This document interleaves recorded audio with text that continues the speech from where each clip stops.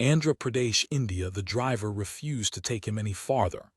A mile back, right after they passed the abandoned Octagon chemical plant, the pavement had given way to an overgrown dirt road. Now the driver complained that his car was getting scraped by underbrush, and with the recent rains, there were muddy spots where their tires could get mired. And where would that leave them? Stranded, 150 kilometers from Hyderabad. Howard Redfield listened to the long litany of objections and knew they were merely a pretext for the real reason the driver did not wish to proceed. No man easily admits that he is afraid. Redfield had no choice. From here, he would have to walk. He leaned forward to speak in the driver's ear and caught a gamey whiff of the man's sweat. In the rearview mirror, where rattling beads dangled, he saw the driver's dark eyes staring at him. "You'll wait here for me, won't you?" Redfield asked. "Stay right here on the road." "How long?"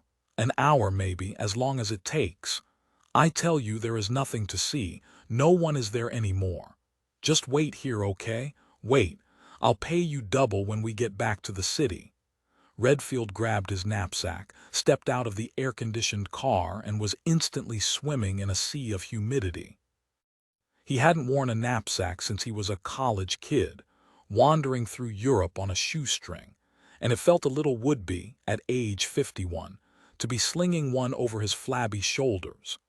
But he was damned if he went anywhere in this steamhouse of a country without his bottle of purified drinking water and his insect repellent and his sunscreen and diarrhea medicine. And his camera. He could not leave behind the camera.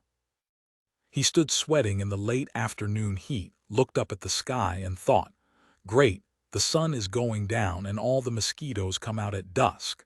Here comes dinner, you little buggers." He set off down the road. Tall grass obscured the path, and he stumbled into a rut, his walking shoes sinking ankle-deep in mud. Clearly no vehicle had come this way in months, and Mother Nature had quickly moved in to reclaim her territory. He paused, panting and swatting at insects. Glancing back, he saw that the car was no longer in sight, and that made him uneasy. Could he trust the driver to wait for him? The man had been reluctant to bring him this far, and had grown more and more nervous as they'd bounced along the increasingly rough road. Bad people were out here, the driver had said, and terrible things happened in this area. They could both disappear, and who would bother to come looking for them? Redfield pressed onward.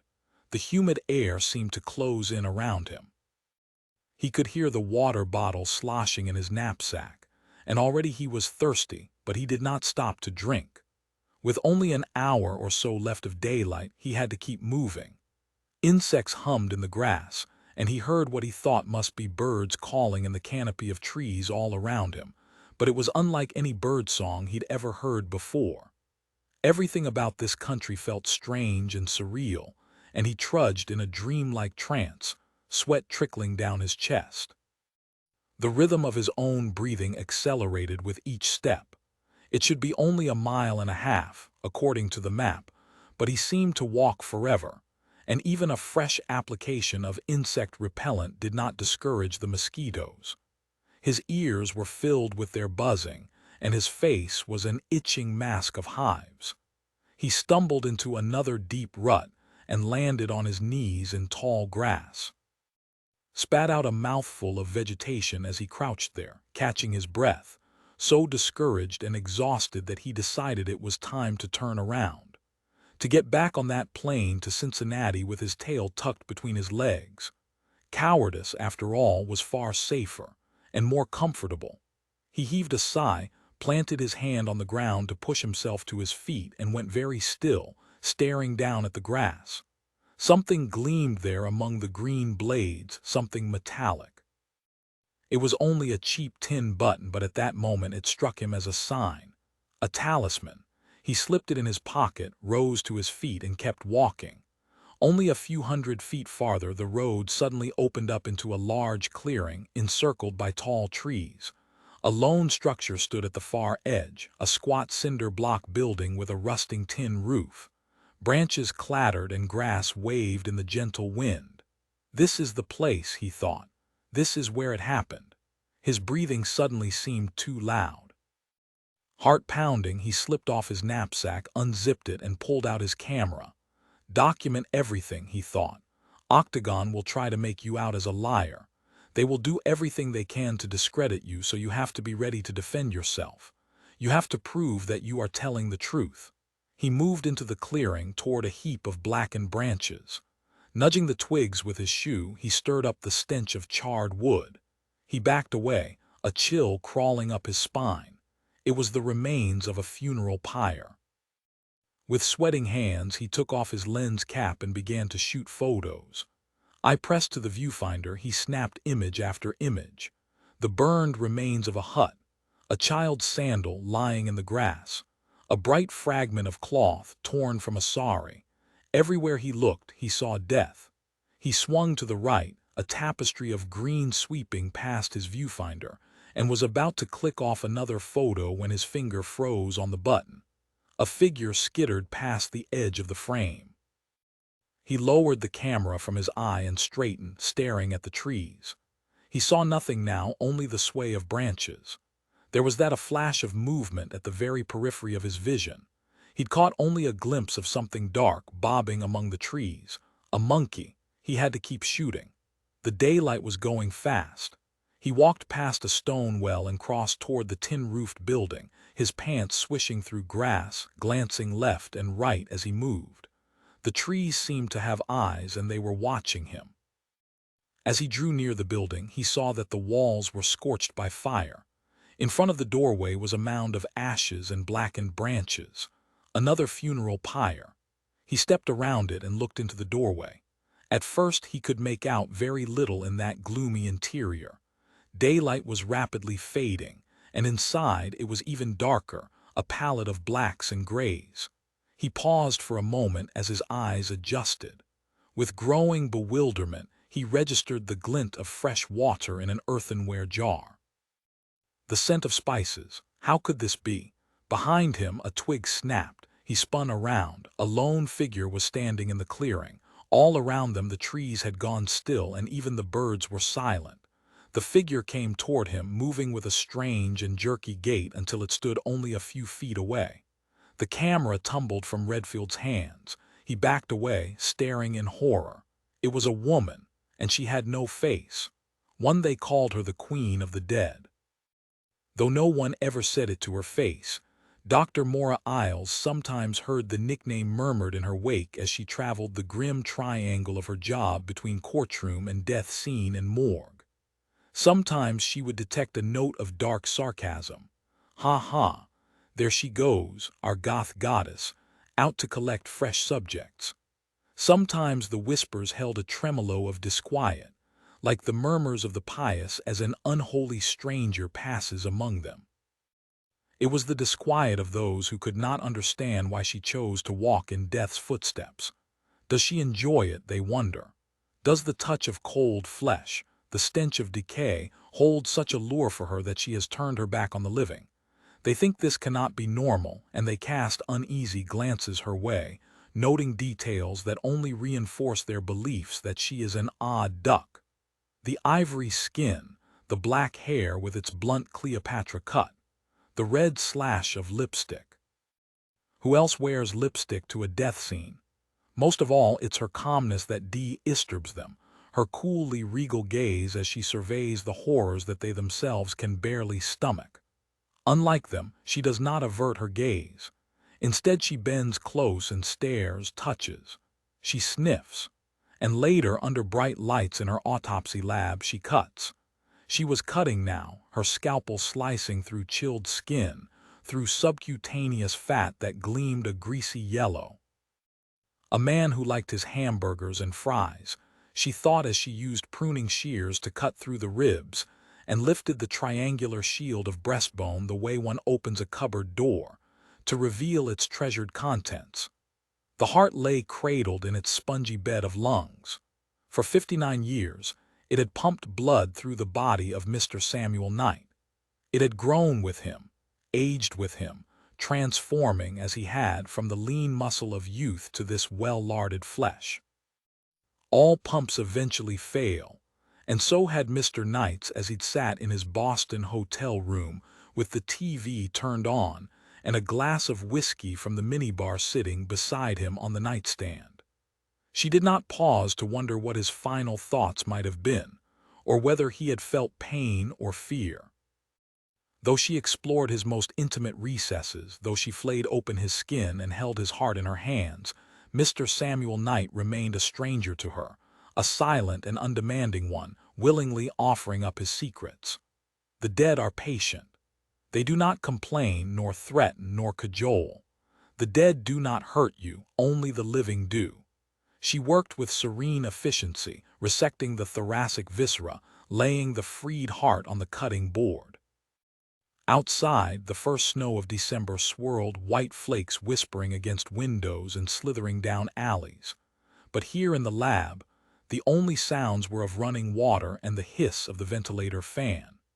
Her assistant Yashima moved in uncanny silence, anticipating her requests, materializing wherever she needed him. They had worked together only a year and a half, yet already they functioned like a single organism, linked by the telepathy of two logical minds. She did not need to ask him to redirect the lamp. It was already done, the light shining down on the dripping heart, a pair of scissors held out and waiting for her to take them. The darkly mottled wall of the right ventricle and the white apical scar told her this heart's sad story.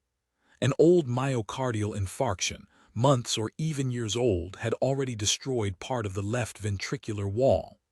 Then, sometime in the last 24 hours, a fresh infarction had occurred. A thrombus had blocked off the right coronary artery, strangling the flow of blood to the muscle of the right ventricle. She resected tissue for histology, already knowing what she would see under the microscope: coagulation and necrosis, the invasion of white cells moving in like a defending army. Perhaps Mr. Samuel Knight thought the discomfort in his chest was just a bout of indigestion. Too much lunch, shouldn't have eaten all those onions. Maybe Pepto-Bismol would do the trick. Or perhaps there'd been more ominous signs which he chose to ignore: the weight on his chest, the shortness of breath. Surely it did not occur to him that he was having a heart attack, that a day later he would be dead of an arrhythmia. The heart now lay open and sectioned on the board. She looked at the torso, missing all its organs. So ends your business trip to Boston, she thought. No surprises here. No foul play except for the abuse you heaped on your own body, Mr. Knight. The intercom buzzed. Dr. Isles. It was Louise, her secretary. Yes. Detective Rizzoli's on line 2 for you. Can you take the call? I'll pick up. Maura peeled off her gloves and crossed to the wall phone. Yashima, who'd been rinsing instruments in the sink, shut off the faucet. He turned to watch her with his silent tiger eyes, already knowing what a call from Rizzoli signified. When at last Maura hung up, she saw the question in his gaze. "It's starting early today," she said. Then she stripped off her gown and left the morgue, to usher another subject into her realm. The morning's snowfall had turned into a treacherous mix of both snow and sleet, and the city plows were nowhere in sight.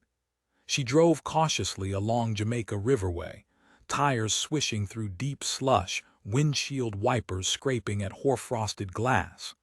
This was the first winter storm of the season, and drivers had yet to adjust to the conditions. Already several casualties had slid off the road, and she passed a parked police cruiser, its lights flashing, the patrolman standing beside a tow truck driver as they both gazed at a car that had tipped into a ditch. The tires of her Lexus began to slide sideways, the front bumper veering toward oncoming traffic. Panicking, she hit the brakes and felt the vehicle's automatic skid control kick into action. She pulled the car back into her lane. Screw this, she thought, her heart thudding. I'm moving back to California. She slowed to a timid crawl, not caring who honked at her or how much traffic she held up. Go ahead and pass me, idiots. I've met too many drivers like you on my slab. The road took her into Jamaica Plain, a West Boston neighborhood of stately old mansions and broad lawns, of serene parks and river walks. In the summertime, this would be a leafy retreat from the noise and heat of urban Boston. But today, under bleak skies, with winds sweeping across barren lawns, it was a desolate neighborhood. The address she sought seemed the most forbidding of all, the building set back behind a high stone wall over which a smothering tangle of ivy had scrambled. A barricade to keep out the world, she thought. From the street, all she could see were the Gothic peaks of a slate roof and one towering gable window which peered back at her like a dark eye. A patrol car parked near the front gate confirmed that she had found the correct address. Only a few other vehicles had arrived so far the shock troops before the larger army of crime scene techs arrived. She parked across the street and braced herself against the first blast of wind. When she stepped out of the car, her shoes skidded right out from under her, and she barely caught herself, hanging onto the vehicle door. Dragging herself back to her feet, she felt icy water trickle down her calves from the soaked hem of her coat, which had fallen into the slush. For a few seconds she just stood there, sleet stinging her face, shocked by how quickly it had all happened. She glanced across the street at the patrolman sitting in his cruiser and saw that he was watching her and had surely seen her slip. Her pride stung. She grabbed her kit from the front seat, swung the door shut, and made her way with as much dignity as she could muster across the rime-slicked road. "You okay, Doc?" the patrolman called out through his car window, a concerned inquiry she really did not welcome. "I'm fine. Watch yourself in those shoes. It's even more slippery in the courtyard." "Where's Detective Rizzoli?" "They're in the chapel." "And where's that?" "Can't miss it. It's the door with the big cross on it." She continued to the front gate but found it locked. An iron bell hung on the wall. She tugged on the pull rope, and the medieval clang slowly faded into the softer tick of falling sleet. Just beneath the bell was a bronze plaque, its inscription partially obscured by a strand of brown ivy. "Greystones Abbey, the Sisters of Our Lady of Divine Light. The harvest is indeed great, but the laborers are few. Pray, therefore, to send laborers into the harvest." On the other side of the gate, a woman swathed in black suddenly appeared, her approach so silent that Maura gave a start when she saw the face staring at her through the bars. It was an ancient face, so deeply lined it seemed to be collapsing in on itself, but the eyes were bright and sharp as a bird's. The nun did not speak, posing her question with only her gaze. "I'm Dr. Isles from the medical examiner's office," said Maura. "The police called me here." The gate squealed open. Maura stepped into the courtyard. "I'm looking for Detective Rizzoli. I believe she's in the chapel." The nun pointed directly across the courtyard. Then she turned and shuffled slowly into the nearest doorway, abandoning Maura to make her own way to the chapel.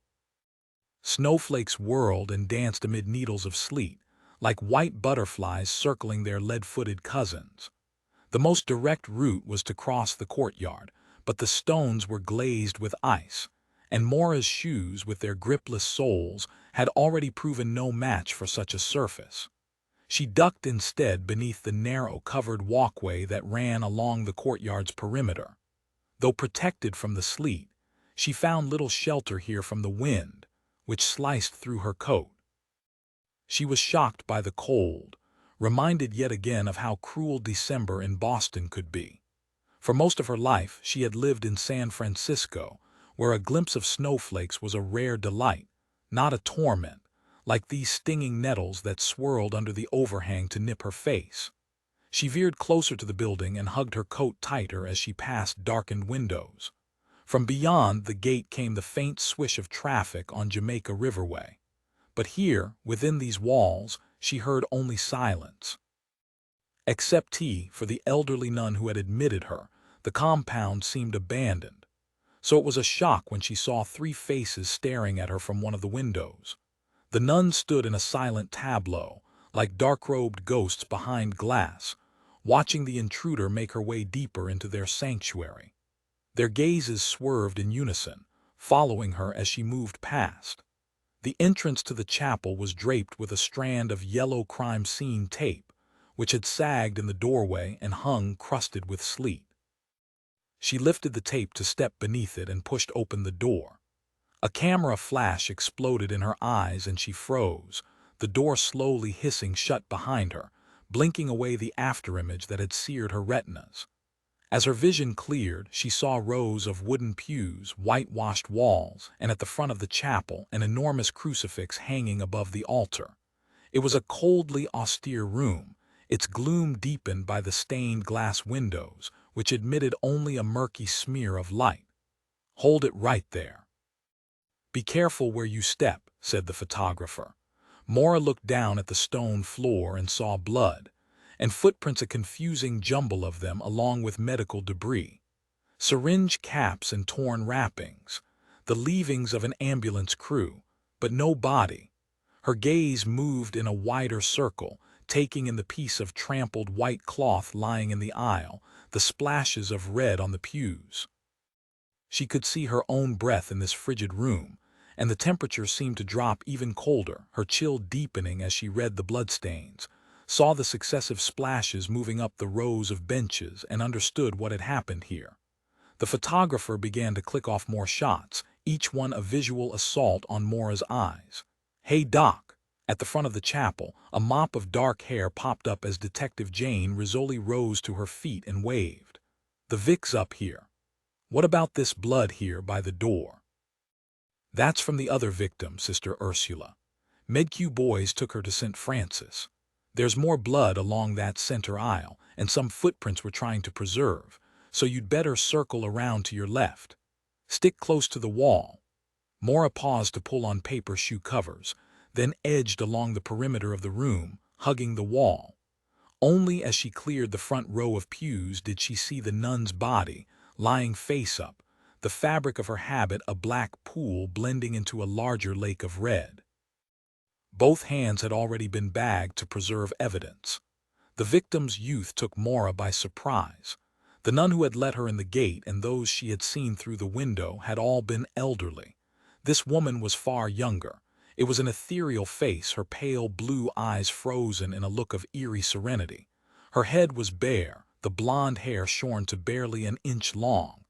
Every terrible blow was recorded in the torn scalp, the misshapen crown. "Her name's Camille Magins, Sister Camille." "Hometown Hyannisport," said Rizzoli, sounding dragnet cool and businesslike. "She was the first novice they've had here in 15 years, planned to take her final vows in May." She paused, then added, "She was only 20, and her anger cracked through the facade. She's so young. Yeah, looks like he beat the shit out of her." Maura pulled on gloves and crouched down to study the destruction. The death instrument had left raggedly linear lacerations on the scalp. Fragments of bone protruded through torn skin, and a clump of gray matter had oozed out. Though the facial skin was largely intact, it was suffused a dark purple. "She died face down." "Who turned her onto her back?" "The sisters who found her," said Rizzoli. "They were looking for a pulse." "What time were the victims discovered?" "About 8 this morning." Rizzoli glanced at her watch. "Nearly 2 hours ago. Do you know what happened? What did the sisters tell you?" "It's been hard getting anything useful out of them. There are only 14 nuns left now, and they're all in a state of shock. Here they think they're safe, protected by God, and then some lunatic breaks in. There are signs of forced entry." "No, but it wouldn't be all that hard to get into the compound. There's ivy growing all over the walls you could hop right over without too much trouble. And there's also a back gate leading to a field where they have their gardens. A perp could get in that way, too." "Footprints?" "A few in here, but outside they'd be pretty much buried under snow. So we don't know that he actually broke in. He could have been admitted through that front gate. It's a cloistered order, Doc. No one's allowed inside the gates except for the parish priest when he comes in to say Mass and hear confession. And there's also a lady who works in the rectory. They let her bring her little girl when she can't get child care, but that's it. No one else comes in without the abbess's approval. And the sisters stay inside.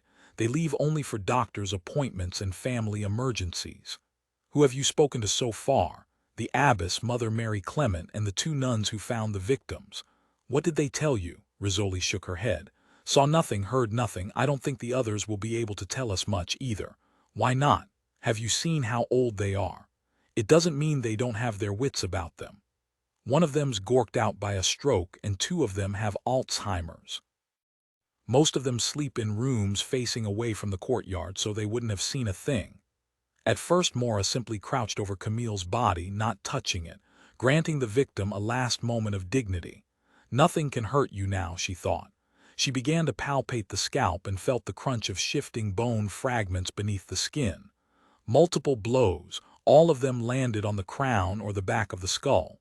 And the facial bruising, is that just lividity? Yes, and it's fixed. So the blows came from behind and above. The attacker was probably taller, or she was down on her knees and he was standing over her. Maura paused, hands touching cool flesh, arrested by the heartbreaking image of this young nun, kneeling before her attacker, blows raining down on her bowed head. "What kind of bastard goes around beating up nuns?" said Rizzoli. "What the fuck is wrong with this world?" Maura winced at Rizzoli's choice of words. Though she couldn't remember the last time she'd set foot in a church, and had ceased believing years ago, to hear such profanity in a sanctified place disturbed her. Such was the power of childhood indoctrination. Even she, for whom saints and miracles were now merely fantasies, would never utter a curse in full view of the cross. But Rizzoli was too angry to care what words came tumbling out of her mouth, even in this sacred place. Her hair was more disheveled than usual, a wild black mane glistening with melted sleet. The bones of her face jutted out in sharp angles beneath pale skin. In the gloom of the chapel, her eyes were bright coals, lit with rage. Righteous anger had always been Jane Rizzoli's fuel, the essence of what drove her to hunt monsters. Today, though, she seemed feverish with it, and her face was thinner, as though the fire was now consuming her from within. Maura did not want to feed those flames. She kept her voice dispassionate, her questions businesslike. A scientist dealing in facts, not emotions. She reached for Sister Camille's arm and tested the elbow joint. "It's flaccid, no rigor mortis. Less than 5-6 hours then. It's also cold in here." Rizzoli gave a snort, exhaling a puff of vapor in the frigid air. "No kidding. Just above freezing, I'd guess. Rigor mortis would be delayed. How long? Almost indefinitely." What about her face, the fixed bruising? "Livor mortis could have happened within half an hour. It doesn't help us all that much with time of death." Maura opened her kit and set out the chemical thermometer to measure ambient temperature. She eyed the victim's many layers of clothing and decided not to take a rectal temperature until after the body had been transported to the morgue. The room was poorly lit, not a place in which she could adequately rule out sexual assault prior to the insertion of the thermometer. Wrestling off clothes might also dislodge trace evidence. Instead, she took out syringes to withdraw vitreous fluid for post-mortem potassium levels. It would give her one estimate for time of death. "Tell me about the other victim," Maura said as she pierced the left eye and slowly withdrew vitreous fluid into the syringe. Rizzoli gave a groan of disgust at the procedure and turned away. "The Vic found by the door was Sister Ursula Rowland, 68 years old. Must be a tough old bird. They said she was moving her arms when they loaded her into the ambulance. Frost and I got here just as they were driving away." "How badly injured was she?" "I didn't see her. Latest report we got from St. Francis Hospital is that she's in surgery. Multiple skull fractures and bleeding into the brain. Like this victim." "Yeah, like Camille." The anger was back in Rizzoli's voice. Maura rose to her feet and stood shivering. Her trousers had wicked freezing water from the soaked hem of her coat, and her calves felt encased in ice. She had been told on the phone that the death scene was indoors, so she had not brought her scarf or wool gloves from the car. This unheated room was scarcely warmer than the sleet-swept courtyard outside. She shoved her hands into her coat pockets and wondered how Rizzoli, who was also without warm gloves and scarf, could linger so long in this frigid chapel. Rizzoli seemed to carry her own heat source within her, the fever of her outrage, and although her lips were turning blue, she did not seem in a hurry to seek a warmer room any time soon. "Why is it so cold in here?" asked Maura. "I can't imagine they'd want to hold mass in this room." "They don't. This part of the building's never used in winter. It's too expensive to heat. There are so few of them still living here anyway. For mass, they use a small chapel off the rectory." Maura thought of the 3 nuns she'd seen through the window, all of them elderly. These sisters were dying flames, flickering out one by one. "If this chapel's not used," she said, "what were the victims doing in here?" Rizzoli gave a sigh, exhaling a dragon's breath of vapor. "No one knows. The abbess says the last time she saw Ursula and Camille was at prayers last night around 9. When they didn't appear at morning prayers, the sisters went looking for them. They never expected to find them in here. All these blows to the head, it looks like sheer rage." "But look at her face," said Rizzoli, pointing to Camille. "He didn't hit her face, he spared her face. That makes it seem a lot less personal, as if he's not swinging at her specifically but at what she stands for." "Authority," said Maura. "Power. Funny. I would have said something along the lines of faith, hope, and charity. Well, I went to a Catholic high school." "You," Rizzoli gave a snort. "Never would have guessed." Maura took a deep breath of chilly air and looked up at the cross, remembering her years at Holy Innocents Academy, and the special torments meted out by Sister Magdalene, who had taught history. The torment had not been physical but emotional, dispensed by a woman who was quick to identify which girls had, in her opinion, an unseemly excess of confidence. At the age of 14, Maura's best friends had not been people, but books. She'd easily mastered all her classwork, and had been proud of it too. That was what had brought Sister Magdalene's wrath down upon her shoulders. For Maura's own good, that unholy pride in her own intellect needed to be beaten into humility. Sister Magdalene went about the task with vicious gusto. She had held Maura up to ridicule in class, had written cutting comments in the margins of her immaculate papers, and sighed loudly whenever Maura raised her hand to ask a question. In the end, Maura had been reduced to conquered silence. "They used to intimidate me," said Maura. "The nuns." "I didn't think anything scared you, Doc." "Lots of things scare me," Rizzoli laughed. "Just not dead bodies, huh? There are far scarier things in this world than dead bodies." They left the body of Camille lying on her bed of cold stone and moved back around the room's perimeter, toward the blood-stained floor where Ursula had been found, still alive. The photographer had completed his work and departed. Only Maura and Rizzoli remained in the chapel, 2 lone women, their voices echoing off stark walls. Maura had always thought of chapels as universal sanctuaries, where even the spirit of the unbeliever might be comforted. But she found no comfort in this bleak place, where death had walked, contemptuous of holy symbols. "They found Sister Ursula right here," said Rizzoli. "She was lying with her head pointed toward the altar, her feet toward the door, as though prostrating herself before the crucifix." "This guy's a fucking animal," said Rizzoli, the angry words clipped off like shards of ice. "That's what we're dealing with, out of his mind, or some coked-up asshole looking for something to steal. We don't know it's a man." Rizzoli waved toward the body of Sister Camille. "You think a woman did that? A woman can swing a hammer, crush a skull. We found a footprint, there, halfway up the aisle, looked to me like a man size 12. One of the ambulance crew." "No, you can see the MedQ team's footprints here, near the door. That one in the aisle's different. That one's his." The wind blew, rattling the windows, and the door creaked as though invisible hands were tugging at it, desperate to get in. Rizzoli's lips had chilled to blue, and her face had taken on a corpse-like pallor, but she showed no intention of seeking a warmer room. That was Rizzoli, too stubborn to be the first to capitulate, to admit she had reached her limit. Maura looked down at the stone floor where Sister Ursula had been lying, and she could not disagree with Rizzoli's instincts that this attack was an act of insanity. This was madness she saw here in these bloodstains. In the blows slammed into Sister Camille's skull, either madness or evil. An icy draft seemed to blow straight up her spine. She straightened, shivering, and her gaze fixed on the crucifix. "I'm freezing," she said. "Can we get warm somewhere, get a cup of coffee? Are you finished here?" "I've seen what I need to.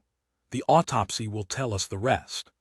They emerged from the chapel, stepping over the strand of police tape which by now had fallen from the doorway and lay encased in ice. The wind flapped their coats and whipped their faces as they headed beneath the walkway, their eyes narrowed against rebel gusts of snowflakes. As they stepped into a gloomy entranceway, Maura registered barely a whisper of warmth against her numb face. She smelled eggs and old paint and the mustiness of an ancient heating system, radiating dust. The clatter of chinaware drew them down a dim hallway, into a room awash in fluorescent light, a disconcertingly modern detail. It glared down, stark and unflattering, on the deeply lined faces of the nuns seated around a battered rectory table. 13 of them, an unlucky number. Their attention was focused on squares of bright floral cloth and silk ribbons and trays of dried lavender and rose petals. Craft time, thought Maura, watching as arthritic hands scooped up herbs and wound ribbon around sachets. One of the nuns sat slumped in a wheelchair. She was tilted to the side, her left hand curled into a claw on the armrest, her face sagging like a partly melted mask. The cruel aftermath of a stroke. Yet she was the first to notice the 2 intruders, and she gave a moan. The other sisters looked up, turning toward Maura and Rizzoli. Gazing into those wizened faces, Maura was startled by the frailty she saw there. These were not the stern images of authority she remembered from her girlhood, but the gazes of the bewildered, looking to her for answers to this tragedy. She was uneasy with her new status, the way a grown child is uneasy when he first realizes that he and his parents have reversed roles. Rizzoli asked, "Can someone tell me where Detective Frost is?" The question was answered by a harried-looking woman who had just come out of the adjoining kitchen, carrying a tray of clean coffee cups and saucers. She was dressed in a faded blue jumper stained with grease, and a tiny diamond glinted through the bubbles of dishwater on her left hand. Not a nun, thought Maura, but the rectory employee, tending to this ever more infirm community. "He's still talking to the abbess," the woman said. She cocked her head toward the doorway, and a strand of brown hair came loose, curling over her frown-etched forehead. "Her office is down the hall," Rizzoli nodded. "I know the way." They left the harsh light of that room and continued down the hallway. Maura felt a draft here, a whisper of chill air, as though a ghost had just slipped past her. She did not believe in the afterlife, but when walking in the footsteps of those who had recently died, she sometimes wondered if their passing did not leave behind some imprint, some faint disturbance of energy that could be sensed by those who followed. Rizzoli knocked on the abbess's door, and a tremulous voice said, "Come in." Stepping into the room, Maura smelled the aroma of coffee, as delicious as perfume. She saw dark wood paneling and a simple crucifix mounted on the wall above an oak desk. Behind that desk sat a stooped nun whose eyes were magnified to enormous blue pools by her glasses. She appeared every bit as old as her frail sisters seated around the rectory table, and her glasses looked so heavy they might pitch her face forward onto her desk. But the eyes gazing through those thick lenses were alert and bright with intelligence. Rizzoli's partner, Barry Frost, at once set down his coffee cup and rose to his feet out of politeness. Frost was the equivalent of everybody's kid brother, the one cop in the homicide unit who could walk into an interrogation room and make a suspect believe Frost was his best friend. He was also the one cop in the unit who never seemed to mind working with the mercurial Rizzoli, who even now was scowling at his cup of coffee. no doubt registering the fact that while she had been shivering in the chapel, her partner was sitting comfortably in this heated room. "Reverend Mother," said Frost, "this is Dr. Isles from the medical examiner's office. Doc, this is Mother Mary Clement." Maura reached for the abbess's hand. It was gnarled, the skin like dry paper over bones. As she shook it, Maura spotted a beige cuff peeking out from under the black sleeve. So this was how the nuns tolerated such a cold building. Beneath her woolen habit, the abbess was wearing long underwear. Distorted blue eyes gazed at her through thick lenses. "The medical examiner's office. Does that mean you're a physician?" "Yes, a pathologist."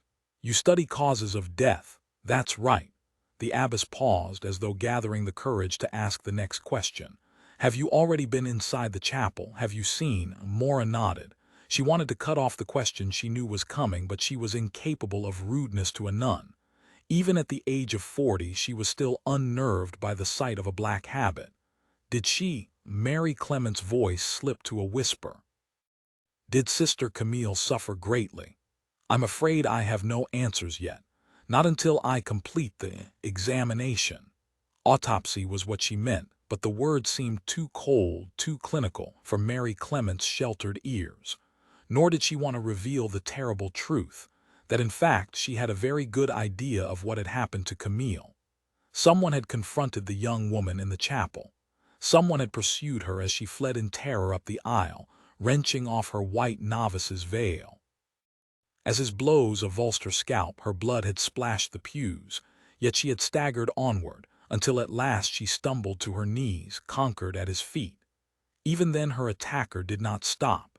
Even then he had kept swinging, crushing her skull like an egg. Avoiding Mary Clement's eyes, Maura briefly lifted her gaze to the wooden cross mounted on the wall behind the desk, but that imposing symbol was no more comfortable for her to confront. Rizzoli cut in. "We haven't seen their bedrooms yet." As usual, she was all business, focusing only on what needed to be done next. Mary Clement blinked back tears. "Yes, I was about to take Detective Frost upstairs to their chambers." Rizzoli nodded. "We're ready when you are." The abbess led the way up a stairway illuminated only by the glow of daylight through a stained glass window.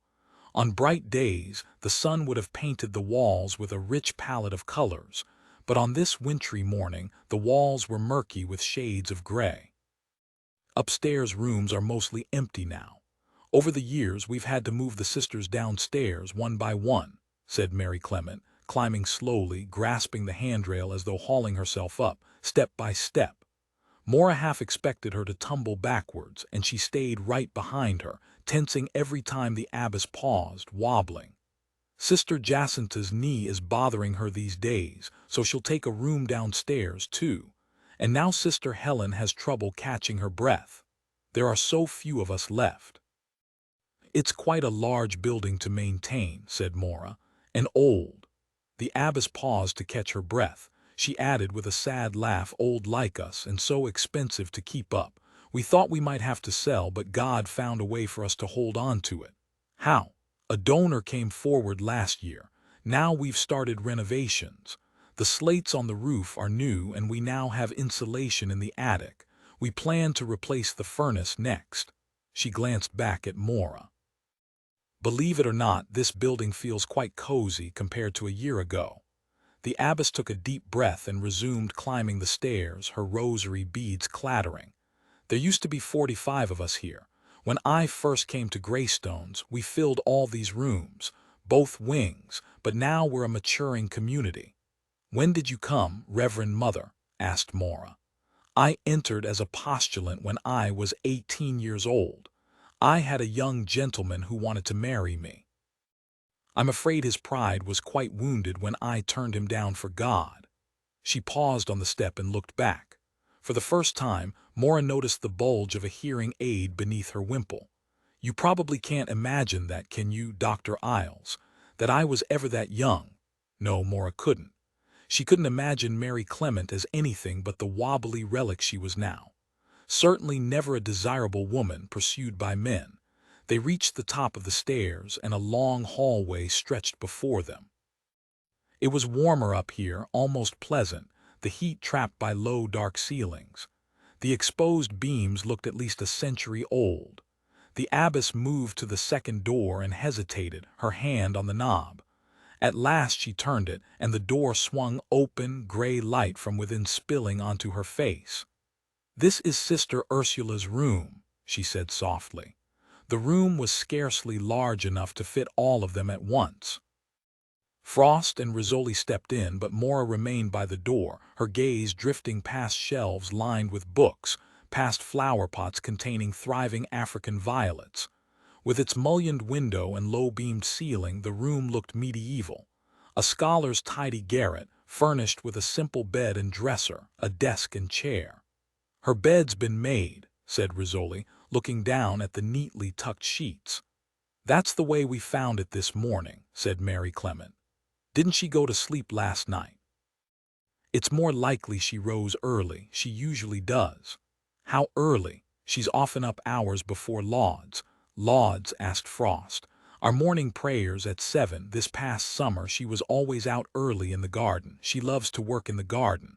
"And in the winter?" asked Rizzoli. "What does she do so early in the morning?" "Whatever the season, there's always work to be done for those of us who can still manage it. But so many of the sisters are frail now. This year we had to hire Mrs. Otis to help us prepare meals. Even with her help, we can scarcely keep up with the chores." Rizzoli opened the closet door. Inside hung an austere collection of blacks and browns. Not a hint of color nor embellishment. It was the wardrobe of a woman for whom the Lord's work was all important, for whom the design of clothing was only in his service. "These are the only clothes she has. What I see in this closet?" asked Rizzoli. "We take a vow of poverty when we join the order." "Does that mean you give up everything you own?" Mary Clement responded with the patient smile one gives to a child who has just asked an absurd question. "It's not such a hardship, detective. We keep our books, a few personal mementos. As you can see, Sister Ursula enjoys her African violets. But yes, we leave almost everything behind when we come here. This is a contemplative order, and we don't welcome the distractions of the outside world." "Excuse me, Reverend Mother," said Frost. "I'm not Catholic, so I don't understand what that word means.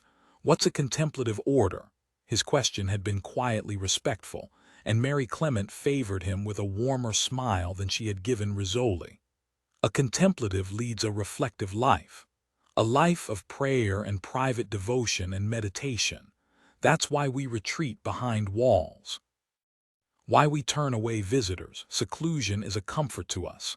"What if someone breaks the rules?" asked Rizzoli. "Do you kick her out?" Maura saw Frost wince at his partner's bluntly worded question. "Our rules are voluntary," said Mary Clement. "We abide by them because we wish to. But every so often there's got to be some nun who wakes up one morning and says, 'I feel like going to the beach.' It doesn't happen. It must happen. They're human beings. It doesn't happen. No one breaks the rules. No one jumps the wall. We have no need to leave the abbey. Mrs. Otis buys our groceries. Father Braffi attends to our spiritual needs. What about letters, phone calls? Even in high-security prisons, you get to make a phone call every so often." Frost was shaking his head, his expression pained. "We have a telephone here for emergencies," said Mary Clement, "and anyone can use it. Why would they wish to? How about mail? Can you get letters?" "Some of us choose not to accept any mail. And if you want to send a letter, to whom? Does it matter?" Mary Clement's face had frozen into a tight, Lord give me patience smile. "I can only repeat myself, detective. We are not prisoners. We choose to live this way. Those who don't agree with these rules may choose to leave. And what would they do in the outside world? You seem to think we have no knowledge of that world, but some of the sisters have served in schools or in hospitals." "I thought being cloistered meant you couldn't leave the convent." "Sometimes God calls us to tasks outside the walls. A few years ago, Sister Ursula felt his call to serve abroad, and she was granted exclustration permission to live outside while keeping her vows. But she came back. Last year. She didn't like it out there in the world. Her mission in India wasn't an easy one, and there was violence, a terrorist attack on her village. That's when she returned to us. Here, she could feel safe again. She didn't have family to go home to. Her closest relative was a brother who died 2 years ago. We're her family now, and Greystones is her home. When you're tired of the world and in need of comfort, detective, the abbess asked gently, don't you go home? The answer seemed to unsettle Rizzoli. Her gaze shifted to the wall where the crucifix hung. Just as quickly, it caromed away. Reverend Mother. The woman in the grease-stained blue jumper was standing in the hall, looking in at them with flat, incurious eyes. A few more strands of brown hair had come loose from her ponytail and hung limp about her bony face. Father Braffi says he's on his way over to deal with the reporters, but there are so many of them calling now that Sister Isabel's just taken the phone off the hook. She doesn't know what to tell them. I'll be right there, Mrs. Otis. The abbess turned to Rizzoli. As you can see, we're overwhelmed. Please take as much time as you need here. I'll be downstairs. Before you go, said Rizzoli, which room is Sister Camille's? It's the 4th door, and it's not locked. There are no locks on these doors, said Mary Clement. There never have been. The smell of bleach and Murphy's oil soap was the first thing Maura registered as she stepped into Sister Camille's room. Like Sister Ursula's, this room had a mullioned window facing the courtyard and the same low, wood-beamed ceiling. But while Ursula's room felt lived in, Camille's room had been so thoroughly scrubbed and sanitized it felt sterilized. The whitewashed walls were bare except for a wooden crucifix hanging opposite the bed.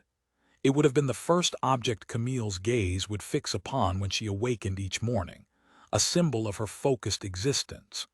This was a chamber for a penitent. Maura gazed down at the floor and saw where areas of fierce scrubbing had worn down the finish, leaving patches of lighter wood. She pictured fragile young Camille down on her knees, clutching steel wool trying to sand away. What? A century's worth of stains, all traces of the women who had lived here before her. Geez, said Rizzoli. If cleanliness is next to godliness, this woman was a saint. Maura crossed to the desk by the window where a book lay open. Saint Bridget of Ireland, a biography. She imagined Camille reading at this pristine desk, the window light playing on her delicate features. She wondered if, on warm days, Camille ever removed her novice's white veil and sat bareheaded, letting the breeze through the window blow across her cropped blonde hair. There's blood here, said Frost.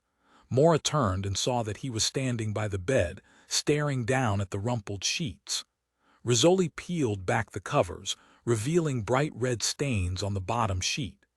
Menstrual blood, said Maura, and saw Frost flush and turn away. Even married men were squeamish when it came to intimate details of women's bodily functions. The clang of the bell drew Maura's gaze back to the window. She watched as a nun emerged from the building to open the gate. 4 visitors wearing yellow slickers entered the courtyard. Sisu's arrived, said Maura. I'll go down and meet them, said Frost, and he left the room. Sleet was still falling, ticking against the glass, and a layer of rime distorted her view of the courtyard below. Maura caught a watery view of Frost stepping out to greet the crime scene techs. Fresh invaders violating the sanctity of the abbey, and beyond the wall others were waiting to invade as well. She saw a TV news van creep past the gate, cameras no doubt rolling. How did they find their way here so quickly? Was the scent of death so powerful? She turned to look at Rizzoli. You're Catholic, Jane, aren't you? Rizzoli snorted as she picked through Camille's closet. Me, catechism dropout. When did you stop believing? About the same time I stopped believing in Santa Claus. Never did make it to my confirmation, which to this day still pisses off my dad. Jesus, what a boring closet. Let's see, shall I wear the black or the brown habit today? Why would any girl in her right mind want to be a nun? Not all nuns wear habits, not since Vatican Roman II. Yeah, but that chastity thing that hasn't changed. Imagine no sex for the rest of your life. I don't know, said Maura. It might be a relief to stop thinking about men. I'm not sure that's possible. She shut the closet door and slowly scanned the room, looking for what, Maura wondered, the key to Camille's personality, the explanation for why her life had ended so young, so brutally. But there were no clues here that Maura could see. This was a room swept clean of all traces of its occupant. That perhaps was the most telling clue of all to Camille's personality. A young woman scrubbing, always scrubbing away at dirt. At sin, Rizzoli crossed to the bed and dropped down to her hands and knees to look underneath. Geez, it's so clean under here you can eat off the goddamn floor. Wind shook the window and sleet clattered against the glass. Maura turned and watched Frost and the CSDS cross toward the chapel. One of the techs suddenly slid across the stones, arms flung out like a skater as he struggled to stay upright. We're all struggling to stay upright, Maura thought. Resisting the pull of temptation just as we fight the pull of gravity. And when we finally fall, it's always such a surprise. The team stepped into the chapel and she imagined them standing in a silent circle, staring down at Sister Ursula's blood, their breaths marked by puffs of steam. Behind her there was a thud. She turned and was alarmed to see Rizzoli sitting on the floor next to the toppled chair. She had her head hanging between her knees. Jane. Maura knelt beside her. Jane. Rizzoli waved her away. I'm okay. What happened? I think I got up too fast. I'm just a little dizzy. Rizzoli tried to straighten, then quickly dropped her head again. You should lie down. I don't need to lie down. Just give me a minute to clear my head. Maura remembered that Rizzoli had not looked well in the chapel, her face too pale, her lips dusky. At the time she'd assumed it was because the detective was chilled. Now they were in a warm room and Rizzoli looked just as drained. Did you eat breakfast this morning? Maura asked. Don't you remember? Yeah, I guess I ate, sort of. What does that mean? A piece of toast, okay? Rizzoli shook off Maura's hand, an impatient rejection of any help. It was that fierce pride that sometimes made her so difficult to work with. I think I'm coming down with the flu. You're sure that's all it is?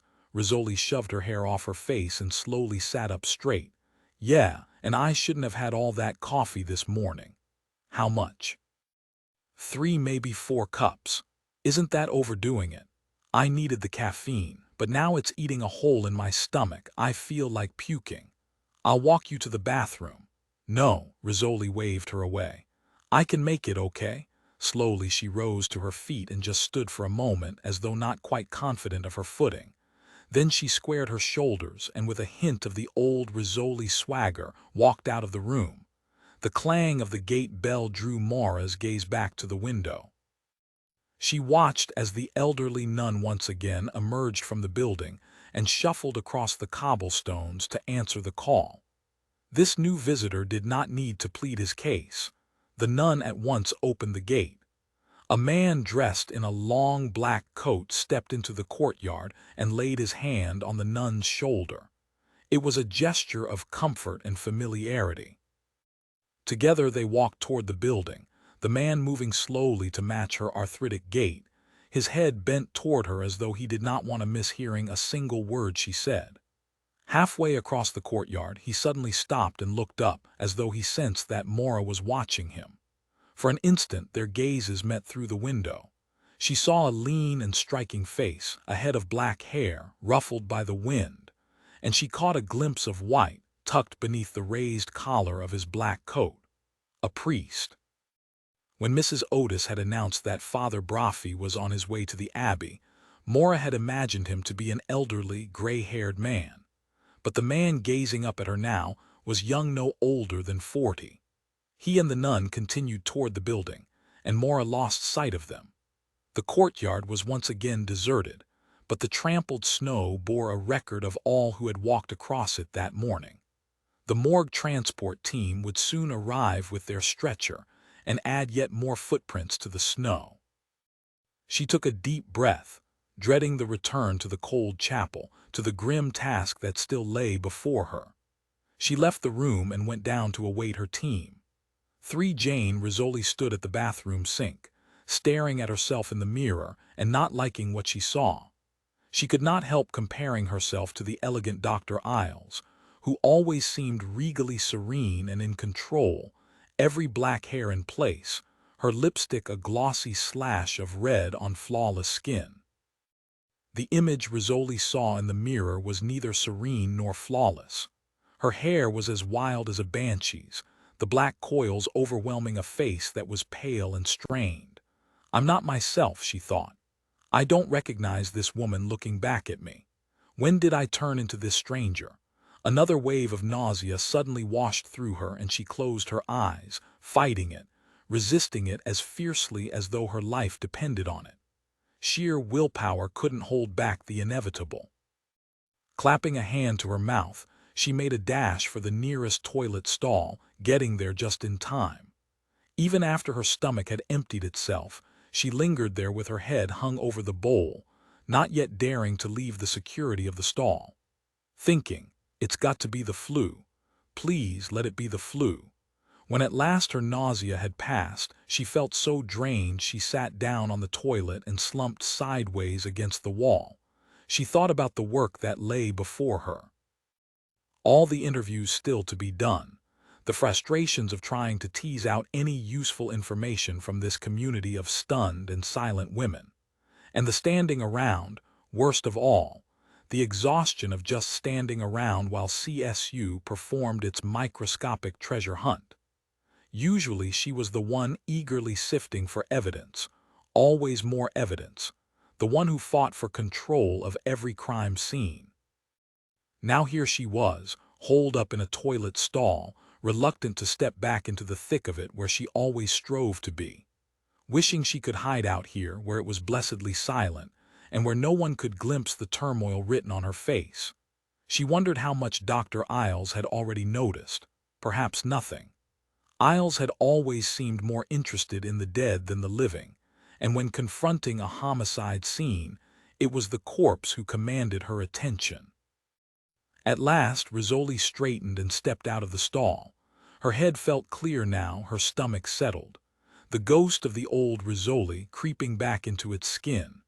At the sink, she scooped icy water into her mouth to rinse out the sour taste, then splashed more water on her face. Buck up, girl. Don't be a wimp. Let the guys see a hole in your armor and they'll aim straight for it. They always do. She grabbed a paper towel, blotted her face dry, and was about to drop the paper into the trash can when she paused, remembering Sister Camille's bed. The blood on the sheets. The trash can was about half full. Among the mound of crumpled paper towels was a small bundle of toilet paper. Quelling her distaste, she unwrapped the bundle. Although she already knew what it contained, she was still jolted by the sight of another woman's menstrual blood.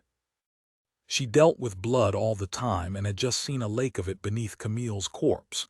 Yet she was far more shaken by the mere glimpse of this sanitary pad. It was soaked, heavy. This was why you left your bed, she thought, the warmth seeping between your thighs and the dampness of the sheets. You got up and came into the bathroom to change pads, depositing this soiled one in the trash can. And then, what did you do then? She left the bathroom and returned to Camille's chamber. Dr. Isles had left and Rizzoli was alone in the room, frowning at the blood-stained sheets, the one bright blot in this colorless room. She crossed to the window and looked down at the courtyard. Multiple footprints now tracked across the frosting of sleet and snow. Beyond the gate, yet another TV news van had pulled up outside the wall and was setting up its satellite feed. The dead nun's story beamed straight into your living room. Sure to be a lead at 5, she thought. We're all curious about nuns. Swear off sex, retreat behind walls, and everyone wonders what it is you're hiding underneath that habit. It's the chastity that intrigues us. We wonder about any human being who girds herself against the most powerful of all urges, who turns her back on what nature intended us to fulfill. It's their purity that makes them titillating. Rizzoli's gaze swung back across the courtyard to the chapel. Where I should be right now, she thought, shivering with the CSU crew. Not lingering up here in this room that smelled of Clorox, but only from this room could she picture the view that Camille must have seen, returning from her nocturnal trip to the bathroom on a dark winter's morning. She would have seen light, shining through the chapel's stained glass windows. a light that should not have been there. Maura stood by as the two attendants laid out a clean sheet and gently transferred Sister Camille. She had watched transport teams remove other bodies from other sites. Sometimes they performed the task with perfunctory efficiency, other times with evident distaste. But every so often, she saw them move a victim with special tenderness. Young children received this attention, their small heads cradled with care, their still forms caressed through the body pouch. Sister Camille was treated with just such tenderness, just such sorrow. She held open the chapel door as they wheeled out the stretcher, and followed it as it made its slow progress toward the gate.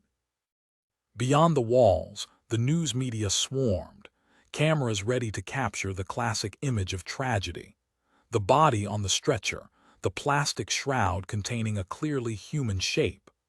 Though the public could not see the victim, they would hear that she was a young woman, and they would look at that bag and mentally dissect its contents. Their ruthless imaginations would violate Camille's privacy in ways Maura's scalpel never could. As the stretcher rolled out the Abbey gate, a ring of reporters and cameramen surged forward, ignoring the patrolmen yelling at them to stand back. It was the priest who finally managed to hold the pack at bay. An imposing figure in black, he strode out of the gate and swept into the crowd, his angry voice carrying over the sounds of chaos. "This poor sister deserves your respect. Why don't you show her some? Let her pass." Even reporters can sometimes be shamed, and a few of them stepped back to allow the transport team through. But the TV cameras kept rolling as the stretcher was loaded into the vehicle. Now those hungry cameras turned to their next prey, Maura, who had just slipped out of the gate and was headed toward her car, hugging her coat tight as though it would shield her from notice. "Dr. Isles, do you have a statement? What was the cause of death? Any evidence this was a sexual assault?" With reporters bearing down on her, she fumbled in her purse for the keys and pressed the remote lock release. She just opened her car door when she heard her name shouted out, but this time it was in alarm. She looked back and saw that a man was sprawled on the sidewalk and several people were bending over him. "We've got a cameraman down," someone yelled. "We need an ambulance." Maura slammed her car door shut and hurried back toward the fallen man. "What happened?" she asked. "Did he slip?" "No, he was running, just kind of keeled over." She crouched down at his side. They had already rolled him onto his back, and she saw a heavy-set man in his 50s, his face turning dusky. A TV camera emblazoned with the letters WVSU was lying in the snow beside him. He wasn't breathing. She tilted his head backwards, extending the beefy neck to open the airway, and leaned forward to start resuscitation. The smell of stale coffee and cigarettes almost made her gag.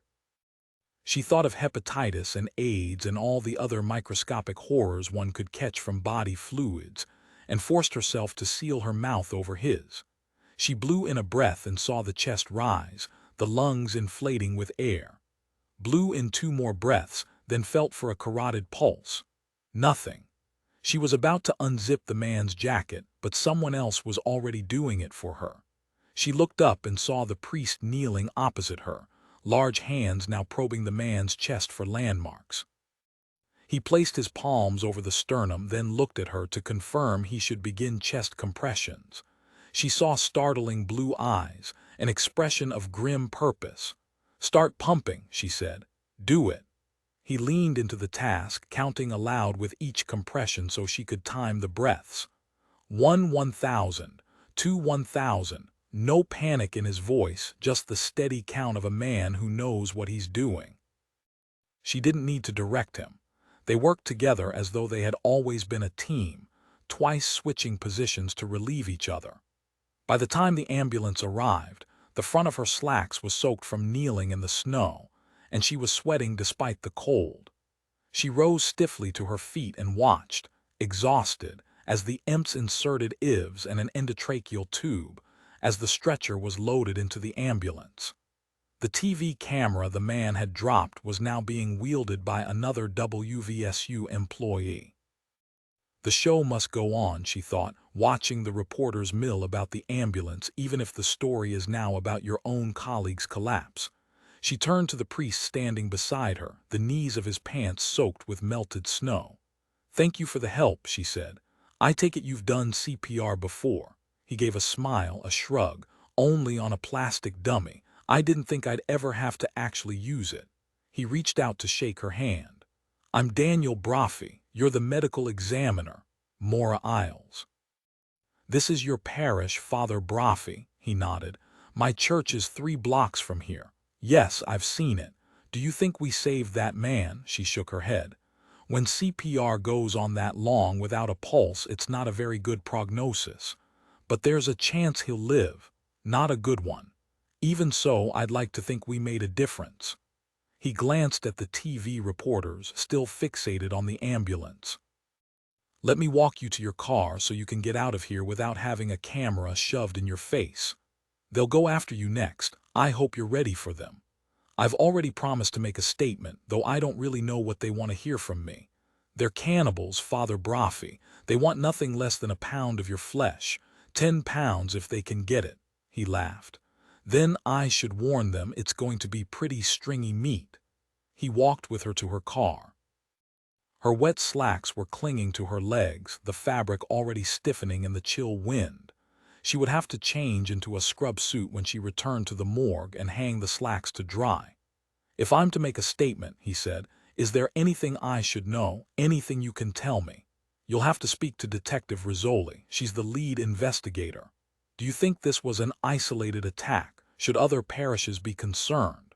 "I only examine the victims, not the attackers. I can't tell you his motives. These are elderly women. They can't fight back." "I know. So what do we tell them, all the sisters living in religious communities, that they're not safe even behind walls? None of us is entirely safe." "That's not the answer I want to give them. But it's the one they have to hear." She opened her car door.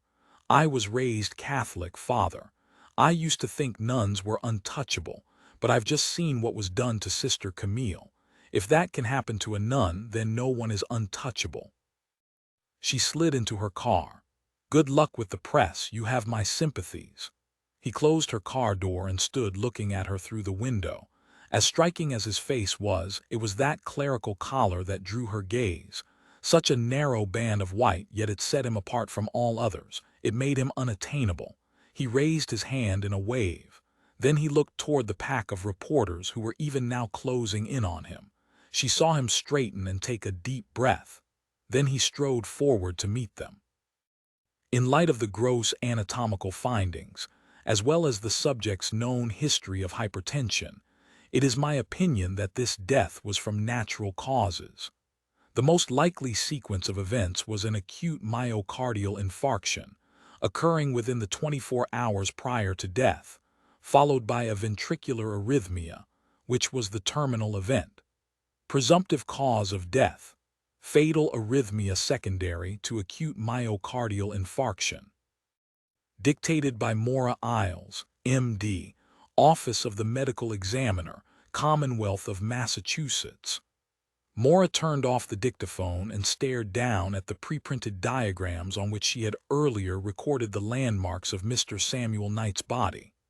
The old appendectomy scar, the blotches of lividity on his buttocks and the underside of his thighs, where blood had pooled during the hours he had sat, lifeless, on his bed. There had been no witnesses to Mr. Knight's final moments in his hotel room, but she could imagine what went through his mind. A sudden fluttering in his chest. Perhaps a few seconds' panic when he realizes that the fluttering is his heart. And then a gradual fade out to black. You were one of the easy ones, she thought. A swift dictation, and Mr. Knight could be set aside. Their brief acquaintance would end with the scrawl of her name on his autopsy report. More reports sat in her inbox, a stack of transcribed dictations needing her review and signature.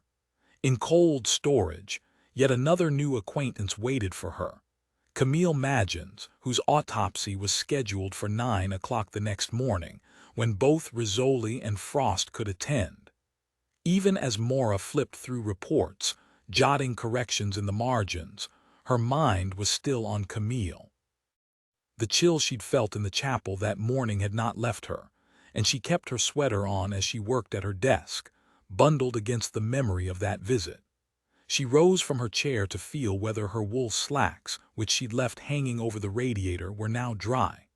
Close enough, she thought, and quickly untied her waist drawstring and slipped out of the scrub pants she'd worn all afternoon. Sinking back into her chair, she just sat for a moment, eyeing one of the floral prints on her wall. To counteract the grimness of her job, she had decorated her office with reminders of life, not death. A potted ficus thrived in the corner of the room, the happy recipient of constant fussing and attention by both Maura and Louise. On the wall were framed images of flowers, a bouquet of white peonies and blue irises, another with a vase of centifolia roses, the blossoms so lush with petals that the stems drooped. When the stack of files grew too tall on her desk, when the weight of death seemed overwhelming, she would look up at those prints and think of her garden and of the smell of rich soil and the bright green of spring grass. She would think of things growing, not dying, not decaying. But on this December day, spring had never seemed so distant. Freezing rain was tapping against the window, and she dreaded the drive home. She wondered if the city had salted the roads yet, or if it would still be an ice rink out there, cars sliding like hockey pucks. "Dr. Isles," said Louise over the intercom. "Yes. There's a Dr. Banks on the phone for you. He's on line 1. Maura went very still. "Is it Dr. Victor Banks?" she asked softly. "Yes. He said he's with the charity One Earth International." Maura said nothing, her gaze fixed on the phone, her hands frozen on the desk. She was scarcely aware of the sleet hitting the window. She heard only the pounding of her own heart. "Dr. Isles. Is he calling long distance?" "No, he left a message earlier. He's staying at the Colonnade Hotel." Maura swallowed. "I can't take his call right now." "It's the second time he's called. He said he knows you." "Yes, he certainly does." "When did he call before?" Maura asked. "This afternoon, while you were still at the scene. I did leave his message on your desk." Maura found 3 pink-while-you-were-out memos which were hidden beneath a stack of folders. There it was: Dr. Victor Banks, called at 12:45 p.m. She stared at the name, her stomach churning. Why now, she wondered. After all these months, why do you suddenly call me? What makes you think you can step back into my life? "What should I tell him?" asked Louise. Maura took a deep breath. "Tell him I'll call back, when I'm goddamn ready." She crumpled the slip and threw it into the rubbish can. Moments later, unable to focus on her paperwork, she rose and pulled on her coat. Louise looked surprised to see her emerge from her office, already bundled up for the weather. Maura was usually the last to leave and almost never out the door before 5:30. It was barely 5 now, and Louise was just shutting down her computer for the night. "I'm going to get a head start on the traffic," said Maura. "I think it's too late for that. Have you seen the weather? They've already closed most city offices for the day." "When was that?" "At 4 o'clock. Why are you still here? You should have gone home." "My husband's coming to get me. My car's in the shop, remember?" Maura winced. Yes, Louise had told her about the car that morning, but of course she'd forgotten. As usual, her mind had been so focused on the dead, she had not paid enough attention to the voices of the living. She watched Louise wrap a scarf around her neck and pull on her coat and thought, "I don't spend enough time listening. I don't take the time to acquaint myself with people while they're alive." Even after a year of working in this office, she knew little about her secretary's personal life. She'd never met Louise's husband, and knew only that his name was Vernon. She could not recall where he worked, or what he did for a living, partly because Louise seldom shared personal information about her life. "Is that my fault?" Maura wondered. "Does she sense that I'm not a willing listener, that I'm more comfortable with my scalpels and dictaphone than I am with the feelings of people around me?" Together, they walked down the hall, toward the exit leading to the staff parking lot. No small talk, just 2 parallel travelers, headed toward the same destination. Louise's husband was waiting in his car, its windshield wipers swinging furiously against the falling sleet. Maura gave a goodbye wave as Louise and her husband drove off, and got a puzzled look from Vernon, who probably wondered who that woman was, waving as though she knew them. As though she really knew anyone. She crossed the parking lot, slipping on the glazed blacktop, her head bent under stinging pellets of sleet. She had one more stop to make, one more duty to execute before her day was over. She drove to St. Francis Hospital to check on the status of Sister Ursula. Although she had not worked in a hospital ward since her internship years ago, the memories of her final rotation in the intensive care unit remained vividly unpleasant. She remembered moments of panic, the struggle to think through the fog of sleep deprivation. She remembered a night when 3 patients had died on her shift, and everything had gone wrong at once. She could not walk into an ICU now without feeling haunted by the shadow of old responsibilities and old failures. The surgical intensive care unit at St. Francis had a central nursing station surrounded by 12 patient cubicles. Maura stopped at the ward clerk's desk to show her identification. "I'm Dr. Isles from the medical examiner's office. May I see the chart for your patient, Sister Ursula Rowland?" The ward clerk eyed her with a puzzled look. "But the patient hasn't expired. Detective Rizzoli asked me to check on her condition." "Oh, the chart's in that slot over there. Number 10. Maura crossed to the row of cubbyholes and pulled out the aluminum cover containing Bed 10's hospital chart. She opened it to the preliminary operative report. It was a handwritten summary, scrawled by the neurosurgeon immediately after surgery. Large subdural hematoma identified and drained. Open right parietal comminuted skull fracture debrided, elevated. Dural tear closed. Full operative report dictated. James Ewan, M.D. She turned to the nurse's notes and skimmed the patient's progress since surgery. The intracranial pressures were holding steady, with the help of intravenous mannitol and Lasix, as well as forced hyperventilation. It appeared that everything that could be done was being done. Now it was a waiting game to see how much neurological damage would result. Carrying the chart, she crossed the unit to cubicle 10. The policeman sitting outside the doorway gave her a nod of recognition. "Hey, Dr. Isles." "How is the patient doing?" she asked. "About the same, I guess. I don't think she's woken up yet." Maura looked at the closed curtains. "Who's in there with her?" "The doctors." She knocked on the doorframe and stepped through the curtain. 2 men were standing by the bed. One was a tall Asian man with a darkly piercing gaze and a thick mane of silver hair. The neurosurgeon, she thought, seeing his name tag, Dr. Ewan. The man who stood beside him was younger, in his 30s, with robust shoulders filling out his white coat.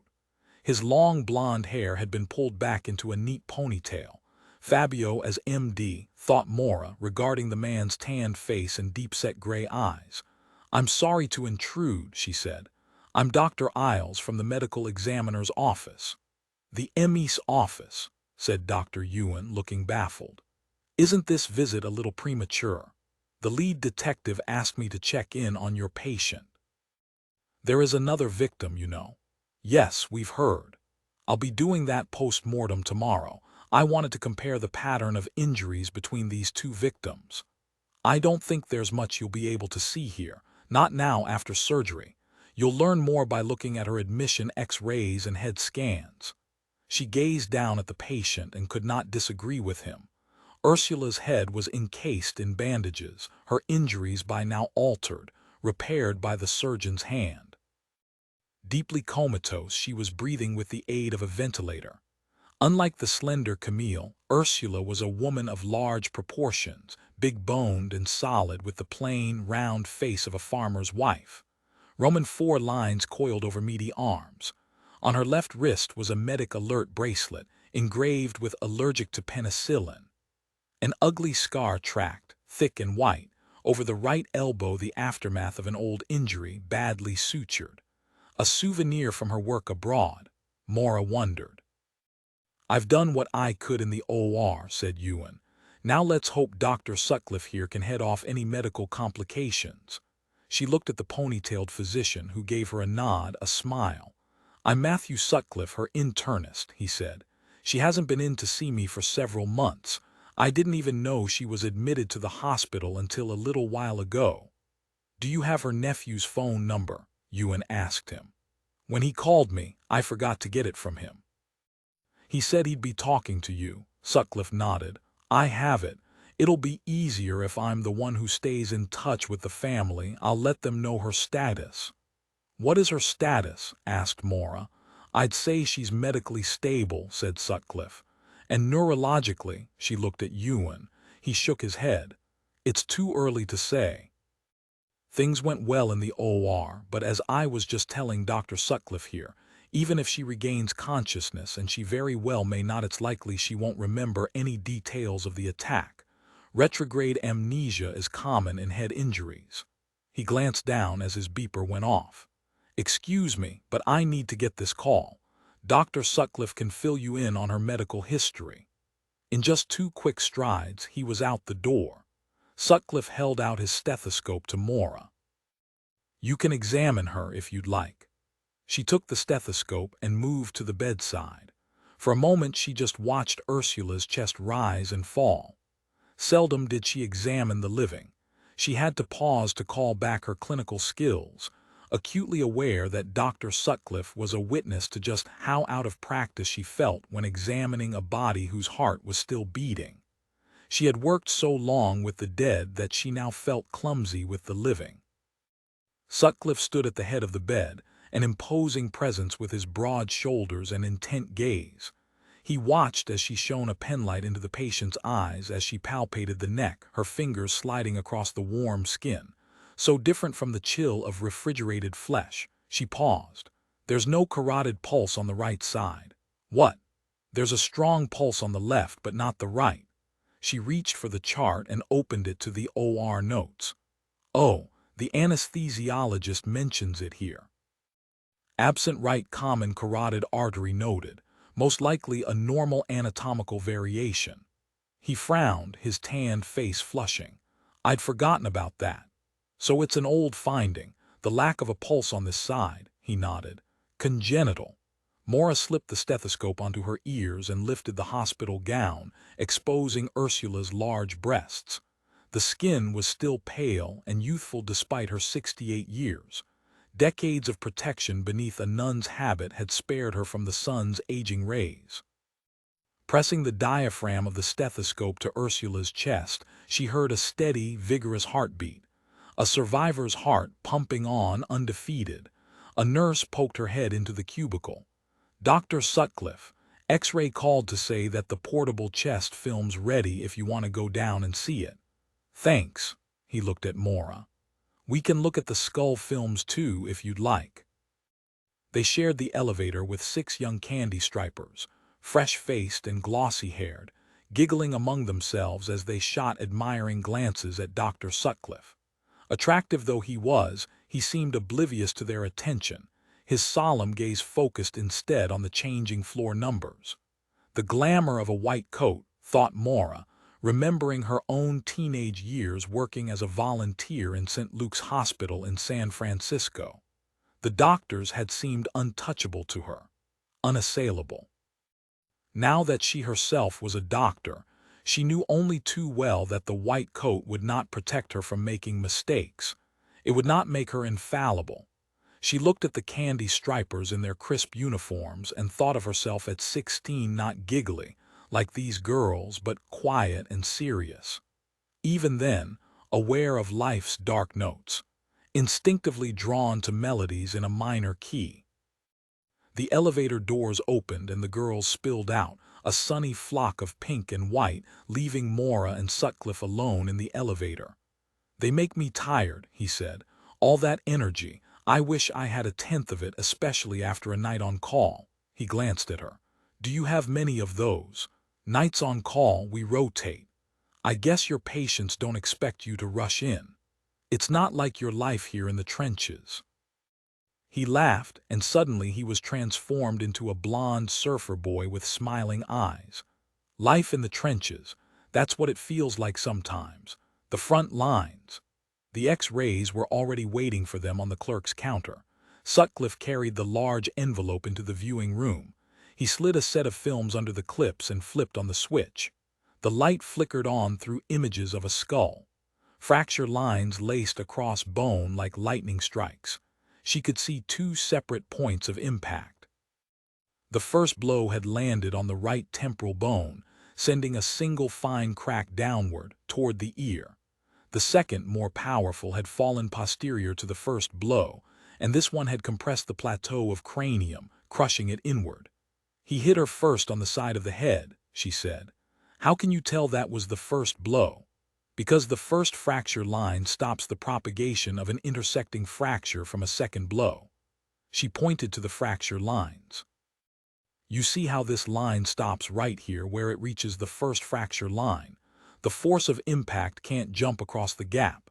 That tells me this blow to the right temple came first. Maybe she was turning away, or she didn't see him coming at her from the side." "He surprised her," said Sutcliffe, "and it would have been enough to send her reeling. Then the next blow landed farther back on the head here." She pointed to the second fracture line. "A heavier blow," he said. "It compressed the skull table." He took down the skull films and put up the CT scans. Computerized axial tomography allowed one to look into the human cranium, revealing the brain slice by slice. She saw a pocket of collected blood that had leaked from torn vessels. The mounting pressure would have squeezed the brain. It was an injury as potentially devastating as that done to Camille. But human anatomy and human endurance are variable. While the much younger nun had succumbed to her injuries, Ursula's heart kept beating, her body unwilling to surrender its soul. Not a miracle, merely one of those quirks of fate, like the child who survives a fall from a sixth-floor window and is only scratched. "I'm amazed she survived it all," he murmured. "So am I." She looked at Sutcliffe. The glow of the light box lit half his face, glancing across the strong angles of his cheek. These blows were meant to kill. 4 Camille Magins had young bones, thought Maura, gazing at the X-rays hanging on the morgue light box. The years had not yet chewed away at the novice's joints, nor collapsed her vertebrae or calcified the costal cartilage of her ribs. Now the years never would. Camille would be placed into the earth, her bones forever arrested in a state of youth. Yashima had X-rayed the body while it was fully dressed, a standard precaution to locate loose bullets or other metal fragments that might be lodged in clothing. Except for the crucifix, and what were clearly safety pins over the chest, no other pieces of metal were visible on the X-rays. Maura pulled down the torso views, and the stiff X-rays made a musicale bowing as they bent in her hands. She reached for the skull films and slid them under the light box clips. "Jesus," Detective Frost murmured. The damage to the cranium was appalling. One of the blows had been heavy enough to drive bone fragments deep below the level of surrounding skull. Although Maura had not yet made a single incision, she could already envision the damage inside the cranium. The ruptured vessels, the taut pockets of hemorrhage, and the brain herniating under the mounting pressure of blood. "Talk to us, Doc," said Rizzoli, crisp and to the point. She was looking healthier this morning, had walked into the morgue that morning with her usual brisk stride, the warrior woman back in action. "What are you seeing?" "3 separate blows," said Maura. "The first one hit here on the crown." She pointed to a single fracture line running diagonally forward. "The other 2 blows followed at the back of the head. My guess is she was face down by that time, lying helpless and prone. That's when the last blow crushed through the skull." It was a finale so brutal that she and the 2 detectives fell silent for a moment, imagining the fallen woman, her face pressed to the stone floor. The attacker's arm rising, hand gripping the death weapon. The sound of shattering bone breaking the silence of that chapel. "Like clubbing a baby seal," said Rizzoli. "She didn't have a chance." Maura turned to the autopsy table where Camille Magins lay, still clothed in her blood-soaked habit. "Let's undress her." A gloved and gowned Yashima stood waiting, the ghost of the autopsy room. With silent efficiency, he had assembled the tray of instruments, angled lights, and readied specimen containers. Maura scarcely needed to speak. With only a look he could read her mind.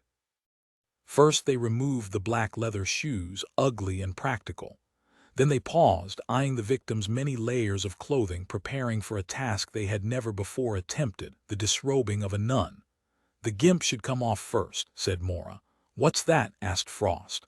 "The shoulder capelet, only I don't see any fasteners on the front, and I didn't see any zippers on X-ray. Let's turn her onto her side so I can check the back." The body, now stiff in rigor mortis, was light as a child's. They log-rolled her sideways, and Maura peeled apart the edges of the capelet. "Velcro," she said. Frost gave a startled laugh. "You're kidding." "The medieval meets the modern age." Maura slid off the capelet, folded it, and set it onto a plastic sheet. "Somehow that's really disappointing. Nuns using Velcro." "You want to keep 'em in the Middle Ages," said Rizzoli. "I just kind of figured they'd be more traditional or something." "I hate to disillusion you, Detective Frost," said Maura as she removed the chain and crucifix. "But some convents even have their own websites these days." "Oh man, nuns on the internet, that blows my mind." "The scapular looks like it comes off next," said Maura, indicating the sleeveless overgarment that draped from shoulders to hem. Gently she lifted the scapular over the victim's head. The fabric was soaked with blood and stiff. She laid this on a separate plastic sheet, followed by the leather belt. They were down to the final layer of wool, a black tunic, draped loosely over Camille's slim form. Her last barrier of modesty. In all her years of undressing corpses, Maura had never felt such reluctance to strip a victim nude. This was a woman who had chosen to live hidden from the eyes of men. Now she would be cruelly revealed, her body probed, her orifices swabbed. The prospect of such an invasion brought a bitter taste to Maura's throat, and she paused to regain her composure. She saw Yashima's questioning glance. If he was disturbed, he did not show it. His impassive face was a calming influence in that room, where the very air seemed charged with emotion. She refocused on the task. Together, she and Yashima lifted the tunic, sliding it up over the thighs and hips. It was loosely fitted, and they were able to remove it without breaking rigor mortis of the arms. Beneath it were yet more garments, a white cotton hood that had slid down around her neck, the front flap's safety pin to a blood-stained t-shirt. The same pins that had appeared on the X-ray. Heavy black tights covered her legs. They removed the tights first, revealing white cotton panties beneath. They were absurdly modest briefs, designed to cover as much skin as possible, the underwear of an old lady, not a nubile young woman. A sanitary pad bulged beneath the cotton. As Maura had suspected earlier from the blood-stained bed sheets, the victim was menstruating. Next, Maura tackled the t-shirt. She unfastened a safety pin, peeled apart more Velcro flaps, and slid off the hood. The t-shirt, however, would not come off so easily due to rigor mortis. She reached for scissors and cut straight up the center of the shirt. The fabric parted, revealing yet another layer. This one took her aback. She stared at the band of cloth wrapped tightly around the chest, fastened at the front with 2 safety pins. "What's that for?" asked Frost. "It looks like she bound her breasts," said Maura. "Why, I have no idea." "Substitute for a bra," Rizzoli suggested. "I can't imagine why she'd choose to wear this instead of a bra. Look how tightly it's wrapped. It had to be uncomfortable." Rizzoli snorted. "Yeah, like a bra's comfortable. It's not some kind of religious thing, is it?" said Frost. "Part of their habit." "No, this is just standard ace wrap. The same wrapping you'd buy at a drugstore to bind a sprained ankle. But how do we know what nuns usually wear? I mean, for all we know, under all those robes they could be dressed in black lace and fishnet." No one laughed. Maura gazed down at Camille and was suddenly struck by the symbolism of bound breasts, womanly features disguised, suppressed, squeezed into submission. What had gone through Camille's mind as she'd wound the cloth around her chest, pulling the elastic taut against her skin? Had she felt disgust about these reminders of womanhood? Had she felt cleaner, purer, as her breasts vanished beneath the strips of bandage, her curves flattened, her sexuality denied? Maura undid the 2 safety pins and set them on the tray. Then, with Yashima's assistance, she began to unwrap the binding, bearing successive bands of skin. But even smothering elastic could not make healthy flesh shrivel away. The last strip came off, revealing ripe young breasts, the skin stippled with the imprint of the fabric. Other women would have been proud of those breasts. Camille Magins had concealed them, as though ashamed. There was one last item of clothing to remove: the cotton briefs. Maura slid the elastic waistband down over the hips and peeled it past the thighs. The sanitary napkin affixed to the underwear was stained with only a scant amount of blood. "Fresh pad," noted Rizzoli. "Looks like she just changed it." But Maura was not looking at the pad. Her gaze was focused on the toneless abdomen, sagging and loose between jutting hip bones. Silvery streaks marred the pale skin. For a moment she said nothing, silently absorbing the significance of those streaks. She was thinking, too, of the tightly wrapped breasts. Maura turned to the tray where she had left the bundle of ace wrap and slowly unrolled it, inspecting the fabric. "What were you looking for?" asked Rizzoli. "Stains," said Maura. "You can already see the blood." "Not bloodstains." Maura paused, the ace wrap spread across the tray to reveal dark rings where fluid had dried. "My God," she thought. "How can this be possible?" She looked at Yashima. "Let's set her up for a pelvic." He frowned at her. "Break rigor mortis. She doesn't have a lot of muscle mass." Camille was a slender woman. It would make their task easier. Yashima moved to the foot of the table. While Maura held down the pelvis, he slid his hands under the left thigh and strained to flex the hip. Breaking rigor mortis was as brutal as it sounded, the forcible rupture of rigid muscle fibers. Never a pleasant procedure, it clearly horrified Frost, who stepped back from the table, his face paling. Yashima gave a firm shove, and Maura felt, transmitted through the pelvis, the snap of tearing muscle. "Oh man," said Frost, turning away. But it was Rizzoli who moved unsteadily toward the chair near the sink, and sank into it, dropping her head in her hands. Rizzoli, the stoic, who never complained of the sights or the smells of the autopsy suite, now seemed unable to stomach even these preliminaries. Maura circled to the other side of the table, and again held down the pelvis, while Yashima worked on the right thigh. Even she had a twinge of nausea as they strained to break the rigidity. Of all the ordeals she'd known during her medical training, it was her rotation in orthopedic surgery that had most appalled her.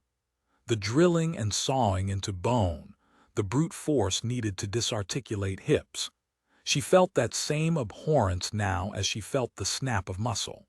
The right hip suddenly flexed, and even Yashima's normally bland expression betrayed a flash of distaste. But there was no other way to fully visualize the genitals, and she felt some urgency about confirming her suspicions as quickly as possible. They rotated both thighs outward, and Yashima aimed a light directly on the perineum. Blood had pooled in the vaginal canal, normal menstrual blood, Maura would have assumed earlier. Now she stared, stunned by what she was seeing. She reached for gauze and gently wiped away the blood to reveal the mucosa beneath it. "There's a second-degree vaginal tear at 6 o'clock, she said. "You want to take swabs?" "Yes, and we'll need to do a block removal." "What's going on?" asked Frost. Maura looked at him. "I don't do this very often, but I'm going to remove the pelvic organs in one mass, cut through the pubic bone and lift it all out." "You think she was sexually assaulted?" Maura didn't answer him. She circled to the instrument tray and picked up a scalpel, moved to the torso to begin her Y incision. The intercom buzzed. "Dr. Isles," Louise said over the speakerphone. "Yes." There's a call for you on line 1. It's Dr. Victor Banks again from that organization, One Earth. Maura froze, hand gripping the scalpel, the tip just touching the skin. Dr. Isles, said Louise, I'm unavailable. Shall I tell him you'll return his call? No. It's the 3rd time he's called today. He asked if he could reach you at home. Do not give him my home phone number. Her answer came out more harshly than she'd intended, and she saw Yashima turn to look at her. She felt Frost and Rizzoli watching her as well. She took a breath and said more calmly, Tell Dr. Banks I'm not available, and keep telling him that until he stops calling. There was a pause. Yes, Dr. Isles, Louise finally responded, sounding more than a little stung by the exchange. It was the first time Maura had ever spoken sharply to her, and she'd have to find some way to smooth over the rift and repair the damage. The exchange left her flustered. She looked down at the torso of Camille Magins, trying to refocus her attention on the task at hand. But her thoughts were scattered and her grip was unsteady around the scalpel. The others could see it. Why's One Earth bugging you? Asked Rizzoli. They hitting you up for donations. This has nothing to do with One Earth. So what is it? Pressed Rizzoli. Is this guy harassing you? He's just someone I'm trying to avoid. Sounds like he's pretty persistent. You have no idea. You want me to get him off your back, tell him where to go. This was more than just Rizzoli the cop talking. It was also Rizzoli the woman, and she had no tolerance for overbearing men. It's a personal matter, said Maura. You need help, all you have to do is ask. Thank you, but I'll handle him. Maura pressed the scalpel to skin, wanting nothing more than to drop the subject of Victor Banks. She took a breath, and found it ironic that the scent of dead flesh was less disturbing to her than the mere utterance of his name, that the living tormented her far more than the dead ever could. In the morgue, no one hurt her or betrayed her. In the morgue, she was the one in control. So who is this guy? Asked Rizzoli. The question that was still on all their minds. The question Maura would have to answer sooner or later. She sank the blade into flesh and watched skin part like a white curtain. My ex-husband, she said. She cut her Y incision, then reflected back flaps of pale skin. Yashima used common pruning shears to cut through the ribs, then lifted the triangle of ribs and breastbone to reveal a normal heart and lungs, disease-free liver and spleen and pancreas. The clean, healthy organs of a young woman who has abused neither tobacco nor alcohol, and who has not lived long enough for her arteries to narrow and clog. Maura made few comments as she removed organs and placed them in a metal basin, moving swiftly toward her next goal, the examination of the pelvic organs. A pelvic block excision was a procedure she usually reserved for fatal rape cases, as it allowed a far more detailed dissection of those organs than the usual autopsy did. It was not a pleasant procedure, this coring out of pelvic contents. As she and Yashima sawed through the bony pubic rami, she was not surprised to see Frost turn away. But Rizzoli, too, shrank from the table. No one spoke now of the calls from Maura's ex-husband. No one pressed her for personal details. The autopsy had suddenly turned too grim for conversation, and Maura was perversely relieved by this. She lifted the entire block of pelvic organs, external genitalia and pubic bone, and moved it to a cutting board. Even before she sliced into the uterus, she knew just by its appearance that her fears were already confirmed. The organ was larger than it should be, the fundus well above the level of the pubic bone, the walls spongy. She slit it open to reveal the endometrium, the lining still thick and lush with blood. She looked up at Rizzoli. Asked sharply, did this woman leave the Abbey at any time during the last week?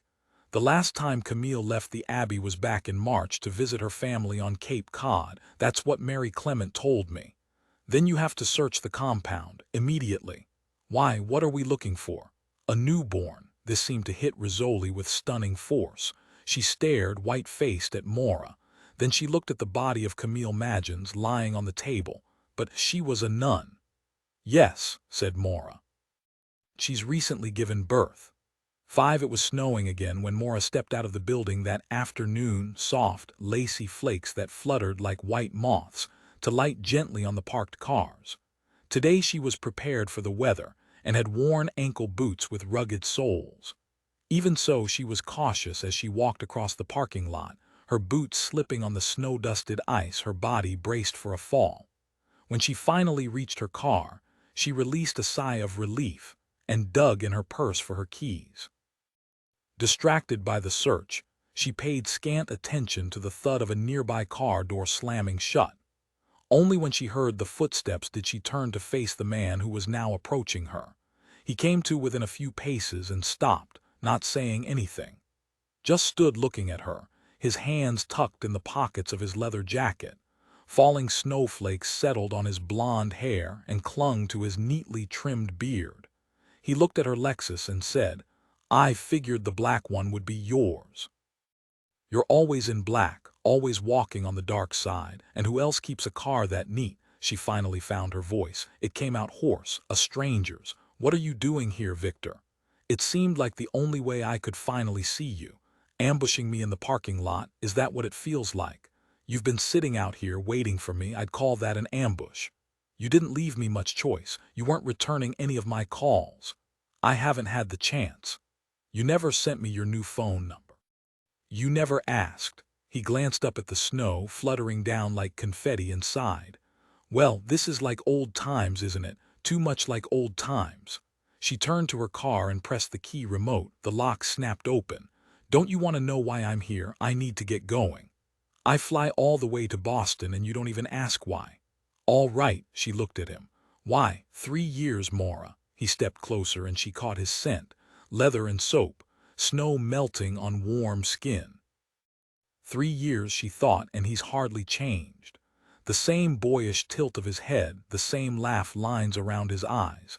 And even in December his hair looked sun-bleached, not artificial highlights from a bottle but honest blonde streaks from hours spent outdoors.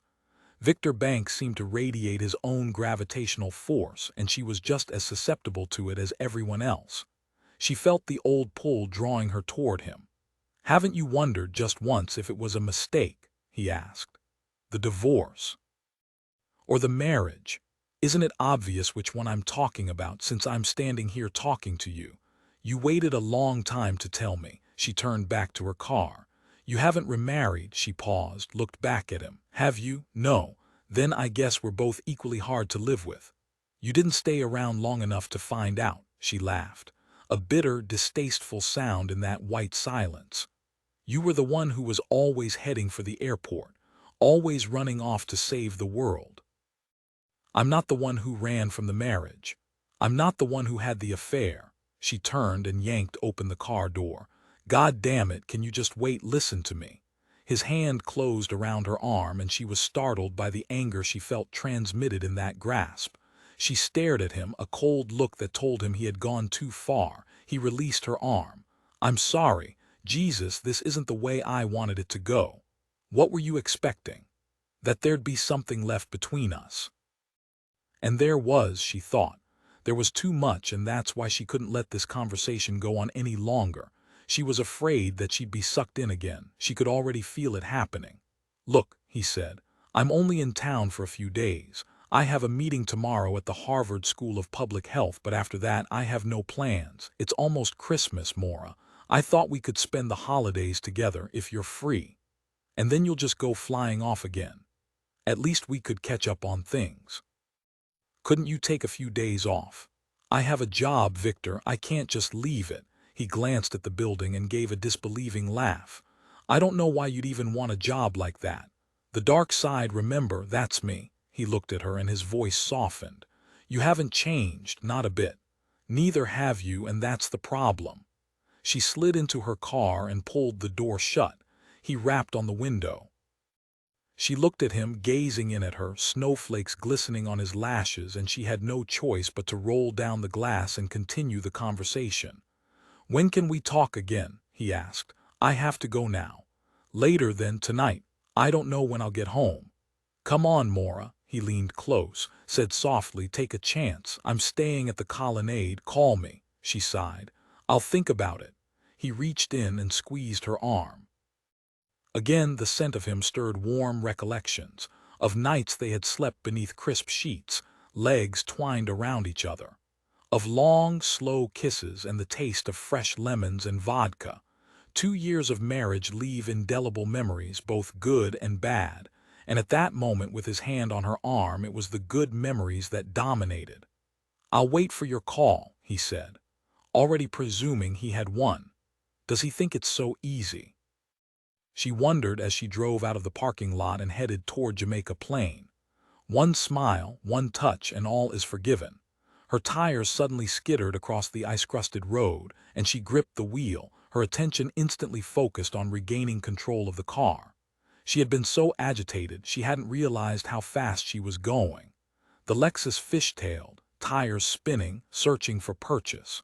Only when she had steered it back into a straight line did she allow herself to breathe again, to be angry again. "First you break my heart, then you almost get me killed." An irrational thought, but there it was. Victor inspired irrational thoughts. By the time she pulled up across the street from Greystones Abbey, she felt wrung out by the drive. She sat for a moment in the car, wrestling her emotions under control. Control was the word she lived by. Once she stepped out of the car, she was a public person, visible to law enforcement and to the press. They expected her to appear calm and logical, and so she would. Much of the job was simply looking the part.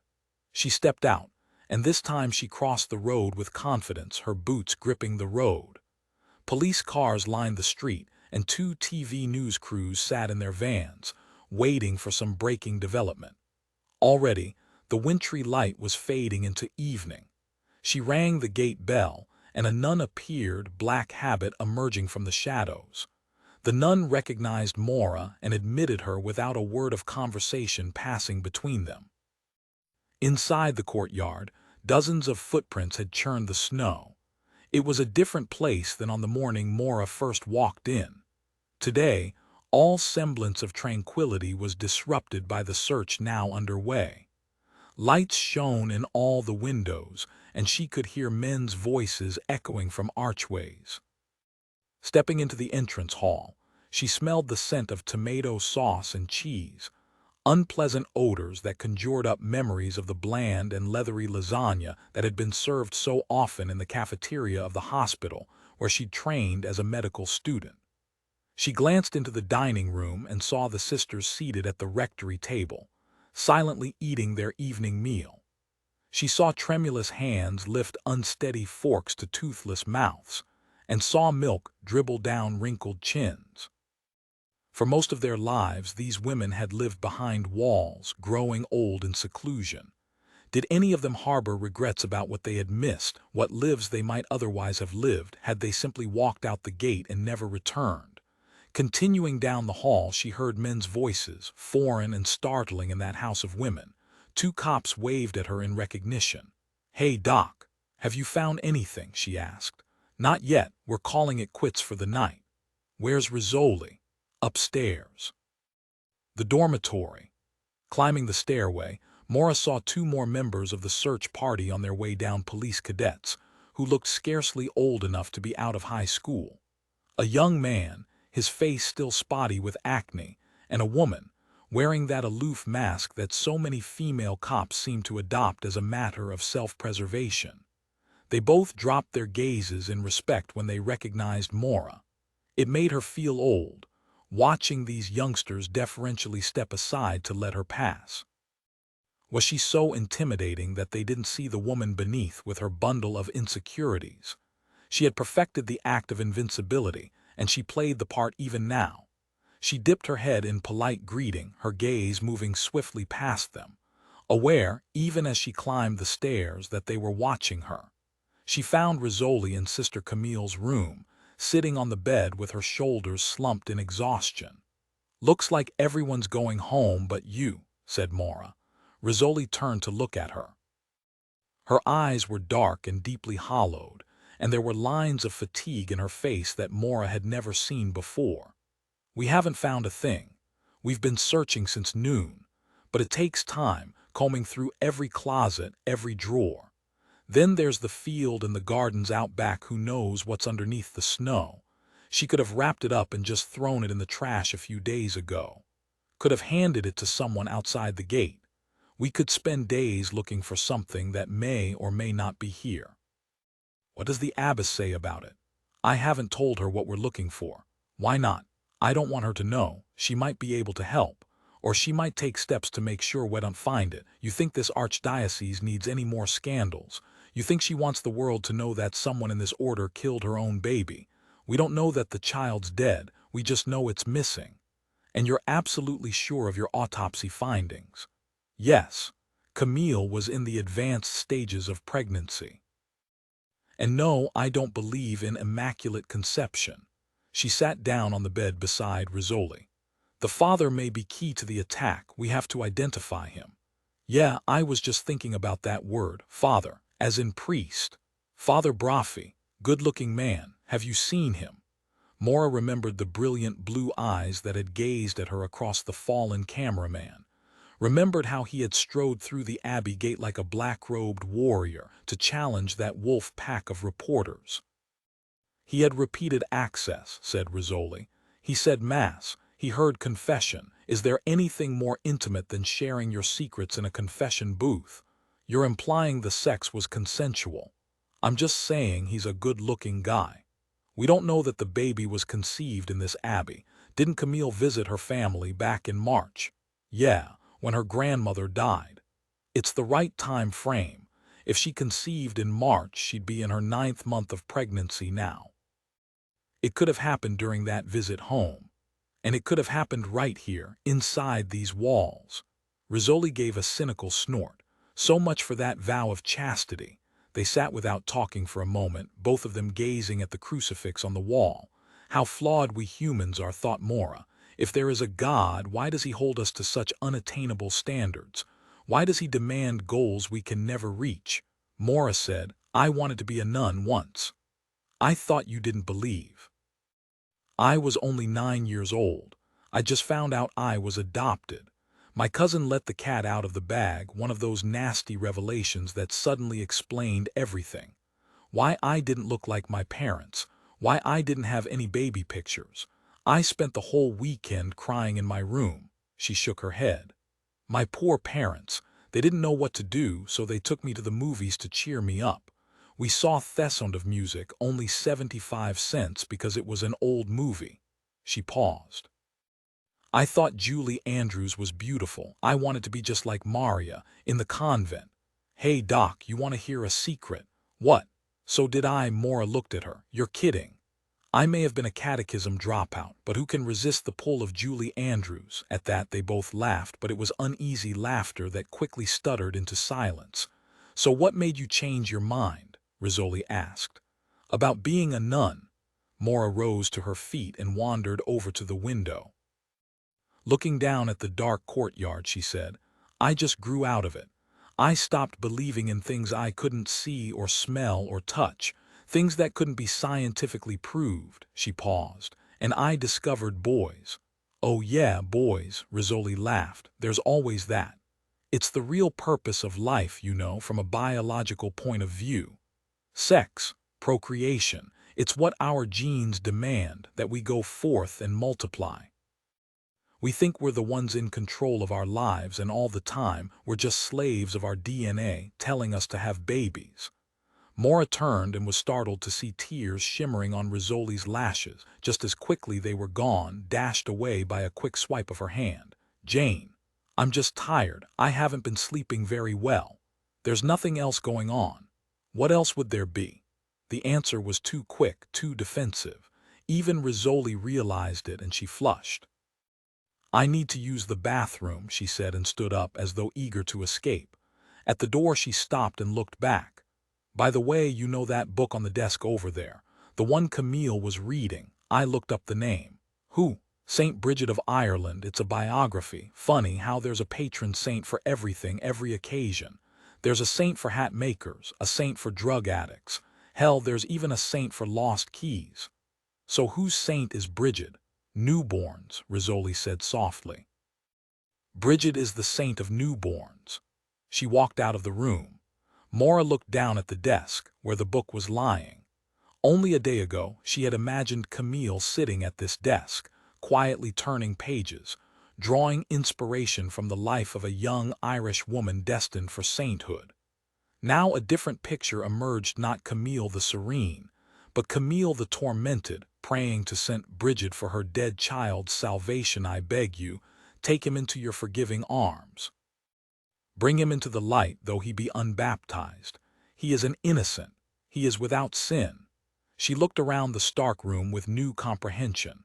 The spotless floors, the smell of bleach and wax, it all took on new meaning. Cleanliness as a metaphor for innocence. Camille the fallen had desperately scrubbed away her sins, her guilt. For months she must have realized she was carrying a child, hidden beneath the voluminous folds of her habit. Or did she refuse to accept reality? Did she deny it to herself, the way pregnant teenagers sometimes deny the evidence of their own swollen bellies? And what did you do when your child came into the world? Did you panic? Or did you coldly and calmly dispose of the evidence of your sin? She heard men's voices outside. Through the window, she saw the shadowy forms of two cops emerging from the building.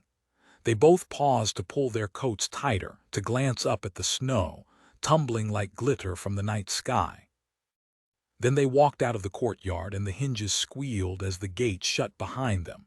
She listened for other sounds, other voices, but heard nothing, only the stillness of a snowy night. So quiet, she thought, as though I am the only one left in this building, forgotten and alone. She heard a creak and felt the whisper of movement, of another presence in the room. The hairs on the back of her neck suddenly stood up, and she gave a laugh. God, Jane, don't sneak up on me like. Turning, her voice died in mid-sentence. No one was there. For a moment she didn't move, didn't breathe, just stared at empty space.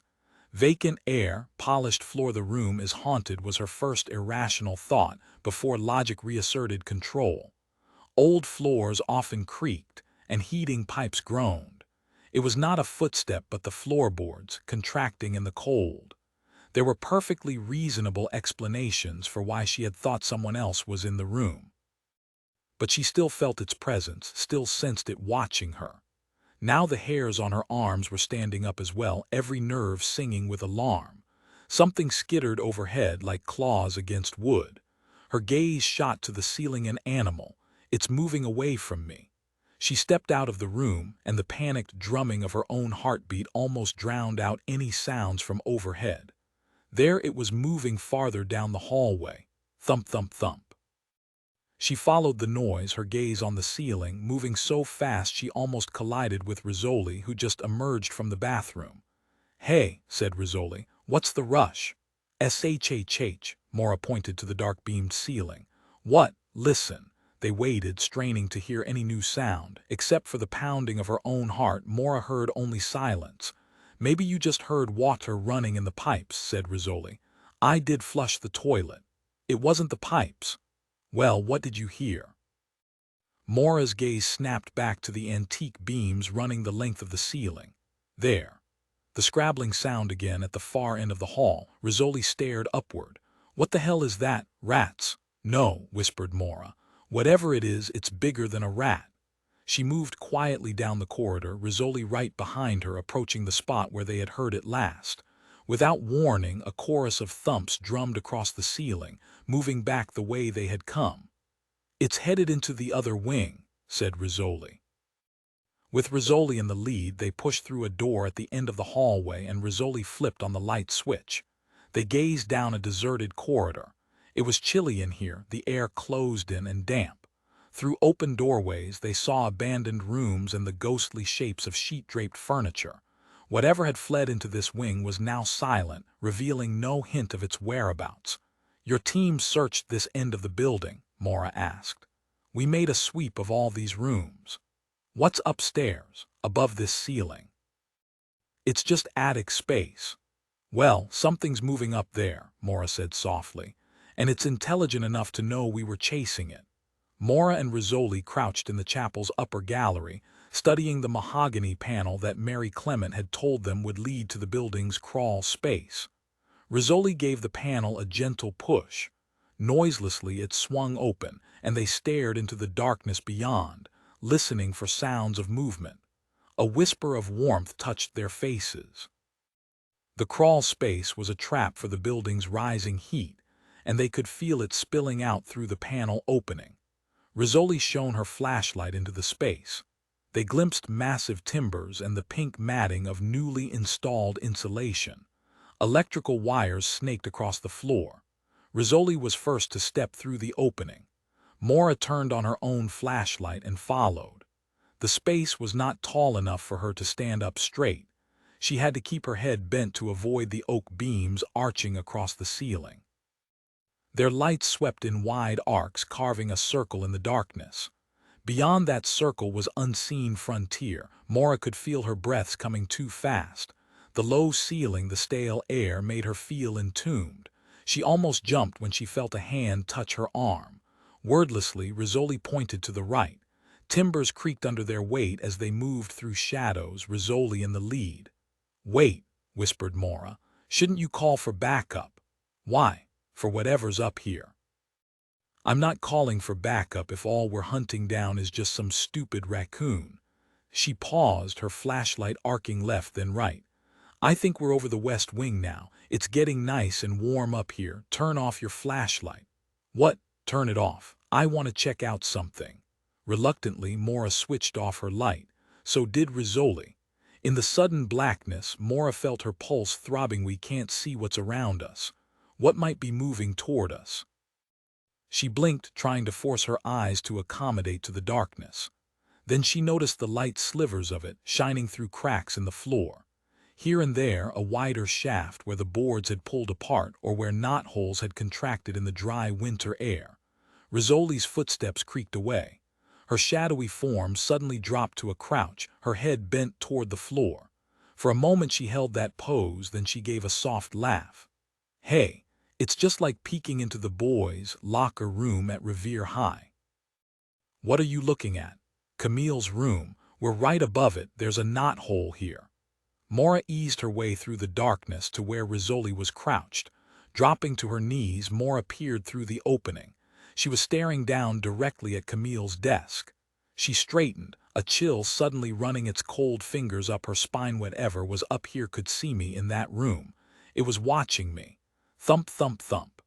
Rizzoli spun around so fast her elbow slammed into Maura. Maura fumbled to turn on her flashlight, her beam jerking in all directions as she hunted for whatever was in this crawlspace with them.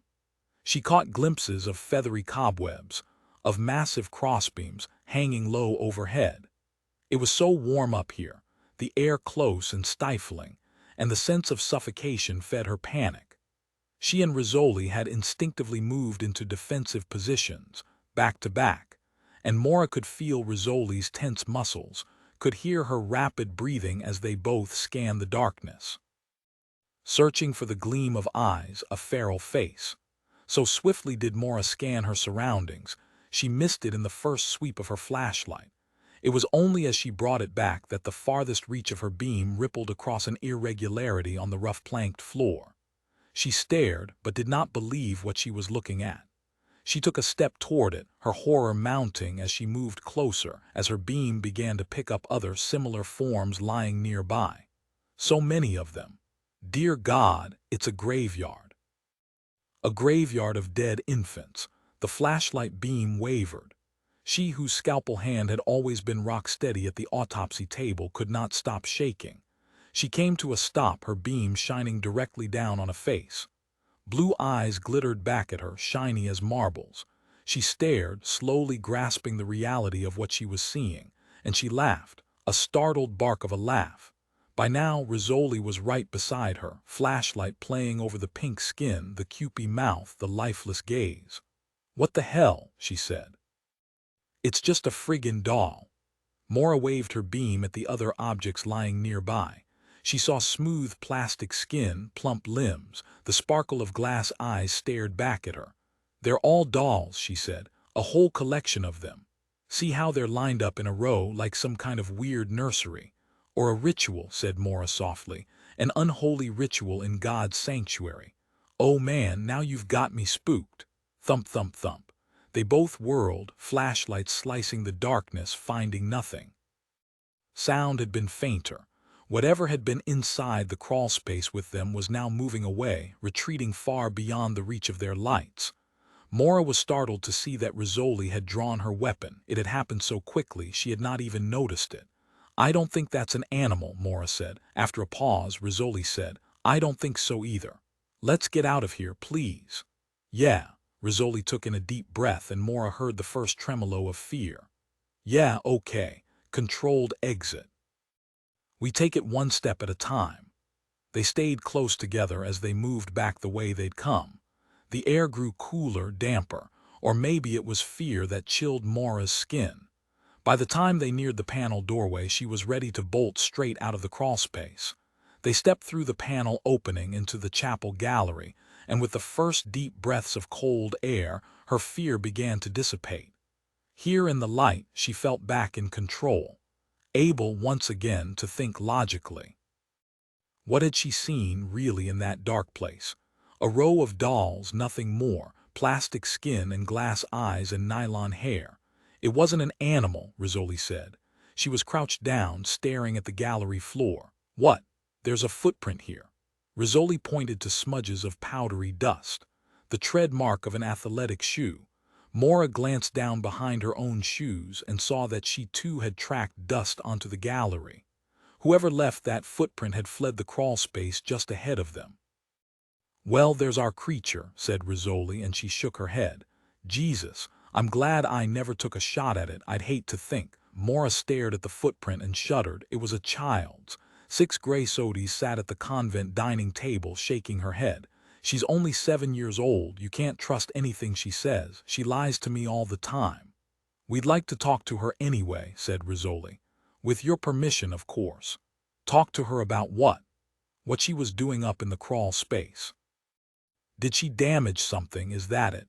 Grace glanced nervously at Mother Mary Clement, who had been the one to summon Grace from the kitchen. "She'll be punished, Reverend Mother. I've tried to keep track of her, but she's always so quiet about her mischief. I never know where she's gone off to." Mary Clement placed a gnarled hand on Grace's shoulder. "Please, just let the police speak to her." Grace sat for a moment, looking unsure. Evening cleanup in the kitchen had left her apron stained with grease and tomato sauce, and strands of dull brown hair had worked free from her ponytail and hung limp about her sweating face. It was a raw, worn face that had probably never been beautiful, and it was further marred by lines of bitterness. Now, while others awaited her decision, she was the one in control, the one who held power, and she seemed to relish it. To be drawing out the decision as long as possible while Rizzoli and Maura waited. "What are you afraid of, Mrs. Otis?" Maura asked quietly. The question seemed to antagonize Grace. "I'm not afraid of anything." "Then why don't you want us to speak to your daughter? Because she's not reliable." "Yes, we understand that she's only 7, she lies." The words shot out like the snap of a whip. Grace's face, already unattractive, took on an even uglier cast. "She lies about everything, even silly things. You can't believe what she says, any of it." Maura glanced at the abbess, who gave a bewildered shake of her head. "The girl has usually been quiet and unobtrusive," said Mary Clement. "That's why we've allowed Grace to bring her into the abbey while she works." "I can't afford a babysitter," cut in Grace. "I can't afford anything, really. It's the only way I can manage to work at all if I keep her here after school." "And she just waits here for you?" asked Maura. "Until you're done for the day. What am I supposed to do with her?" "I have to work, you know. It's not as if they let my husband stay there for free. These days you can't even die unless you have money." "Excuse me. My husband, he's a patient in St. Catherine's Hospice. Lord knows how long he'll have to be there." Grace shot a glance at the abbess, sharp as a poisoned dart. "I work here as part of the arrangement." Clearly not a happy arrangement, Maura thought. Grace could not be much older than her mid-30s, but it must seem to her that her life was already over. She was trapped by obligations, to a daughter for whom she clearly had little affection, to a husband who took too long to die. For Grace Otis, Greystone's Abbey was no sanctuary, it was her prison. "Why is your husband in St. Catherine's?" Maura asked gently. "I told you he's dying." "Of what?" "Lou Gehrig's disease, Al's." Grace said it without emotion, but Maura knew the terrible reality behind that name. As a medical student, she had examined a patient with amyotrophic lateralizing sclerosis. Though completely awake and aware and able to feel pain, he could not move because his muscles had wasted away, reducing him to little more than a brain trapped in a useless body. As she had examined his heart and lungs and palpated his abdomen, she had felt his gaze on her, and had not wanted to meet it, because she knew the despair she would see in his eyes. When she'd finally walked out of his hospital room, she had felt both relief as well as a twinge of guilt, but only a twinge. His tragedy was not hers.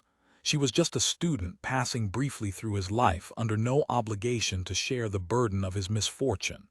She was free to walk away, and she had. Grace Otis could not. The result was etched in resentful lines in her face and in the prematurely gray streaks in her hair. She said, "At least I've warned you. She's not reliable. She tells stories. Sometimes they're ridiculous stories." "We understand," said Maura. "Children do that." "If you want to talk to her, I need to be in the room, just to make sure she behaves." "Of course. It's your right as a parent." At last, Grace rose to her feet. "Noni's hiding out in the kitchen. I'll get her." It was several minutes before Grace reappeared, tugging a dark-haired girl by the hand. It was clear that Noni did not want to come out, and she resisted it all the way, every fiber of her little body straining against Grace's relentless pull. Finally, Grace just picked up the girl under the arms and plopped her into a chair, not gently, either, but with the tired disgust of a woman who has reached the end of her rope. The girl sat still for a moment, looking stunned to find herself so swiftly conquered. She was a curly-haired sprite with a square jaw and lively dark eyes that quickly took in everyone in the room. She spared only a glance at Mary Clement, then her gaze lingered a little longer on Maura before it finally settled on Rizzoli. There it stayed, as though Rizzoli was the only one worth focusing on. Like a dog who chooses to annoy the only asthmatic in the room, Noni had settled her attentions on the one person who was least fond of children. Grace gave her daughter a nudge. "You have to talk to them." Noni's face scrunched up in protest. Out came two words, hoarse as a frog's croak. "Don't wanna." "I don't care if you don't want to. These are the police." Noni's gaze remained on Rizzoli. "They don't look like the police." "Well, they are," Grace said. "And if you don't tell the truth, they'll put you in jail." This was exactly what cops hated to hear a parent say. It made children afraid of the very people they were supposed to trust. Rizzoli quickly motioned to Grace to stop talking. She dropped to a crouch in front of Noni's chair so that she and the girl were eye to eye. They were so strikingly alike, both with curly dark hair and intense gazes, that Rizzoli could have been facing a young clone of herself. If Noni was equally stubborn, then there were fireworks ahead. "Let's get something clear right off, okay?" Rizzoli said to the girl, her voice brusque and matter-of-fact, as though she was speaking not to a child but to a miniature adult. "I won't put you in jail. I don't ever put kids in jail." The girl eyed her dubiously. "Even bad kids," she challenged. "Not even bad kids." "Even really, really bad kids." Rizzoli hesitated, a spark of irritation in her eyes. Noni was not about to let her off the hook. "Okay," she conceded. "The really, really bad ones I send to juvenile hall. That's jail for kids." "Right. So you do send kids to jail." Rizzoli shot Maura a "Can you believe this" look.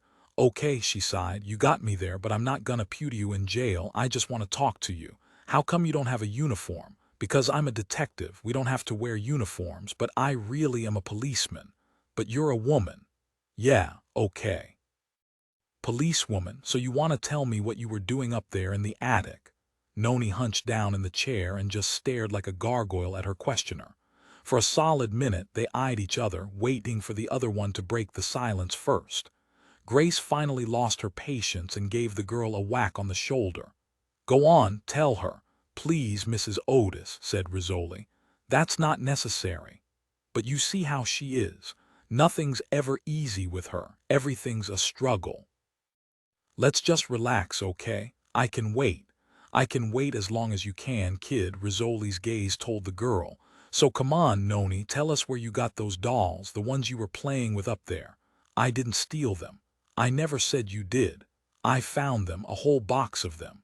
Where? In the attic. There are other boxes up there too, Grace said. You weren't supposed to be up there. You're supposed to stay near the kitchen and not bother anyone. I wasn't bothering anyone. Even if I wanted to, there's no one in this whole place to bother. So you found the dolls in the attic, Rizzoli said, directing the conversation back to the subject at hand. A whole box of them. Rizzoli turned a questioning look at Mary Clement, who answered. They were part of a charity project some years ago. We sewed doll clothes for donation to an orphanage in Mexico. So you found the dolls, Rizzoli said to Noni. And you played with them up there. No one else was using them. How did you know how to get into the attic? I saw the man go in there.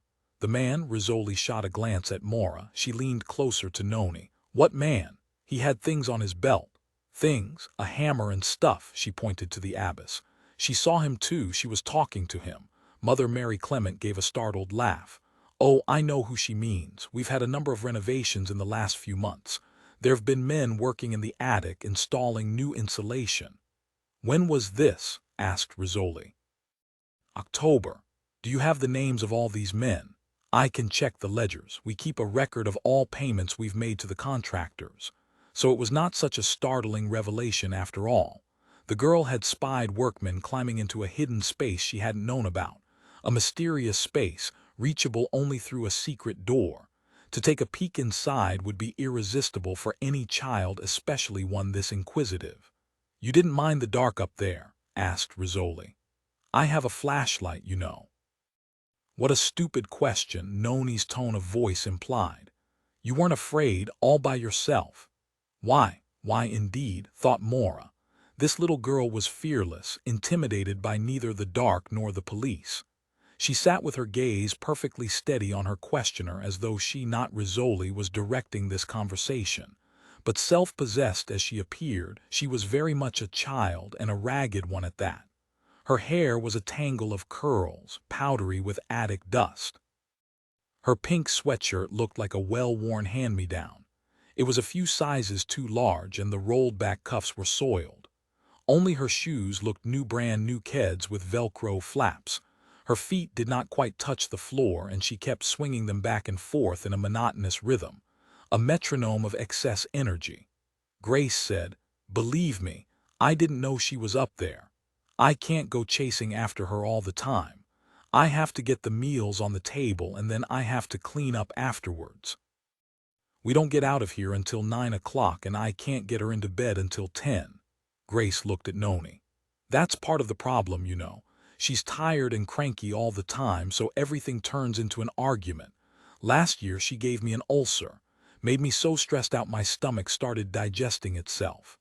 I could be doubled over in pain and she wouldn't care. She still puts up a fuss about going to bed or taking a bath.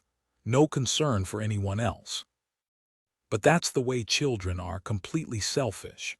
The whole world revolves around her. While Grace vented her frustration, Maura was watching Noni's reaction.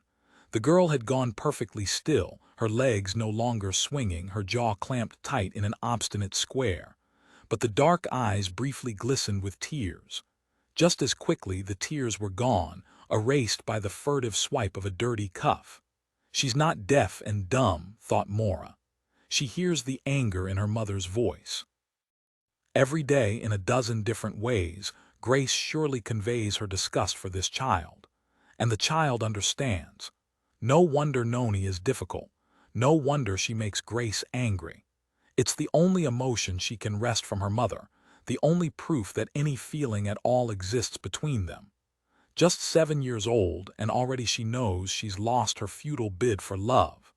She knows more than adults realize, and what she sees and hears is surely painful. Rizzoli had been crouched too long at the child's level. Now she rose and stretched her legs. It was already 8 o'clock, they had skipped supper, and Rizzoli's energy appeared to be wearing thin. She stood eyeing the girl, both of them with equally disheveled hair, equally determined faces. Rizzoli said with weary patience, "So, Noni, have you been going up to the attic a lot?" The dusty mop of curls bounced in a nod. "What do you do up there?" "Nothing. You just said you play with your dolls." "I already told you that. What else do you do?" The girl shrugged. Rizzoli pressed harder. "Come on, it's gotta be boring up there. I can't imagine why you'd want to hang around in that attic unless there's something interesting to see." Noni's gaze dropped to her lap. "You ever peek at the sisters, just sort of watch what they're doing?" "I see them all the time." "How about when they're in their rooms?" "I'm not allowed to go up there." "But do you ever watch them when they're not looking? When they don't know it?" Noni's head was still bent. She said into her sweatshirt, "That's peeping. And you know better than to do that," said Grace. "It's an invasion of privacy. I've told you that." Noni crossed her arms and declared in a stentorian voice, "Vasion of privacy." It sounded like a mocking of her mother.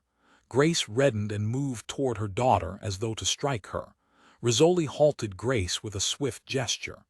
"Would you and Mother Mary Clement mind stepping out of the room for a minute, Mrs. Otis?"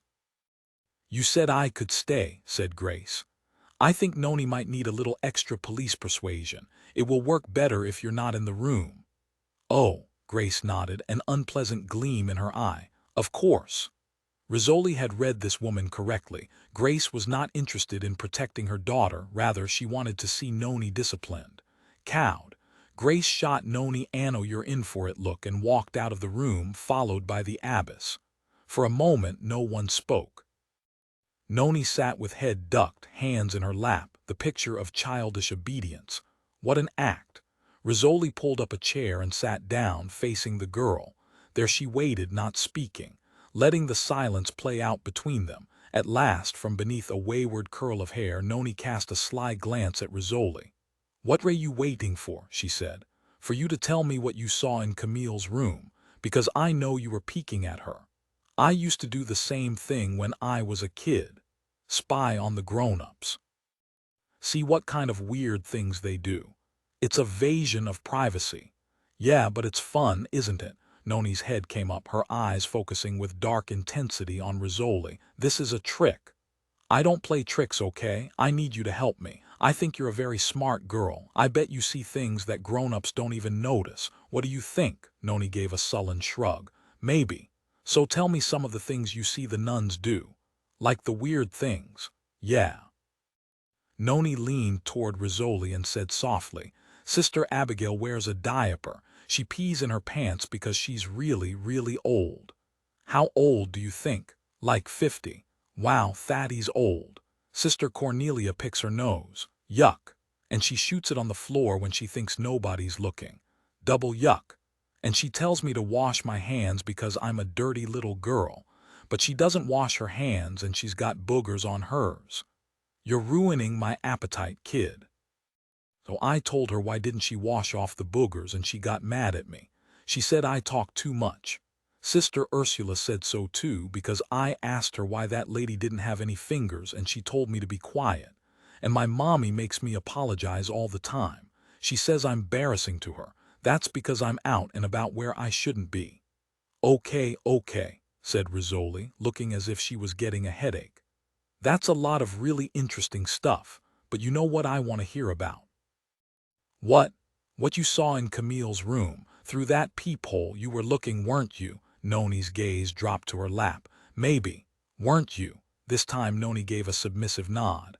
"I wanted to see." "See what?" "What they wear underneath their clothes."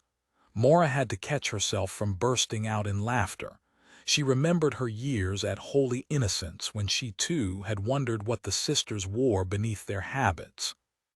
Nuns had seemed like such mysterious creatures, their bodies disguised in shapeless, black robes fending off the gazes of the curious. What did a bride of Christ wear against her bare skin? She had imagined ugly white pantaloons that pulled all the way up over the navel, and cotton bras designed to disguise and diminish, and thick stockings like sausage casings over legs with bulging blue veins. She had imagined bodies imprisoned by layers and layers of bland cotton. Then one day, she had seen pinch-lipped Sister Laurentia lift her skirt as she climbed the stairs, and had caught a startling glimpse of scarlet beneath the nun's raised hem. It was not just a red slip, but a red satin slip. She had never again looked at Sister Laurentia or at any nun in quite the same way. "You know," said Rizzoli, leaning toward the girl, "I always wondered what they wear under their habits, too. Did you see?" Gravely, Noni shook her head. "She never took off her clothes. Not even to go to bed. I have to go home before they go to bed. I never saw." "Well, what did you see? What did Camille do up there all alone in her room?" Noni rolled her eyes as though the answer was almost too boring to mention. "She cleaned all the time. She was the cleanest lady." Maura remembered the scrubbed floor, the varnish rubbed down to bare wood. "What else did she do?" asked Rizzoli. "She read her book." "What else?" Noni paused. "She cried a lot." "Do you know why she was crying?" The girl chewed on her bottom lip as she thought about it. Suddenly she brightened as the answer came to her. Because she was sorry about Jesus. "Why do you think that?" The girl gave an exasperated sigh. "Don't you know he died on the cross?" Maybe she was crying about something else. But she kept looking at him. "He's hanging on her wall." Maura thought of the crucifix, mounted across from him Camille's bed, and she imagined the young novice prostrated before that cross praying for, what? Forgiveness for her sins, deliverance from the consequences. But every month the child would be growing inside her and she would begin to feel it moving, kicking. No amount of prayer or frantic scrubbing could wash away that guilt. "Am I done?" asked Noni. Rizzoli sank back in her chair with a sigh. "Yeah, kid, we're all done. You can go join your mom." The girl hopped off the chair, landing with a noisy clomp that made her curls bounce. She was sad about the ducks, too. "Man, that sounds good for dinner," said Rizzoli. "Roast duck." She used to feed them, but then they all flew away for the winter. My mommy says some of them won't come back because they get eaten up down south. "Yeah, well, that's life." Rizzoli waved her off. "Go on, your mom's waiting." The girl was almost at the kitchen door when Maura called out, "Noni, where were these ducks that was Camille feeding?" "The ones in the pond." "Which pond?" "You know, in the back." Even when they flew away, she kept going out to look for them, but my mommy said she was wasting her time because they're probably in Florida. "That's where Disney World is," she added and skipped out of the room. There was a long silence. Slowly Rizzoli turned and looked at Maura. "Did you just hear what I heard?" "Yes." "Are you thinking?" Maura nodded. "You have to search the duck pond." It was nearly 10 when Maura pulled into her driveway. The lights were on in her living room, giving the illusion that someone was at home, waiting for her, but she knew the house was empty. It was always an empty house that greeted her. The lights turned on not by human hands, but by a trio of $5.99 automatic timers bought in the local Walmart. During the short days of winter, she set them for 5 o'clock, ensuring that she would not come home to a dark house. She had chosen this suburb of Brookline, just west of Boston, because of the sense of security she felt in its quiet, tree-lined streets. Most of her neighbors were urban professionals who, like her, worked in the city and fled every evening to this suburban haven. Her neighbor on one side, Mr. Teleshkin, was a robotics engineer from Israel. Her neighbors on the other side, Lily and Susan, were civil rights attorneys. In the summertime, everyone kept their gardens neat and their cars waxed an updated version of the American dream, where lesbians and immigrant professionals happily waved to each other across clipped hedges. It was as safe a neighborhood as one could find this close to the city, but Maura knew how illusory notions of safety were. Roads into the suburbs can be traveled by both victims and predators. Her autopsy table was a democratic destination. It did not discriminate against suburban housewives. Though the lamps in her living room offered a welcoming glow, the house felt chilly.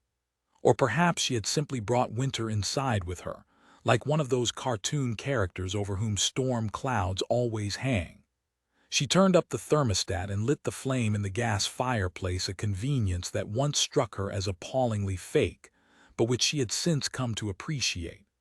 Fire was fire, whether it was lit with the flick of a switch or by fussing over wood and kindling. Tonight she craved its warmth, its cheery light, and was glad to be so quickly gratified. She poured a glass of sherry and settled into a chair beside the hearth. Through the window, she could see Christmas lights adorning the house across the street, like twinkling icicles drooping from the eaves, a nagging reminder of how out of touch she was with the holiday spirit. She had not yet bought a tree, or shopped for gifts, or even picked up a box of holiday cards. This was the second year in a row that she'd played Mrs. Grinch. Last winter she had just moved to Boston, and in the midst of unpacking and settling into her job, she had scarcely noticed Christmas whizzing by. And what's your excuse this year, she thought.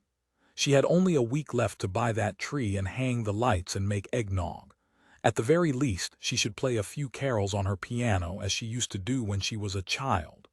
The book of holiday songs should still be in the piano bench, where it had been stored since my last Christmas with Victor. She looked at the phone on the end table. Already she could feel the effects of the sherry, and she knew that any decision she made now would be tainted by alcohol, by recklessness. Yet she picked up the phone. As the hotel operator rang his room, she stared at the fireplace, thinking, "This is a mistake. This is only going to break my heart." He answered, "Maura." Without her saying a word, he had known she was the one calling. "I know it's late," she said. "It's only 10:30. Still, I shouldn't have called." "So why did you?" he asked softly. She paused and closed her eyes. Even then she could still see the glow of the flames. Even if you don't look at them, even if you pretend they aren't there, the flames are still burning. Whether or not you see them, they burn. "I thought it was time to stop avoiding you," she said, "or I'll never get on with my life." "Well, that's a flattering reason for you to call," she sighed. "It's not coming out right. I don't think there's any way to say it kindly, what you want to tell me. The least you can do is say it to me in person, not over the phone." "Would that be kinder?" "It'd be a hell of a lot braver, a dare, an attack on her courage." She sat up straighter, her gaze back on the fire. "Why would it make a difference to you?" "Because let's face it, we both need to move on. We're stuck in place since neither of us really understands what went wrong. I loved you and I think you loved me, yet look where we ended up. We can't even be friends. Tell me why that is. Why can't two people who just happen to be married to each other have a civilized conversation, the way we would with anyone else? Because you're not anyone else. Because I loved you. We can do that, can't we? Just talk face to face, bury the ghosts. I won't be in town long, it's now or never. Either we go on hiding from each other or we bring this out in the open and talk about what happened. Put the blame on me if you want to. I admit I deserve a lot of it. But let's stop pretending the other one doesn't exist." She looked down at her empty sherry glass. "When do you want to meet? I could come over now." Through the window she saw the decorative lights across the street suddenly go dark, the twinkling icicles vanishing into a snowy night. A week before Christmas, and in all her life she had never felt so lonely. "I live in Brookline," she said. 7. She saw his headlights through the falling snowflakes. He drove slowly in search of her house and came to a stop at the end of her driveway. "Are you having doubts too, Victor?" she thought. "Are you wondering if this is a mistake, that you should turn around and go back to the city?" The car pulled over to the curb and parked. She stepped away from the window and stood in the living room, aware that her heart was pounding, her hands sweating. The sound of the doorbell made her draw in a startled breath. She was unprepared to face him, but he was here now, and she couldn't very well leave him standing outside in the cold. The bell rang again. She opened the door and snowflakes whirled in. They sparkled on his jacket, glittered in his hair, his beard. It was a classic Hallmark moment, the old lover standing on her doorstep, his hungry gaze searching her face, and she couldn't think of anything to say except, "Come in." No kiss, no hug, not even a brushing of hands. He stepped inside and shrugged off his jacket. As she hung it up, the familiar smell of leather of Victor brought an ache to her throat. She shut the closet and turned to look at him. "Would you like a drink? How about some coffee? The real stuff?" It's only been 3 years, Maura. You have to ask. No, she didn't have to ask. High octane and black was the way he always drank it. She felt an unsettling sense of familiarity as she led him into the kitchen, as she took the bag of MT. Sutro Roasters coffee beans from the freezer. It had been their favorite brand in San Francisco, and she still had a fresh bag of it shipped to her from the shop every 2 weeks. Marriages may end, but some things one simply couldn't give up. She ground the beans and started the coffee maker, aware that he was slowly surveying her kitchen, taking in the stainless steel Sub-Zero refrigerator, the Viking stove, and the black granite countertops. She had remodeled the kitchen soon after she'd bought the house, and she felt a sense of pride that he was standing in her territory, that she had earned everything he was now looking at with her own hard work. In that regard, their divorce had been relatively simple. They had asked for nothing from each other. After only 2 years of marriage, they'd simply reclaimed their separate assets and gone their own ways. This home was hers alone, and each evening when she walked in the door, she knew that everything would be where she had left it, that every stick of furniture had been her purchase, her choice. "Looks like you finally got the kitchen of your dreams," he said. "I'm happy with it. So tell me, do meals really taste better when they're cooked on a fancy 6-burner stove?" She didn't appreciate his undertone of sarcasm, and she shot back. "As a matter of fact, they do, and they taste better on Richard Ginori china, too. What happened to good old Crate and Barrel? I've decided to indulge myself, Victor. I've stopped feeling guilty about having money and spending money. Life's too short to keep living like a hippie." "Oh, come on, Maura. Is that what it felt like living with me? You made me feel as if splurging on a few luxuries was a betrayal of the cause." "What cause? For you, everything was a cause. There are people starving in Angola, so it's a sin to buy nice linens, or eat a steak, or own a Mercedes. I thought you believed it too. You know what, Victor? Idealism becomes exhausting. I'm not ashamed of having money, and I won't feel guilty about spending it." She poured his coffee, wondering if he was conscious of the ironic little detail that he, an addict of MT, Sutro coffee beans, was drinking a brew made from beans shipped across the country, wasted jet fuel, or that the cup in which she served it was emblazoned with the logo of a pharmaceutical company, corporate bribery. But he was silent as he took the cup, strangely subdued for a man who'd always been so driven by his idealism. It was that very passion that had first drawn her to him. They had met at a San Francisco conference on Third World Medicine. She had presented a paper on overseas autopsy rates. He had delivered the keynote address about the many human tragedies encountered by One Earth's medical teams abroad. Standing before the smartly dressed audience, Victor had looked more like a tired and unshaven backpacker than a physician. He had, in fact, just stepped off the plane from Guatemala City, and had not even had the chance to iron his shirt. He'd walked into the room carrying only a box of slides.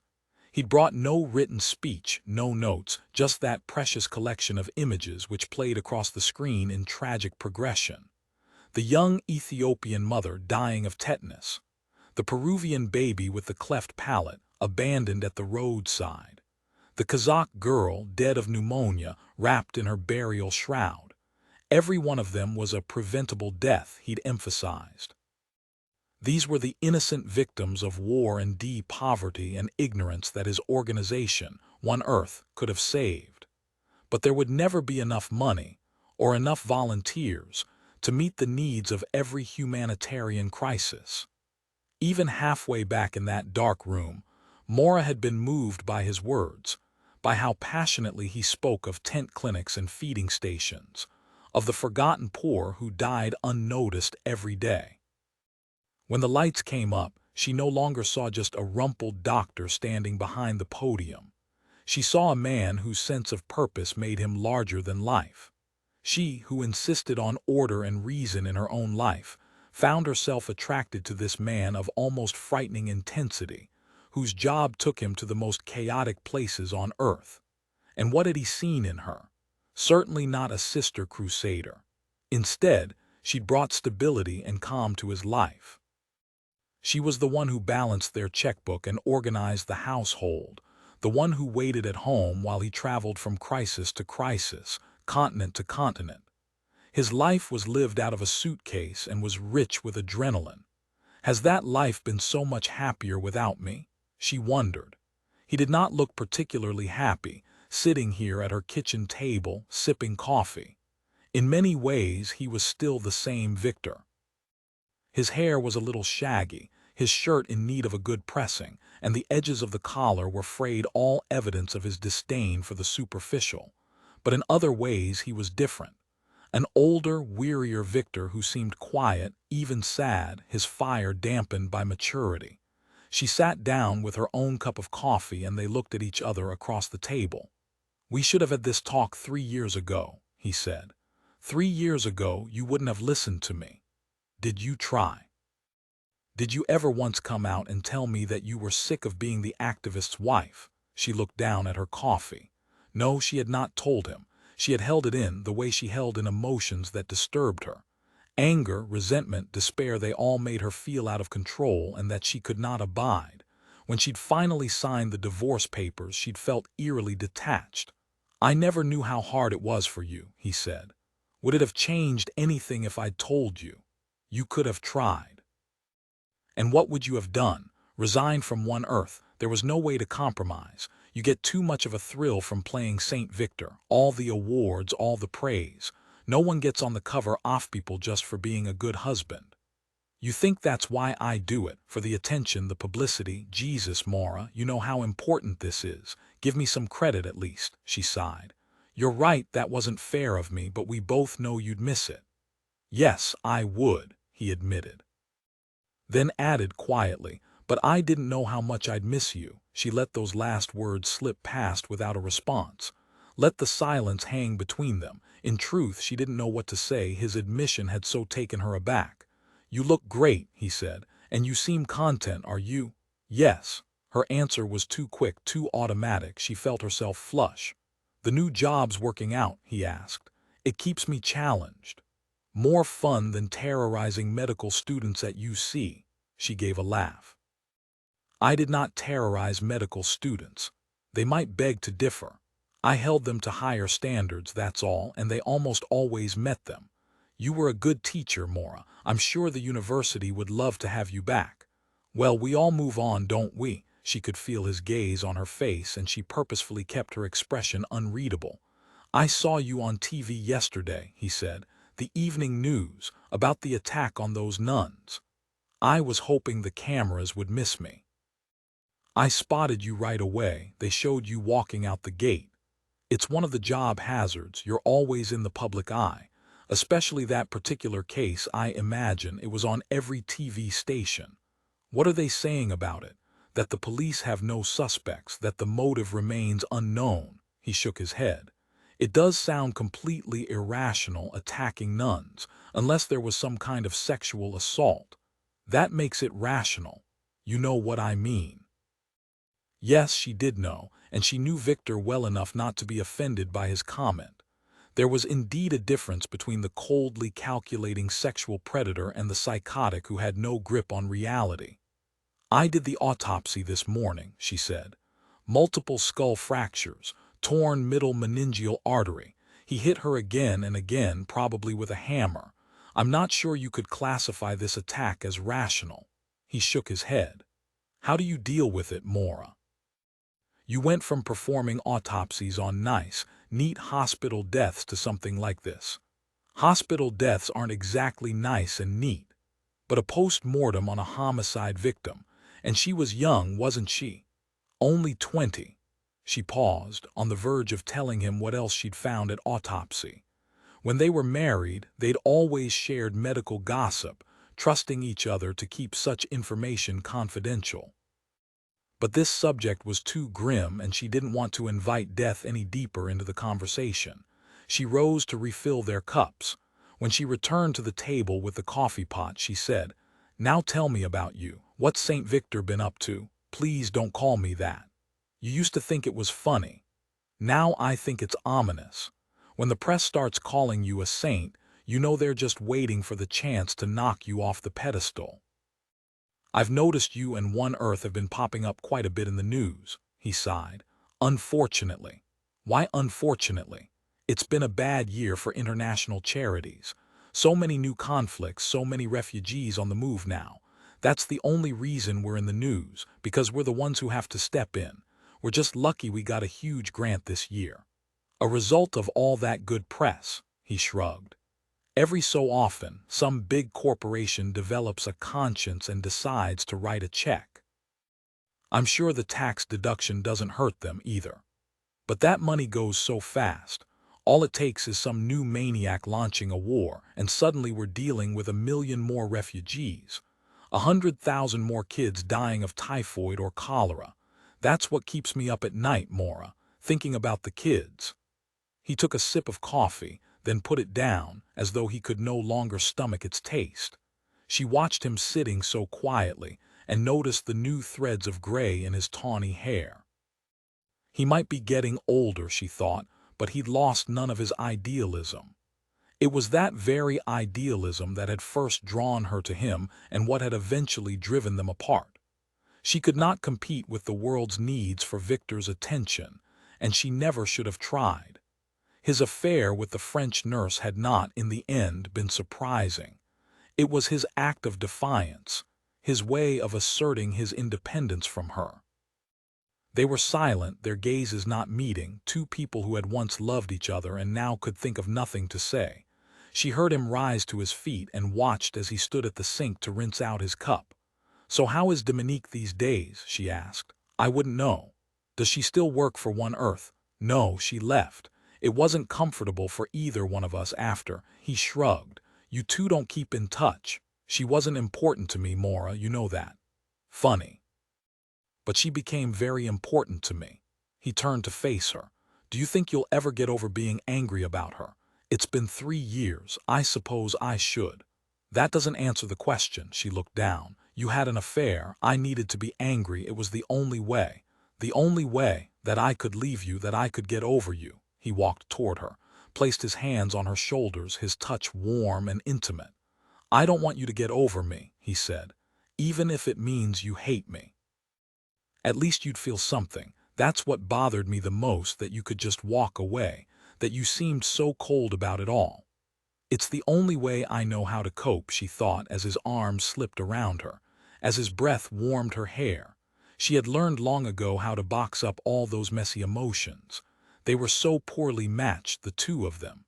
Exuberant Victor married to the queen of the dead. Why did they ever think it would work? Because I wanted his heat, his passion. I wanted what I myself can never be. The ringing telephone made Victor's hands go still on her shoulders. He stepped away and left her longing for his warmth. She rose and went to the kitchen phone. One glance at the caller ID, and she knew that this call would send her back into the night, into the snow. As she spoke to the detective and jotted down directions, she saw Victor give a resigned shake of his head. Tonight, she was the one called to duty, and he was the one left behind. She hung up. "I'm sorry, I have to leave. The Grim Reaper calls. A death scene in Roxbury. They're waiting for me." He followed her down the hallway toward the front door. "Would you like me to come with you?" "Why?" "To keep you company. Believe me, there's plenty of company at a death scene." He glanced out the living room window at the thickly falling snow. "It's not a good night to be driving. For either of us."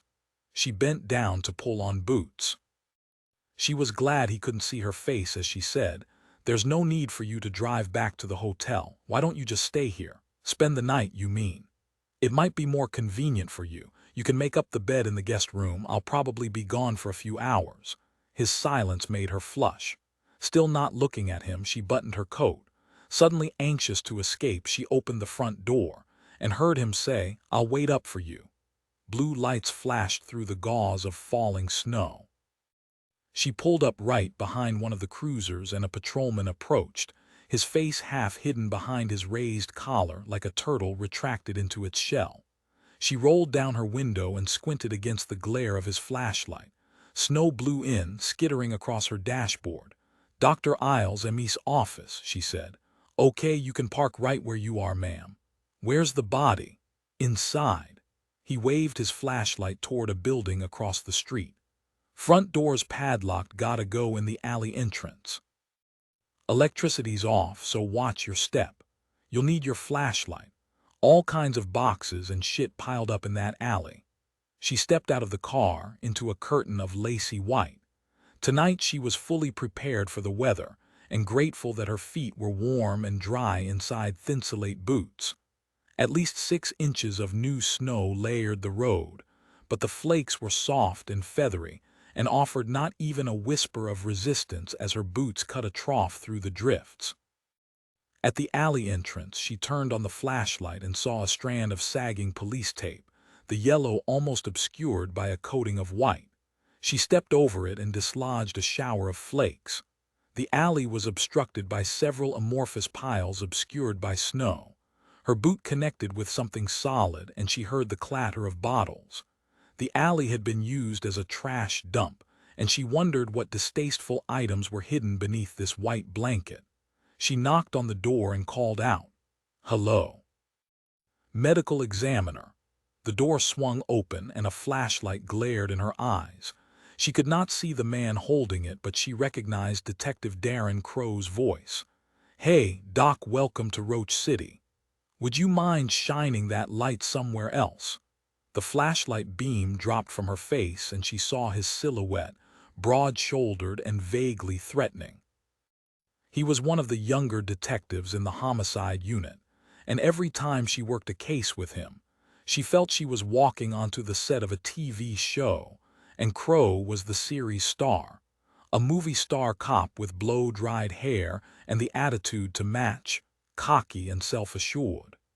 The only thing that men like Crow respected in a woman was icy professionalism, and that's what she showed him. While the male MES might banter with Crow, she could not. The barriers had to be maintained, the lines drawn, or he would find a way to chip at her authority. She pulled on gloves and shoe covers and stepped into the building. Shining her flashlight around the room, she saw metallic surfaces reflect back at her.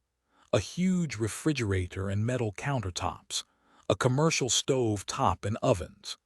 "This used to be Mama Cortina's Italian restaurant," said Crow. "Until Mama went out of business and filed for bankruptcy. Building got condemned 2 years ago and the entrances were both padlocked. Alley door looks like it was broken open some time ago. All this kitchen equipment's up for auction, but I don't know who'd want it. It's filthy." He shone his flashlight at the gas burners where years of accumulated grease had thickened to a black crust. Roaches scurried away from the light. "The place is crawling with them. All this yummy grease to feed on."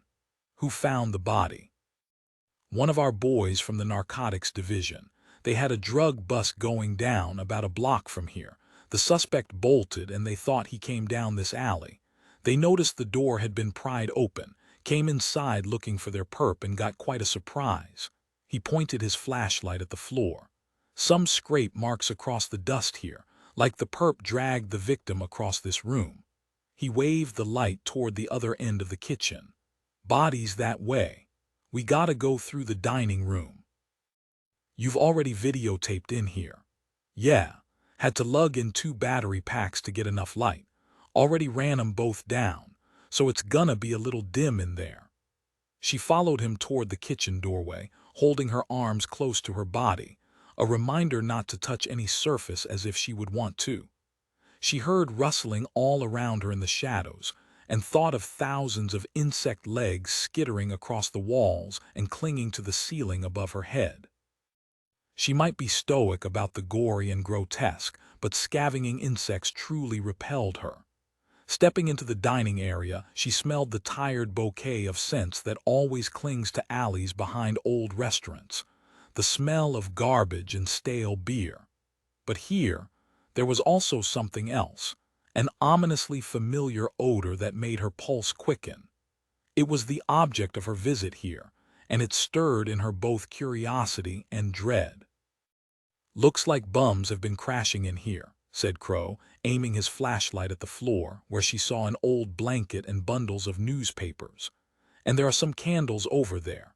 Lucky they didn't burn the place down with all this trash." His flashlight moved across a mound of food wrappers and empty tin cans.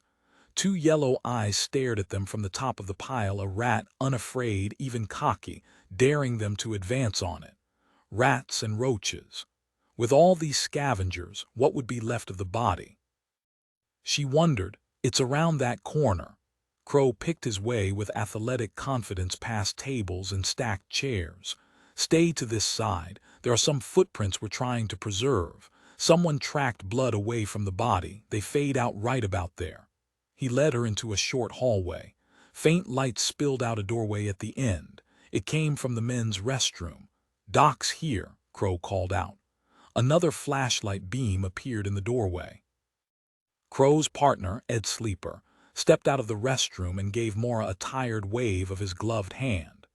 Sleeper was the oldest detective in the homicide unit, and every time she saw him, his shoulders seemed to be sagging a little deeper. She wondered how much of his dispiritedness had to do with being paired with Crow. Neither wisdom nor experience could trump youthful aggression, and Sleeper had long since ceded control to his overbearing partner. "It's not a pretty sight," said Sleeper. "Just be glad it's not July. I don't want to think about what it'd smell like if it wasn't so damn cold in here," Crow laughed. "Sounds like someone's ready for Florida. Hey, I got a nice little condo all picked out, only 1 block from the beach. I'm gonna wear nothing but swim trunks all day. Let it all hang out." Warm beaches, thought Maura. Sugary sand. Wouldn't they all love to be there right now instead of in this grim little hallway lit only by their trio of flashlights? "All yours, Doc," said Sleeper. She moved to the doorway. Her flashlight beam fell on dirty floor tiles laid in a black and white checkerboard pattern. It was tracked over with footprints and dried blood. "Stay along the wall," said Crow. She stepped into the room and instantly jerked backwards, startled by a streak of movement near her feet.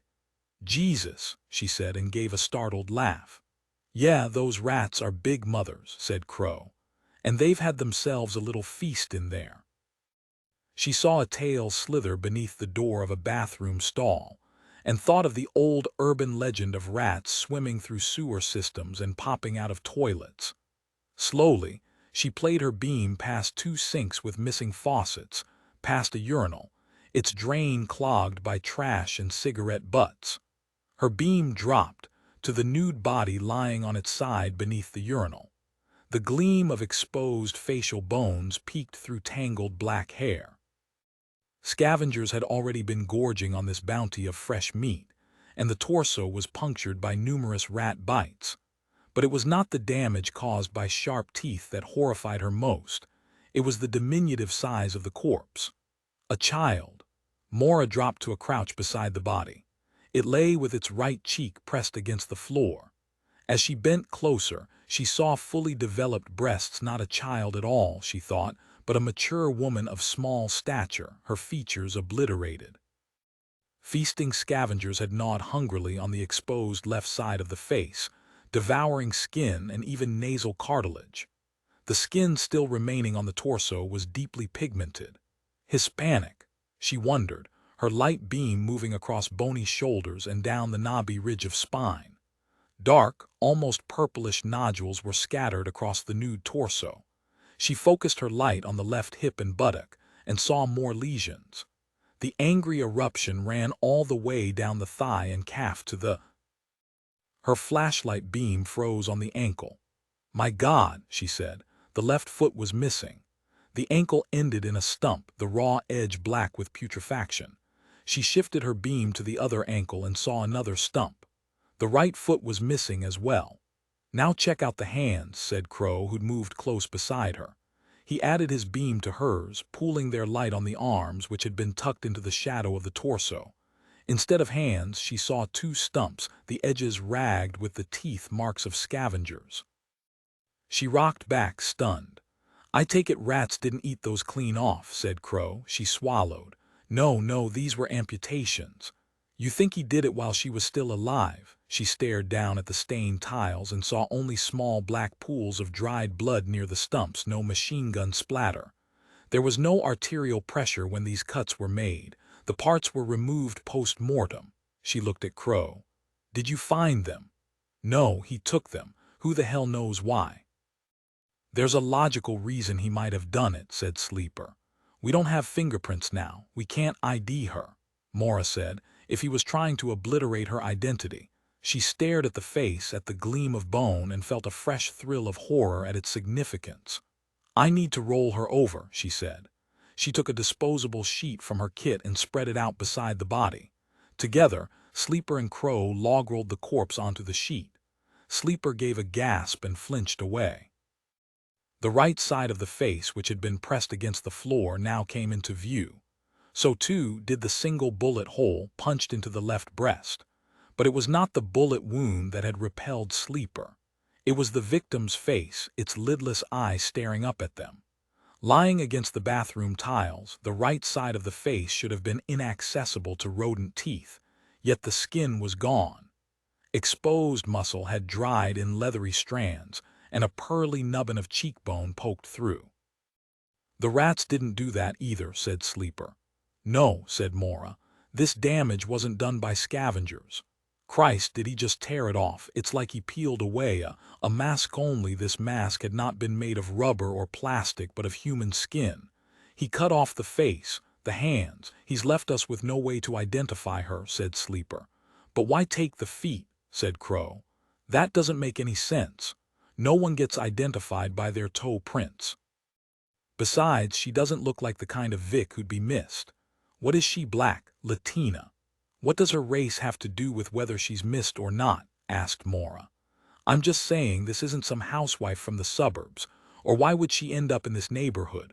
Maura stood up, her dislike for Crow suddenly so strong she found it hard to be near him. She waved her flashlight around the room, her beam streaking across sinks and urinals. There's blood there on the wall. I'd say he whacked her right in here, said Crow. Dragged her in, shoves her up against the wall and pulls the trigger. Then he does the amputations, right where she falls. Maura stared down at blood on the tiles. Only a few smears, because by then the victim is already dead. Her heart has stopped beating, stopped pumping. She feels nothing as the killer crouches beside her and his blade sinks deep into her wrist, prying apart joints. As he slices through her flesh, peeling away her face as though he is skinning a bear. And when he is done collecting his prizes, he leaves her here like a discarded carcass, an offering to the scavengers that infest this abandoned building. Within a few days, with no clothing to hinder sharp teeth, the rats would have been down to muscle. Within a month, down to bone. She looked up at Crow. Where are her clothes? All we found was a single shoe, tennis shoe size 4. I think he dropped it on the way out. It was lying in the kitchen. Was there blood on it? Yeah, got splattered across the top. She looked down at the stump where the right foot should have been. So he undressed her here in this room. Post-mortem sexual assault, said Sleeper. Crow snorted. Who'd want to screw a woman with this creeping crud all over her skin? What is that rash anyway? It's not infectious, is it? Like smallpox or something? No, these lesions look chronic, not acute. See how some of them are crusted over. Well, I can't see anyone wanting to touch her, much less screw her. It's always a possibility, said Sleeper. Or he may have undressed her just to expose the corpse, said Maura, to speed up its destruction by scavengers. Why bother to take the clothes with him? It could be one more way to strip her identity. I think he just wanted them, said Crow. Maura looked at him. Why? For the same reason he took the hands and the feet and the face. He wanted souvenirs. Crow looked at Maura, and in the slanting shadows he seemed taller, threatening. I think our boy's a collector. Her porch light was on. She could see its yellowish glow through the lace of falling snow. Hers was the only house on the block lit up at this hour. So many other nights she had returned to a house where the lamps were turned on not by human hands but by electric timers. Tonight, she thought, someone is actually waiting for me. Then she saw that Victor's car was no longer parked in front of her house. He's left, she thought. I'm coming home, as usual, to an empty house. The glowing porch light, which had seemed so welcoming, now struck her as coldly anonymous. Her chest felt hollow with disappointment as she turned into her driveway. What disturbed her most was not that he had left, it was her reaction to it. Just one evening with him, she thought, and I'm back where I was 3 years ago, my resolve shaken, my independence cracking. She pressed the garage remote. The door rumbled open, and she gave a startled laugh as a blue Toyota was revealed, parked in the left stall. Victor had simply moved his car into the garage. She pulled in beside the rented Toyota, and as the garage door shut behind her, she sat for a moment, acutely aware of her own quickening pulse, of anticipation roaring through her bloodstream like a drug. From despair to jubilation in 10 seconds flat. She had to remind herself that nothing had changed between them. That nothing could change between them. She stepped out of the car, took a deep breath, and walked into the house. Victor. There was no answer. She glanced in the living room, then went up the hall to the kitchen. The coffee cups had been washed and put away, all evidence of his visit erased. She peeked in the bedrooms and her study, still no Victor. Only when she returned to the living room did she spot his feet, clad in sensible white socks, protruding from one end of the couch. She stood and watched him as he slept, his arm trailing limp toward the floor, his face at peace. This was not the Victor she recalled, the man whose volcanic passions had first attracted her and then driven her away. What she remembered of their marriage were the arguments, the deep wounds that only a lover can inflict. The divorce had distorted her memories of him, turning him darker, angrier. She had nursed those memories, had fed off them for so long that seeing him now unguarded was a moment of startling recognition. I used to watch you sleep. I used to love you. She went to the closet for a blanket and spread it over him, reached out to touch his hair, then stopped, her hand hovering above his head. His eyes were open and watching her. "You're awake," she said. "I never meant to fall asleep. What time is it?" 2:30, he groaned. "I was going to leave, you might as well stay. It's snowing like crazy. I moved the car into the garage. I hope you don't mind. The city plow was coming by, they would have told you if you hadn't moved it. It's okay." She smiled and said softly, "Go back to sleep." They looked at each other for a moment. Caught between longing and doubt, she said nothing, knowing only too well the consequences of a wrong choice. Surely they were both thinking the same thing, that her bedroom was right up the hall. It took only a short walk, an embrace, and there she'd be back again. In a place she'd worked so hard to escape. She rose, an act that took as much fortitude as if she was struggling out of quicksand. "I'll see you in the morning," she said. Was that disappointment she saw in his eyes? She wondered, and couldn't help feeling a small dart of happiness at that possibility. Lying in bed, she couldn't sleep, knowing that he was under the same roof. Her roof, her territory. In San Francisco, they had lived in the house he'd owned before they married, and she had never really thought of it as hers. Tonight, the circumstances were reversed, and she was the one in control. What happened next was her choice. The possibilities tormented her. Only when she startled awake did she realize she had actually slept. Daylight already glowed in the window. She lay in bed for a moment, wondering what had awakened her, wondering what she would say to him. Then she heard the garage door rumble open and the growl of a car engine backing out her driveway. She climbed out of bed and looked out the window, just in time to see Victor's car drive away and vanish around the corner. Jane Rizzoli awakened in the early dawn. The street outside her apartment building was still quiet. The morning commute had not yet started in earnest. She stared up at the gloom, thinking, "Come on, you gotta do it. You can't keep your goddamn head stuck in the sand." She switched on the lamp and sat on the side of the bed, stomach cramping with nausea. Though the room was chilly, she was sweating and her t-shirt clung to her damp underarms. It was time to face the music. She walked barefoot into the bathroom. The package lay on the counter where she had left it the night before to ensure that she wouldn't forget to use it this morning, as if she needed any reminder. She opened the box, tore open the foil packet, and removed the test stick. Last night she had read the instructions several times, had practically committed them to memory. Nevertheless, she paused now to read them again, stalling just a little longer.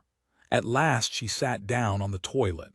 Holding the test stick between her thighs, she peed on the tip, soaking it in the stream of early morning urine. "Wait 2 minutes," the instructions said. She set the test stick on the countertop and went into the kitchen, poured herself a glass of orange juice. The same hand that could grip a weapon and squeeze off shot after shot, hitting every target, was now shaking as she lifted the glass of juice to her lips.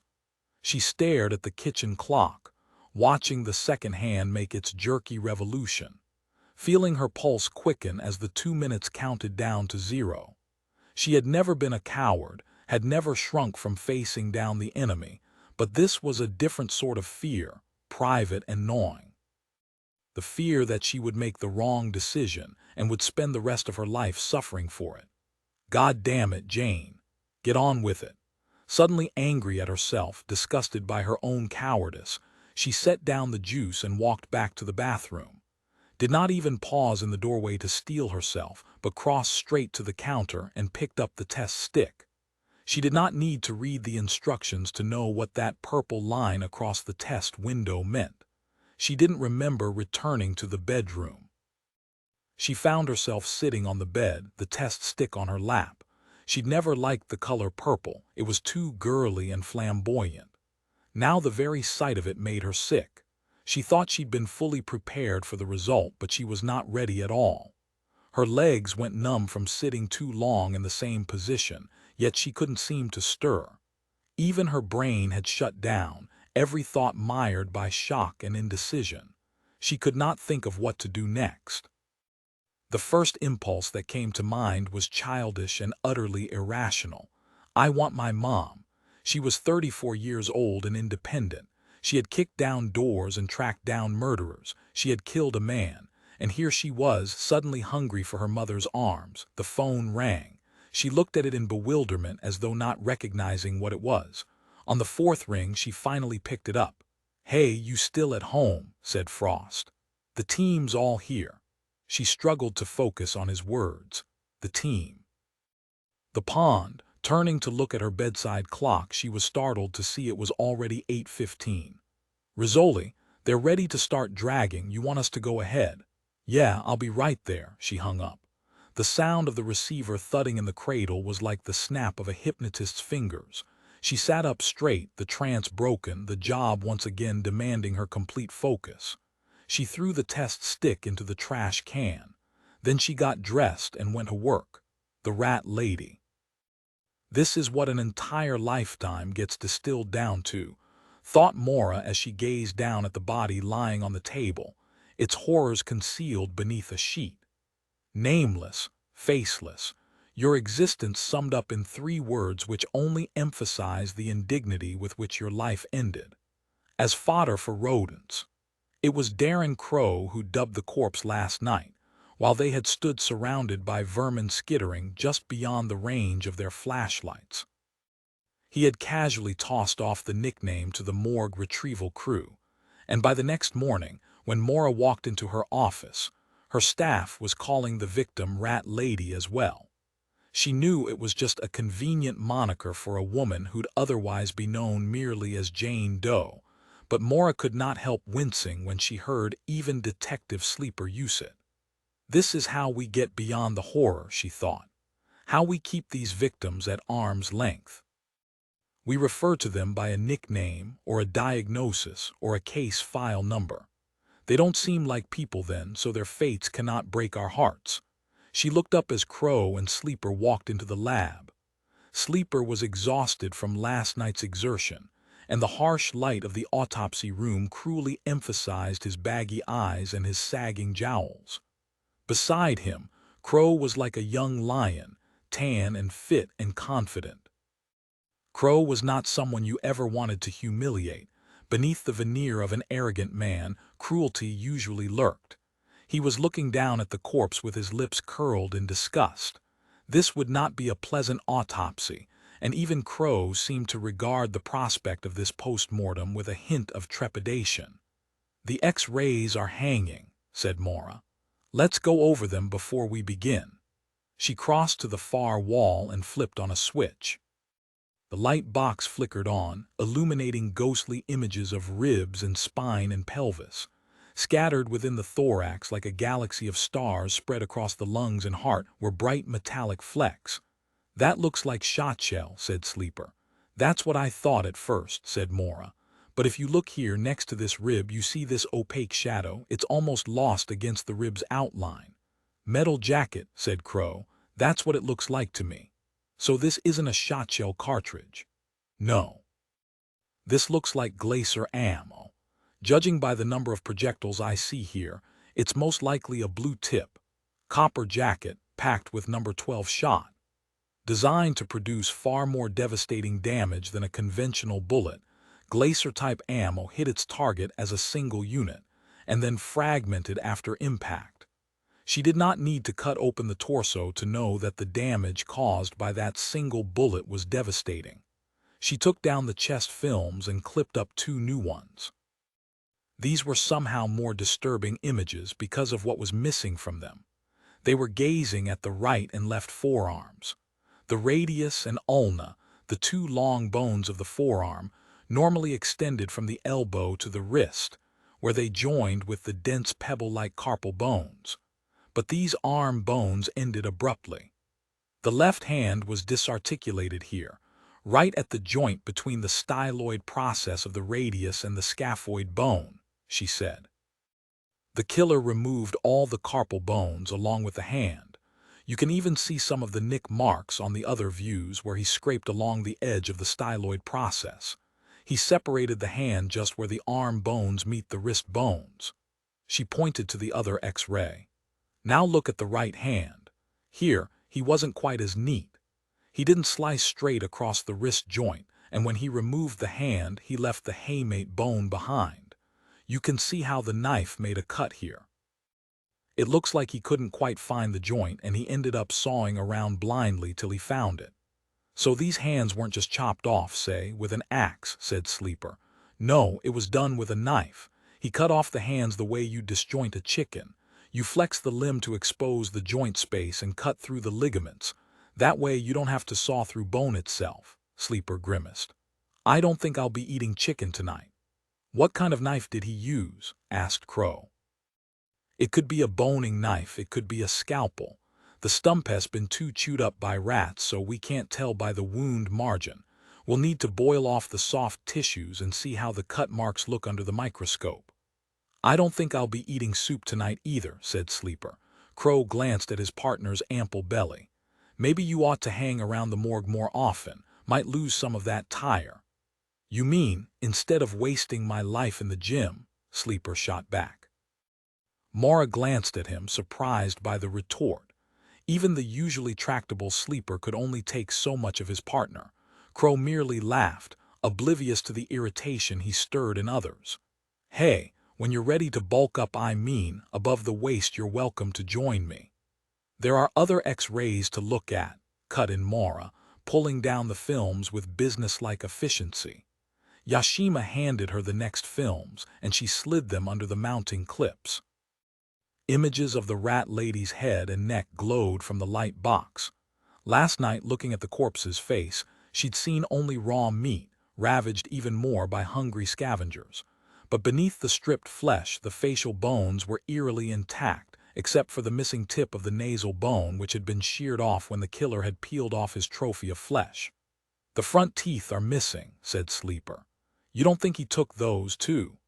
"No, these look like atrophic changes, and that's what surprises me." "Why? These changes are usually associated with advanced age and bad dentition. But that doesn't fit a woman who otherwise appears fairly young. How can you tell with her face gone? Her spine films show no evidence of the degenerative changes you usually see with age. She has no gray hairs either on her head or her pubis, and no arcus senilis in her eyes. How old would you say she is?" "I would have put her age at no older than 40. Maura looked at the X-ray hanging on the light box. but these films are more consistent with a woman of advanced age. I've never seen such severe bony resorption in anyone, much less a young woman. She wouldn't have been able to wear dentures, even if she could afford them. Clearly, this woman didn't get even basic dental care. So we're not gonna have dental x-rays for comparison. I doubt this woman has seen a dentist in decades, Sleeper sighed.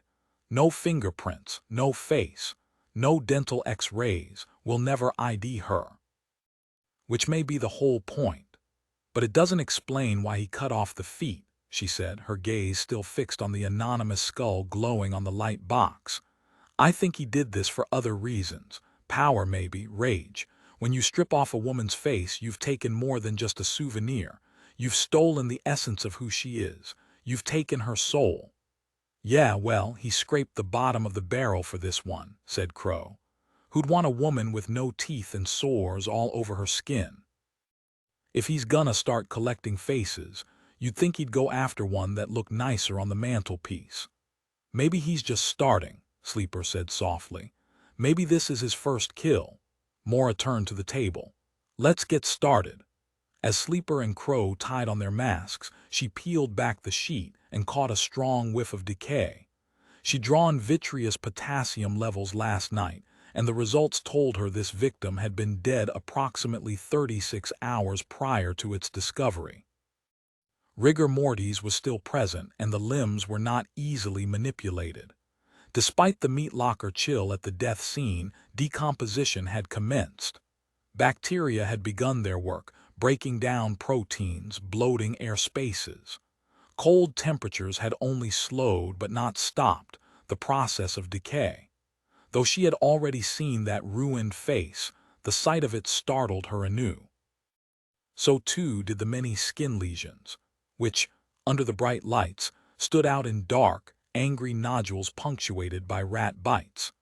Against that background of ravaged skin, the bullet wound seemed unimpressive, just a small entry hole at the left of the sternum. Cloister bullets were designed to minimize ricochet danger, while inflicting maximum damage once they have entered the body. A clean penetration is followed by the explosion of lead pellets contained within the Cloister's copper jacket. This small wound gave no hint of the devastation inside the thorax. So what's this skin crud? Asked Crow. Maura focused on the areas undamaged by rodent teeth. The purplish nodules were scattered across both torso and extremities, and some had crusted over. I don't know what this is, she said. It certainly seems to be systemic. It could be a drug reaction. It could be a manifestation of cancer. She paused.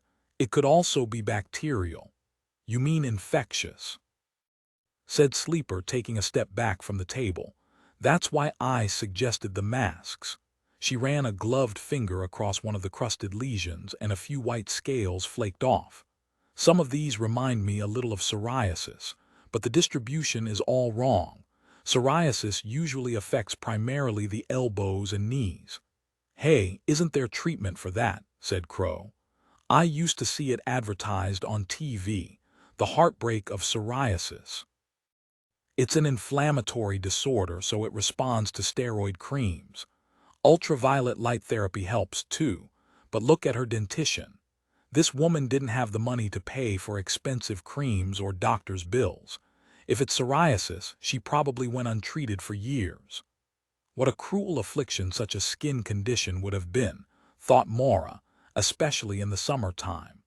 Even on the hottest days, she would have wanted to wear pants and long-sleeved shirts to conceal the lesions. Not only does our perp choose a victim who's got no teeth, said Crow, he whacks off a face with skin like this. Psoriasis does tend to spare the face. You think that's significant? Maybe he only sliced off the parts where the skin was okay. I don't know, she said. I can't begin to understand why anyone would do something like this. She turned her attention to the right wrist stump. White bone gleamed through raw flesh. Hungry rodents' teeth had gnawed the open wound, destroying the cut marks left by the knife, but scanning electron microscopy of the cut surface of bone might reveal the blade's characteristics. She lifted the forearm from the table to examine the underside of the wound, and a fleck of yellow caught her eye. "Yashima, can you hand me the tweezers?" she said. "What is it?" asked Crow. "There's some kind of fiber adhering to the wound edge." Yashima moved so silently the tweezers seemed to magically appear in her hand. She swung the magnifying lens over the wrist stump. With the tweezers, she plucked the fragment from its crust of blood and dried flesh and laid it on a tray.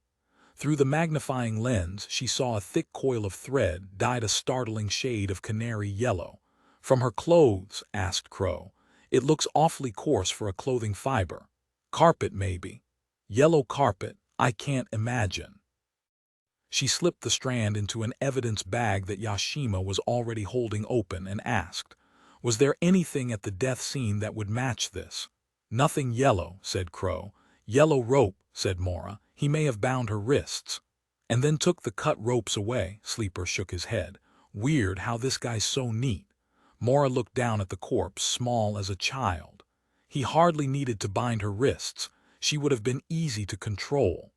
How simple it would have been to take her life. Arms this thin could not have struggled long against an attacker's grip. Legs this short could not have outrun him.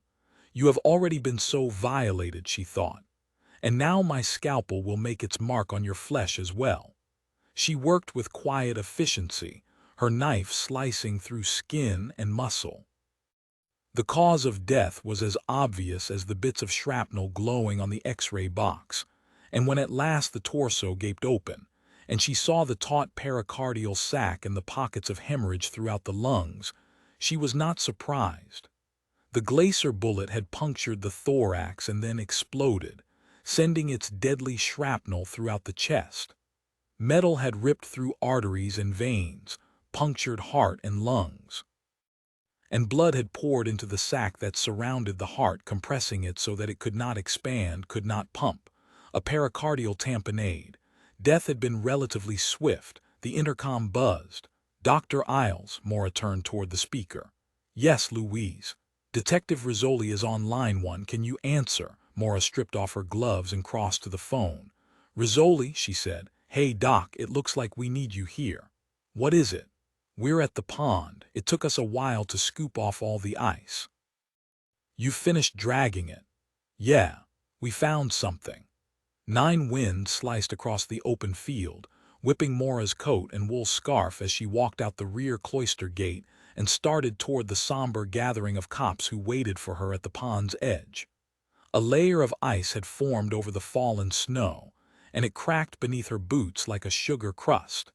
She felt everyone's gaze marking her progress across the field, the nuns watching from the gate behind her, and the police awaiting her approach.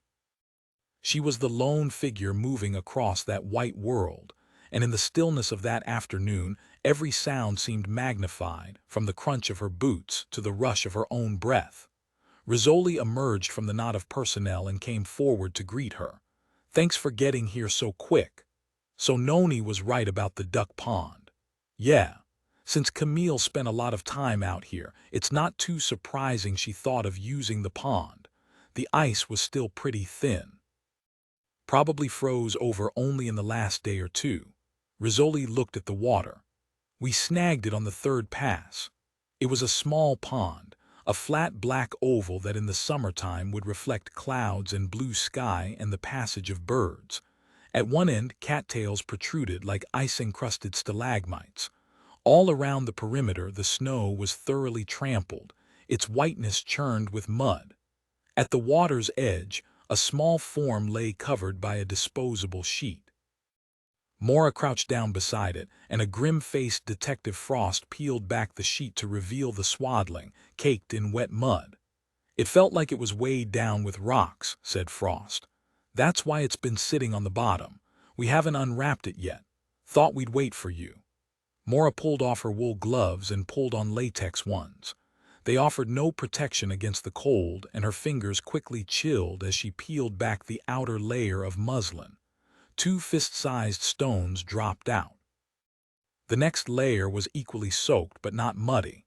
It was a woolen blanket of powder blue. A color one would swaddle an infant in, she thought, a blanket to keep him safe and warm. By now her fingers were numb and clumsy. She peeled back a corner of the blanket just enough to catch a glimpse of a foot. Tiny, almost doll-like, the skin a dusky and marbled blue. That was all she needed to see. She covered it again with the sheet. Rising to her feet, she looked at Rizzoli. "Let's move it directly to the morgue. We'll finish unwrapping it there." Rizzoli merely nodded and gazed down in silence at the tiny bundle. The wet wrappings were already starting to crust over in the icy wind. It was Frost who spoke. How could she do it? Just toss her baby in the water like that? Maura stripped off the latex gloves and thrust numb fingers into the woolen ones. She thought of the light blue blanket wrapped around the infant. Warm wool like her gloves. Camille could have wrapped the baby in anything: newspapers, old sheets, rags, but she had chosen to wrap it in a blanket as though to protect it, to insulate it from the frigid water of the pond. "I mean, drowning her own kid," said Frost. "She'd have to be out of her mind. The infant may already have been dead." "Okay, so she killed it first. She'd still have to be crazy. We can't assume anything, not until the autopsy." Maura glanced toward the abbey. 3 nuns stood like dark-robed wraiths beneath the archway, watching them. She said to Rizzoli, "Have you told Mary Clement yet?" Rizzoli didn't answer. Her gaze was still fixed on what the pond had yielded up to them. It took only one pair of hands to slip the bundle into the oversized body bag, to seal it with an efficient tug of the zipper. She winced at the sound. Maura asked, "Do the sisters know?" At last Rizzoli looked at her. "They've been told what we found. They must have an idea who the father is.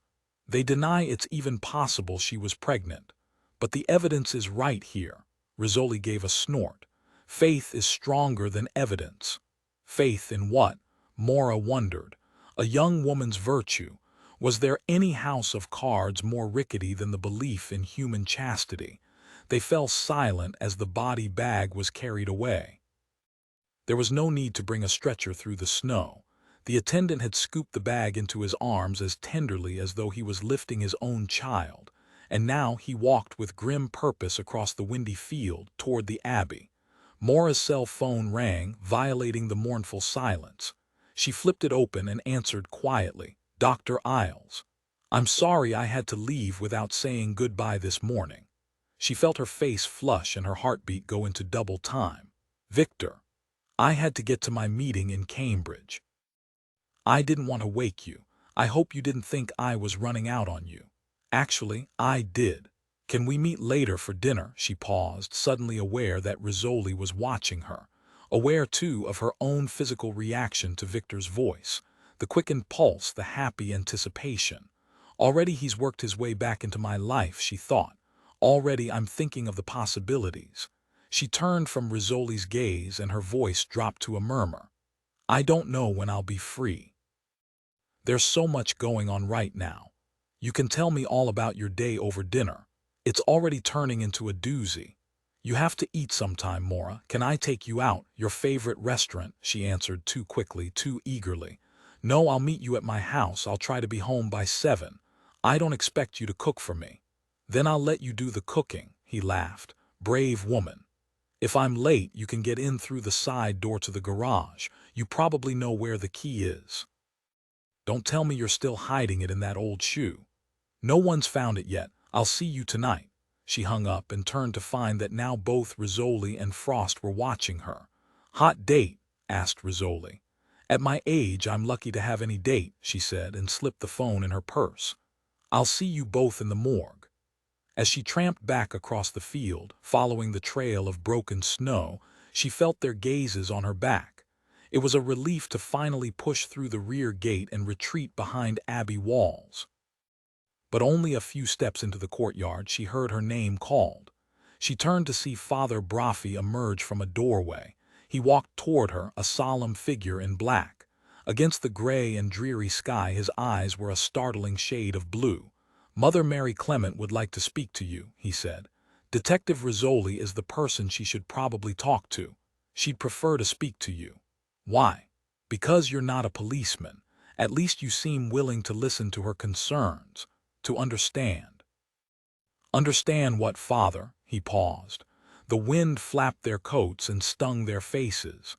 That faith isn't something to be ridiculed, he said. And that was why Mary Clement did not want to talk to Rizzoli, who could not hide her skepticism, her disdain toward the church. Something as deeply personal as faith should not be subjected to another person's contempt. "This is important to her," said Father Braffi. "Please." She followed him into the building, down the dim and drafty hallway to the abbess's office. Mary Clement was seated behind her desk. She looked up as they walked in, and the eyes staring through those thick lenses were clearly angry. "Sit down, Dr. Isles." Although Holy Innocents' Academy was years behind Maura, the sight of an irate nun could still rattle her, and she quietly complied, sinking into the chair like a guilty schoolgirl. Father Braffi stood off to the side, a silent observer of this coming ordeal. "We were never told the reason for this search," said Mary Clement. "You've disrupted our lives, violated our privacy. From the beginning, we've cooperated in every way, yet you've treated us as though we're the enemy. You owed us the courtesy of at least telling us what you were searching for. I do think that Detective Rizzoli is the one you should speak to about this. But you're the one who initiated the search. I only told them what I found on autopsy. That Sister Camille recently gave birth." It was Detective Rizzoli's decision to search the abbey. Without telling us why, police investigations are usually played close to the vest. "It's because you didn't trust us. Isn't that right?" Maura looked into Mary Clement's accusing gaze and found she could not respond with anything but the truth. "We had no choice but to proceed with caution." Rather than make her angrier, that honest answer seemed to diffuse the abbess's outrage. Looking suddenly drained, she leaned back in her chair, transforming into the frail and elderly woman she really was. "What a world it is when even we cannot be trusted. Like everyone else, Reverend Mother." "But that's just it, Dr. Isles, we are not like everyone else." She said this without any note of superiority. Rather, it was sadness that Maura heard in her voice and bewilderment.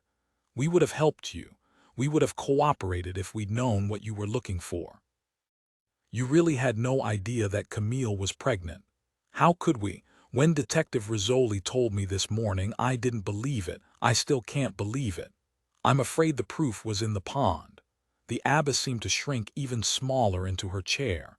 Her gaze fell on her arthritis-gnarled hands. She was silent, staring at those hands as though they did not belong to her. Softly she said, "How could we not have known? Pregnancies can be concealed. Teenage girls have been known to hide their condition from their own mothers. Some women deny it even to themselves until the moment they give birth. Camille herself may have been in denial. I have to admit, I was completely taken aback at autopsy.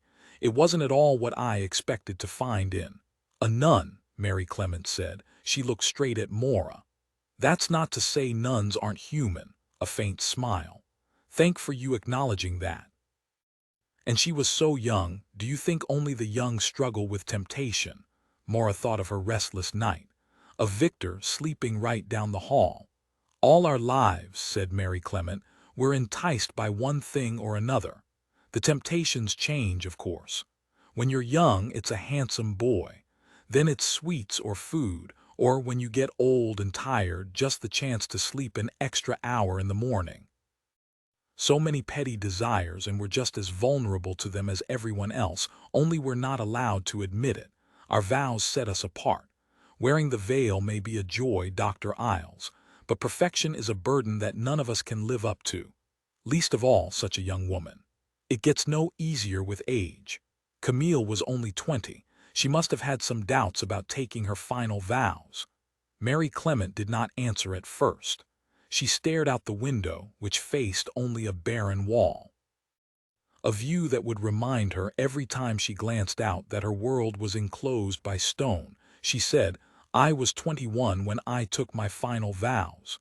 "And did you have doubts?" "Not a single one." She looked at Maura. "I knew." "How?" "Because God spoke to me." Maura said nothing. "I know what you're thinking," Mary Clement said. "That only psychotics hear voices.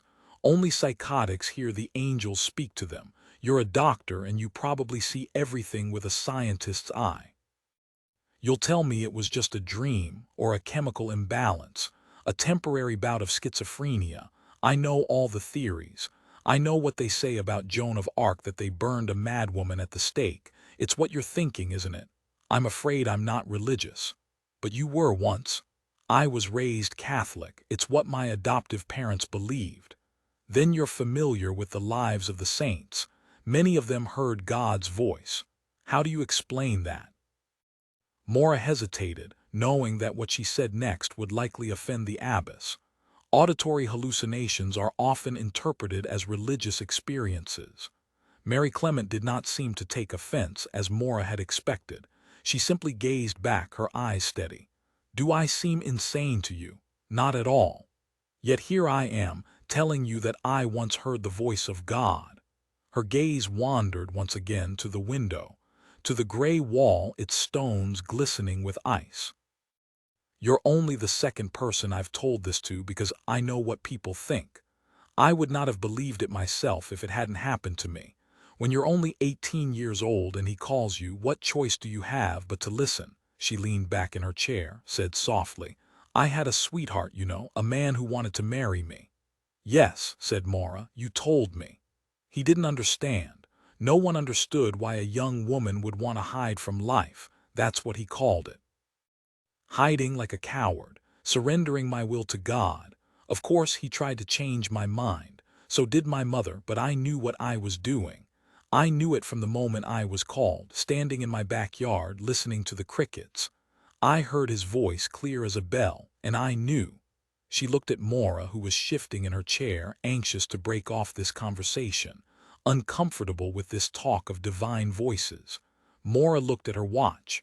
Reverend Mother, I'm afraid I have to leave. You wonder why I'm telling you this? Yes, I do. I've told this to only one other person. Do you know who that was? No, Sister Camille. Maura looked into the abbess's distorted blue eyes. Why Camille? Because she heard the voice too. That's why she came to us. She was raised in an extremely wealthy family. Grew up in a mansion in Hyannisport, not far from the Kennedys. But she was called to this life just as I was. When you're called, Dr. Isles, you know you've been blessed and you answer with joy in your heart. She had no doubts about taking her vows. She was fully committed to this order. Then how do we explain the pregnancy? How did that happen? Detective Rizzoli has already asked that question, but all she wanted to know was names and dates. Which repairman came to the compound? Which month did Camille leave to visit her family? The police care only about concrete details, not about spiritual matters. Not about Camille's calling. She did become pregnant. Either it was a moment of temptation or it was rape. The abbess was silent for a moment, her gaze dropping to her hands. She said quietly, There is a third explanation, Dr. Isles. Maura frowned. What would that be? You'll scoff at this, I know. You're a doctor. You probably rely on your laboratory tests, on what you can see under the microscope. But haven't there been times when you've seen the inexplicable? When a patient who should be dead suddenly revives, haven't you witnessed miracles? Every physician has been surprised at least a few times in his career. Not just surprised, I'm talking about something that astounds you, something that science can't explain. Maura thought back to her years as an intern at San Francisco General. There was a woman with pancreatic cancer. That's incurable, isn't it? Yes, it's almost as good as a death sentence. She shouldn't have lived. When I first saw her, she was considered terminal, already confused and jaundiced. The doctors had decided to stop feeding her because she was so close to death. I remember the orders on the chart to simply keep her comfortable. That's all you can do at the end is dull their pain. I thought her death was a matter of days. But she surprised you. She woke up one morning and told the nurse she was hungry. For weeks later, she went home. The abbess nodded. A miracle. No, Reverend Mother. Maura met her gaze. Spontaneous remission. That's just a way of saying you don't know what happened. Remissions do occur. Cancers shrink on their own, or the diagnosis was wrong to begin with. Or it was something else, something science can't explain. You want me to say it was a miracle? I want you to consider other possibilities. So many people who have recovered from near-death report they saw a bright light, or they saw their loved ones telling them it's not their time. How do you explain such universal visions? The hallucinations of an oxygen-deprived brain, or evidence of the divine? I would love to find such evidence. It would be a comfort to know there's something beyond this physical life. But I can't accept it on faith alone. That's what you're getting at, isn't it? That Camille's pregnancy was some sort of miracle, another example of the divine. You say you don't believe in miracles, but you can't explain why your patient with pancreatic cancer lived. There's not always an easy explanation, because medical science doesn't completely understand death. Isn't that true? But we do understand conception. We know it requires a sperm and an egg. That's simple biology, Reverend Mother. I don't believe in immaculate conception. What I do believe is that Camille had a sexual encounter. It may have been forced, or it may have been consensual, but her child was conceived in the usual way. And the father's identity could well have a bearing on her murder. What if no father is ever found? We'll have the child's DNA. We only need the father's name. You have such confidence in your science, Dr. Isles. It's the answer to everything. Maura rose from her chair. But at least those answers I can believe in. Father Braffi escorted Maura from the office and walked with her, back up the dim corridor, their steps creaking on well-worn floorboards. He said, "We might as well bring up the subject now, Dr. Isles." "Which subject is that?" He stopped and looked at her. "Whether the child is mine." He met her gaze without flinching. She was the one who wanted to turn away, to retreat from the intensity of his gaze. "It's what you're wondering, isn't it?" he said. "You can understand why." "Yes. As you said just a moment ago, the unavoidable laws of biology require a sperm and an egg. You're the one man who has regular access to this abbey. You say Mass, you hear confession. Yes. You know their most intimate secrets. Only what they choose to tell me. You're a symbol of authority. Some view priests that way. To a young novice you certainly would be. And that makes me automatically suspect. You wouldn't be the first priest to break your vows." He sighed, and for the first time his gaze dropped from hers. Not in avoidance, but a sad nod of acknowledgement. "It's not easy these days. The looks people give us, the jokes behind our backs. When I say Mass, I look at the faces in my church and I know what they're thinking. They wonder whether I touch little boys or covet young girls. They're all wondering just as you are, and you assume the worst. Is the child yours, Father Braffi?" The blue eyes were once more focused on her. His gaze was absolutely steady. "No, it's not. I have never broken my vows. You understand, don't you, that we can't just take your word for it?" "No, I could be lying, couldn't I?" Though he didn't raise his voice, she heard the note of anger. He drew closer and she stood very still, resisting the urge to retreat. "I could be compounding one sin with another and yet another. Where do you see that spiral, that chain of sins leading to lying, abuse of a nun, murder? The police have to look at all motives, even yours. And you'll want my DNA, I suppose. It would eliminate you as the baby's father, or it would point to me as a prime murder suspect. It could work either way, depending on the results. What do you think it will show? I have no idea, but you must have a hunch. You're standing here looking at me. Do you see a murderer? I trust only the evidence.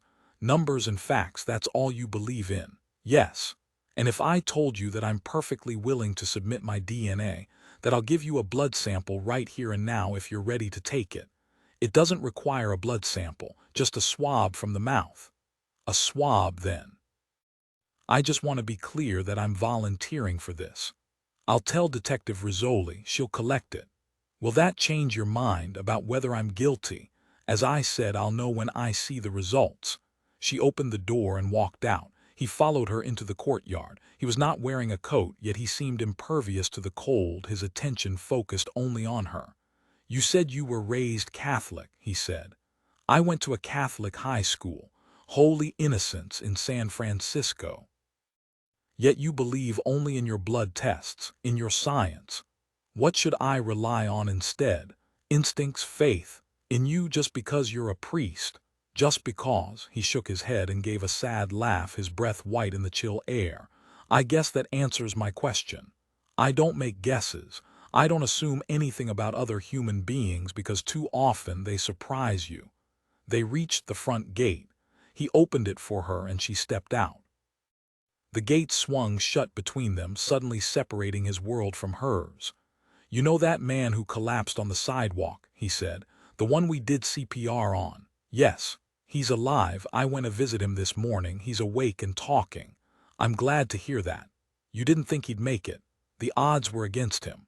So you see, sometimes the numbers, the statistics are wrong. She turned to leave. Dr. Isles, he called, you grew up in the church. Isn't there anything left of your faith? She looked back at him. Faith requires no proof, she said. But I do. The autopsy of a child was a task every pathologist dreaded. As Maura pulled on gloves and readied her instruments, she avoided looking at the tiny bundle on the table, trying to distance herself as long as possible from the sad reality of what she was about to confront. Except for the clang of instruments, the room was silent. None of the participants standing around the table felt like saying a word. Maura had always set a respectful tone in her lab. As a medical student, she'd observed the autopsies of patients who had died under her care, and although the pathologists performing those post-mortems regarded the subjects as anonymous strangers, she had known those patients while they were alive and could not look at them, laid out on the table, without hearing their voices or remembering how awareness had lit up their eyes. The autopsy lab was not the place to crack jokes or discuss last night's date, and she didn't tolerate such behavior. One stern look from her could subdue even the most disrespectful cop. She knew that they were not heartless, that humor was how they coped with the darkness of their jobs, but she expected them to check their humor at the door, or they could count on sharp words from her. Such words were never needed when a child lay on the table. She looked across at the two detectives. Barry Frost, as usual, had a sickly pallor to his face, and he stood slightly back from the table as though poised to make an escape. Today, it was not foul smells that would make this post-mortem difficult. It was the age of the victim. Rizzoli stood beside him, her expression resolute, her petite frame almost lost in a surgical gown that was several sizes too large.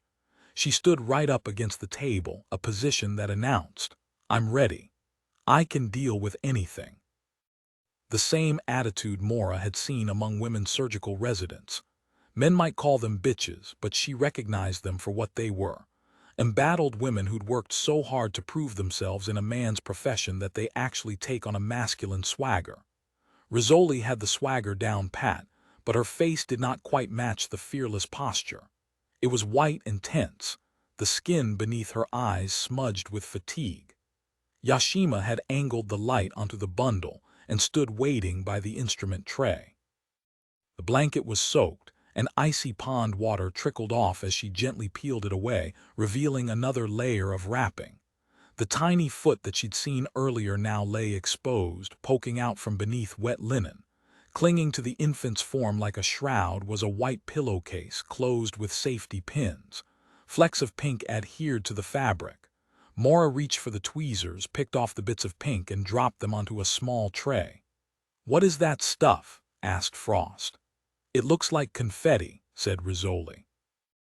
Maura slipped the tweezers deep into a wet fold and came up with a twig. "It's not confetti," she said. "These are dried flowers." The significance of this finding brought another silence to the room. A symbol of love, she thought, of mourning. She remembered how moved she had been years ago when she'd learned that Neanderthals buried their dead with flowers. It was evidence of their grief and therefore their humanity. This child, she thought, was mourned. Wrapped in linen, sprinkled with dried flower petals and swaddled in a wool blanket. Not a disposal, but a burial, a farewell. She focused on the foot, poking out doll-like from its shroud. The skin of the sole was wrinkled from immersion in fresh water, but there was no obvious decomposition, no marbling of veins. The pond had been near freezing temperatures, and the body could have remained in a state of near preservation for weeks. Time of death, she thought, would be difficult if not impossible to determine. She set aside the tweezers and removed the 4 safety pins closing the bottom of the pillowcase. They made soft musical ticks as she dropped them onto a tray. Lifting the fabric, she gently peeled it upwards, and both legs appeared, knees bent, thighs apart like a small frog. The size was consistent with a full-term fetus. She exposed the genitals, and then a swollen length of umbilical cord, tied off with red satin ribbon.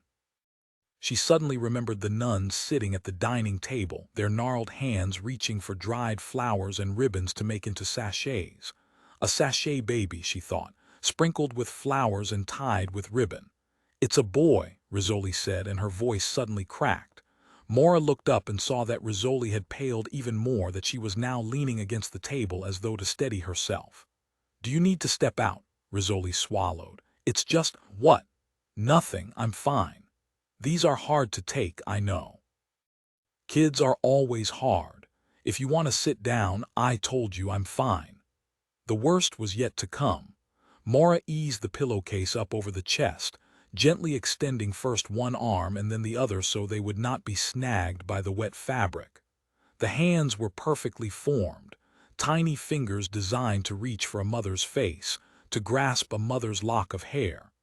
Next to the face, it is the hands that are most recognizably human, and it was almost painful to look at them. Maura reached inside the pillowcase to support the back of the head as she pulled off the last of the fabric. Instantly, she knew something was wrong. Her hand was cradling a skull that did not feel normal, did not feel human. She paused, her throat suddenly dry. With a sense of dread, she peeled off the fabric and the infant's head emerged. Rizzoli gasped and jerked away from the table. "Jesus," said Frost. "What the hell happened to it?" Too stunned to speak, Maura could only gaze down in horror at the skull, gaping open, the brain exposed. At the face folded in like a squashed rubber mask. A metal tray suddenly toppled and crashed. Maura looked up just in time to see Jane Rizzoli, her face drained white, slowly crumpled to the floor. I don't want to go to the Maura wiped away the last of the blood and frowned at the inch-long laceration on Rizzoli's forehead. "I'm not a plastic surgeon.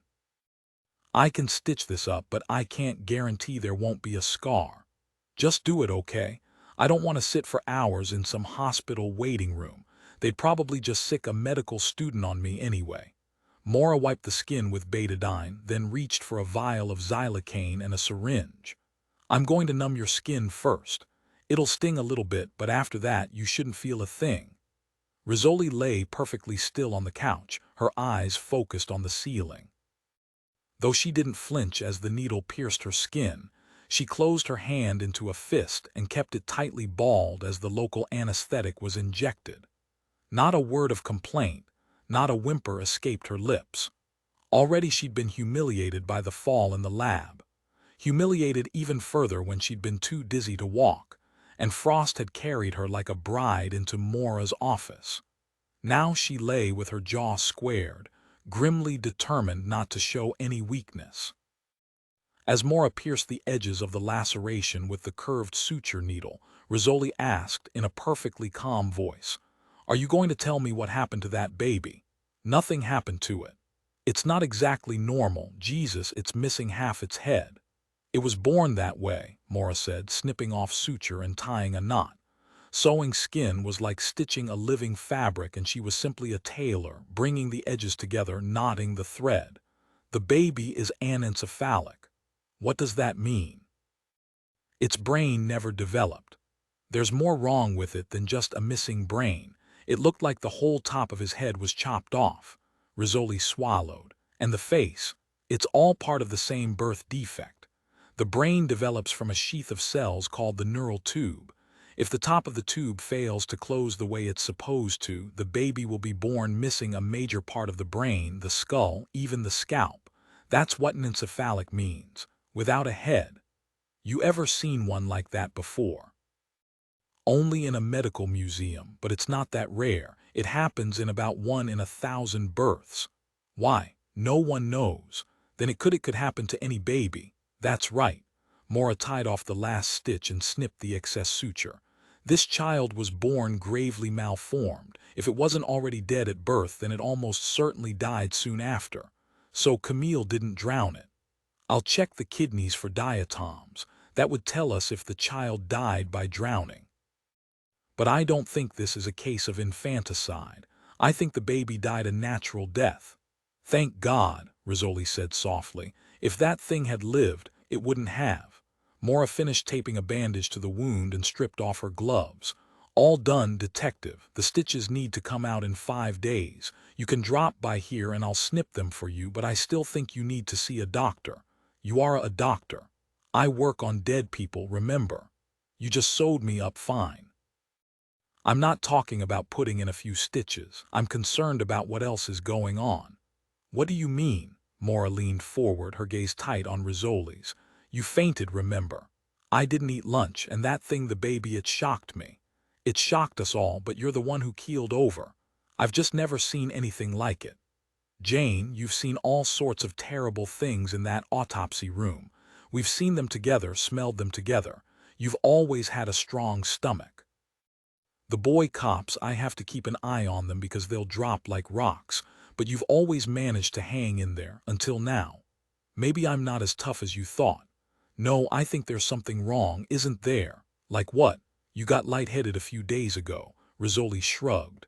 I've got to start eating breakfast. Why haven't you? Is it nausea? And I've noticed you're in the bathroom practically every 10 minutes. You went in there twice just while I was setting up the lab. What the hell is this anyway? An interrogation.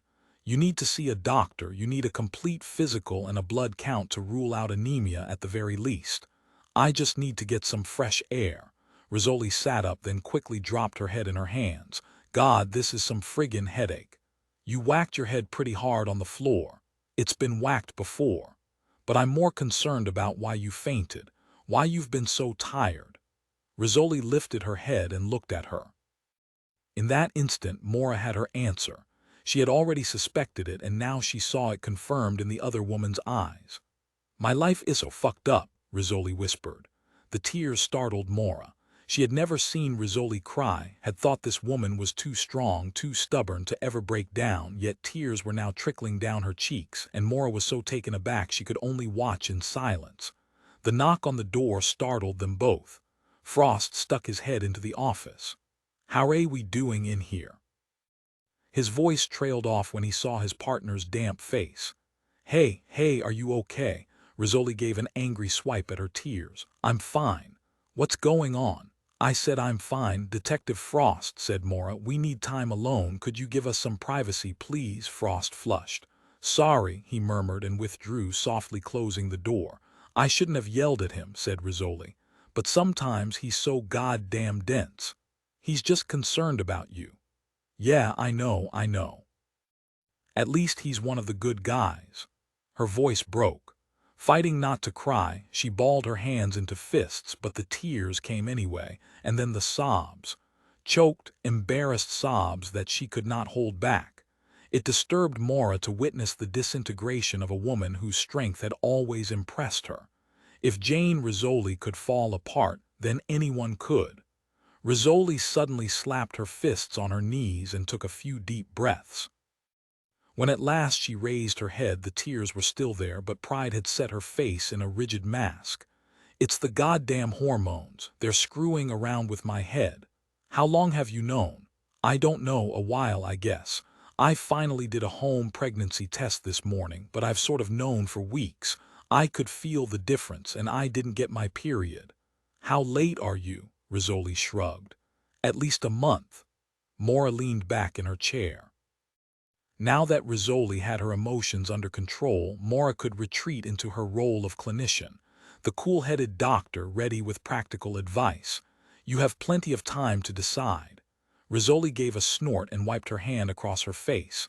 There's nothing to decide. What are you going to do? I can't have it, you know I can't. Why not? Rizzoli gave her a look reserved for imbeciles. What would I do with a baby? What everyone else does. Can you see me being a mother? Rizzoli laughed. I'd be lousy at it. The kid wouldn't survive a month in my care. Children are amazingly resilient. Yeah, well, I'm no good with them. You were very good with that little girl Noni. Right. You were Jane, and she responded to you. She ignored me, and she shrinks from her own mother. But you two were like instant pals. It doesn't mean I'm the mommy type.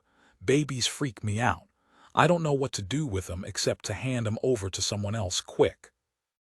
She released a sharp breath as though that was that. Issue settled. I can't do it, I just can't.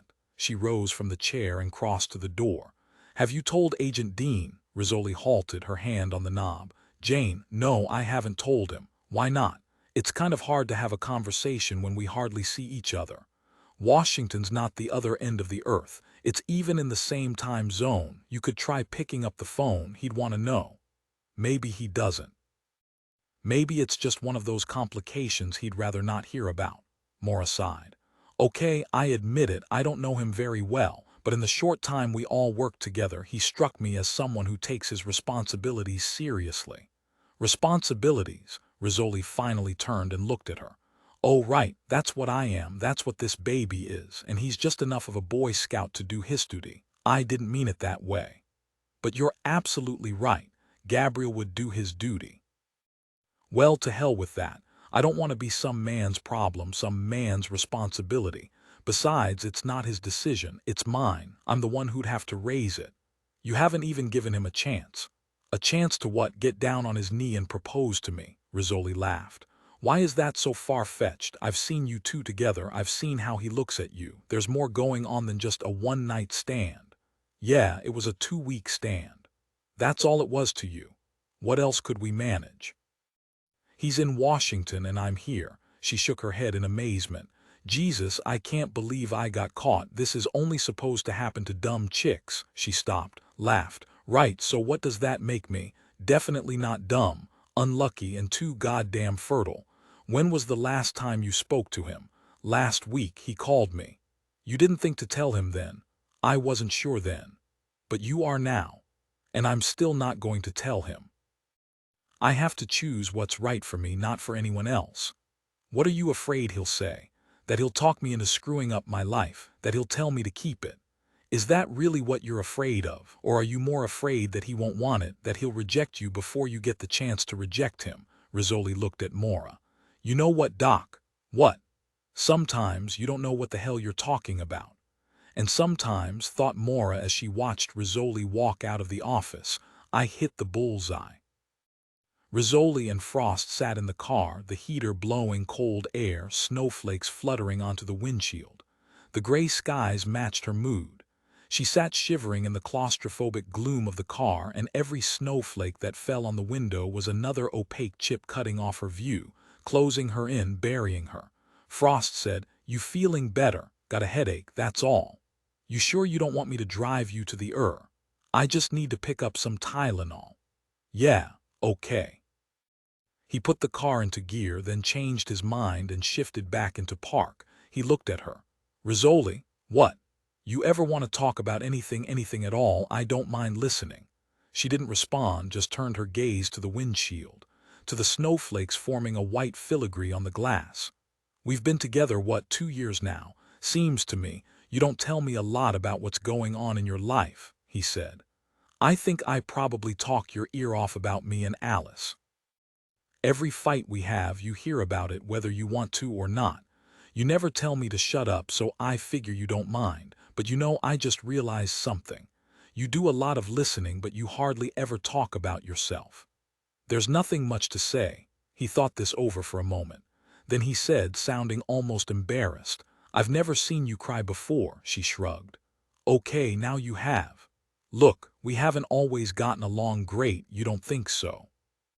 Frost flushed, as he always did when caught in an awkward moment. The guy had a face like a stoplight, turning red at the first hint of embarrassment.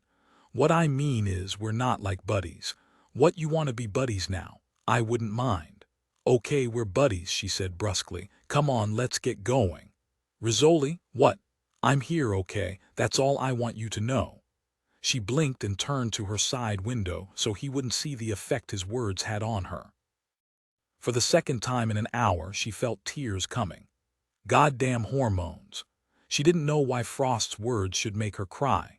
Maybe it was just the fact he was showing such kindness to her. In truth, he had always been kind to her, but she was exquisitely sensitive to it now, and a small part of her wished that Frost was as thick as a plank and unaware of her turmoil. His words made her feel vulnerable and exposed, and that was not the way she wanted to be regarded. It was not the way you earned a partner's respect. She took a breath and lifted her jaw. The moment had passed and the tears were gone. She could look at him and manage a semblance of her old attitude. "Look, I need that Tylenol," she said. "We gonna sit here all day." He nodded and put the car into gear. The windshield wipers whisked snow off the glass, opening up a view of sky and white streets. All through a blistering summer, she'd been looking forward to winter, to the purity of snow. Now, staring at this bleak cityscape, she thought she would never again curse the heat of August. On a busy Friday night, you couldn't swing a cat in the bar at J.P. Doyle's without hitting a cop. Located just down the street from Boston PD's Jamaica Plain substation, and only 10 minutes from police headquarters at Schroeder Plaza, Doyle's was where off-duty cops usually gathered for beer and conversation. So when Rizzoli walked into Doyle's that evening for dinner, she fully expected to see a crowd of familiar faces. What she didn't expect to see was Vince Corsack sitting at the bar, sipping an ale. Corsack was a retired detective from the Newton PD, and Doyle's was out of his usual territory. He spotted her as she came in the door and gave her a wave. "Hey, Rizzoli, long time no see." He pointed to the bandage on her forehead. "What happened to you?" "Aw, nothing. Had a little slip in the morgue and needed a few stitches. So what are you doing in the neighborhood?" "I'm moving in here." "What? Just signed a lease on an apartment down the street." "What about your house in Newton?" "Long story. Look, you want some dinner? I'll tell you all about it." He grabbed his ale. "Let's get a booth in the other room. These asshole smokers are polluting my lungs." "Never bothered you before?" "Yeah, well, that's when I used Tobe, one of those assholes." Nothing like a coronary to turn a chainsmoker into a health freak, thought Rizzoli as she followed in the wake left by Corsack's substantial frame. Although he'd lost weight since his heart attack, he was still heavy enough to double for a linebacker, which was what he reminded her of as he bulldozed through the Friday evening crowd. They stepped through a doorway into the non-smoking section, where the air was marginally clearer. He chose a booth beneath the Irish flag. On the wall were framed and yellowed clippings from the Boston Globe, articles about mayors long gone, politicians long dead. The Kennedys and Tip O'Neill and other fine sons of era, many of whom had served with Boston's finest. Corsack slid onto the wooden bench, squeezing his generous girth behind the table. Heavy as he was, he still looked thinner than he'd been back in August, when they had worked a multiple homicide investigation together. She could not look at him now without remembering their summer together. The buzzing of flies among the trees, the horrors that the woods had yielded up, lying among the leaves. She still had flashbacks to that month when two killers had joined to enact their terrible fantasies on wealthy couples. Corsack was one of the few people who knew the impact that the case had had on her. Together, they had fought monsters and survived, and they had a bond between them, forged in the crisis of an investigation. Yet there was so much about Corsack that repelled her. She watched him take a gulp of ale and flick his tongue over the mustache of foam. Once again she was struck by his simian appearance. The heavy eyebrows, the thick nose, the bristly black hair covering his arms, and the way he walked with thick arms swinging, shoulders rolled forward the way an ape walks. She knew his marriage was troubled, and that, since his retirement, he had far too much time on his hands. Looking at him now, she felt a twinge of guilt because he had left several messages on her phone suggesting they meet for dinner, but she'd been too busy to return his calls. A waitress came by, recognized Rizzoli, and said, "You want your usual Sam Adams detective." Rizzoli looked at Corsack's glass of beer. He had spilled it on his shirt, leaving a trail of wet spots. No, she said. Just a Coke. You ready to order? Rizzoli opened the menu. She had no stomach for beer tonight, but she was starved.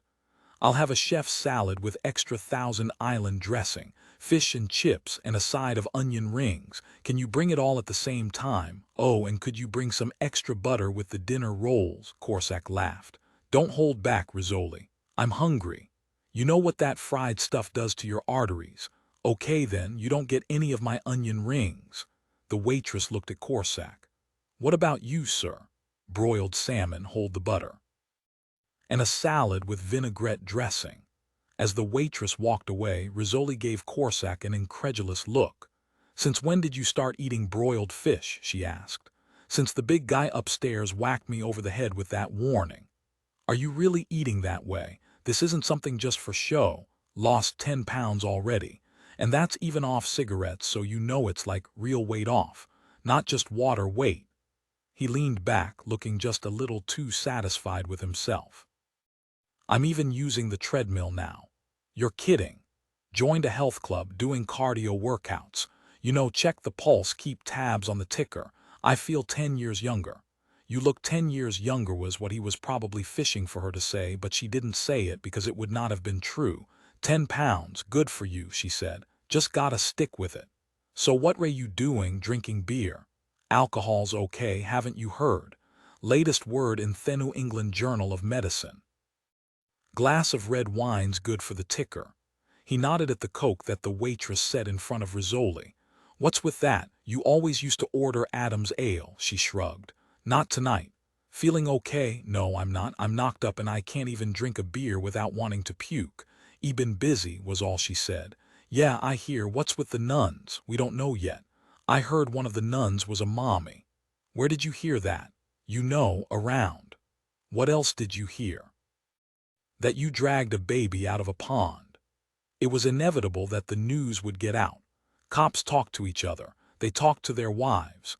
She thought of all the searchers standing around the pond, the morgue attendants, the crime scene technicians. A few loose lips, and pretty soon, even a retired cop out in Newton knows the details. She dreaded what the morning papers would bring. Murder was fascinating enough to the public.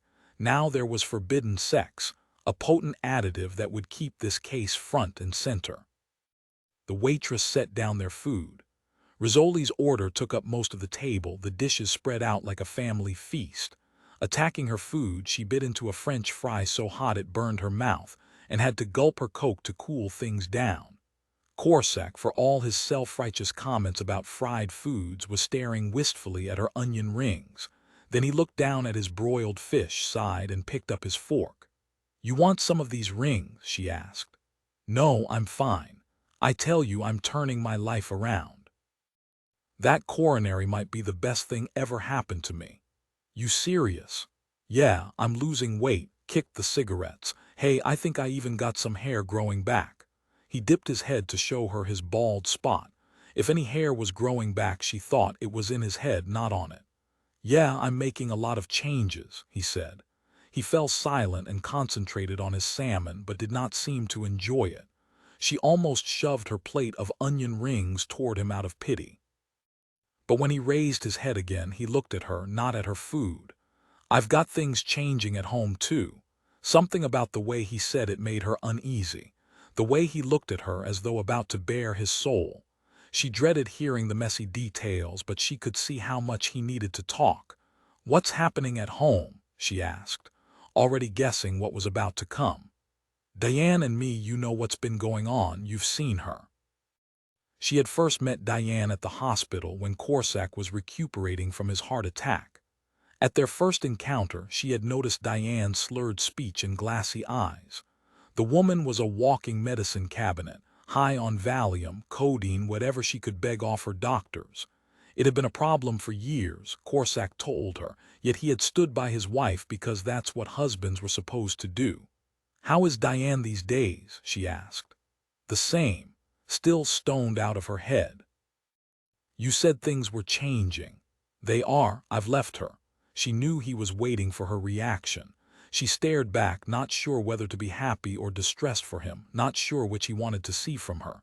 "Jesus, Corsac," she finally said. "Are you sure about this?"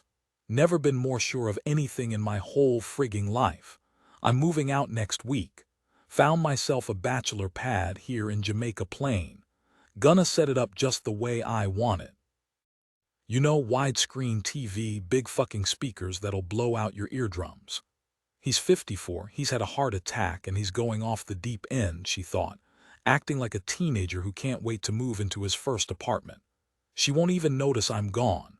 Long as I keep paying her pharmacy bills, she'll be happy. Man, I don't know why it took me so long to do this. Wasted half my life, but I tell you, that's it. From now on, I make every minute count. What about your daughter? What does she say? He snorted. Like she gives a shit. All she ever does is ask for money. "Daddy, I need a new car. Daddy, I want to go to Cancun." "You think I ever been to Cancun?" She sat back, staring at him over her cooling onion rings. "Do you know what you're doing?" "Yeah, I'm taking control of my life." He paused, said with a note of resentment, "I thought you'd be happy for me." "I am, I guess. So what's with the look?" "What look?" "Like I've sprouted wings." "I've just got to get used to the new Corsac. It's like I don't know you anymore." "Is that a bad thing?" "No, at least you're not blowing smoke in my face anymore." They both laughed at that. The new Corsac, unlike the old, wouldn't stink up her car with his cigarettes. He stabbed a lettuce leaf and ate silently, frowning as though it took all his concentration just to chew, or to build up to what came next. "So how's it going between you and Dean? Still seeing each other?" His question, asked so casually, caught her off guard. It was the last subject she wanted to discuss, the last thing she expected him to ask about. He made no secret of the fact he disliked Gabriel Dean. She had disliked him too, when Dean had first walked into their investigation back in August, flashed his FBI badge, and proceeded to take control. A few weeks later, everything had changed between her and Dean. She looked down at her half-eaten meal, her appetite suddenly gone. She could feel Corsac watching her. The longer she waited, the less believable her answer would be. "Things are okay," she said. "You want another beer? I could use a refill on my Coke." "He come up to see you lately? Where's that waitress? What's it been, few weeks, a month?" "I don't know."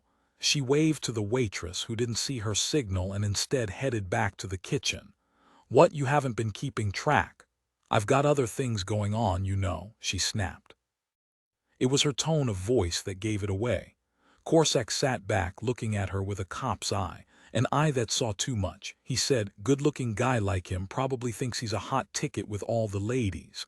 "What's that supposed to mean?" "I'm not as stupid as I look. I can see something's wrong. I can hear it in your voice, and that bothers me 'cause you deserve better, a lot better. I really don't want to talk about this.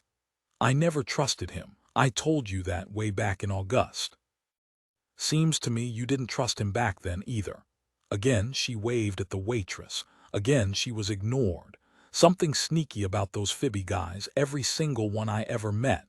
Real smooth, but they're never straight with you. They play head games, think they're better than cops, all that federal big-shot crap. Gabriel's not like that. No, he's not.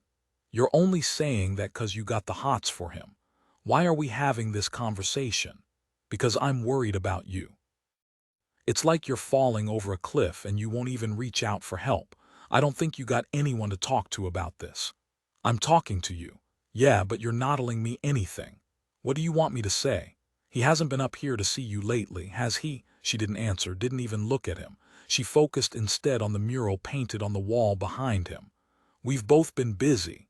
Corsac sighed and shook his head, a gesture of pity. "It's not like I'm in love or anything." Mustering her pride, she finally met his gaze. "You think I'm gonna fall apart just because some guy dumps me?" "Well, I don't know," she laughed, but it sounded forced, even to her ears. "It's only sex, Corsac. You have a fling and you move on. Guys do it all the time. You telling me you're no different from a guy?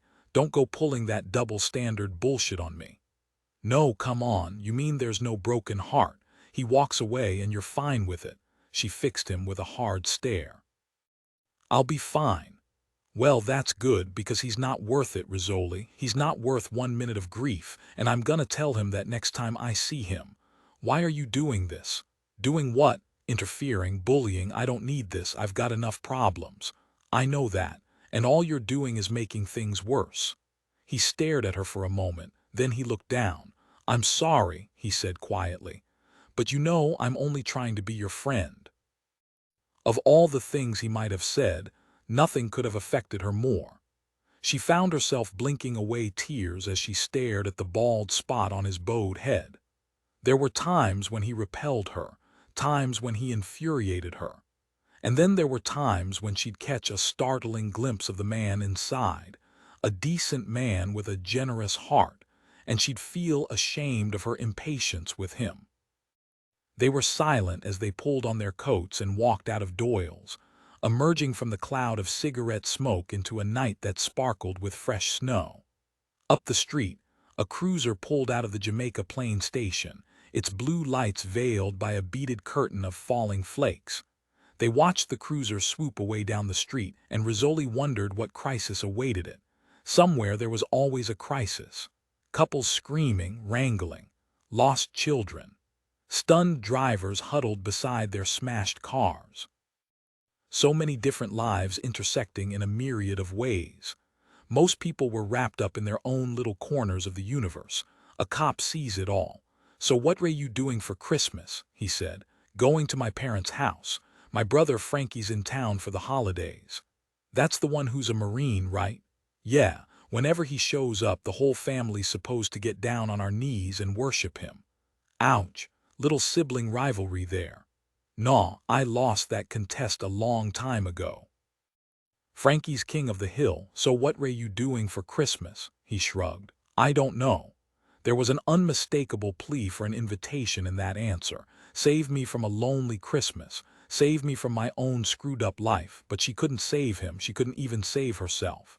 I got a few plans, he quickly added, too proud to let the silence stretch on. Maybe head down to Florida and see my sister. That sounds good, she sighed, her breath a cloud of steam. Well, I gotta go home and get some sleep. You want to get together again sometime? You got my cell phone number, right? Yeah, I've got it. Have a great Christmas. She walked to her car. Rizzoli, yeah, I know you still got a thing for Dean. I'm sorry I said those things about him. I just think you could do better, she laughed. Like there's a line of guys waiting outside my door. Well, he said, staring up the street, suddenly avoiding her gaze.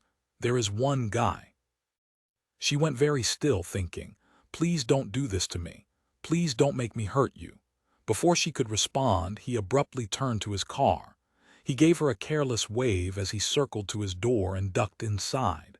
She stared as he drove away, his tires trailing a glittering cloud of snow. 11. It was after 7 that evening when Maura finally arrived home. As she turned into her driveway, she could see lights blazing in her house. Not the paltry glow of a few bulbs switched on by automatic timers, but the cheery incandescence of many lamps burning, of someone waiting for her. And through the living room curtains, she could make out a pyramid of multicolored lights. A Christmas tree. That was the last thing she had expected to see, and she paused in the driveway, staring at the twinkling colors, remembering the Christmases when she had put up the tree for Victor, when she had lifted delicate globes from their packing nests and hung them on branches that perfumed her fingers with the tart scent of pine. She remembered Christmases before that, when she was a child, and her father would lift her on his shoulders, so she could place the silver star on top of the tree. Not once had her parents skipped that happy tradition, yet how quickly she had let it slip from her own life. It was too messy, too much work. The hauling in of the tree, the hauling out, and then it was just another dried brown discard waiting on the curb for trash pickup. She had let the troublesome aspects deter her. She had forgotten about the joy. She stepped from the cold garage into the house and was greeted by the scent of roasting chicken and garlic and rosemary. How good it felt to be greeted by the smells of supper, to have someone waiting for her. She heard the TV on in the living room and she followed the sound, pulling off her coat as she headed down the hallway. Victor was sitting cross-legged on the floor next to the tree, trying to untangle a clump of tinsel. He saw her and gave a resigned laugh. "I'm no better at this than when we were married." "I didn't expect all this," she said, looking up at the lights. "Well, I thought, here it is December 18th and you don't even have a tree yet." "I haven't had time to put one up. There's always time for Christmas, Maura. This is quite a change. You used to be the one who was always too busy for the holidays."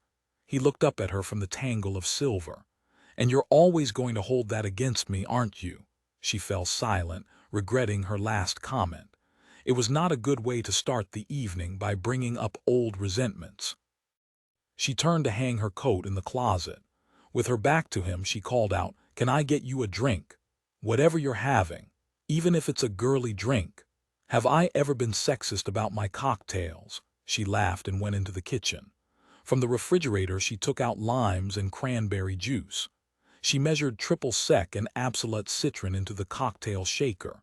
Standing at the sink, she rattled together ice and liquor, feeling the metal container turn frosty. Shake, shake, shake, like the sound of dice in a cup. Everything's a gamble, love most of all. The last time I gambled I lost, she thought. And this time, what am I gambling for? A chance to make things right between us, or another chance to have my heart broken? She poured the icy liquid into 2 martini glasses and was carrying them out when she noticed the trash can was filled with a jumble of restaurant takeout containers. She had to smile. So Victor had not magically transformed into a chef after all. Their dinner tonight was courtesy of the Newmarket Deli. When she walked into the living room, she found Victor had given up on tinsel hanging and was packing away the empty ornament boxes. "You went to a lot of trouble," she said, as she set the martini glasses down on the coffee table.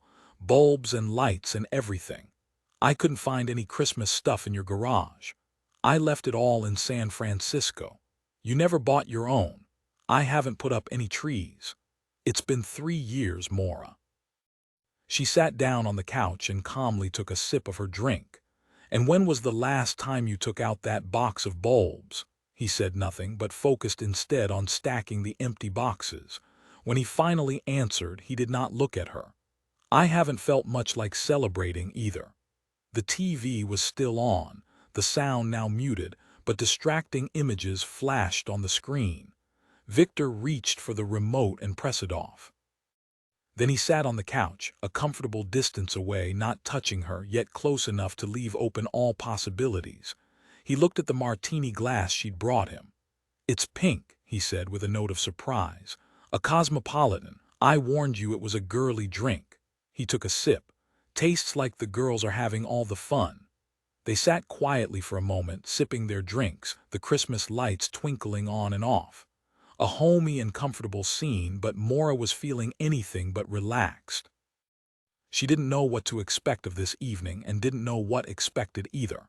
Everything about him was disconcertingly familiar. His scent, the way his hair caught the lamplight, and the little details, which she always found endearing because they reflected his lack of pretension. The well-worn shirt, the faded jeans, the same old Timex that he'd been wearing ever since she'd met him. "I can't walk into a third-world country and say I'm here to help you when there's a Rolex on my wrist," he'd said. Victor as man of La Mancha, tilting at the windmill of poverty. She may have grown weary of that fight long ago, but he was still in the thick of it, and for that she couldn't help but admire him. He put down the martini glass. "I saw more about the nuns today on the news." "What are they saying?" "The police were dragging a pond behind the convent." "What's that all about?" She leaned back, the alcohol starting to melt the tension from her shoulders. "They found a baby in the pond. The nuns. We're waiting for the DNA to confirm it. But you have no doubt it's her baby. It has to be, or this case gets unbelievably complicated. So you'll be able to identify the father if you have DNA. We need a name first. And even if we do establish paternity, there's always the question of whether the sex was consensual or whether it was rape. How do you prove it one way or another without Camille's testimony? Still, It sounds like a possible motive for murder. Absolutely. She drained the last of her drink and set down the glass. It had been a mistake to drink before dinner. The alcohol and lack of sleep were conspiring to fog her thinking. She rubbed her temples, trying to force her brain to stay sharp. I should feed you, Maura. You look like you've had a hard day. She forced a laugh. You know that movie where the little boy says, "I see dead people, the sixth sense"? Well, I see them all the time and I'm getting tired of it. That's what's ruined my mood. Here it is, almost Christmas, and I didn't even think about putting up a tree because I'm still seeing the autopsy lab in my head. I'm still smelling it on my hands.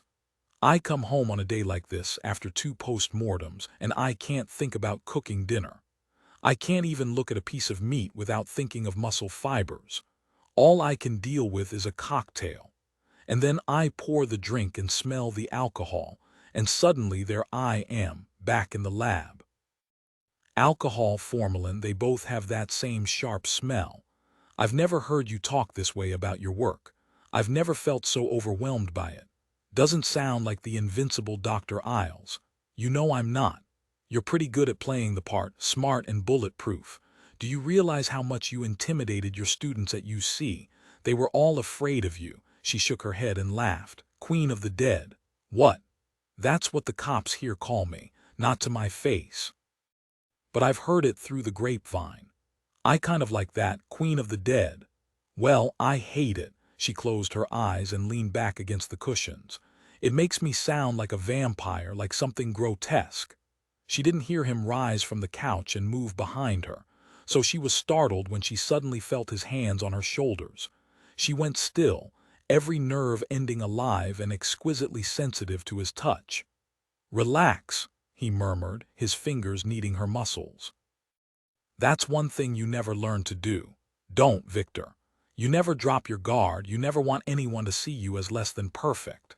His fingers were sinking deeply into her shoulders and neck, probing, invading. She responded by tensing even more, her muscles snapping taut in defense. "No wonder you're tired," he said. "Your shields are always up. You can't just sit back and enjoy it when someone touches you. Don't." She pulled away and rose to her feet. Turning to face him, she could still feel her skin tingling from his touch. "What's going on here, Victor? I was trying to help you relax." "I'm relaxed enough, thank you. You're wound up so tight your muscles feel like they're ready to snap." "Well, what do you expect? I don't know what you're doing here. I don't know what you want. How about just to be friends again? Can we be? Why not?" Even as she met his gaze, she could feel herself reddening. "Because there's too much history between us." Much attraction was what she thought, but she cut off the word. She said instead, "I'm not sure men and women can be just friends anyway. That's a sad thing to believe. It's realistic. I work with men every day. I know they're intimidated and I want them to be. I want them to see me as an authority figure, a brain and a white coat, because once they start thinking of me as a woman, sex always gets in the picture," he snorted. "And that would contaminate everything." "Yes, it would. It doesn't matter what kind of authority you wave over their heads. Men will look at you and every one of them will see an attractive woman. Unless you put a bag over your head, that's how it is. Sex is always in the room, you can't lock it out. That's why we can't be just friends." She picked up the empty glasses and walked back to the kitchen. He didn't follow her. She stood by the sink, staring down at the glasses, the taste of lime and vodka still tart in her mouth, his scent still a fresh memory. Yes, sex was in the room all right, performing its mischief, dangling images that she tried to shut out but couldn't. She thought about the night they had come home late from the movies, and had started pulling off each other's clothes the instant they'd stepped into the house. How they had made frantic, almost brutal love right there on the hardwood floor, his thrusts driving so deep she'd felt taken like a whore, and had enjoyed it. She grasped the sink and heard her own breathing deepen, felt her body making its own decision, rebelling against whatever logic had kept her celibate all these months. Sex is always in the room. The front door thudded shut. She turned, startled, hurried into the living room to see only the twinkling tree but no Victor. Glancing out the window, she saw him climb into his car and heard the roar of the engine starting. She dashed out the front door, her shoes sliding on the icy walkway as she hurried toward his car. "Victor!" The engine suddenly shut off and the headlights went dark. He stepped out and looked at her, his head only a shadowy silhouette above the car roof. The wind blew and she blinked against stinging needles of snow. "Why are you leaving?" she asked. "Go inside, Maura, it's freezing." "But why are you leaving?" Even through the shadows, she saw the frosty cloud of his breath, exhaled in frustration. "It's clear you don't want me here. Come back, I do want you to stay." She walked around the car and stood facing him. The wind pierced her thin blouse. "We just tear into each other again, the way we always do." He started to climb back into the car. She reached for his jacket and tugged him toward her. In that instant, as he turned to look at her, she knew what would come next. Reckless or not, at that moment, she wanted it to happen. He didn't have to pull her into his arms. She was already there, burrowing into his warmth, her mouth seeking his. Familiar tastes, familiar smells, their bodies fitting together as they always had. She was shaking now, both from cold and excitement. He folded his arms around her and his body shielded her from the wind as they kissed their way back to the front door. They brought a dusting of snow into the house, bits of glitter that slid to the floor as he shrugged off his jacket. They never made it to the bedroom. Right there in the entryway, she fumbled at the buttons of his shirt, tugging it free from his trousers. The skin beneath felt searing to her cold-numbed fingers. She peeled away the fabric, craving his warmth, desperate to feel it against her own skin. By the time they made it into the living room, her own blouse was unbuttoned, her slacks unzipped. She welcomed him back into her body, into her life. The lights of the tree twinkled like multicolored stars as she lay on the floor beneath him. She closed her eyes, yet even then she still could see those lights winking above her in a firmament of colors. Their bodies rocked together in a knowing dance, without clumsiness, without the uncertainty of first-time lovers. She knew his touch, his moves, and when pleasure overtook her and she cried out, she felt no embarrassment. 3 years of separation were swept away in this one act, and after it was done and they lay together among the tangle of discarded clothes, his embrace felt as familiar as a well-worn blanket. When she opened her eyes again, she found Victor gazing down at her. "You're the best thing I've ever unwrapped under a Christmas tree," he said. She stared up at a glittering strand of tinsel hanging from a branch above. "That's how I feel," she murmured. "Unwrapped. Exposed." "You make it sound like it's not a good thing." "It depends on what happens next." "What does happen next?" she sighed. "I don't know. What do you want to happen?" "I don't want to be hurt again." "You're afraid that's what I'll do," she looked at him. "It's what you did before." "We hurt each other, Maura, in a lot of different ways. People who love each other always do without meaning to. You had the affair. What did I do? This doesn't get us anywhere." "I want to know," she said. "How did I hurt you?" He rolled away to lie beside her, not touching her, his gaze focused somewhere on the ceiling. "Do you remember the day I had to leave for Abidjan?" "I remember," she said, still tasting the bitterness. "I admit it was a terrible time to leave you, but I had to go. I was the only one who could handle the negotiations. I had to be there." "The day after my dad's funeral," she looked at him. "I needed you. I needed you home with me. One Earth needed me too. We could have lost that whole container of medical supplies. It couldn't wait. Well, I accepted it, didn't I?" "That's exactly the word, accepted it, but I knew you were pissed off.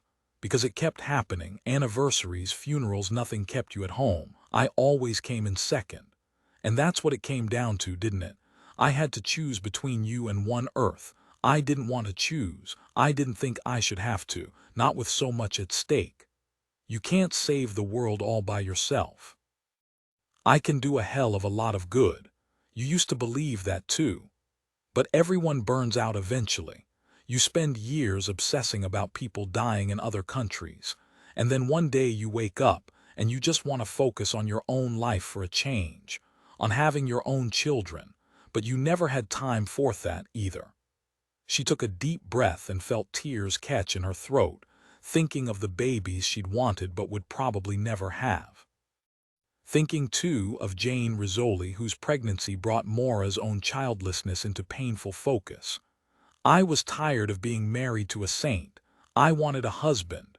A moment passed, the Christmas lights above her blurring into smears of color. He reached for her hand. "I guess I'm the one who failed," he said. She swallowed, and the colors sharpened once again to lights twinkling on a wire. "We both did." He did not release her hand but held it firmly in his, as though afraid that if he let go there would be no second chance at contact. "We can talk all we want," she said, "but I don't see that anything's changed between us. We know what went wrong. It doesn't mean we can make it different this time," he said quietly. "We don't have to do anything, Maura. We can just be together. Isn't that enough for the moment?" Just be together, it sounded simple. Lying beside him with only their hands touching, she thought, "Yes, I can do this. I can be detached enough to sleep with you and not let you hurt me." Sex without love, men enjoyed it without a second thought. Why couldn't she? And maybe this time, a cruel little voice whispered, he'll be the one who gets his heart broken. 12. The drive to Hyannisport should have taken them only 2 hours, south on Route 3, and then along Route 6 into Cape Cod, but Rizzoli needed 2 restroom breaks along the way, so they didn't reach the Sagamore Bridge until 3 in the afternoon. Once across that bridge, they were suddenly in the land of seaside vacations, the road leading through a series of small towns, like a necklace of pretty beads strung along the cape. Rizzoli's previous trips to Hyannisport had always been during the summertime, when the roads were clogged with cars, and lines of people in t-shirts and shorts snaked out of ice cream shops. She had never been here on a cold winter's day like this one, when half the restaurants were shuttered and only a few brave souls were out on the sidewalks, coats buttoned up against the wind. Frost turned onto Ocean Street and murmured in wonder, "Man, will you look at the size of these homes? Wanna move in?" Said Rizzoli, "Maybe when I earn my first 10 million. Tell Alice she'd better get cracking on that first million, 'cause you sure aren't gonna make it on your salary." Their written directions took them past a pair of granite pillars and down a broad driveway to a handsome house near the water's edge. Rizzoli stepped out of the car and paused, shivering in the wind, to admire the salt-silvered shingles, the 3 turrets facing the sea. "Can you believe she left all this to become a nun?" she said. "When God calls you, I guess you gotta go." She shook her head. "Me, I would have let him keep ringing." They walked up the porch steps and Frost pressed the doorbell. It was answered by a small, dark-haired woman who opened the door just a crack to look at them. "We're from Boston PD," said Rizzoli. "We called earlier, here to see Mrs. Madgens." The woman nodded and stepped aside to let them in. "She's in the sea room. Let me show you the way." They walked across polished teak floors, past walls hung with paintings of ships and stormy seas.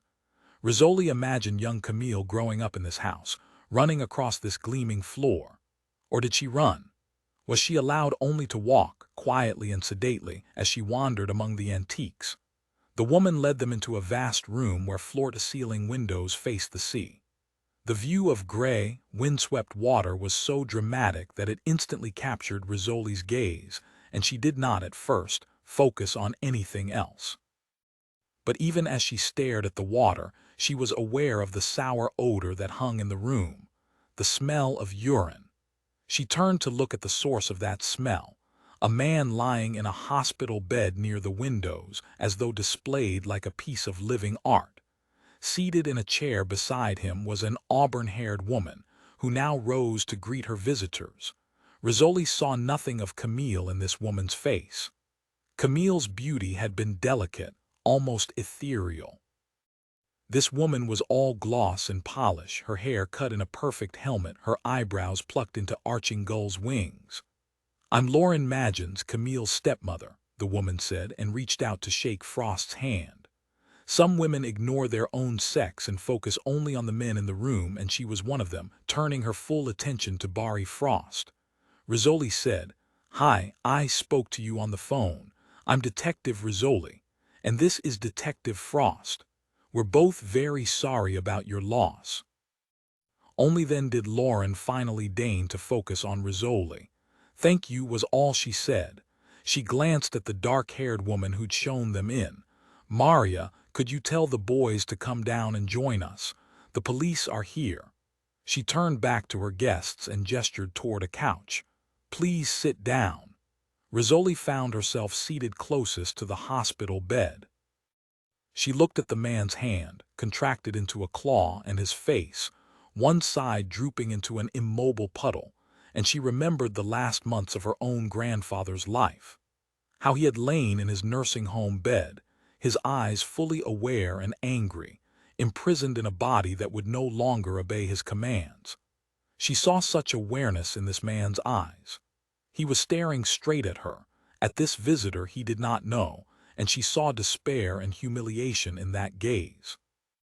The helplessness of a man whose dignity has been stolen. He could not be much older than 50, yet already his body had betrayed him. A line of drool glistened on his chin and dribbled onto the pillow. On a nearby table were all the paraphernalia needed to keep him comfortable: cans of Ensure, rubber gloves and handy wipes, a box of adult diapers. Your whole life reduced to a tabletop's worth of hygiene products. "Our evening shift nurse is running a little late, so I hope you don't mind sitting here while I keep an eye on Randall," said Lauren. "We moved him into this room because he's always loved the sea. Now he can look at it all the time." She reached for a tissue and gently dabbed the drool from his mouth. There now." She turned and looked at the two detectives. "You see why I didn't want to drive all the way up to Boston. I don't like to leave him for too long with the nurses. He gets agitated. He can't talk, but I know he misses me when I'm gone." Lauren sat back down in the armchair and focused on Frost. "Have you made any progress with the investigation?" Once again, it was Rizzoli who responded, determined to hold this woman's attention and irritated that it kept slipping away from her. "We're following some new leads," she said. "But you didn't drive all the way to Hyannis just to tell me that." "No, we came to talk about some issues we felt more comfortable handling in person." "You wanted to look us over, I imagine." "We wanted a sense of Camille's background, her family." "Well, here we are." Lauren waved her arm. "This is the house she grew up in. It's hard to imagine, isn't it, why she'd leave this for a convent. Randall gave her everything any girl could ask for: a brand new BMW for her birthday, her own pony, a closet full of dresses that she hardly ever wore. Instead, she chose to wear black for the rest of her life. She chose." Lauren shook her head. "We still don't get it. You were both unhappy about her decision."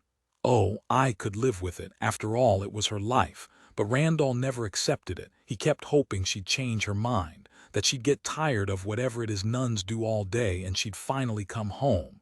She looked at her husband, lying mute in the bed. "I think that's why he had his stroke. She was his only child, and he couldn't believe she left him." "What about Camille's birth mother, Mrs. Magins?" "You told me on the phone that she was dead. Camille was only 8 years old when it happened." "When what happened?" "Well, they called it an accidental overdose, but are any of those really accidents? Randall had already been widowed several years when I met him.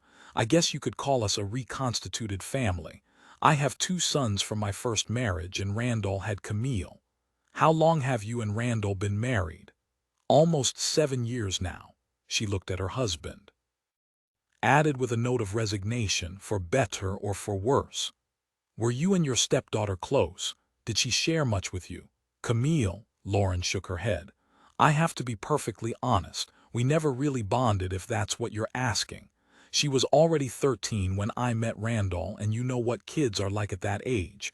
They want nothing to do with adults. It's not that she treated me like her evil stepmother or anything. We just didn't well connect, I guess. I made the effort, I really did, but she was always so." Lauren suddenly stopped, as though afraid she'd say something she shouldn't. "What's the word you're looking for, Mrs. Magins?" Lauren thought about it. "Strange," she said finally. "Camille was strange." She looked at her husband, who was staring at her, and quickly said, "I'm sorry, Randall. I know it's awful for me to say that, but these are policemen. They want to hear the truth." "What do you mean by strange?" asked Frost. "You know how when you walk into a party you sometimes spot someone who's standing all alone," said Lauren. "Someone who won't look you in the eye. She was always off by herself in a corner or hiding out in her room. It never occurred to us what she was doing up there. Praying, down on her knees and praying, reading those books she got from one of the Catholic girls at school. We're not even Catholic, we're Presbyterians. But there she was, locked in her room, whipping herself with a belt, can you believe it? To make herself pure. Where do they get such ideas?" Outside, the wind sprayed sea salt on the windows. Randall Maggins gave a soft moan. Rizzoli noticed that he was looking straight at her. She gazed back at him, wondering how much of this conversation he understood.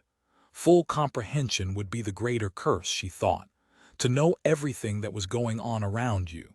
To know your daughter, your only natural child, is dead. To know your wife feels burdened by your care. To know that the terrible odor you're forced to inhale is your own. She heard footsteps and turned to see two young men walk into the room. Clearly they were Lauren's sons, with the same reddish-brown hair, the same handsome features stamped on their faces. Though both were dressed casually in jeans and crewneck sweaters, they managed, like their mother, to project stylish confidence. Thoroughbreds, thought Rizzoli. She reached out to shake their hands, did it firmly, establishing her authority. "I'm Detective Rizzoli," she said. "My sons, Blake and Justin," said Lauren. "They're home from college for the holidays."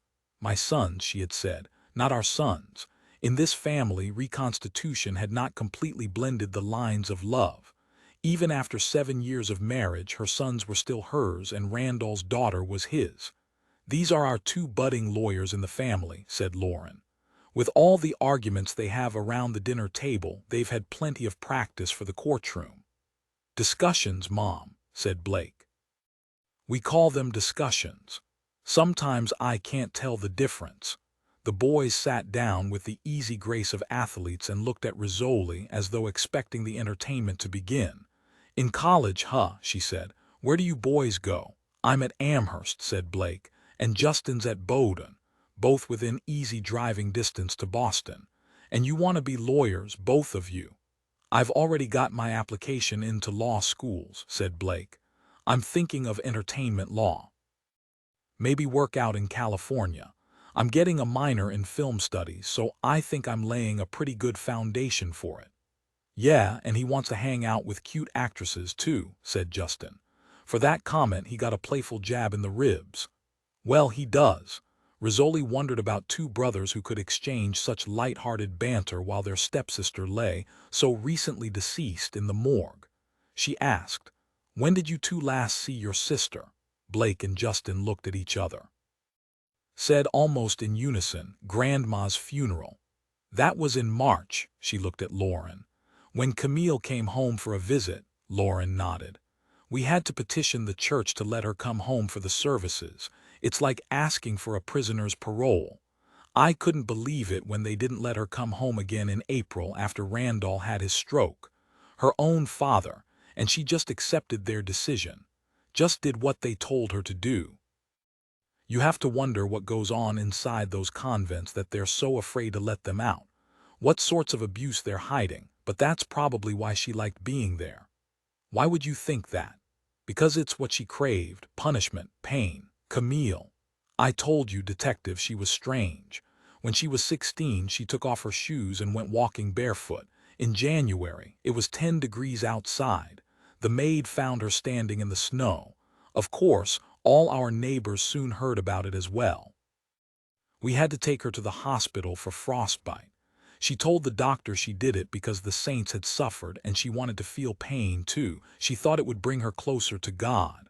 Lauren shook her head. "What can you do with a girl like that?" "Love her," thought Rizzoli. "Try to understand her." "I wanted her to see a psychiatrist, but Randall wouldn't hear of it. He never ever admitted that his own daughter was." Lauren paused. "Just say it, Mom," said Blake. "She was crazy." That's what we all thought. Camille's father made a soft moan. Lauren rose to wipe another thread of drool from his mouth. Where is that nurse anyway? She was supposed to be here at 3. When Camille came home in March, how long did she stay? Asked Frost. Lauren looked at him, distracted. About a week. She could have stayed longer, but she chose to go back to the convent early. Why? I guess she didn't like being around all these people. We had a lot of my relatives up from Newport for the funeral. You did tell us she was reclusive.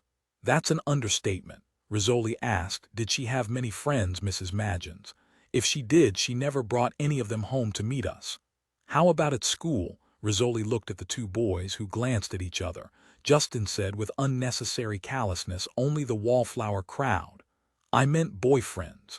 Lauren gave a startled laugh. Boyfriends, when all she dreamed about was becoming the bride of Christ. She was an attractive young woman, said Rizzoli. Maybe you didn't see it, but I'm sure there were boys who noticed it, boys who were interested in her. She looked at Lauren's sons. No one wanted to go out with her, said Justin. They'd get laughed at. And when she came home in March, did she spend time with any friends? Did any men seem particularly interested in her? Why do you keep asking about boyfriends? Said Lauren. Rizzoli could think of no way to avoid revealing the truth. I'm sorry to have to tell you this. But shortly before Camille was murdered, she bore a child, a baby who died at birth. She looked at the brothers. They stared back at her with equally stunned expressions. For a moment, the only sound in the room was the wind whipping off the sea, rattling the windows. Lauren said, haven't you been reading the news? All those terrible things the priests have been doing. She's been in a convent for the last 2 years. She's been under their supervision, their authority. You should talk to them. We've already questioned the one priest who had access to the convent. He willingly gave us his DNA. Those tests are pending. So you don't even know yet if he's the father. Why bother us with these questions? The baby would have been conceived sometime in March, Mrs. Magins, the month she came home for that funeral. And you think that it happened at her? You had a house full of guests. What are you asking me to do? Call up every man who happened to visit here that week. Oh, by the way, did you sleep with my stepdaughter? We have the infant's DNA. With your help, we might be able to identify the father. Lauren shot to her feet. I'd like you to leave now. Your stepdaughter's dead. Don't you want us to find her killer? You're looking in the wrong place. She walked to the doorway and called out, Maria, can you show these policemen out? DNA would give us the answer, Mrs. Magins. With just a few swabs, we could put all suspicions to rest. Lauren turned and faced her. Then start with the priests and leave my family alone. Rizzoli slid into the car and pulled the door shut. As Frost warmed the engine, she gazed at the house and remembered how impressed she'd been when she'd caught her first glimpse of it, before she had met the people inside. Now I know why Camille left home, she said. Imagine growing up in that house, with those brothers, with that stepmother. They seemed a lot more upset about our questions than about the girl's death. As they drove through the granite pillars, Rizzoli took one last backward look at the house. Imagined a young girl, gliding like a wraith among those vast rooms. A girl derided by her stepbrothers, ignored by her stepmother. A girl whose hopes and dreams are ridiculed by those who are supposed to love her. Every day in that house would bring another punishing blow to your soul, more painful than the sting of frostbite as you walk barefoot in the snow. You want to be closer to God, to know the unconditional warmth of His love. For that they laugh at you, or pity you, or tell you that you're a candidate for the psychiatrist's couch. No wonder the walls of the convent had seemed so welcoming. Rizzoli sighed and turned to look at the road that stretched ahead. Let's go home, she said. This diagnosis has me stumped, said Maura. She laid out a series of digital photographs on the conference room table. Her 4 colleagues did not so much as flinch at the images, for they had all seen far worse sights in the autopsy lab than these views of rat-bitten skin and angry nodules. They seemed far more focused on the box of fresh blueberry muffins that Louise had brought in that morning for case conference, an offering that the doctors were happily devouring, even as they stared at stomach-turning photos. Those who work with the dead learn to keep the sights and smells of their jobs from ruining their appetites. And among the pathologists now seated at the table was one known to be particularly fond of seared foie gras, a pleasure undimmed by the fact he dissected human livers by day. Judging by his ample belly, nothing ruined Dr. Abe Bristol's appetite, and he happily munched on his third muffin as Maura set down the last of the images. "This is your Jane Doe?" asked Dr. Costas. Maura nodded. "Female, approximate age 30 to 45, with a gunshot wound to the chest. She was found about 36 hours after death inside an abandoned building. There was post-mortem excision of the face, as well as amputations of the hands and the feet. Whoa, there's a sick boy for you. It's these skin lesions that stump me," she said, gesturing to the array of photos. "The rodents did some damage, but there's enough intact skin left to see the gross appearance of these underlying lesions." Dr. Costas picked up one of the photos. "I'm no expert," he said solemnly, "but I'd call this a classic case of red bumps." Everyone laughed. Physicians flummoxed by skin lesions often resorted to simply describing the skin's appearance without knowing its cause. Red bumps could be caused by anything from a viral infection to autoimmune disease, and few skin lesions are unique enough to point to an immediate diagnosis. Dr. Bristol stopped chewing his muffin long enough to point to one of the photos and say, "You've got some ulcerations here."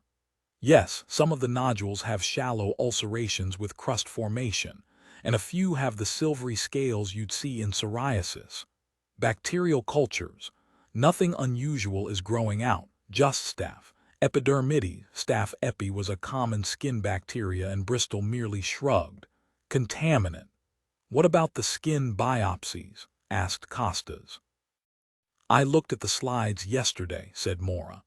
"There are acute inflammatory changes, edema, infiltration by granulocytes, some deep microabscesses. There are also inflammatory changes in the blood vessels as well. And you have no bacteria growing. Both the Gram stain and Phyt Faraco stains are negative for bacteria. These are sterile abscesses." "You already know the cause of death, right?" said Bristol, his dark beard catching the crumbs of his muffin. "Does it really matter what these nodules are?" "I hate to think I'm missing something obvious here. We have no identification on this victim. We don't know anything about her except for the cause of death and the fact she was covered with these lesions." "Well, what's your diagnosis?" Maura looked down at the ugly swellings like a mountain range of carbuncles across the victim's skin. "Erythema nodosum," she said. "Cause," she shrugged. "Idiopathic. Meaning, quite simply, cause unknown." Costas laughed. "There's a wastebasket diagnosis for you." "I don't know what else to call it." "Neither do we," said Bristol. "Erythema nodosum works for me." Back at her desk, Maura reviewed the typed autopsy report for Rat Lady, which she had dictated earlier, and felt dissatisfied as she signed it. She knew the victim's approximate time of death and the cause of death. She knew the woman was most likely poor, and that she had surely suffered from the humiliation of her appearance. She looked down at the box of biopsy slides, labeled with the name Jane Doe and the case number. She pulled out one of the slides and slid it under the microscope lens. Swirls of pink and purple came into focus through the eyepiece. It was a hematoxylin and eosin stain of the skin. She saw the dark stipples of acute inflammatory cells, saw the fibrous circle of a blood vessel infiltrated by white cells, signs that the body was fighting back, sending its soldiers of immune cells into battle against. Where was the enemy? She sat back in her chair, thinking of what she'd seen on autopsy. A woman with no hands or face, mutilated by a killer who harvested identities as well as lives. But why the feet? Why did he take the feet? This is a killer who seems to operate with cool logic, she thought, not twisted perversions.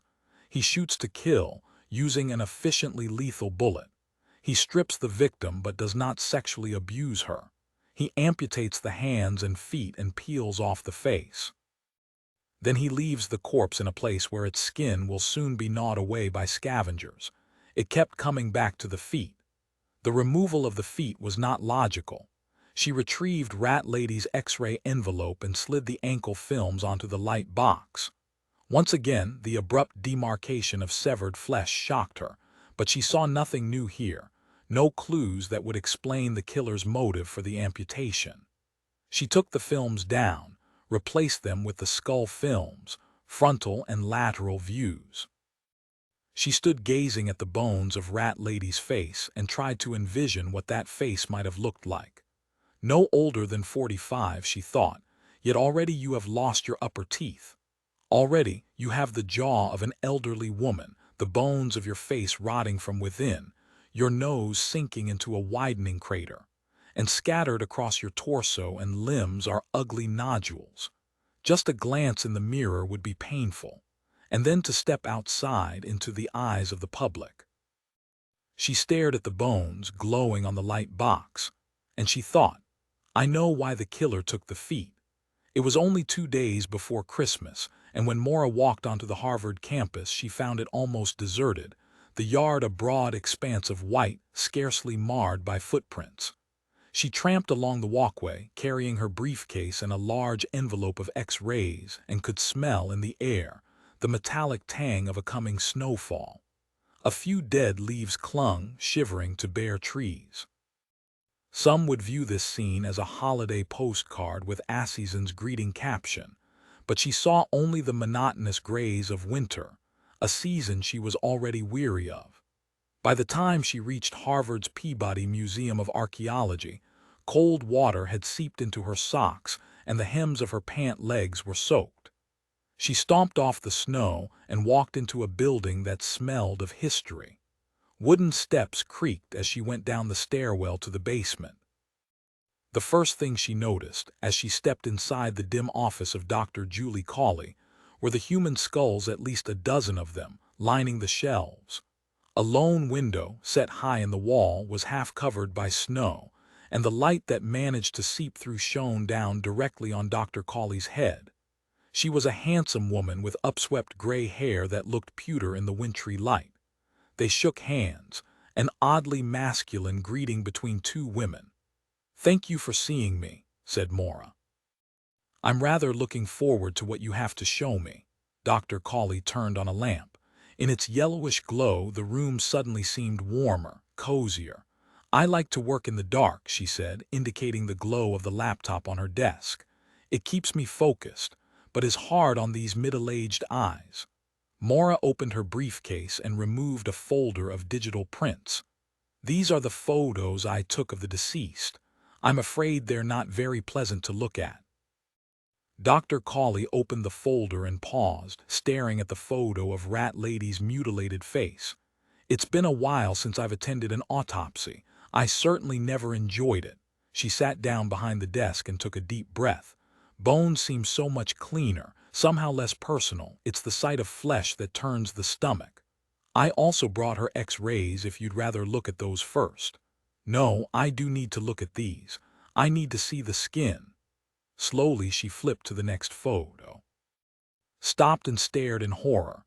"Dear God," she murmured, "what happened to the hands?" "They were removed." Cawley shot her a bewildered look. "By whom?" "The killer, we assume. Both hands were amputated, so were parts of the feet." "The face, the hands, the feet, those are the first things I'd look at to make this diagnosis. Which could be the reason why he removed them, but there are other photos in there that might help you. The skin lesions." Cawley turned to the next set of images. "Yes," she murmured, as she slowly flipped through them. "This certainly could be." Maura's gaze lifted to the row of skulls on the shelf, and she wondered how Cawley could work in this office, with all those empty eye sockets staring down at her. She thought of her own office, with its potted plants and floral paintings, nothing on the walls to remind her of death. But Cawley had chosen to surround herself with the evidence of her own mortality. A professor of medical history, she was a physician as well as an historian, a woman who could read a lifetime's worth of miseries etched in the bones of the dead. She could look at the skulls on her shelf and see, in each, a personal history of pain. An old fracture or an impacted wisdom tooth or a jawbone infiltrated by tumor. Long after the flesh melts away, the bones still tell their stories.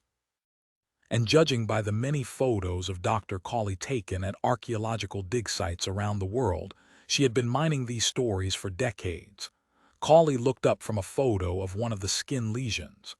Some of these do bear a resemblance to psoriasis. I can see why it was one of the diagnoses you considered. These could also be leukemic infiltrates, but we're talking about a great masquerader. It can look like many different things. I assume you did skin biopsies. Yes, including stains for acid-fast bacilli. And I saw none, Cawley shrugged. She may have received treatment, in which case there'd be no bacilli still present on biopsy. That's why I came to you. Without active disease, without bacilli to identify, I'm at a loss as to how to make this diagnosis. Let me see the X-rays. Maura handed her the large envelope of films. Dr. Cawley carried them to a viewing box mounted on her wall. In that office cluttered with artifacts from the past, skulls and old books, and several decades worth of photos, the light box stood out as a starkly modern feature. Cawley rifled through the X-rays and finally slid one under the mounting clips. It was a skull film, viewed face-on. Beneath the mutilated soft tissues, the bony structures of the face remained intact, glowing like a death's head against the black background. Cawley studied the film for a moment, then pulled it down and slid on a lateral view taken of the skull's profile. "Ah, here we go," she murmured. "What? See here, where the anterior nasal spine should be." Cawley traced her finger down what should have been the slope of the nose. "There's been advanced bone atrophy. In fact, there's almost complete obliteration of the nasal spine." She crossed to the shelf of skulls and took one down. "Here, let me show you an example." This particular skull was exhumed from a medieval grave site in Denmark. It was buried in a desolate spot, far outside the churchyard. You see here, where inflammatory changes have destroyed so much bony tissue that there's just a gaping hole where the nose would be. If we were to boil off the soft tissues from your victim there, she pointed to the X-ray, her skull would look very much like this one. It's not post-mortem damage. Could the nasal spine have been cracked off when the face was excised? Wouldn't account for the severity of changes I see on that X-ray, and there's more. Dr. Cawley set down the skull and pointed to the film. You've got atrophy and recession of the maxillary bone. It's so severe that the front upper teeth have been undermined and have fallen out. I'd assumed it was due to poor dental care. That may have contributed, but this is something else. This is far more than just advanced gum disease. She looked at Maura. Did you do the other X-ray projections I suggested? They're in the envelope. We did a reverse Waters shot as well as a periapical series to highlight the maxillary landmarks. Cawley reached inside and pulled out more X-rays. She clipped up a periapical film, showing the floor of the nasal cavity. For a moment she said nothing, her gaze transfixed by the white glow of bone. "I haven't seen a case like this in years," she murmured in wonder. "Then the X-rays are diagnostic." Dr. Cawley seemed to shake herself from her trance. She turned and picked up the skull from her desk. "Here," she said, turning the skull upside down to show the bony roof of the hard palate. "Do you see how there's been pitting and atrophy of the alveolar process of the maxilla? Inflammation has eaten away this bone. The gums have receded so badly that the front teeth fell out. But the atrophy didn't stop there. Inflammation continued to chew away at the bone, destroying not just the palate but also the turbinate bones inside the nose. The face was literally eaten away from the inside until the hard palate perforated and collapsed. And how disfigured would this woman have been?" Cawley turned and looked at the X-ray of Rat Lady. "If this were medieval times, she would have been an object of horror." "Then this is enough for you to make a diagnosis." Dr. Cawley nodded. "This woman almost certainly had Hansen's disease." 13. The name sounded innocuous enough to those who did not recognize its meaning. But the disease had another name as well, a name that rang with ancient echoes of horror: leprosy. It conjured up medieval images of robed untouchables hiding their faces, of the shunned and pitiful begging for alms, of lepers' bells tinkling to warn the unwary that a monster approaches. Such monsters were merely the victims of a microscopic invader, Mycobacterium leprae, a slow-growing bacillus that disfigures as it multiplies, rippling the skin with ugly nodules. It destroys nerves to the hands and feet so that the victim no longer senses pain, no longer flinches from injury, leaving his limbs vulnerable to burns and trauma and infection. With the passage of years, the mutilation continues. The nodules thicken, the bridge of the nose collapses. The fingers and toes, repeatedly injured, begin to melt away. And when the sufferer finally dies, he is not buried in the churchyard, but is banished far beyond its walls. Even in death, the leper was shunned. To see a patient in such an advanced stage is almost unheard of in the U.S., said Dr. Cawley. Modern medical care would arrest the disease long before it caused this much disfigurement. 3-drug therapy can cure even the worst cases of lepromatous leprosy. I'm assuming this woman has been treated, said Maura, since I saw no active bacilli in her skin biopsies. Yes, but treatment obviously came late for her. Look at these deformities, the loss of teeth and the collapse of facial bones. She was infected for quite some time, probably decades, before she received any care. Even the poorest patient in this country would have found treatment. You'd certainly hope so, because Hansen's disease is a public health issue. Then the chances are this woman was an immigrant, Cawley nodded. You can still find it among some rural populations around the world. The majority of cases worldwide are in only 5 countries. Which ones? Brazil and Bangladesh, Indonesia and Myanmar. And of course, India. Dr. Cawley returned the skull to the shelf, then gathered up the photos on her desk and shuffled them together. But Maura was scarcely aware of the other woman's movements. She stared at the X-ray of Rat Lady and thought of another victim, another death scene, of spilled blood in the shadow of a crucifix. India, she thought. Sister Ursula worked in India. Greystone's Abbey seemed colder and more desolate than ever when Maura stepped through the gate that afternoon. Ancient Sister Isabel led the way across the courtyard, her LL Bean snow boots peeking out incongruously from beneath the hem of her black habit. When winter turns brutal, even nuns rely on the comfort of Gore-Tex. Sister Isabel directed Maura into the abbess's empty office. Then she vanished down the dark hallway, the clomp-clomp of her boots trailing a fading echo. Maura touched the cast-iron radiator beside her. It was cold. She did not take off her coat. So much time passed that she began to wonder if she had been forgotten, if the antique Sister Isabel had simply shuffled on down the hall, her memory of Maura's arrival fading with each step. Listening to the creaks of the building, to the gusts rattling the window, Maura imagined spending a lifetime under this roof. The years of silence and prayer, the unchanging rituals. There would be comfort in it, she thought. The ease of knowing at each dawn how the day will go. No surprises, no turmoil. You rise from bed and reach for the same clothing, kneel for the same prayers, walk the same dim corridors to breakfast. Outside the walls, women's hems might rise and fall, cars might take on new shapes and colors, and a changing galaxy of movie stars would appear and then vanish from the silver screen. But within the walls, the rituals continue unchanging, even as your body grows infirm, your hands unsteady, the world more silent as your hearing fades. Solace, thought Maura. Contentment. Yes, these were reasons to withdraw from the world, reasons she understood. She did not hear Mary Clement's approach, and she was startled to notice the abbess was standing in the doorway watching her. Reverend Mother, I understand you have more questions. About Sister Ursula. Mary Clement glided into the room and settled in behind her desk. On this bitterly cold day, even she was not immune to winter's chill. Beneath her veil, she wore a gray wool sweater embroidered with white cats.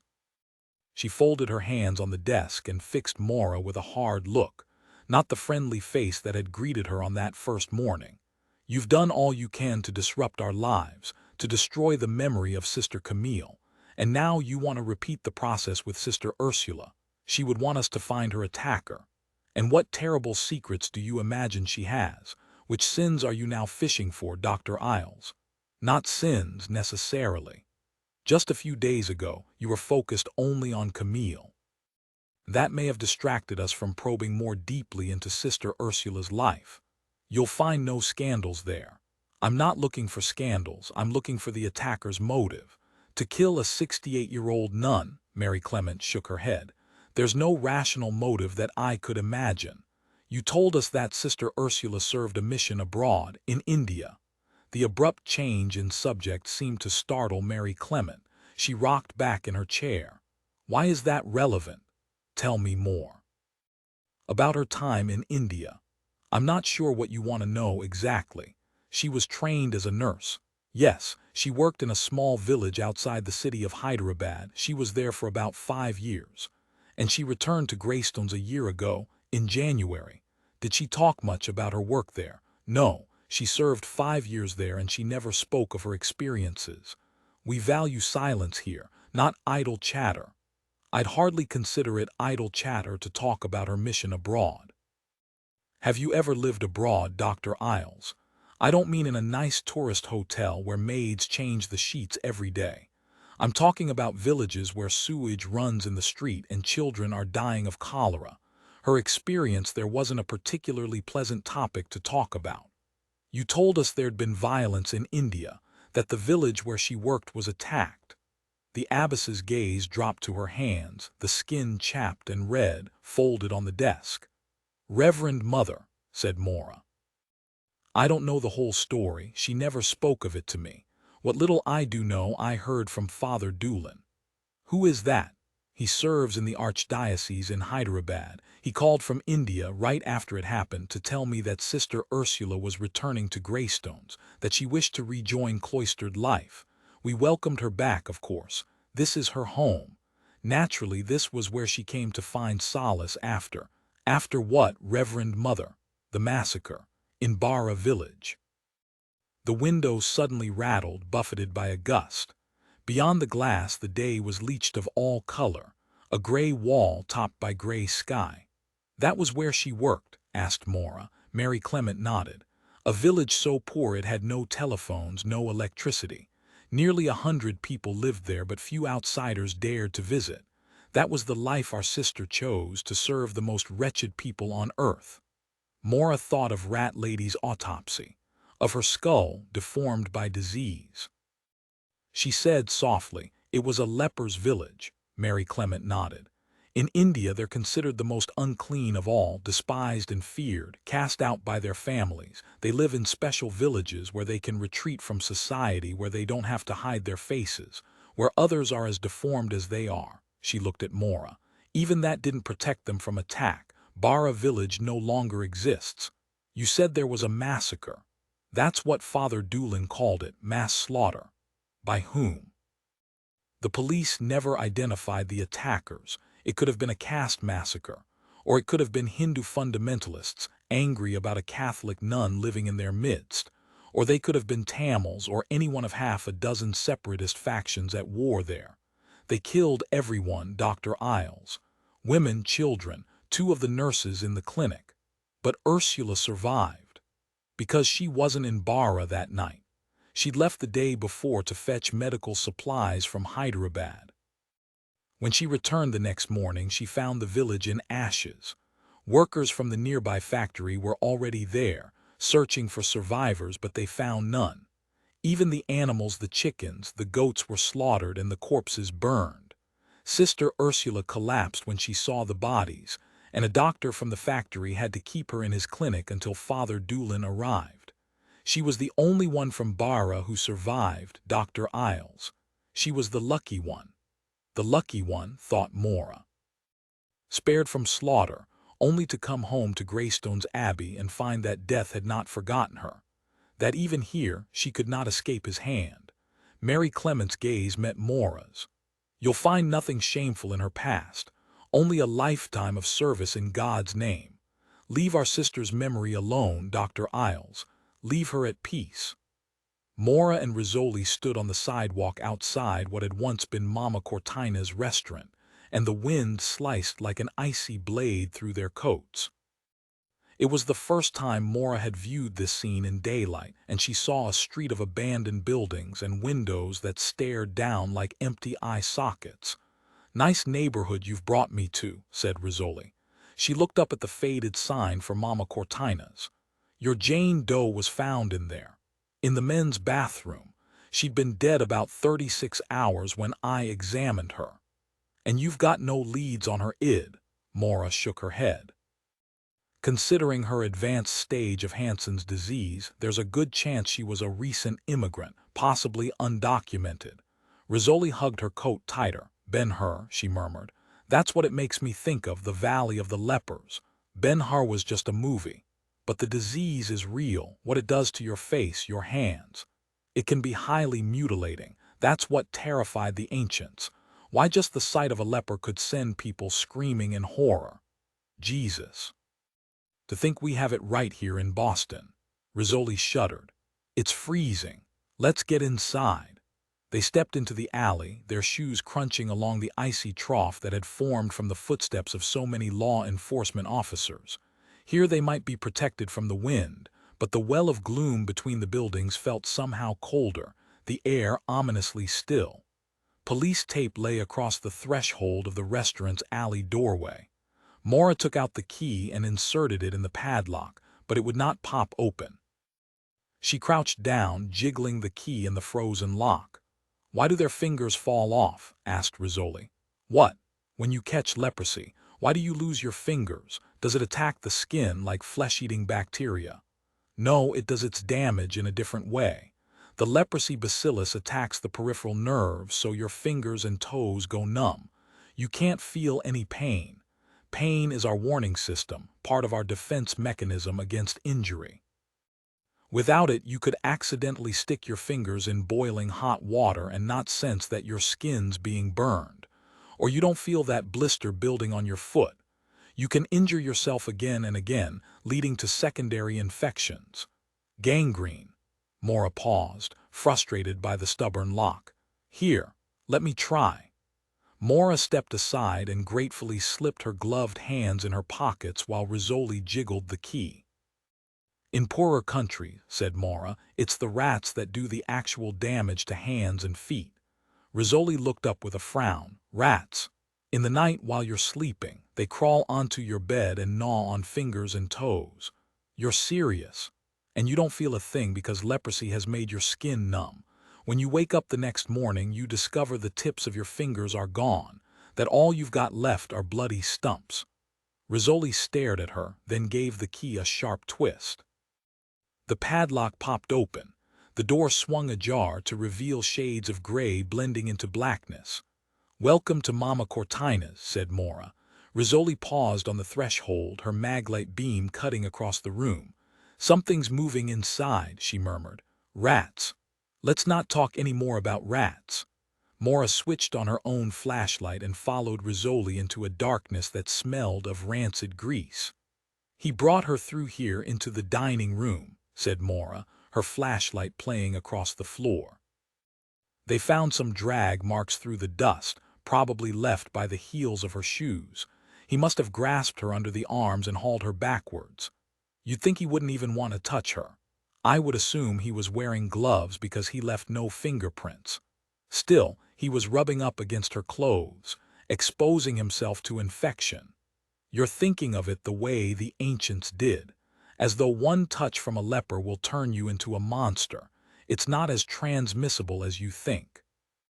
But y'all can catch it, y'all can get infected, yes. And the next thing you know, your nose and fingers are falling off. It's treatable, there are antibiotics." "I don't care if it's treatable," said Rizzoli, now moving slowly across the kitchen. "This is leprosy we're talking about, something straight out of the Bible." They pushed through the swinging door into the dining room. Rizzoli's maglite swept a circle and stacked chairs gleamed at the periphery. Though they couldn't see the infestation, they could hear the faint rustling. The darkness was alive. "Which way?" said Rizzoli, her voice now a murmur as though they had entered hostile territory. "Keep going. There's a hallway to the right at that end of the room." Their lights played across the floor. The last traces of the drag marks had been obliterated by the passage of all the law enforcement personnel who had since tramped through. On the night Maura had come to this death scene, she had been flanked by Detectives Crow and Sleeper, had known that an army of CSDS were already poised to move in with their scopes and cameras and fingerprint powders. That night, she had not been afraid. Now she found herself breathing hard, found herself staying close behind Rizzoli, acutely conscious of the fact that she had no one to watch her own back. She felt her neck hairs rise, her attention focused with exquisite sensitivity on any sounds, any hint of movement behind her. Rizzoli halted, flashlight veering to the right. "This is the hallway, the bathroom's at that end." Rizzoli moved forward, light bouncing from one wall to the other. At the last doorway she paused, as though already knowing that what came next would be disturbing.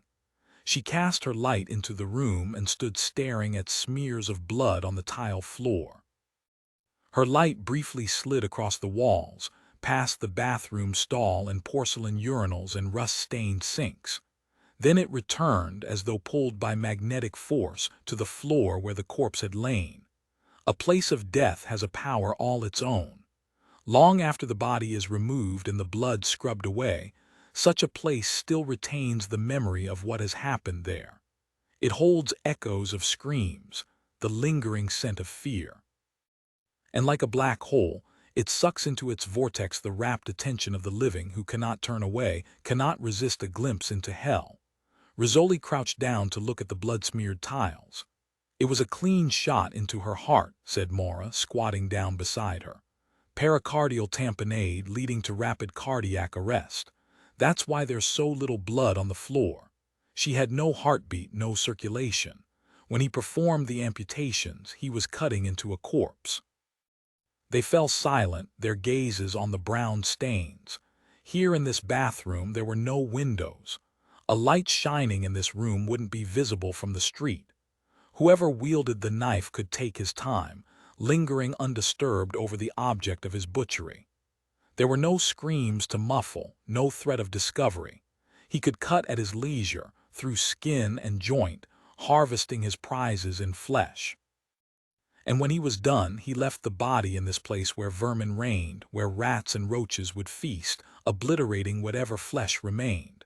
Maura rose to her feet, breathing hard. Though the building was frigid, her hands were sweating inside her gloves and she felt her heart pounding. "Can we go now?" she said. "Wait, let me look around some more. There's nothing more to see here. We just got here, Doc." Maura glanced toward the dark hallway and shivered. She felt an odd shift in the air, a chill breath that raised the hairs on her neck. "The door," she thought suddenly. "We left the door to the alley unlocked." Rizzoli was still crouched over the bloodstains, her maglite slowly skimming the floor, her attention focused only on the blood. "She's not rattled," thought Maura. "Why should I be? Calm down, calm down." She edged toward the doorway, wielded her light like a saber, slashing it swiftly into the dark hallway. Saw nothing. The hairs on the back of her neck were standing straight up. "Rizzoli," she whispered, "can we get out of here now?" Only then did Rizzoli hear the tension in Maura's voice. She asked just as quietly, "What is it?" "I want to leave." "Why?" Maura stared into the dark hallway. "Something doesn't feel right." "Did you hear anything?" "Let's just get out of here, okay?" Rizzoli rose to her feet, said softly, "Okay." She stepped past Maura into the hallway, paused as though sniffing the air for any hint of a threat. Fearless Rizzoli, always in the lead, thought Maura, as she followed the detective back up the hallway and through the dining room.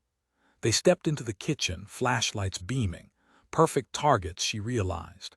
And here we come, creaking across the floor, our beams like two bullseyes. Maura felt a whoosh of cold air and stared at the silhouette of a man standing in the open doorway. She froze, a stunned observer, as voices suddenly exploded in the shadows. Rizzoli, already in a combat crouch, screamed, "Freeze!" Drop your weapon. I said freeze, asshole, Rizzoli commanded.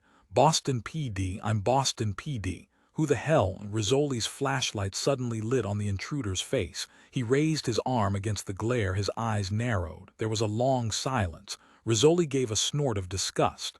Oh shit. Yeah, nice to see you too, said Detective Crow. I guess this must be where all the action is. I could have blown off your fucking head, said Rizzoli. You should have warned us you were coming in. Her voice trailed off. She went very still as another silhouette appeared. A tall man moved with cat-like grace past Crow and into the circle of Rizzoli's flashlight beam. The light suddenly wavered, her hand shaking too much to hold it steady. Hello, Jane, said Gabriel Dean. The darkness only seemed to magnify the long silence. When Rizzoli finally managed to respond, her tone was strangely flat, businesslike. I didn't know you were in town. I just flew in this morning. She reholstered her weapon. Drew herself up straight. What are you doing here? The same thing you are. Detective Crow is walking me through the scene. The FBI's coming in on this. Why? Dean glanced around their shadowy surroundings. We should talk about this somewhere else. Somewhere warm, at least. I'd like to hear how your case intersects with this one, Jane. If we talk, the info has to go both ways, said Rizzoli. Of course. All cards on the table. Dean nodded. You'll know everything that I know. Look, said Crow, let me finish walking Agent Dean through here.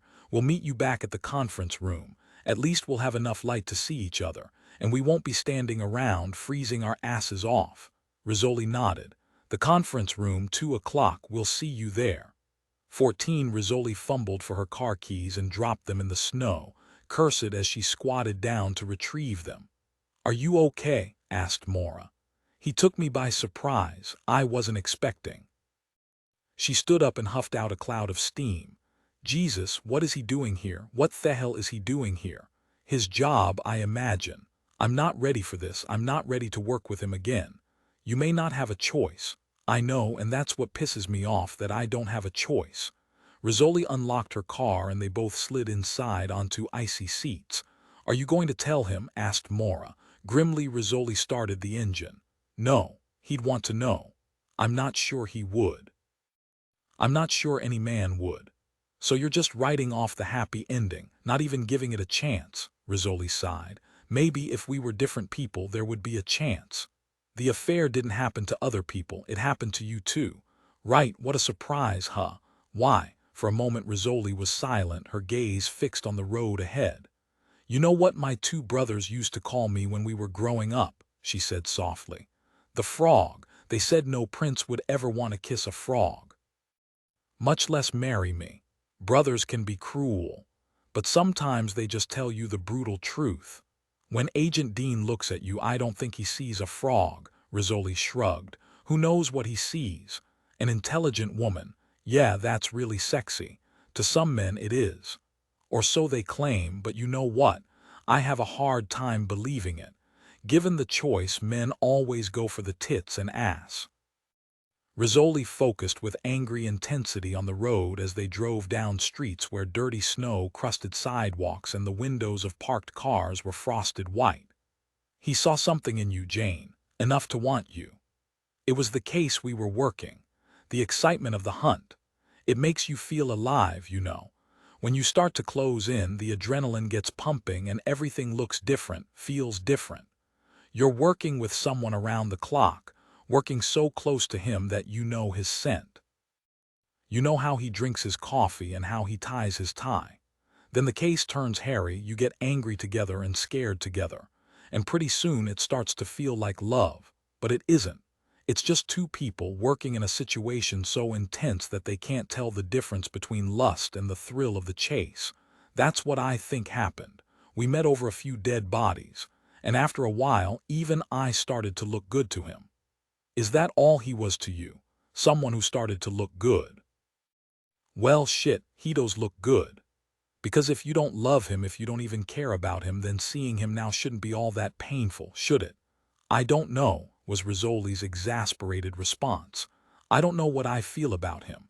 Does it depend on whether he loves you? I'm sure not going to ask him. It's one way to get a straight answer. How does that old saying go? If you don't want to hear the answer, then you shouldn't ask the question. You never know, the answer might surprise you. At Schroeder Plaza, they stopped in the cafeteria to pick up coffee and carried their cups upstairs to the conference room. While waiting for Crow and Dean to arrive, Maura watched Rizzoli rustle through papers and search through files as though they held some secret she was desperate to uncover. At 2:15, they finally heard the faint chime of the elevator bell, and then Crow's laughter in the hall. Rizzoli's spine went rigid. As the men's voices drew nearer, her gaze remained fixed on the papers. When Dean appeared in the doorway, she did not immediately look up, as though refusing to acknowledge his power over her. Maura had first met Special Agent Gabriel Dean in late August, when he had joined the homicide team investigating the slayings of wealthy couples in the Boston area. A man of imposing stature and quiet intelligence, he had quickly come to dominate that team, and his conflict with Rizzoli, the lead investigating officer, was almost guaranteed from the start. Maura had been the first to watch that conflict transform into attraction. She had noticed the first sparks of their affair, had seen their gazes meet over the bodies of victims. She had taken note of Rizzoli's blushes, her uncertainty. The first stages of love were always fraught with confusion, as were the last stages of love. Dean came into the room, and his gaze immediately fixed on Rizzoli. He was dressed in a suit and tie, his crisp appearance a contrast to Rizzoli's wrinkled blouse and unruly hair. When at last she looked up at him, it was almost with an air of defiance. "So here I am, take it or leave it." Crow swaggered to the head of the table. "Okay, the gang's all here. It's time for show and tell." He looked at Rizzoli. "Let's hear from the FBI first," she said. Dean opened the briefcase he'd carried into the room. He took out a folder and slid it across the table to Rizzoli. "That photograph was taken 10 days ago in Providence, Rhode Island," he said. Rizzoli opened the folder. Maura, sitting beside her, had a full view of the photograph. It was a death scene photo, taken of a man curled into a fetal position inside the trunk of a car. Blood was splattered across the fawn-colored carpet. The face of the victim was surprisingly intact, the eyes open, the dependent skin suffused purple from lividity. The victim's name was Howard Redfield, age 51, a divorced white male from Cincinnati, said Dean. The cause of death was a single gunshot wound, fired through the left temporal bone. In addition, he had multiple fractures of both kneecaps, administered with a blunt weapon, possibly a hammer. There were also severe burns to both hands, which were bound with duct tape behind his back. "He was tortured," said Rizzoli. "Yes, at great length." Rizzoli swayed back in her chair, her face pale. Maura was the only person in the room who knew the reason for that pallor, and she watched her with concern. She saw the desperate battle play out on her face, saw her struggle against nausea. "He was found dead in the trunk of his own car," Dean continued. "The car was parked about 2 blocks from the bus station in Providence. That's only about an hour and a half drive from here." "But a different jurisdiction," said Crow. Dean nodded. "That's why this death didn't come to your attention. The killer could very well have driven that car down to Providence with the victim in his trunk, left it there, and caught a bus back to Boston." "Back to Boston? Why do you think this is where he started from?" asked Maura. "It's just a guess. We don't know where the killing actually took place. We can't even be sure of Mr. Redfield's movements over the last few weeks. His home is in Cincinnati, but he turns up dead in New England. He left no credit card trail, no record of where he's been staying. We do know he withdrew a large amount of cash from his account a month ago, and then he left home." "Sounds like someone who's on the run and doesn't want to be traced," said Maura, "or someone who's scared." Dean looked at the photo. "Obviously, he was right to be." "Tell us more about this victim," said Rizzoli. She was back in control now and able to gaze without flinching at the photo. "Mr. Redfield was formerly a senior VP of Octagon Chemicals, in charge of their overseas operations," said Dean. 2 months ago, he resigned from the company, ostensibly for personal reasons. Octagon, said Maura. They've been in the news. Aren't they currently under investigation by the Securities and Exchange Commission? Dean nodded. The SEC Enforcement Division has filed a civil action against Octagon, alleging multiple violations involving billions of dollars in illegal transactions. Billions, said Rizzoli. Wow, Octagon is a huge multinational with annual sales of $20 billion. We're talking about a very big fish. Rizzoli looked at the death scene photo, and this victim was swimming in that pond. He'd know the inside scoop. You think he was a problem for Octagon? 3 weeks ago, said Dean, Mr. Redfield made an appointment to speak with officials from the Justice Department. Yep, said Crow with a laugh. He was definitely a problem for them. He asked that justice officials meet him here in Boston. Why not Washington? Asked Rizzoli. He told them there were other parties who wished to make statements, that it had to be done here. What we don't know is why he contacted the Justice Department rather than go directly to the SEC, since we assume it had to do with the Octagon investigation. But you don't know that for certain. No, because he never kept the appointment. By then, he was dead. Crow said, hey, if it looks like a paid hit and it smells like a paid hit, what does any of this have to do with Rat Lady? Asked Rizzoli. I'm just getting to that, said Dean. He looked at Maura. You performed the autopsy. What was her cause of death? A gunshot wound to the chest, said Maura. Bullet fragments penetrated her heart and there was massive bleeding into the pericardial sac, preventing the heart from pumping. It's called pericardial tamponade. And what type of bullet was used? Maura remembered the X-ray of Rat Lady's chest. The spray of shell fragments like a galaxy of stars scattered through both lungs. It was a Cloister blue tip, she said. A copper jacket containing metal pellets. It's designed to fragment inside the body with little chance of through and through penetration. She paused and added, it's a devastating projectile. Dean nodded at the photo of Howard Redfield, lying curled and bloody in the trunk of his car. Mr. Redfield was killed with a Cloister blue tip, a bullet fired from the same gun that killed your Jane Doe. For a moment, no one spoke. Then Rizzoli said in disbelief, but you just laid the case for a contract killing. Octagon's way of dealing with a whistleblower.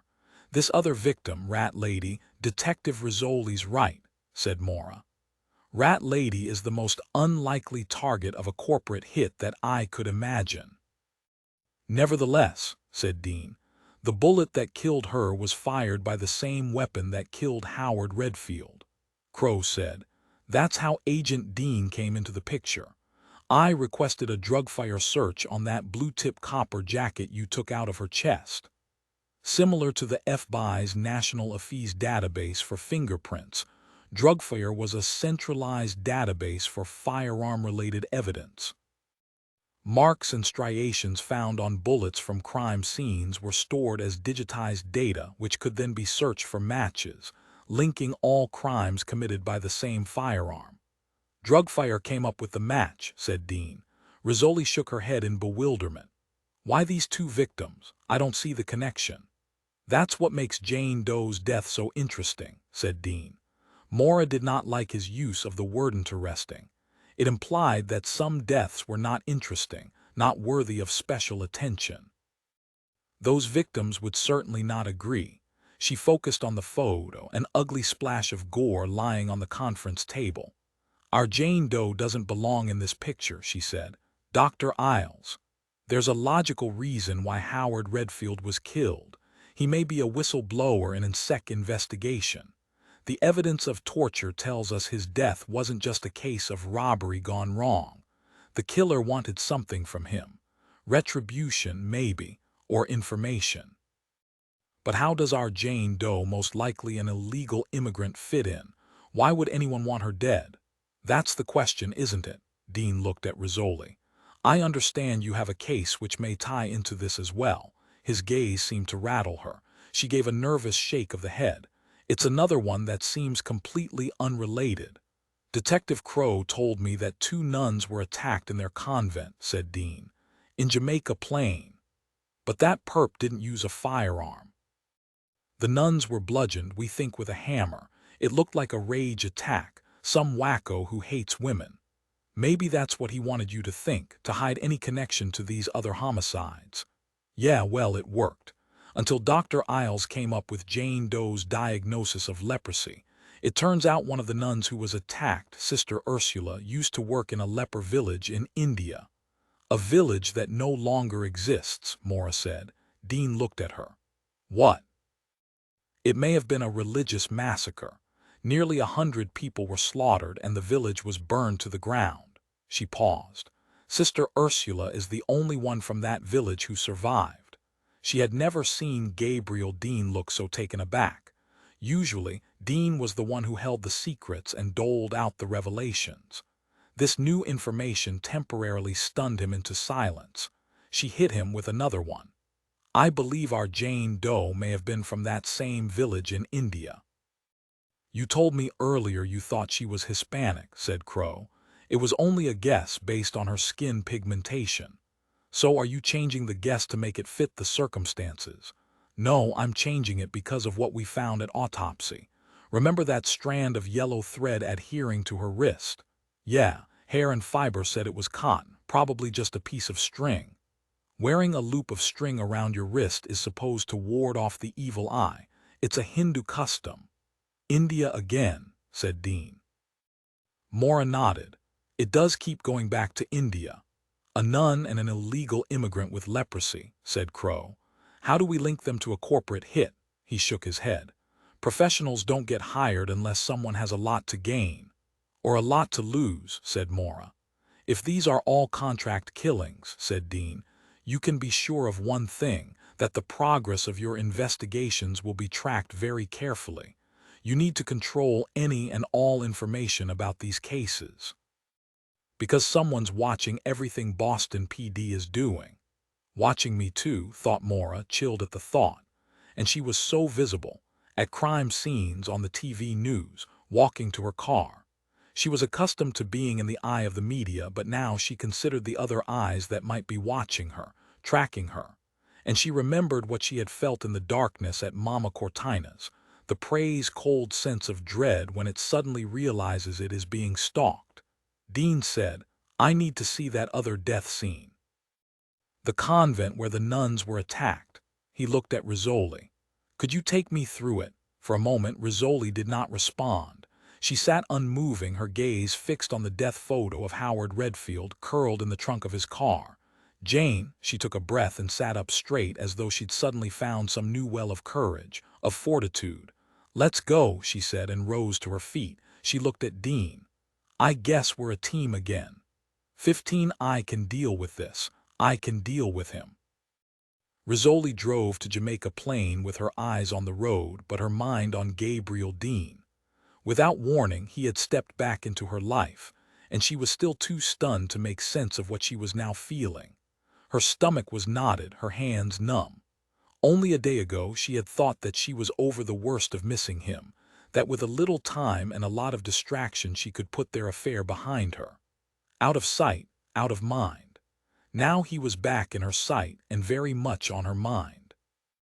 She was first to arrive at Greystones Abbey. She sat in her parked car and waited for him, every nerve humming, her anxiety turning to nausea. Pull it together, God damn it. Focus on the job. She saw his rental car parked behind her. At once she stepped out and welcomed the punishing wind on her face. The more brutal the cold, the better, to slap some sense into her. She watched him emerge from his car and greeted him with the crisp nod of a fellow cop. Then she turned and rang the gate bell. No pause for conversation, no fumbling for words. She went straight to business because it was the only way she knew how to cope with this reunion. She was relieved when a nun soon emerged from the building and began shuffling through the snow toward the gate. It's Sister Isabel, said Rizzoli. Believe it or not, she's one of the younger ones. Isabel squinted at them through the bars, her gaze on Rizzoli's companion. This is Agent Gabriel Dean from the FBI, said Rizzoli. I'm just going to show him the chapel. We won't disturb you. Isabel opened the gate to let them in. It gave an unforgiving clang as it swung shut behind them, the cold sound of finality, of imprisonment. Sister Isabel immediately returned to the building, leaving the two visitors standing in the courtyard, alone with each other. At once, Rizzoli took control of the silence and launched into a case review. "We still can't be sure of the point of entry," she said. "Snowfall covered up any footprints, and we didn't find any broken ivy to indicate he climbed the wall. That front gate's kept locked at all times, so if the perp came that way, someone inside the abbey had to let him in. That's a violation of convent rules. It would have to be done at night when no one would see it. You have no witnesses." "None. We thought at first that it was the younger nun, Camille, who might have opened the gate." "Why Camille?" "Because of what we found on autopsy."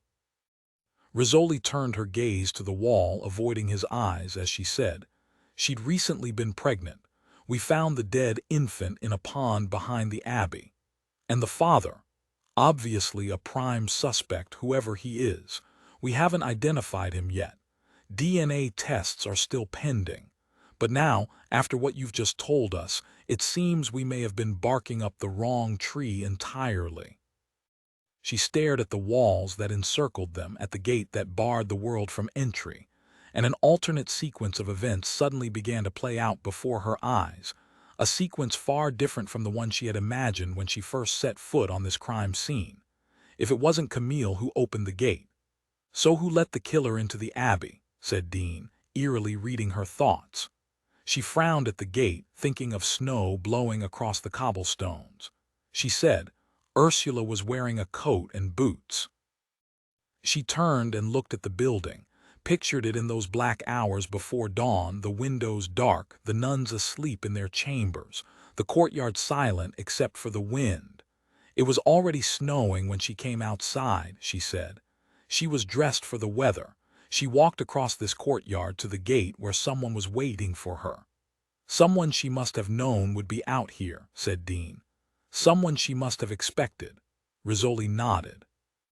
Now she turned toward the chapel and began to walk, her boots punching holes in the snow. Dean was right behind her, but she was no longer focused on him. She was walking in the footsteps of a doomed woman, a night swirling with the season's first snow. The stones are slippery beneath your boots. You move in silence because you don't want the other sisters to know you are meeting someone for whom you are willing to break the rules. But it's dark and there are no lamps to light the gate, so you can't see his face. You can't be sure this is the visitor you're expecting tonight. At the fountain, she abruptly halted and looked up at the row of windows over the courtyard. What is it? Said Dean. Camille's room, she said, pointing. It's right up there. He gazed up at the room. The stinging wind had made his face ruddy and ruffled his hair. It was a mistake to stare at him because she suddenly felt such hunger for his touch. She had to turn away, had to press her fist against her abdomen to counter the emptiness she felt there. She might have seen something from that room, said Dean. The light in the chapel, it was on when the bodies were found. Rizzoli looked up at Camille's window and remembered the blood-stained sheet. She awakens with her sanitary pad soaked. She climbs from bed to use the bathroom and change her pad. And when she comes back to her room, she notices the light glowing through the stained glass windows, a light that should not be on. Rizzoli turned toward the chapel, drawn by the ghostly image she now saw of young Camille stepping out of the main building. Shivering as she moved beneath the covered walkway, perhaps regretting that she had not pulled on a coat for this short walk between buildings. Rizzoli followed that ghost into the chapel. There she stood in the gloom. The lights were off, and the pews were nothing more than horizontal slats of shadow. Dean was silent beside her, like a ghost himself, as she watched the final scene play out. Camille, stepping through the door, just a slip of a girl, her face pale as milk. She looks down in horror. Sister Ursula lies at her feet, and the stones are splattered with blood. Perhaps Camille did not immediately understand what had happened, and thought at first glance that Ursula had merely slipped and hit her head. Or perhaps she already knew from that first glimpse of blood that evil had breached their walls, that it now stood behind her near the door, watching her, that it was moving toward her. The first blow sends her staggering. Stunned as she is, she still struggles to escape, moves in the only direction open to her, up the aisle, toward the altar, where she stumbles, where she drops to her knees awaiting the final blow. And when it's done and young Camille lies dead, the killer turns back toward the first victim, toward Ursula, but he doesn't finish the job, he leaves her alive. Why? She looked down at the stones where Ursula had fallen. She imagined the attacker reaching down to confirm the kill. She went very still, suddenly remembering what Dr. Isles had told her. The killer didn't feel a pulse, she said. What? Sister Ursula is missing a carotid pulse on the right side of her neck. She looked at Dean. He thought she was dead. They walked up the aisle, past rows of pews, following in Camille's last footsteps. They came to the spot near the altar where she had fallen. They stood in silence, their gazes on the floor. Though they could not see it in the gloom, traces of blood surely lingered in the cracks between stones. Shivering, Rizzoli looked up and saw that Dean was watching her. "That's all there is to see here," she said, "unless you want to talk to the sisters." "I want to talk to you. I'm right here." "No, you're not. Detective Rizzoli is here. I want to talk to Jane," she laughed. A blasphemous sound in that chapel. "You make it sound like I'm a split personality or something. That's not too far from the truth. You work so hard at playing the cop you bury the woman. It's the woman I came to see. You waited long enough. Why are you angry at me? I'm not. You have a strange way of welcoming me to Boston. Maybe because you didn't bother to tell me you were coming." He sighed, huffing out a ghost. "Can we just sit together for a moment and talk?" She went to the front pew and sank onto the wooden bench. As he sat down beside her, she gazed straight ahead, afraid to look at him, afraid of the emotions he stirred in her. Just inhaling his scent was painful because of the longing it reawakened. This was the man who had shared her bed, whose touch and taste and laugh still haunted her dreams. The result of their union was growing even now inside her, and she pressed her hand to her belly to quell the secret ache she suddenly felt there. "How have you been, Jane?" "I've been good, busy." "And the bandage on your head?" "What happened?" "Oh, this." She touched her forehead and shrugged. "Little accident in the morgue. I slipped and fell. You look tired. You don't bother much with compliments, do you? It's just an observation."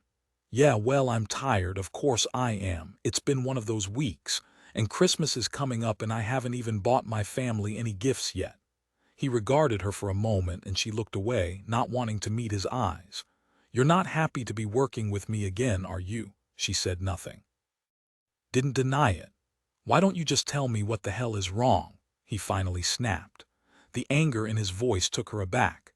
Dean was not a man who often revealed his emotions. Once that had infuriated her, because it always made her feel as if she was the one out of control, the one always threatening to boil over. Their affair had started because she had made the first move, not him. She had taken all the risks and put her pride on the line, and where did it get her? In love with a man who was still a cipher to her. A man whose only display of emotion was the anger she now heard in his voice. It made her angry as well. "There's no point rehashing this," she said. "We have to work together, we have no choice, but everything else I just can't deal with that now." "What can't you deal with? The fact we slept together?" "Yes.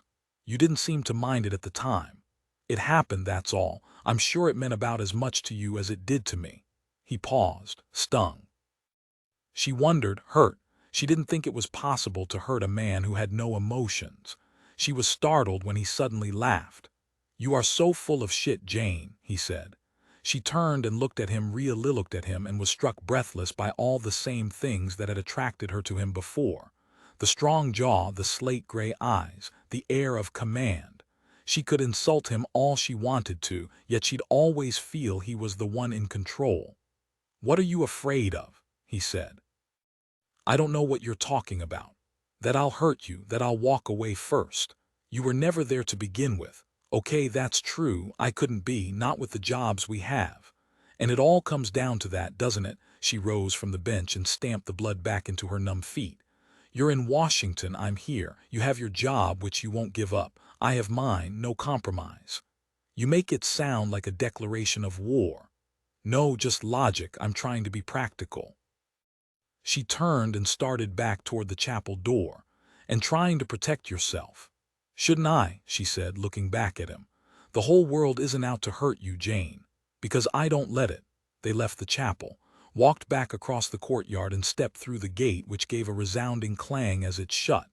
Well, I don't see the point of trying to chip away at that armor, he said. I'll go a long way to meet you, but you have to come halfway. You have to give too. He turned and started toward his car. Gabriel, she said. He stopped and looked back at her. What did you think would happen between us this time? I don't know, that you'd be glad to see me at least. What else? That we'd screw like bunnies again. At that she gave a laugh and shook her head. Don't tempt me. Don't remind me of what I've been missing. He looked at her over the roof of his car. I'd settle for the first, Jane, he said. Then he slid inside and shut the door. She watched him drive away and thought, screwing like bunnies is how I got into this mess. Shivering, she looked at the sky. Only 4 o'clock, and already the night seemed to be closing in, stealing the last gray light of day. She did not have her gloves, and the wind was so bitter, it stung her fingers as she took out her keys and opened the car door. Sliding into her car, she fumbled to insert the key in the ignition, but her hands were clumsy, and she could barely feel her fingers. She paused, key in the ignition. Suddenly thought about Leper's hands, the fingers worn down to stumps, and she remembered vaguely a question about a woman's hands, something mentioned in passing that she had ignored at the time. She said I was rude because I asked why that lady didn't have any fingers. She got out of her car and went back to the gate, rang the bell again and again. At last Sister Isabel appeared. The ancient face that gazed through the iron bars did not look pleased to see her. I need to speak to the girl, Rizzoli said. Mrs. Otis's daughter. She found Noni sitting all alone in an old classroom at the end of the hall, her sturdy legs swinging from the chair, a rainbow of crayons splayed out on the battered teacher's desk in front of her. It was warmer in the Abbey kitchen, where Mrs. Otis was now preparing dinner for the sisters, and the aroma of fresh-baked chocolate chip cookies wafted even to this gloomy end of the wing. Yet Noni had chosen to hole up in this cold room, away from her mother's sharp tongue and disapproving looks. The girl did not even seem to notice the chill. She was clutching a lime-green crayon in a childish grip, her tongue sticking out in fierce concentration as she drew sparks shooting from a man's head. It's about to explode, said Noni.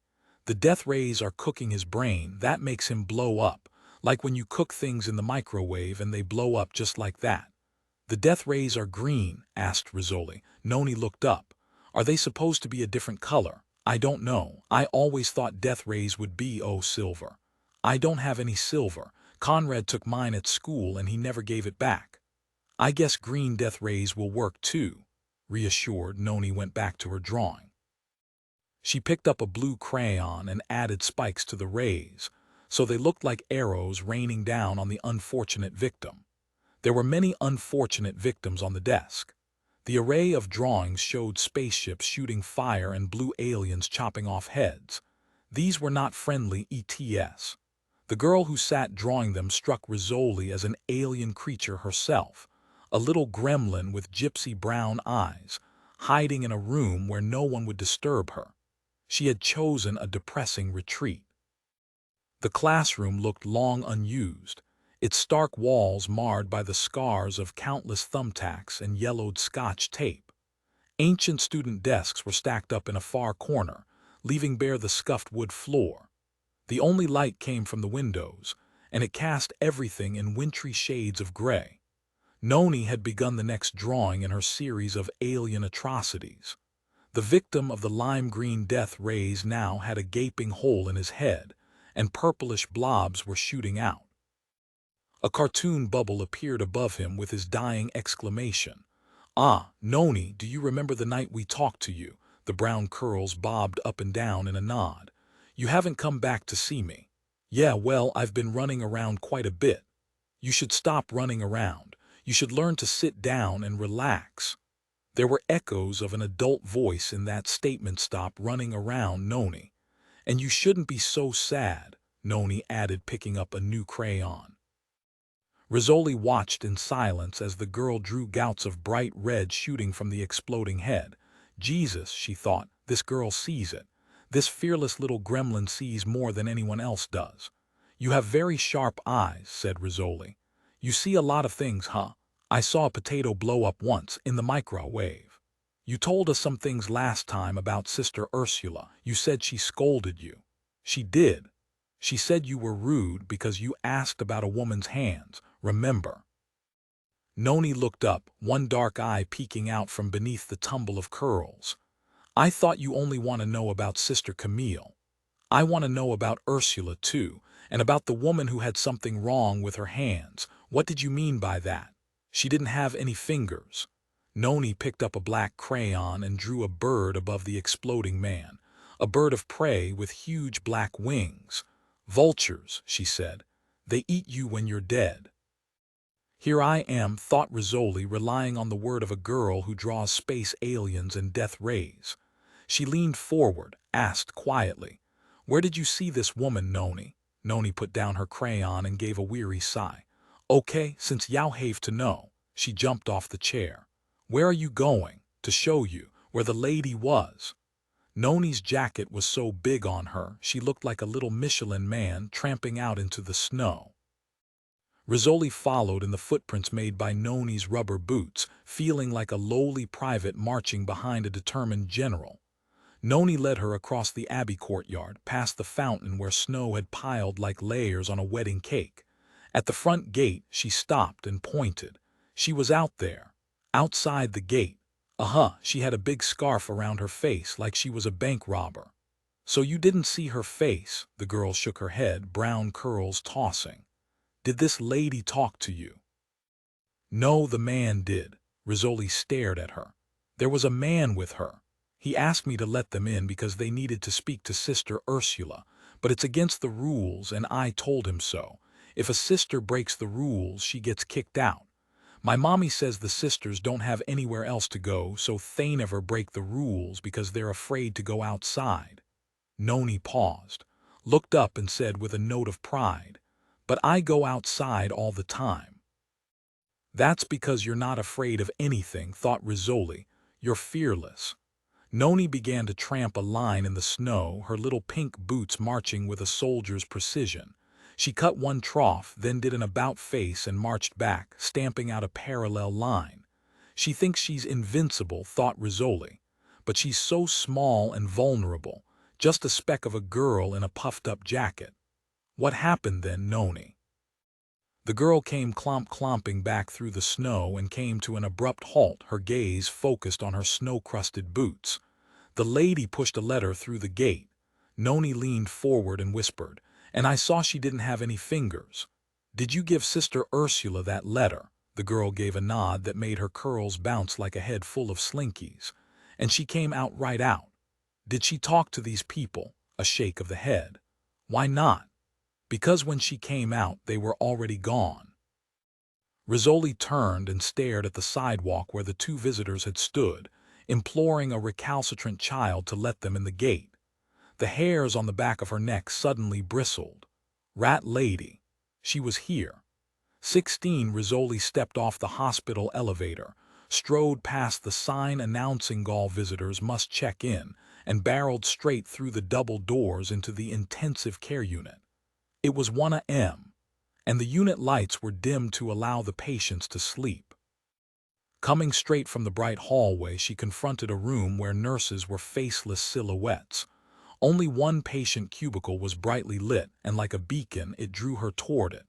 The black woman cop standing outside the cubicle greeted Rizzoli. Hey, detective, you got here fast. She said anything yet? She can't. She's still got that breathing tube in her throat, but she's definitely awake. Her eyes are open, and I heard the nurse say she's following commands. Everyone seems really surprised that she woke up at all. The squeal of the ventilator alarm made Rizzoli glance through the cubicle doorway at the knot of medical personnel huddled around the bed. She recognized the neurosurgeon, Dr. Ewan, and the internist, Dr. Sutcliffe, his blonde ponytail an oddly disconcerting detail in that gathering of grim professionals. What's going on in there? I don't know. Something about the blood pressure. Dr. Sutcliffe got here just as things started to go haywire. Then Dr. Ewan showed up and they've been fussing with her ever since. The cop shook her head. I don't think it's going well. Those machines have been beeping like crazy. Jesus, don't tell me we're gonna lose her just as she wakes up. Rizzoli squeezed into the cubicle, where lights shone down with a brilliance that was painful to her tired eyes. She could not see Sister Ursula, who was hidden within the tight circle of personnel, but she could see the monitors above the bed, the heart rhythm skittering like a stone across water. She's trying to pull out the et tube, a nurse said. Get that hand tied down tighter. Ursula, relax, try to relax. Systolic's down to 80, why is she so flushed, said Ewan. Look at her face. He glanced sideways as the ventilator squealed. Too much airway resistance, a nurse said. She's fighting the ventilator. Her pressure's dropping, Dr. Ewan, it's 80 systolic. Let's get a dopamine drip going, now. A nurse suddenly noticed Rizzoli standing in the doorway. Ma'am, you're going to have to step out. Is she conscious? Asked Rizzoli. Step out of the cubicle. I'll handle this, said Sutcliffe. He took Rizzoli by the arm, and his grasp was not gentle as he led her out of the cubicle. He slid the curtain shut, cutting off all view of the patient. Standing in the gloom, she could feel the eyes of other nurses, watching her from their different stations in the ICU. Detective Rizzoli, said Sutcliffe, you need to let us do our jobs. I'm trying to do mine as well, she's our only witness. And she's in critical condition. We need to get her through this crisis before anyone talks to her. She is conscious, though. Yes. She understands what's going on, he paused. In the low light of the ICU, she could not read his expression. All she could see was the silhouette of his broad shoulders and the reflection of his eyes, glinting green from the nearby monitor banks. I'm not sure. Frankly, I never expected her to regain consciousness at all. Why is her blood pressure falling? Is this something new? A little while ago, she started to panic, probably because of the endotracheal tube. It's a frightening sensation to feel a tube in your throat, but it has to stay in to help her breathe. We gave her some Valium when her pressure shot up. Then it suddenly started to crash. A nurse pulled back the cubicle curtain and called through the doorway, Dr. Sutcliffe. Yes, her pressure's not responding, even on dopamine. Sutcliffe stepped back into the cubicle. Through the open doorway, Rizzoli watched the drama playing out only a few feet away. The nun's hands were balled up in fists, the tendons of her arms standing out in taut cords as she fought the restraints that bound her wrists to the bed rails. The crown of her head was encased in bandages, and her mouth was obscured by the protruding endotracheal tube, but her face was clearly visible. It looked swollen, the cheeks suffused a bright red. Trapped in that mummifying mass of gauze and tubes, Ursula had the eyes of a hunted animal, the pupils dilated with fear, her gaze frantically darting left, then right, as though in search of escape. The bed rails rattled like the bars of a cage as she yanked against the restraints. Her whole torso lifted off the bed and the cardiac alarm suddenly squealed. Rizzoli's gaze shot to the monitor where the line had gone flat. It's okay, Sutcliffe said. She just disconnected one of her leads. He snapped the wire back in place and the rhythm reappeared on-screen, a rapid blip blip blip. Increase the dopamine drip, said Ewan. Let's push fluids. Rizzoli watched as the nurse opened the Roman 4 full bore, unleashing a flood of saline into Ursula's vein. The nun's gaze met Rizzoli's in a final moment of awareness. Just before her eyes started to glaze over, before the last spark of consciousness flickered out, what Rizzoli saw in that gaze was mortal fear. Pressure is still not coming up. It's down to 60. The muscles of Ursula's face slackened and the hands fell still. Beneath drooping lids, the eyes were now unfocused, unseeing. PVCS, the nurse said. I'm seeing PVCS. gazes shot straight to the cardiac monitor. The heart tracing, which had been ticking rapidly but evenly across the screen, was now distorted by dagger thrusts. "V-tac," said Ewan. "I can't get any pressure, she's not perfusing. Get that bed rail down. Come on, let's start compressions." Rizzoli was shoved backwards out of the doorway as one of the nurses pushed toward the doorway and called out, "We've got a code blue." Through the cubicle window, Rizzoli watched as the storm swirled around Ursula. She saw Ewan's head bobbing up and down as he performed CPR, watched as drug after drug was injected into Roman foreports and sterile wrappings fluttered to the floor. Rizzoli stared at the monitor. The tracing was now a line of jagged teeth cutting across the screen. "Charge to 200. In the cubicle, everyone stepped back as a nurse leaned forward with the defibrillator paddles. Rizzoli had a clear view of Ursula's bared breasts, the skin blotchy and red. It struck her as somehow startling that a nun would have such generous breasts. The paddles discharged. Ursula's torso jerked as though tugged by strings. The woman cop standing beside Rizzoli said softly, "I got a bad feeling, she's not gonna make it." Sutcliffe glanced up once again at the monitor. Then his gaze met Rizzoli's through the window, and he shook his head. An hour later, Maura arrived at the hospital. After Rizzoli's phone call, she had rolled straight out of bed, leaving Victor asleep on the pillow beside her, and had dressed without showering. Riding the elevator up to the ICU, she could smell his scent on her skin, and she ached from the rawness of the night's lovemaking. She had come straight to the hospital while reeking gloriously of sex, her mind still focused on warm bodies, not cold. On the living, not the dead. Leaning back against the elevator wall, she closed her eyes and allowed herself to savor the memories for just a while longer. One more moment of remembered pleasure. The opening of the door startled her. She jerked straight, blinking at the two nurses who stood waiting to step in, and she quickly exited, her cheeks flushing. "Do they notice it?" she thought as she walked down the hall. "Surely anyone can see in my face the guilty glow of sex." Rizzoli was in the ICU waiting room, slouched on the sofa and sipping from a styrofoam cup of coffee. As Maura walked in, Rizzoli gave her a long look as though she too detected something different about Maura, an unseemly flush to her face on this night when tragedy had called them together. "They're saying she had a heart attack," said Rizzoli.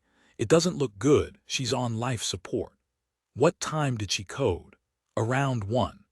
They worked on her for almost an hour and managed to get a heart rhythm back.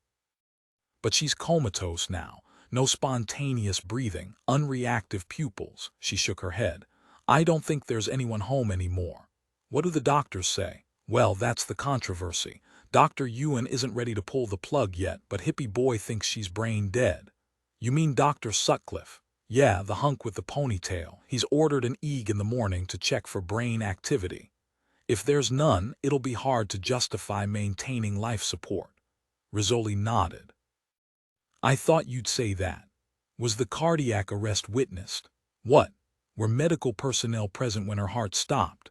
Rizzoli looked irritated now, put off by Maura's matter-of-fact questions. She set down the cup, sloshing coffee onto the table. "A whole crowd of 'em, in fact. I was there too." "What led up to the code?" "They said her blood pressure shot up first and her pulse went crazy. By the time I got here, her pressure was already falling, and then her heart stopped." "So yeah, the whole event was witnessed." A moment passed. The TV was turned on, but the volume was muted. Rizzoli's gaze drifted to the CNN news banner scrolling across the bottom of the screen. "Disgruntled employee shoots 4 in North Carolina auto plant." "Toxic chemical spill in Colorado train derailment." A running tally of disasters across the county, and here we are, 2 tired women, struggling just to make it through this night. Maura sat down on the couch beside Rizzoli. "How are you doing, Jane? You look wiped out." "I feel like hell, like it's sucking up every ounce of my energy and there's nothing left for me." She drained her coffee in one last gulp and threw the empty cup at the trash can. It missed. She simply stared at it, too tired to get up and retrieve it from the floor. "The girl ID'd him," said Rizzoli. "What? Noni," she paused. "Gabriel was so good with her, it kind of surprised me. Somehow, I didn't expect that he'd be good with kids. You know how he is, so hard to read, so uptight, but he sat right down with her and had her eating out of his hand." She looked off wistfully, then gave herself a shake. She recognized Howard Redfield's photo. "He was the man who came to Greystones, the one with Jane Doe," Rizzoli nodded. "They were both there together, trying to get in to see her." Maura shook her head. "I don't get it. What on earth did these three people have to do with each other?" "That's a question only Ursula could have answered." Rizzoli rose and pulled on her coat. She turned toward the door, then stopped, looked back at Maura. "She was awake, you know, Sister Ursula. Just before she coded, she opened her eyes. Do you think she was actually conscious, aware of what was going on? She squeezed the nurse's hand. She was following commands, but I never got the chance to talk to her. I was standing right there and she looked at me just before." Rizzoli paused as though shaken by that thought. "I'm the last person she saw." Maura walked into the ICU, past monitors pulsing with green heart tracings, past nurses who stood whispering outside curtained patient cubicles. As an intern on critical care rotation, her late-night visits to intensive care had always been occasions for anxiety, a patient in extremis, a crisis that required her swift decision. Even all these years later, walking at this hour into an ICU made her pulse quicken. But no medical crisis awaited her tonight. She was here to view the aftermath. She found Dr. Sutcliffe standing beside Ursula's bed, writing in the chart. His pen slowly came to a stop, the tip pressed against the page as though he was having trouble forming the next sentence. "Dr. Sutcliffe," she said. He looked at her, his tanned face creased with new lines of fatigue. "Detective Rizzoli asked me to come in. She said you were planning to withdraw life support." "You're a little premature once again," he said. "Dr. Ewens decided to hold off for a day or two. He wants to see an EEG first." He looked down once again at his notes. "It's ironic, isn't it, how there are pages and pages devoted to her last few days on Earth, but her entire life takes up only one short paragraph. There's something wrong about that, something obscene. At least you get to know your patients while they're still breathing. I don't even have that privilege. I don't think I'd like your job, Dr. Isles. There are days I don't care for it either." "Then why do you choose it? Why the dead over the living? They deserve attention. They'd want us to know why they died." He looked at Ursula. "If you're wondering what went wrong here, I can tell you the answer. We didn't move fast enough. We stood around watching her panic, and we should have sedated her if we had just calmed her down sooner." "Are you saying she coded from panic?" "That's how it started. First a spike in blood pressure and pulse. Then her pressure dropped just like that and the arrhythmias started. It took us 20 minutes to get her rhythm back." "What does her ECG show?" "An acute myocardial infarction. She's now deeply comatose. No pupillary reaction, no response to deep pain. She's almost certainly suffered irreversible brain damage." "It's a little early to say that, isn't it?" "I'm a realist. Dr. Ewan's hoping to pull her through, but then he's a surgeon. He wants his rosy statistics. As long as his patient survives the operation, he can chalk it up as one of his successes. Even if she ends up as a vegetable." She moved to the bedside and frowned at the patient. "Why is she so edematous? We poured fluids into her during the code to try and bring up her pressure. That's why her face looks swollen." Maura looked down at the arms and saw raised and reddish wheals. "This looks like some fading urticaria here. Which drugs did she get?" "The usual cocktail we give during codes, antiarrhythmics, dopamine." "I think you need to order a drug and toxicology screen." "Excuse me, this was an unexplained cardiac arrest, and this urticaria looks like a drug reaction. We don't usually order tox screens just because a patient codes. In this case, you should order one." "Why, do you think we made a mistake, gave her something we shouldn't have?" He sounded defensive now, his fatigue turning to anger. "She's a witness to a crime," Maura pointed out. "The only witness. We just spent the last hour trying to save her life. and now you're implying you don't trust us. Look, I'm only trying to be thorough. Okay. He snapped the chart shut. I'll see the tox screen gets done just for you, he said, and walked out. She remained in the cubicle, gazing down at Ursula, who lay bathed in the soft, sepulchral glow of the bedside lamp. Maura saw none of the usual litter that followed CPR. The used syringes and drug vials and sterile wrappings that always resulted from resuscitation efforts had been swept away. The patient's chest rose and fell only because of the air forced into her lungs with each whoosh of the ventilator bellows. Maura took out a penlight and shone it into Ursula's eyes. Neither pupil responded to the light. Straightening, she suddenly sensed someone watching her. She turned and was startled to see Father Braffi standing in the doorway. "The nurses called me," he said. "They thought it might be time." He had dark circles under his eyes and beard stubble darkened his jaw. As usual, he wore his clerical garb, but at that early hour his shirt was wrinkled. She imagined him, newly roused from sleep, rolling out of his bed and stumbling into his clothes, reaching automatically for that shirt as he left the warmth of his bedroom. "Would you like me to leave?" he asked. "I can come back later." "No, please come in, Father. I was just going to review the record." He nodded and stepped into the cubicle. The space suddenly felt too small, too intimate. She reached for the chart which Sutcliffe had left behind. As she settled onto a stool near the bed, she was suddenly aware once again of her own scent, and she wondered if Braffi could smell it too. The scent of Victor, of sex. As Braffi began to murmur a prayer, she forced herself to focus on the nurse's notes. 00:15, vitals, BP up to 130/90, pulse 80, eyes open, making purposeful movements, squeezes right hand on command. Doctors.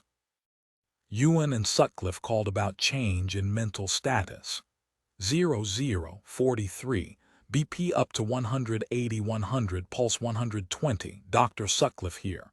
Patient agitated and trying to pull out at tube. 00:50, systolic BP down to 110, flushed and very agitated. Dr. Ewan here. 00:55, systolic 85, pulse 180, Roman 4 rate to wide open. As the blood pressure plummeted, the notes grew terser, the handwriting more hurried until it deteriorated to a barely legible scrawl. She could picture the events as they unfolded in this cubicle. The scramble to find Roman 4 bags and syringes. The nurse, scurrying back and forth to the medication room for drugs. Sterile wrappings torn open, vials emptied, correct dosages frantically calculated. All this while the patient thrashes, her blood pressure crashing. 01:00, code blue called. Different handwriting now. Another nurse stepping in to record events. The new entries were neat and methodical, the work of a nurse whose duty during the code was only to observe and document. Ventricular fibrillation, DC cardioversion at 300 joules. Roman 4 lidocaine drip increased to 4 mg/min. Cardioversion repeated, 400 joules. Still in V-fib, pupils dilated but still reactive to light. Not giving up yet, thought Maura. Not while the pupils react.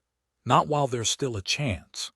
She remembered the first code blue that she had directed as an intern, and how reluctant she had been to concede defeat, even when it was clear that the patient could not be saved. But the man's family had stood waiting right outside the room, his wife and 2 teenage sons, and it was the boys' faces that Maura kept thinking of as she'd slapped on the defibrillator paddles, again and again. Both boys were tall enough to be men, with enormous feet and spotty faces, but they were crying children's tears, and she had continued resuscitation efforts long beyond the stage of futility, thinking, give him one more shock, just one more. She realized that Father Braffi had fallen silent. Looking up, she found him watching her, his gaze so focused that she felt personally invaded, and at the same time strangely aroused. She closed the chart, a crisply businesslike gesture to disguise her confusion. She had just come from Victor's bed, yet here she was, drawn to this man of all people. She knew that cats in heat could attract males with their scent. Was that the signal she gave off, the scent of a receptive female? A woman who has gone so long without sex that she cannot get enough of it. She rose and reached for her coat. He stepped toward her to help her put it on, stood close behind her, holding it open as she slid her arms into the sleeves. She felt his hand brush against her hair. It was an accidental touch, nothing more, but it set off an alarming shiver. She stepped away, quickly buttoning up. "Before you leave," he said, "I want to show you something. Will you come with me?" "Where?" "Down to the 4th floor." Puzzled, she followed him to the elevator. They stepped in, and once again they were sharing an enclosed space that seemed far too close. She stood with both hands thrust in her coat pockets and stoically watched the floor numbers change, wondering, is it a sin to find a priest attractive? If not sin, then certainly folly. The elevator door at last opened, and she followed him down the hallway, through a set of double doors into the coronary care unit. Like the surgical ICU, this unit had its lights dimmed for the night, and he led her through the gloom toward the ECG monitor station. The heavy-set nurse sitting in front of the monitors glanced up from the multiple cardiac tracings, and her teeth shone in a smiling arc.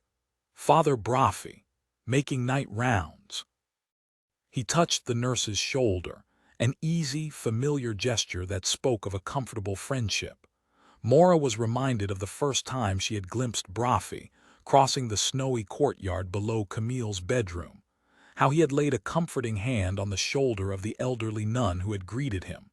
This was a man who was not afraid to offer the warmth of his touch. "Evening, Kathleen," he said, and the soft lilt of Boston Irish suddenly slipped into his voice. "Have you had a quiet night, then?"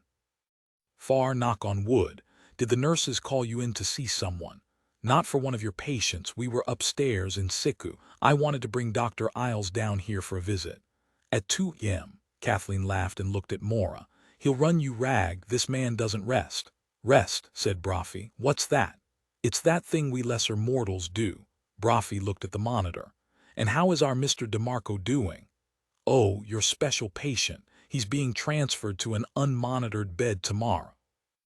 "So I'd say he's doing great." Braffi pointed to bed number 6's ECG line blipping serenely across the screen. "There," he said, touching Maura's arm, and his breath whispered against her hair. "That's what I wanted to show you."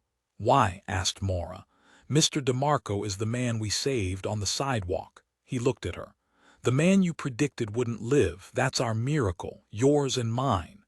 "Not necessarily a miracle. I've been known to be wrong." "You're not in the least bit surprised that this man is going to walk out of the hospital?" She looked at him in the quiet intimacy of darkness. "There's not a lot that surprises me anymore, I'm sorry to say." She didn't mean to sound cynical, but that's how it came out, and she wondered if he was disappointed in her. It seemed important to him, for some reason, that she express some sense of wonderment, and all she had given him was the verbal equivalent of a shrug. In the elevator down to the lobby, she said, "I'd like to believe in miracles, Father. I really would, but I'm afraid you can't change the opinion of an old skeptic." He responded with a smile. "You were given a brilliant mind, and of course you were meant to use it, to ask your own questions and find your own answers. I'm sure you ask the same questions I do, every day. Yet you accept the concept of the divine. Isn't your faith ever shaken?" A pause. "Not my faith, no, that I can count on." She heard a faint note of uncertainty in his voice, and she looked at him. "Then what do you question?" He met her gaze, a look that seemed to peer straight into her mind, to read the very thoughts she did not want him to see. "My strength," he said quietly. "Sometimes I question my own strength." Outside, standing alone in the hospital parking lot, she took in punishing breaths of cold air. The sky was clear, the stars a hard glitter. She climbed into her car and sat for a moment as the engine warmed, trying to understand what had just happened between her and Father Braffi. Nothing at all, really, but she was feeling as guilty as though something had happened. Both guilty and exhilarated. She drove home on streets polished with an icy sheen, thinking about Father Braffi and Victor. She had been tired when she'd left the house. Now she was alert and edgy, nerves humming, feeling more alive than she'd felt in months.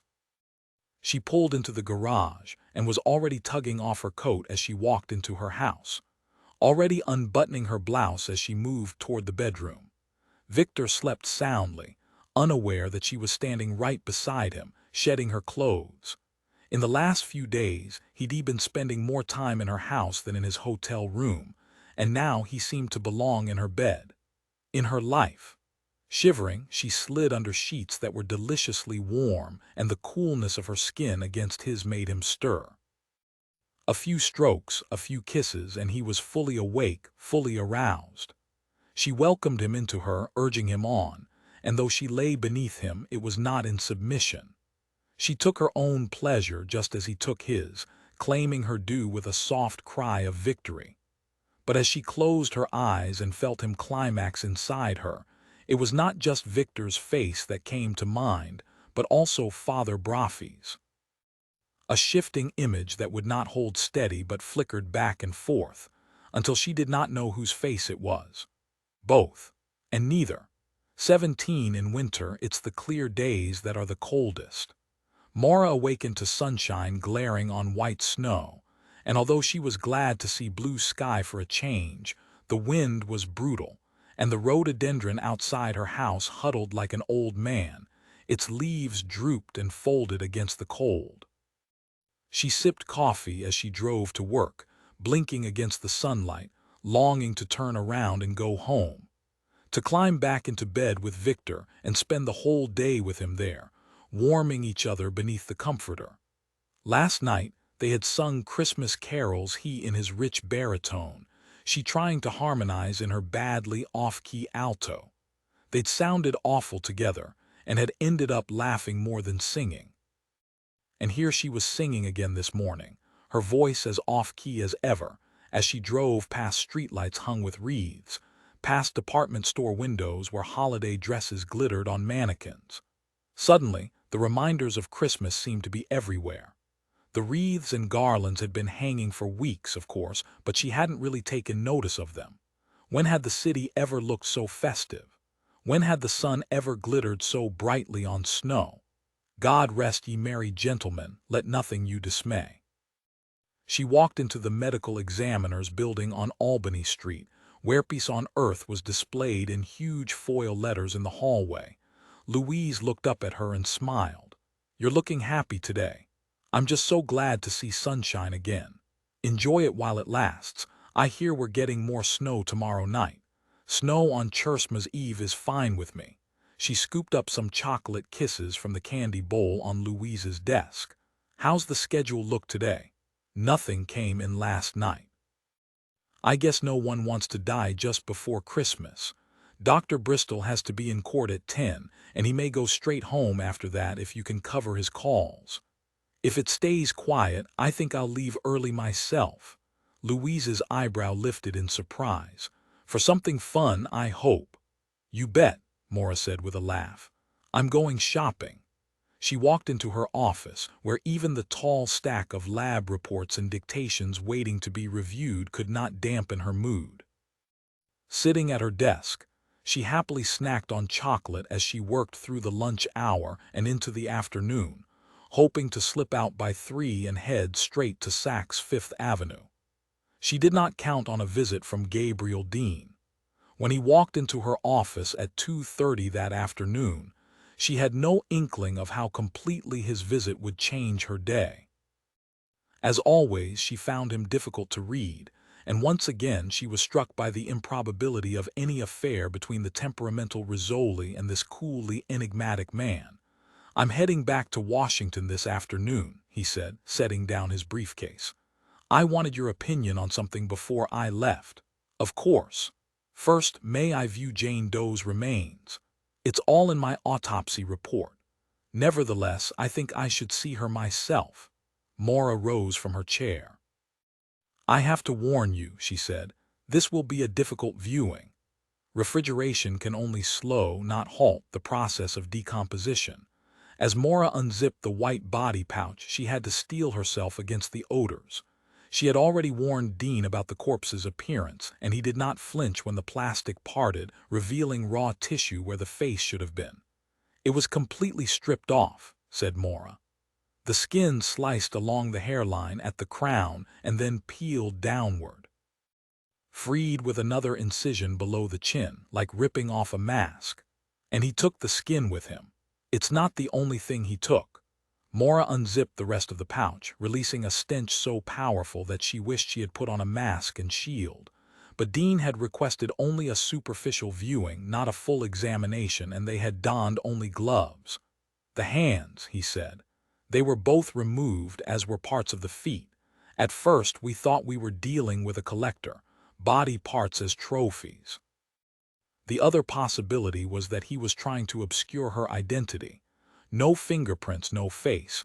That would have been a practical reason for removal, except for the feet. And that's what didn't make sense. That's when I realized there might be another reason for the amputations. It wasn't to hide her identity, but her diagnosis of leprosy. And these lesions all over her skin, that's from the Hansen's disease as well. This skin eruption is called erythema nodosum leprosum. It's a reaction to medical treatment. She's obviously been receiving antibiotics for the Hansen's disease. That's why we didn't see any active bacteria on skin biopsy. So it's not the disease itself that's causing these lesions. No, it's a side effect of recent antibiotic therapy. Based on her X-rays, she'd had Hansen's for some time, probably years, before she started receiving therapy. She looked up at Dean. "Have you seen enough?" He nodded. "Now I want to show you something." Back upstairs in her office, he opened his briefcase and took out a file. "Yesterday, after our meeting, I called Interpol and requested information on the Bara massacre. That's what the Special Crimes Division of India's Central Bureau of Investigation faxed back to me. They also emailed some digital images that I want you to look at." She opened the folder and saw the top sheet. It's a police file. From the Indian state of Andhra Pradesh, where the village of Bara was located. "What's the status of their investigation?" "It remains ongoing. The case is a year old and they haven't made much progress. I doubt this one is ever going to be solved. I'm not even sure it's high on their priority list." "Nearly 100 people were slaughtered, Agent Dean." "Yes, but you have to take this event in context. An earthquake is an event. A hurricane is an event. An entire village of people being massacred isn't an event. It's a crime against humanity. Look at what else is happening in South Asia. In Kashmir, mass slaughters by both Hindus and Muslims. In India, the murders of Tamils and Sikhs. Then there are all the caste killings. Bombings by Maoist-Leninist guerrillas. Mother Mary Clement believes it was a religious massacre, an attack against Christians. Such attacks do occur there. But the clinic where Sister Ursula worked was funded by a secular charity. The other 2 nurses, the ones who died in the massacre, weren't affiliated with any church. That's why the police in Andhra Pradesh are doubtful this was a religious attack. A political attack, perhaps, or a hate crime because the victims were lepers. This was a village of the despised. He pointed to the file she was holding. "There are autopsy reports I wanted you to see, as well as crime scene photos." She turned the page and stared at a photograph. Stunned by the image, she could not speak. She could not turn her eyes from the horror. It was a vision of Armageddon. Piled atop mounds of smoking wood and ash were seared corpses. The fire's heat had contracted flexor muscles, and the bodies were frozen in pugilistic attitudes. Mingled among the human remains were dead goats, their fur singed black. "They killed everything," said Dean. "People, animals. Even the chickens were slaughtered and burned." She forced herself to turn to the next photo.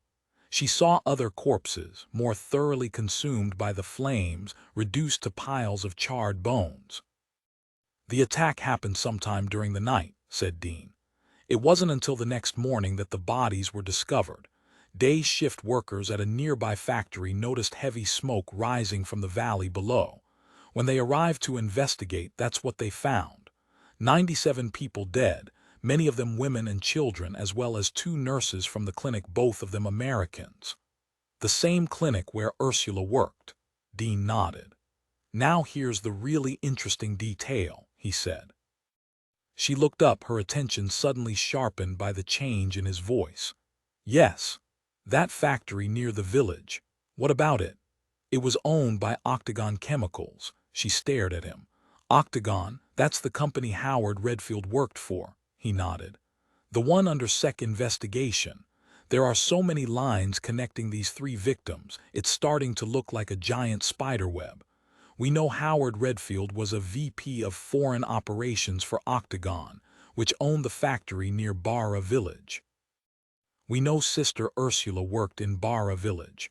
We know that Jane Doe suffered from Hansen's disease, so she may have lived in Barra Village as well. It all goes back to that village, she said, to that massacre. Her gaze dropped to the photographs. What are you hoping I'll find in these autopsy reports? Tell me if there's something the Indian pathologists missed, something that might shed light on that attack. She looked at the burned corpses and shook her head. It's going to be difficult. Incineration destroys too much. Whenever fire's involved, the cause of death may be impossible to determine unless there's other evidence, bullets, for instance, or fractures. A number of the skulls were crushed, according to those post-mortem reports. They concluded the victims were most likely bludgeoned while asleep. The bodies were then dragged from the huts to form several different piles for incineration. She turned to another photo, another view of hell. All these victims, she murmured. And no one was able to escape. It must have happened very quickly. Many of the victims were probably crippled by disease and unable to run. It was, after all, a sanctuary for the sick. The village was cut off from society, isolated in a valley at the dead end of a road. A large group of attackers could swoop in and easily slaughter 100 people, and no one would hear the screams. Maura turned to the last photograph in the folder. It showed a small whitewashed building with a tin roof, the walls scorched by fire. Lying just outside the doorway was another jumble of corpses, limbs intertwined, features burned beyond recognition. That clinic was the only building still standing, because it was built of cinder blocks, said Dean.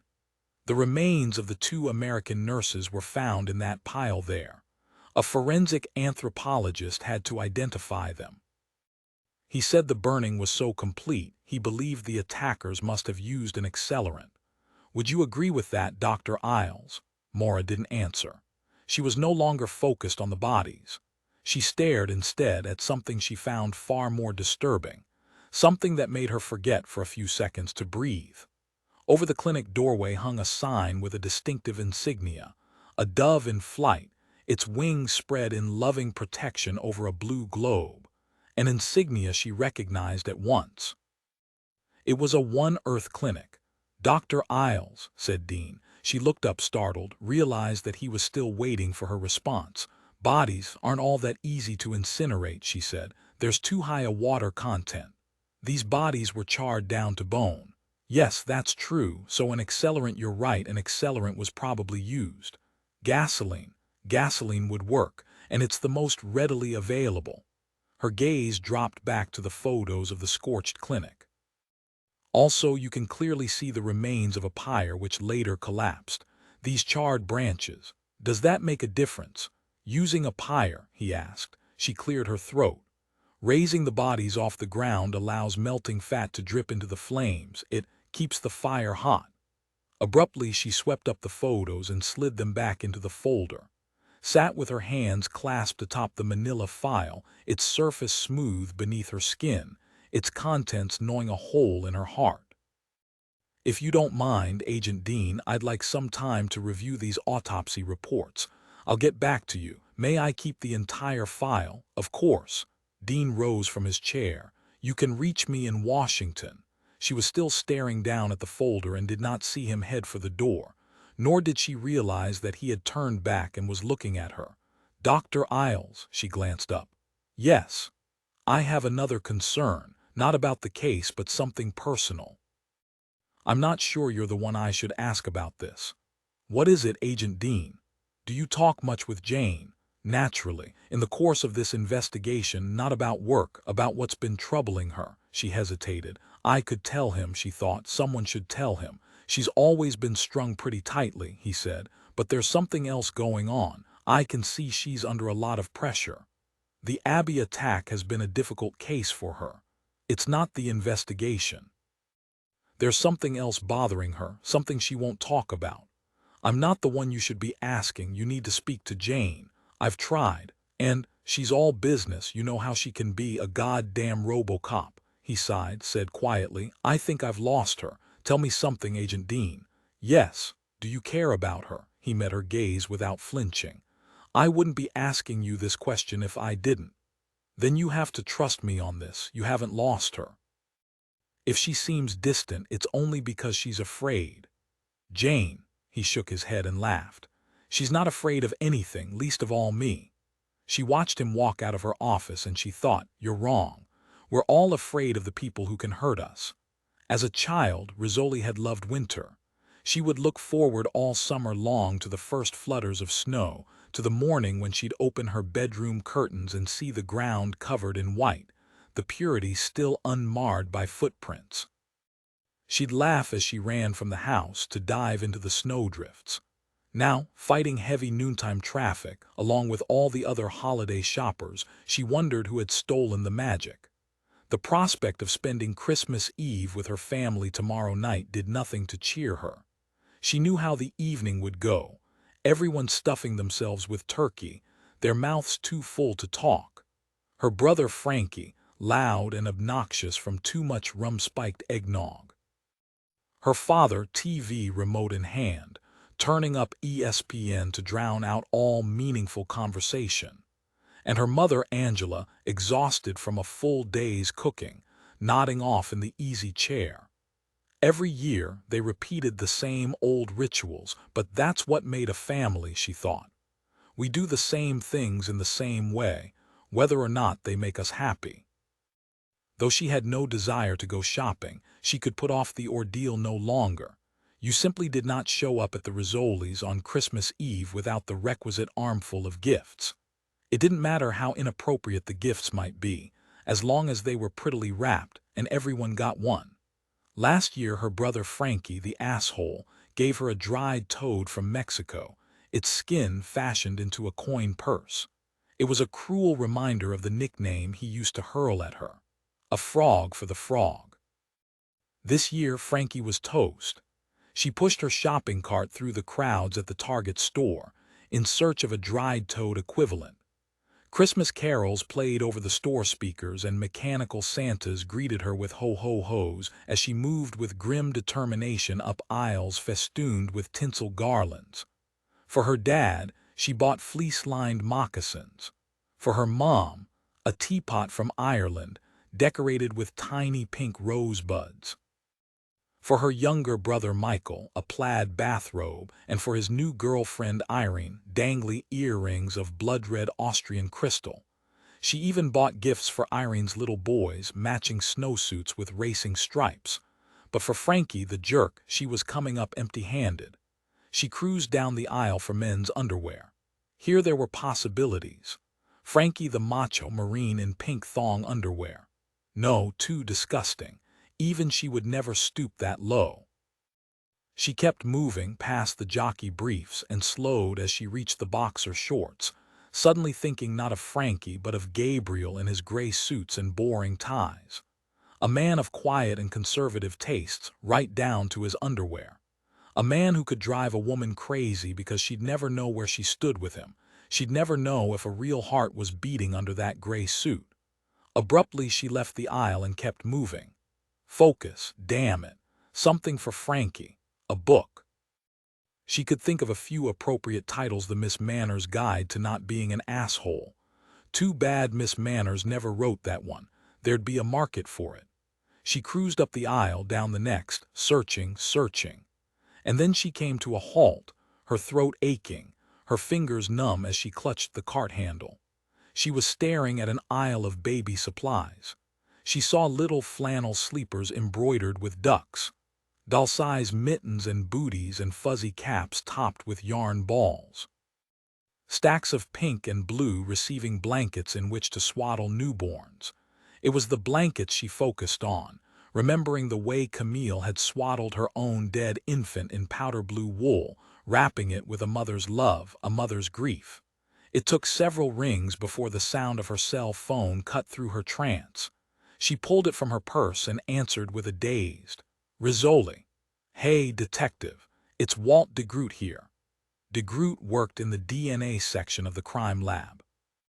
Usually Rizzoli was the one who called him, trying to goad him into a quicker turnaround on test results.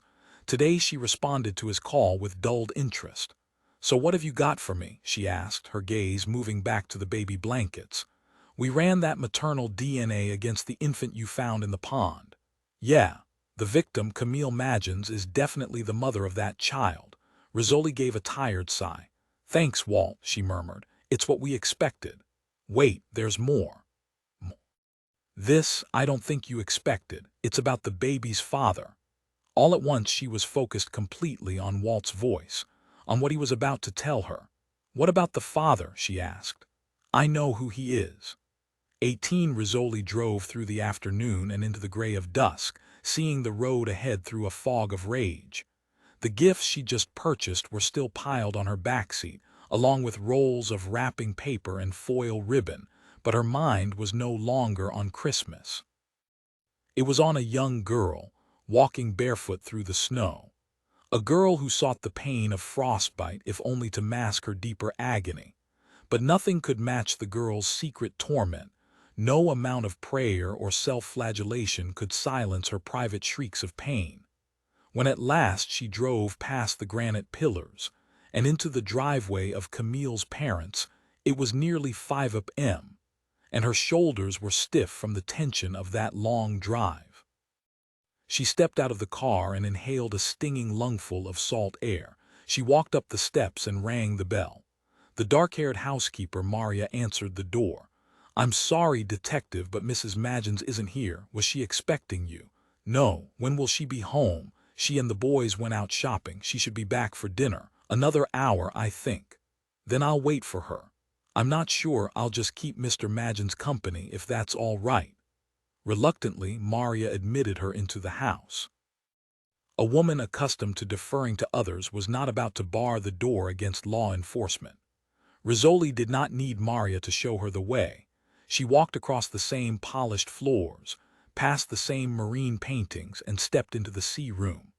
The view across Nantucket Sound was ominous, the wind-roiled water flecked by whitecaps. Randall Magins lay on his right side in the hospital bed, his face turned to the windows so he could see the gathering storm.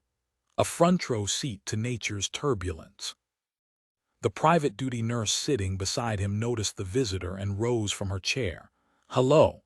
I'm Detective Rizzoli, Boston PD. I'm just waiting for Mrs. Magins to get home. Thought I'd look in on Mr. Magins, see how he's doing." "He's about the same. How's his progress since the stroke?" "We've been doing physical therapy for months now, but the deficits are pretty severe." "Are they permanent?" The nurse glanced at her patient, then made a gesture for Rizzoli to follow her out of the room. In the hallway, the nurse said, "I don't like to talk about him where he can hear us. I know he understands." "How can you tell?"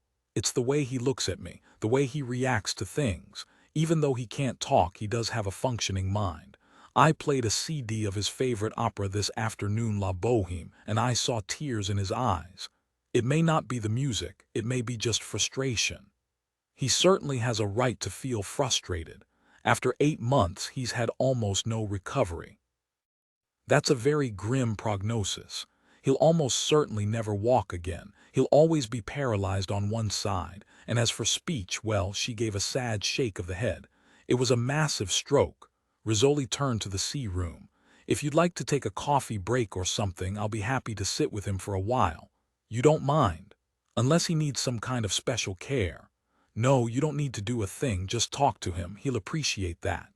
"Yeah, I will." Rizzoli walked back into the sea room and pulled a chair close to the bedside.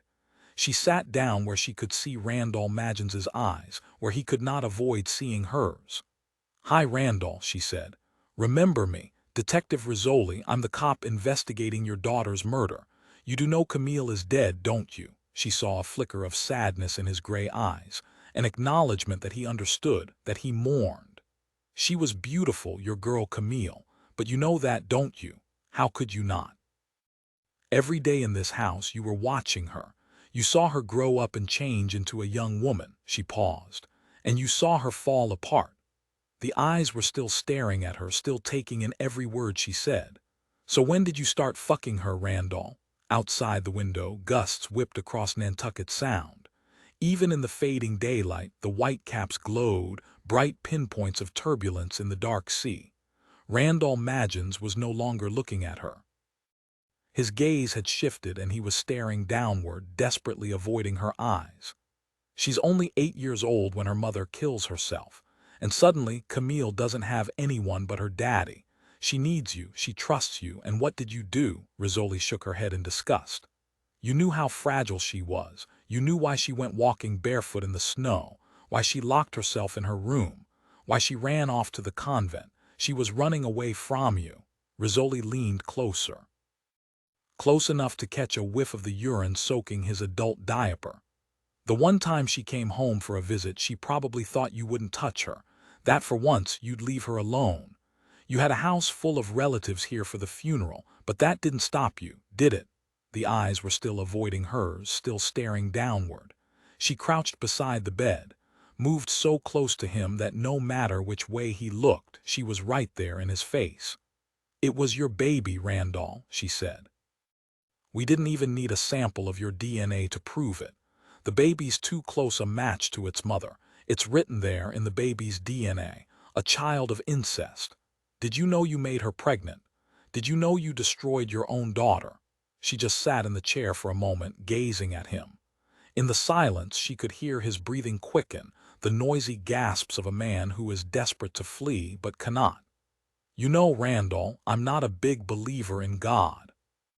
But you make me think that maybe I've been wrong about that. Because look what happened to you. In March, you fuck your daughter. In April, you get a stroke.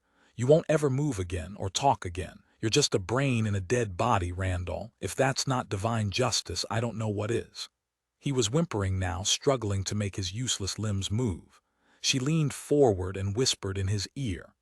"Can you smell yourself rotting? While you lie here, peeing in your diaper, what do you suppose your wife Lauren's up to?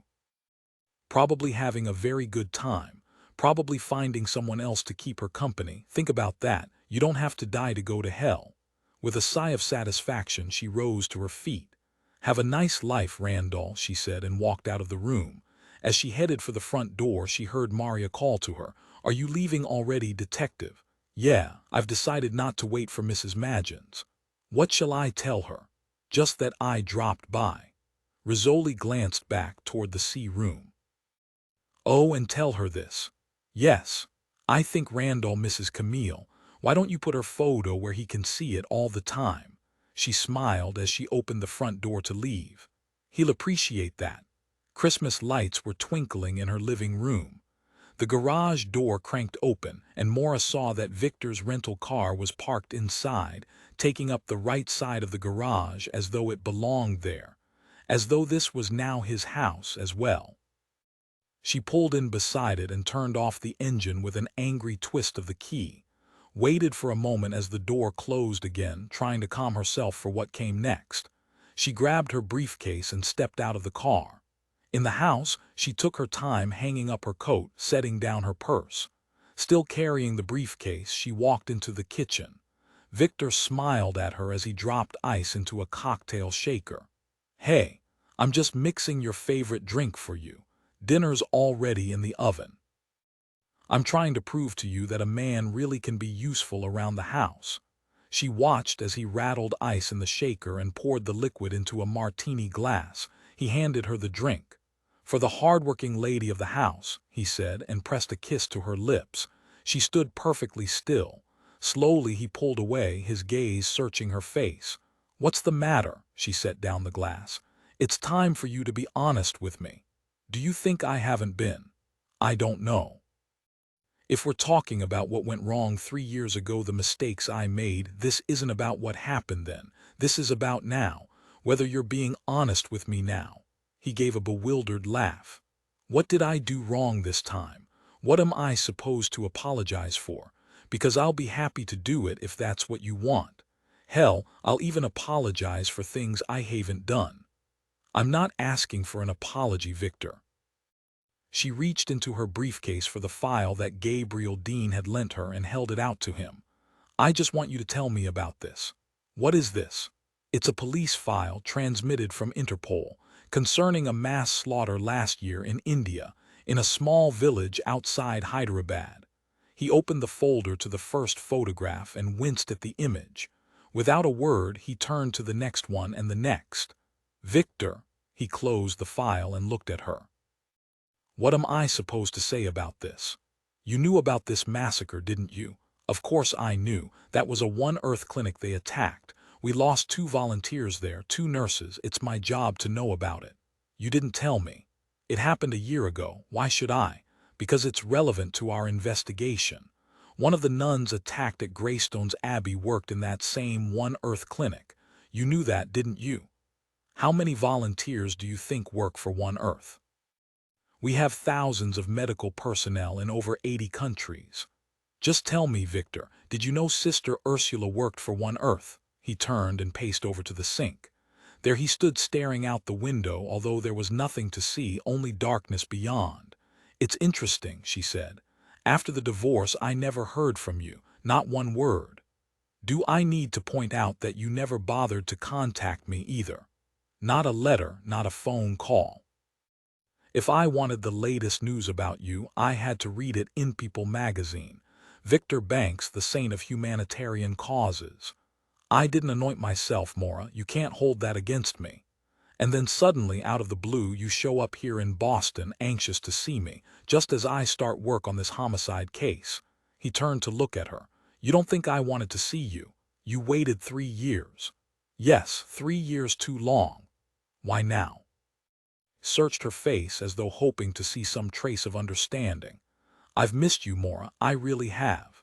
But that's not the original reason you came to see me, is it?" A long pause. "No, it wasn't."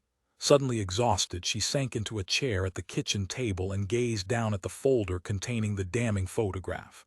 "Then why did you?" "I was in my hotel room getting dressed and the TV was on.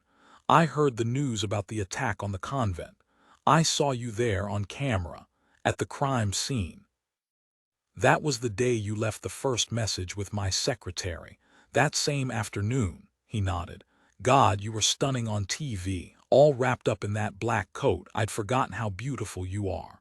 But that's not why you called me, is it? It was the murder you were interested in. You called because I'm the me on that case." He didn't answer. "You knew one of the victims used to work for One Earth. You wanted to find out what the police knew. What I knew." Still there was no answer. "Why didn't you just ask me about it?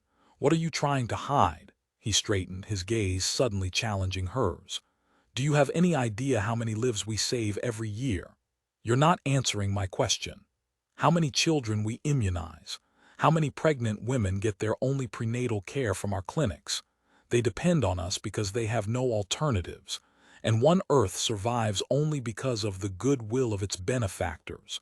Our reputation has to be spotless. One whisper of bad press and our grant money dries up like that." He snapped his fingers. "What does that have to do with this investigation? I've spent the last 20 years building One Earth from nothing, but it's never been about me. It's always been about them, the people no one else cares about. They're the ones who matter. That's why I can't let anything endanger our funding." "Money," she thought. "It's all about money." She stared at him. "Your corporate donor." "What?" "You told me about it. That you got a huge grant last year from a corporate donor." "We get grants from a lot of sources. Was it Octagon Chemicals?" The look of shock on his face answered her question. She heard his sudden intake of breath as though he was preparing to deny it, but then he exhaled without saying a word, the futility of argument leaving him silent. "It's not hard to confirm," said Maura. "Why don't you just tell me the truth?" He looked down, gave a tired nod. "Octagon is one of our major donors.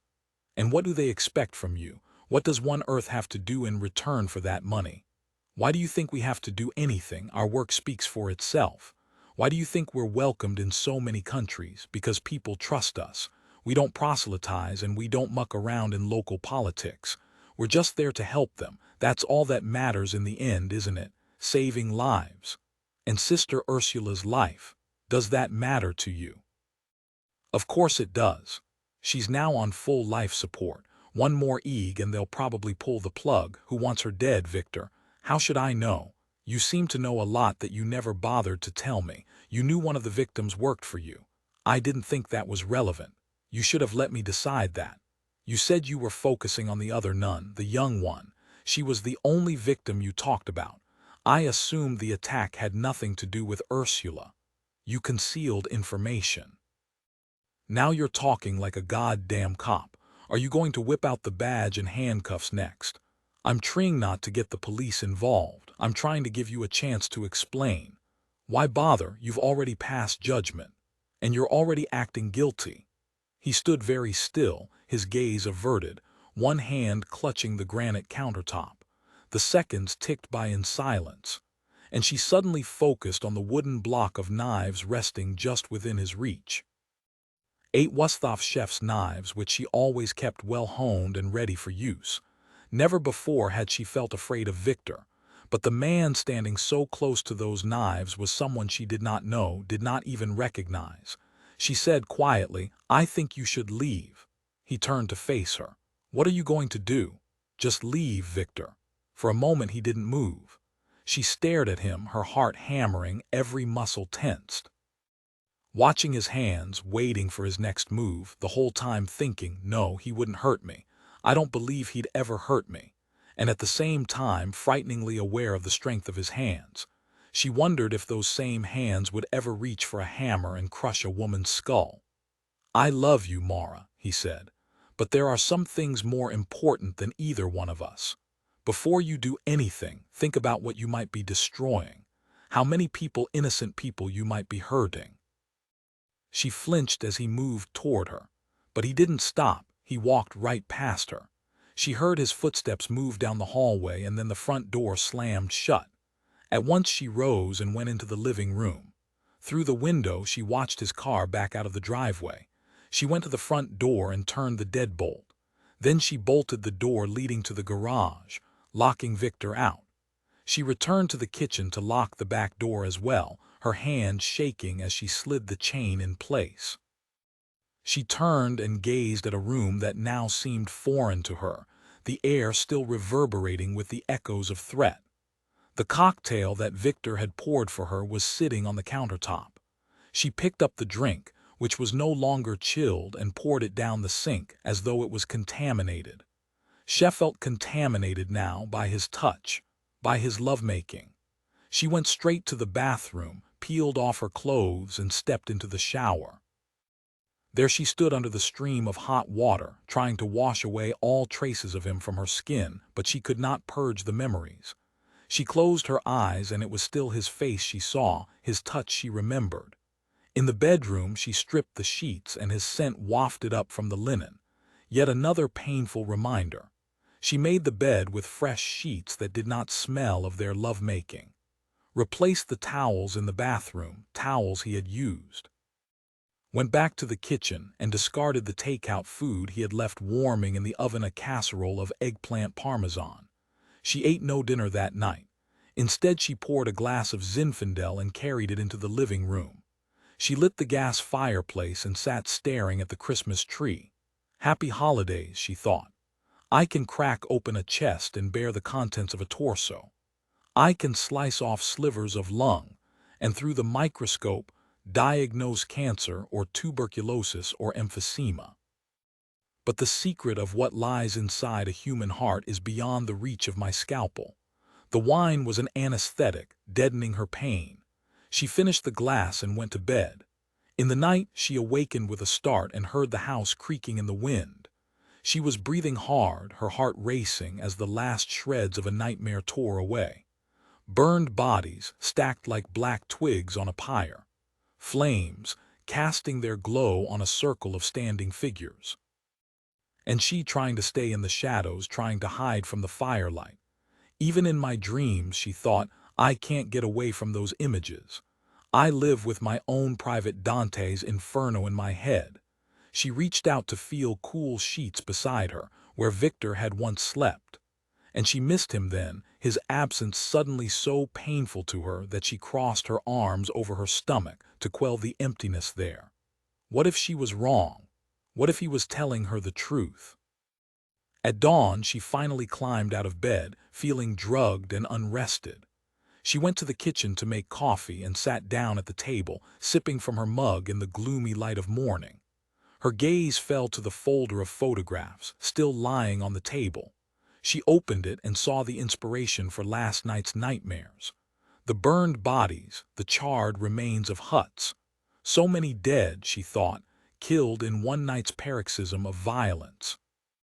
What terrible rage must have driven the attackers to slaughter even the animals? She gazed at dead goats and humans, mingled in a common tangle of corpses. The goats. Why the goats? She mulled this over, trying to understand what could motivate such senseless destruction. Dead animals. She turned to the next photo. It showed the One Earth Clinic, its cinder block walls scorched by fire, the pile of burned bodies lying in front of the doorway. But it was not the bodies she focused on. It was the clinic roof, made of corrugated tin, still intact. She had not really looked at the roof before. Now she studied what appeared to be fallen leaves. Dark blots were scattered atop the ridged metal. They were too small for her to make out any detail. She carried the photo into her office and switched on the lights. Hunting in her desk, she found a magnifying glass. Under the bright desk lamp, she studied the image, focusing on the tin roof, her lens bringing out every detail of the fallen leaves. The dark blots suddenly took on a terrible new shape. A chill whispered up her spine. She dropped the magnifying glass and sat stunned. Birds, they were dead birds. She went into the kitchen, picked up the phone, and paged Rizzoli.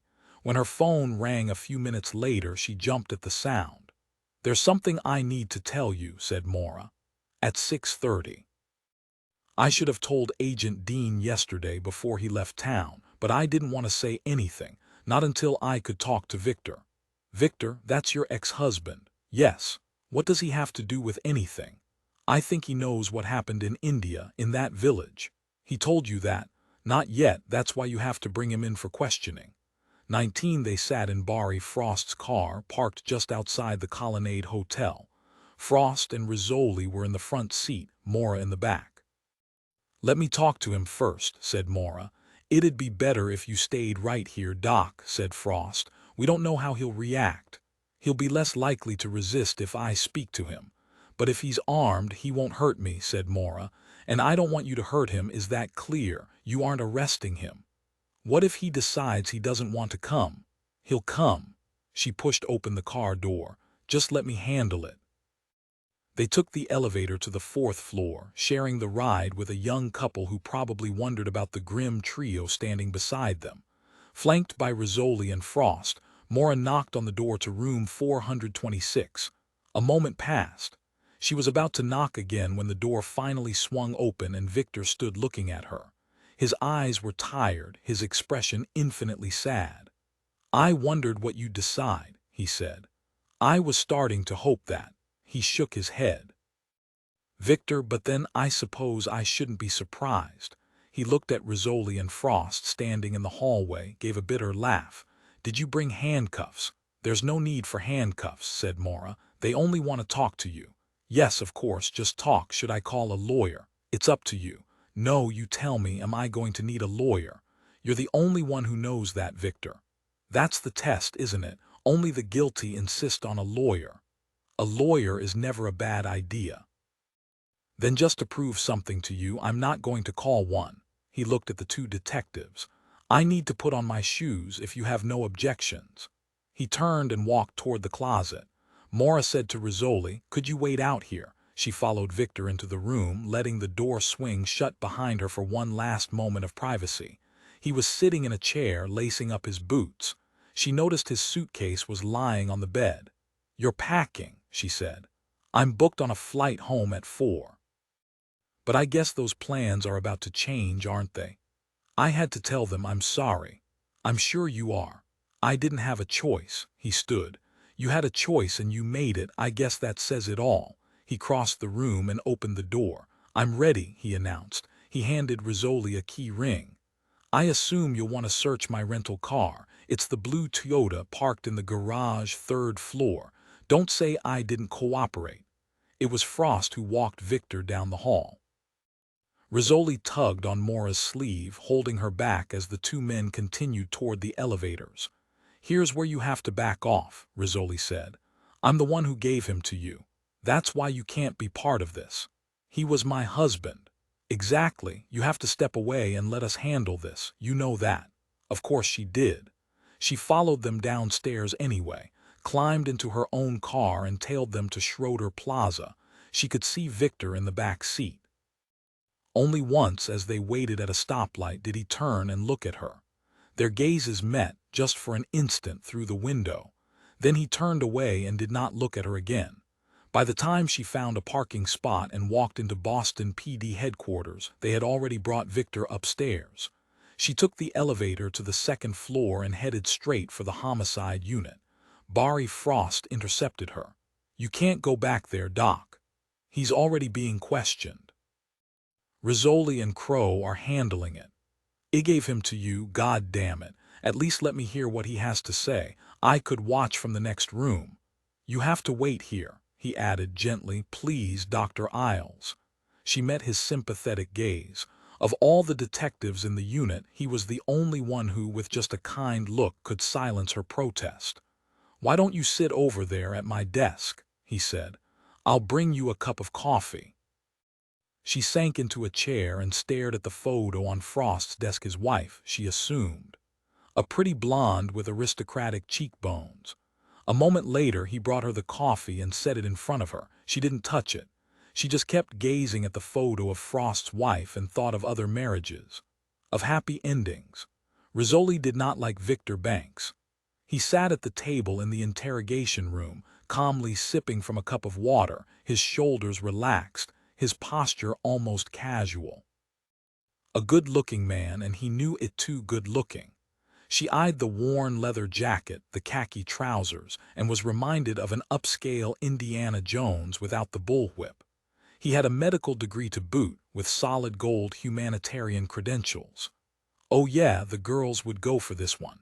Even Dr. Isles, always so cool and level-headed in the autopsy lab, had lost her heart to this man. And you betrayed her, you son of a bitch. Darren Crow sat to her right. By earlier agreement, she would do most of the talking.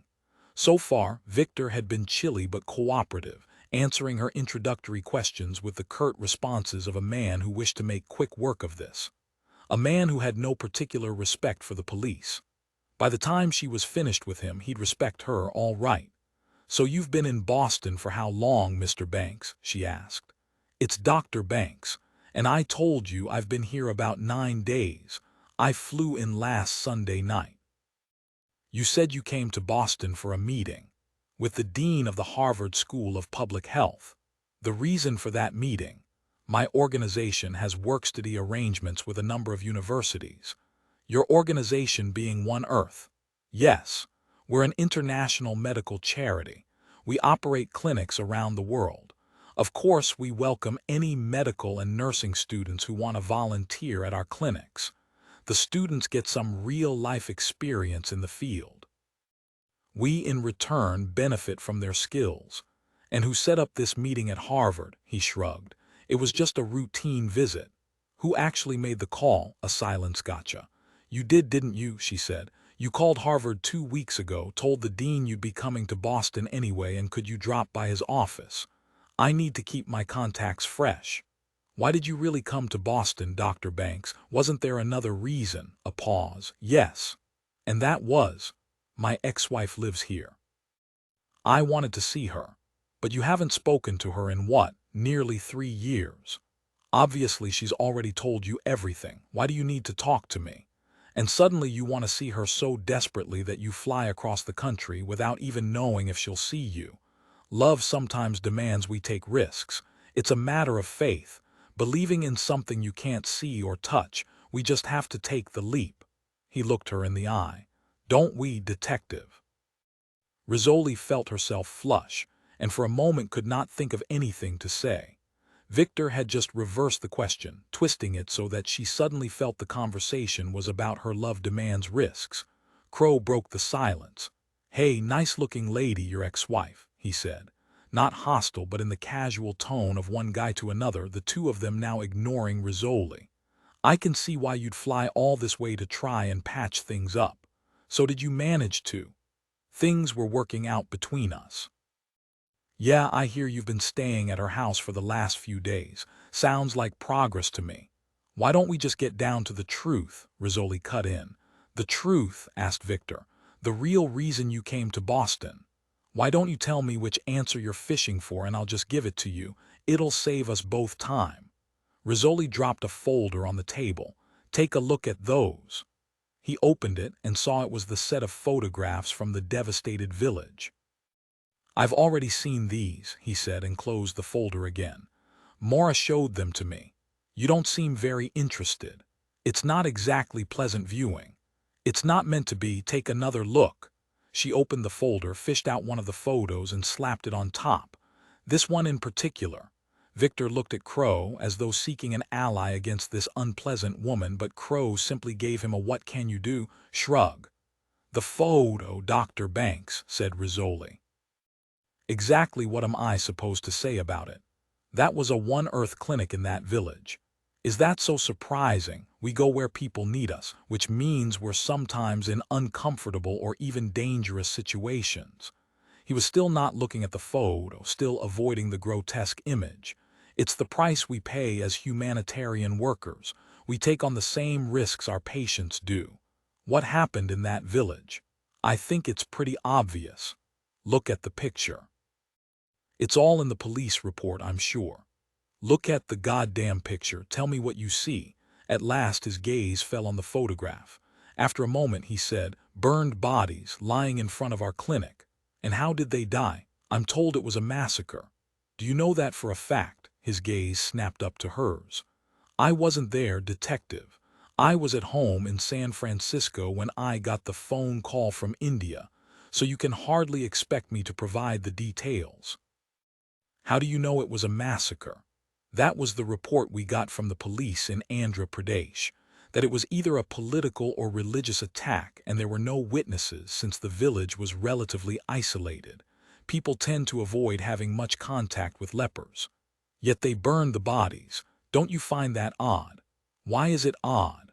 "The bodies were dragged into large piles before they were set on fire. You'd think that no one would want to touch a leper. So why stack the bodies together? It would be more efficient, I suppose, to burn them in groups." "Efficient? I'm trying to come at this logically. And what's the logical reason for burning them at all? Rage, vandalism, I don't know. All that work moving the dead bodies, hauling in the cans of gasoline, building wooden pyres, and the whole time the threat of discovery was hanging over them. What are you getting at?" "I'm saying the bodishad to be burned, to destroy the evidence." "Evidence of what? It's clearly a massacre." "No fire's going to hide that. But a fire would hide the fact it's not a massacre." She was not surprised when his gaze dropped away, his eyes suddenly reluctant to meet hers. "I don't know why you're asking me these questions," he said. "Why don't you believe the police report? Because either they got it wrong or they were bribed. You know this, do you?" She tapped the photo. "Look again, Dr. Banks." "I'd rather not. These aren't just human corpses burned here. The goats were slaughtered and burned as well. So were the chickens. What a waste, all that nutritious meat. Why kill goats and chickens and then burn them?" Victor gave a sarcastic laugh. "Because they might have had leprosy too, I don't know. That doesn't explain what happened to the birds." Victor shook his head. "What?" Rizzoli pointed to the clinic's corrugated tin roof. "I bet you didn't even notice this, but Dr. Isles did. These dark blots on top of the roof here. At first glance, they just look like fallen leaves. But isn't it strange that there are leaves here when there don't seem to be any trees nearby?" He said nothing. He was sitting very still, his head bowed so that she could not read his face. His body language alone told her he was bracing for the inevitable. "They're not leaves, Dr. Banks. They're dead birds, some kind of crows, I believe. 3 of them are lying there at the edge of the photo. How do you explain that?" He gave a careless shrug. "They could have been shot, I suppose." The police didn't mention any evidence of gunfire. There were no bullet holes in the building, no recovered cartridge cases, no bullet fragments found in any of the victims. They did report that several of the corpses had fractured skulls, so they assumed the victims were all clubbed to death while they slept. That's what I would assume, too. So how do we explain the birds? Surely those crows didn't just sit on that roof, waiting for someone to climb up there and whack them over the head with a stick. I don't know what you're getting at. What do dead birds have to do with this? They have everything to do with it. They weren't clubbed and they weren't shot. Victor gave a snort. Smoke inhalation. By the time that village was torched, the birds were already dead. Everything was dead: birds, livestock, people, nothing moving, nothing breathing. It was a sterilized zone. All life was wiped out. He had no response. Rizzoli leaned forward, getting right into his face. "How much did Octagon Chemicals donate to your organization this year, Dr. Banks?" Victor lifted the cup of water to his lips and took his time sipping it. "How much?" "It was in the tens of millions." He looked at Crow. "I could use a refill of water if you don't mind." "Tens of millions," said Rizzoli. "Why don't you try $85 million? That could be right. And the year before that they gave you nothing. So what changed? Did Octagon suddenly develop a humanitarian conscience? You should ask them. I'm asking you. I really would like some more water." Crow sighed, picked up the empty cup and walked out. Only Rizzoli and Victor were left in the room now. She leaned even closer, a frontal assault on his comfort zone. "It's all about that money, isn't it?" she said. $85 million is one hell of a big payoff. Octagon must have had a lot to lose. And you obviously have a lot to gain by cooperating with them. Cooperating in what? Silence, keeping their secret. She reached for another file folder and tossed it on the table in front of him. That was a pesticide factory they were operating. Just a mile and a half away from Barra village, Octagon was storing thousands of pounds of methyl isocyanate in their plant. They closed down that plant last year, did you know that? Right after the village of Barra was attacked, Octagon abandoned that factory, just packed up all their personnel and bulldozed the plant. Fear of terrorist attack was their official explanation, but you don't really believe that, do you? I have nothing more to say. It wasn't a massacre that destroyed the village. It wasn't a terrorist attack, she paused, said quietly. It was an industrial catastrophe. 20 Victor sat unmoving, not looking at Rizzoli. "Does the name Bhopal mean anything to you?" she asked. It was a moment before he responded. "Of course it does," he said softly. "Tell me what you know about it." "Bhopal, India, the Union Carbide accident in 1984. Do you know how many people died in that event?" "It was in the thousands, I believe." 6,000 people, she said. The Union Carbide pesticide plant accidentally released a toxic cloud that rolled over the sleeping town of Bhopal. By the next morning, 6,000 were dead. Hundreds of thousands were injured. With so many survivors, so many witnesses, the truth couldn't be hidden. It couldn't be suppressed. She looked down at the photo. The way it was in Barra. I can only repeat myself. I wasn't there. I didn't see it. But I'm sure you can guess what happened. We're just waiting for Octagon to release a list of their employees at that plant. One of them is eventually going to talk. One of them is going to confirm it. It's the night shift and some overworked employee gets careless. Or he falls asleep at the switch and poof, up goes a cloud of poisonous gas to be carried off by the wind. She paused. "Do you know what acute exposure to methyl isocyanate does to the human body, Dr. Banks?" Of course he knew. He had to know. But he didn't answer her. "It's corrosive and just touching it can burn your skin. So imagine what it does to the lining of your airways, your lungs, when you breathe it in. You begin to cough and your throat hurts. You feel dizzy. and then you can't catch your breath because the gas is literally eating away your mucous membranes. Fluid leaks through, flooding into your lungs. It's called pulmonary edema. You drown, Dr. Banks, in your own secretions. But I'm sure you know that since you're a doctor. His head dipped in a defeated nod. That Octagon factory knew it too. It wouldn't take long for them to realize they've made a terrible mistake. They know that methyl isocyanate is denser than air, that it will collect in low areas. So they hurry out to check the leper village in the valley just downwind of them, the village of Bara, and what they find is a dead zone. People, animals, nothing left alive. They're staring at the corpses of almost 100 people, and they know they're responsible for those deaths. They know they're in trouble. There'll certainly be criminal charges and possibly arrests. So what do you think they did next, Dr. Banks? I don't know. They panicked, of course, wouldn't you? They wanted the problem to go away. They wanted it to vanish, but what to do with all that evidence? You can't hide 100 bodies. You can't make a village disappear. Plus, there were 2 Americans among the dead, 2 nurses. Their deaths weren't going to be ignored.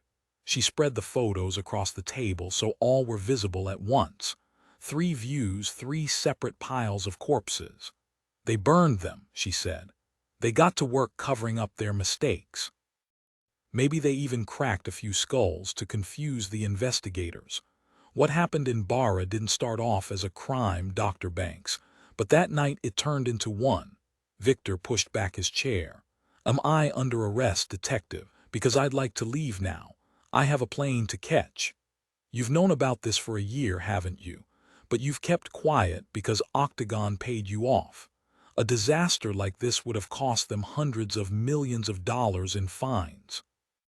Add in lawsuits and stock losses, not to mention criminal charges. Buying you off was the far cheaper option. You're talking to the wrong person. I keep telling you I wasn't there. But you knew about it. I'm not the only one. Who told you, Dr. Banks? How did you find out? She leaned closer, gazing across the table at him. Why don't you just tell us the truth, and maybe you'll still have time to catch that plane to San Francisco? He was silent for a moment, his gaze on the photos spread out before him. She called me, he finally said. From Hyderabad. Sister Ursula, he nodded. It was 2 days after the event. By then I'd already gotten word from Indian authorities that there'd been a massacre in the village, that 2 of our nurses had been killed in what they believed was a terrorist attack. Did Sister Ursula tell you otherwise? Yes, but I didn't know what to make of her call. She sounded scared and agitated. The factory doctor had given her some tranquilizers, and I think the pills were adding to her confusion. What did she say to you exactly? That something was all wrong with the investigation, that people weren't telling the truth. She'd spotted some empty gasoline containers in one of the Octagon trucks. Did she tell the police? You have to understand the situation she was in. When she got to Bara that morning, there were burned bodies everywhere, the bodies of people she knew. She was the only survivor, and she was surrounded by factory employees. Then the police arrived, and she took one of them aside and pointed out the gasoline cans. She assumed it would be investigated. But nothing happened, he nodded. That's when she got frightened. That's when she wondered if the police could be trusted. It wasn't until Father Doolan drove her all the way to Hyderabad that she felt safe enough to call me. And what did you do about it after that call? What could I do? I was half a world away. Come on, Dr. Banks, I can't believe you just sat there in your office in San Francisco and let it drop. You're not the kind of man who'd hear a bombshell like that and not do anything about it. What was I supposed to do? What you ended up doing? What would that be? All I have to do is check your phone records. It should be there somewhere. The call you made to Cincinnati, to Octagon corporate headquarters. Naturally, I called them. I'd just been told their employees burned down a village with 2 of my volunteers. Who did you speak to at Octagon? A man, some senior vice president. Do you remember this man's name? No, it wasn't Howard Redfield, was it? I don't remember. What did you tell him? Victor glanced at the door. What's taking that watcher so long? What did you tell him, Dr. Banks? Victor sighed. I told him there were rumors about the Bara massacre, that employees from their factory may have been involved. He said he didn't know anything about it and promised to check into it. What happened then? About an hour later, I got a call back from Octagon's CEO wanting to know where I'd heard that rumor. Is that when he offered your charity a multi-million-dollar bribe? It wasn't put that way. I can't blame you for cutting the deal with Octagon, Dr. Banks, said Rizzoli. After all, the damage was already done. There's no bringing back the dead, so you might as well use a tragedy for the greater good. Her voice dropped and turned almost intimate. Is that how you saw it? Rather than hundreds of millions of dollars going into the pockets of lawyers, why not put the money directly to good use? It only makes sense. You said it, detective. I didn't. And how did they buy Sister Ursula's silence?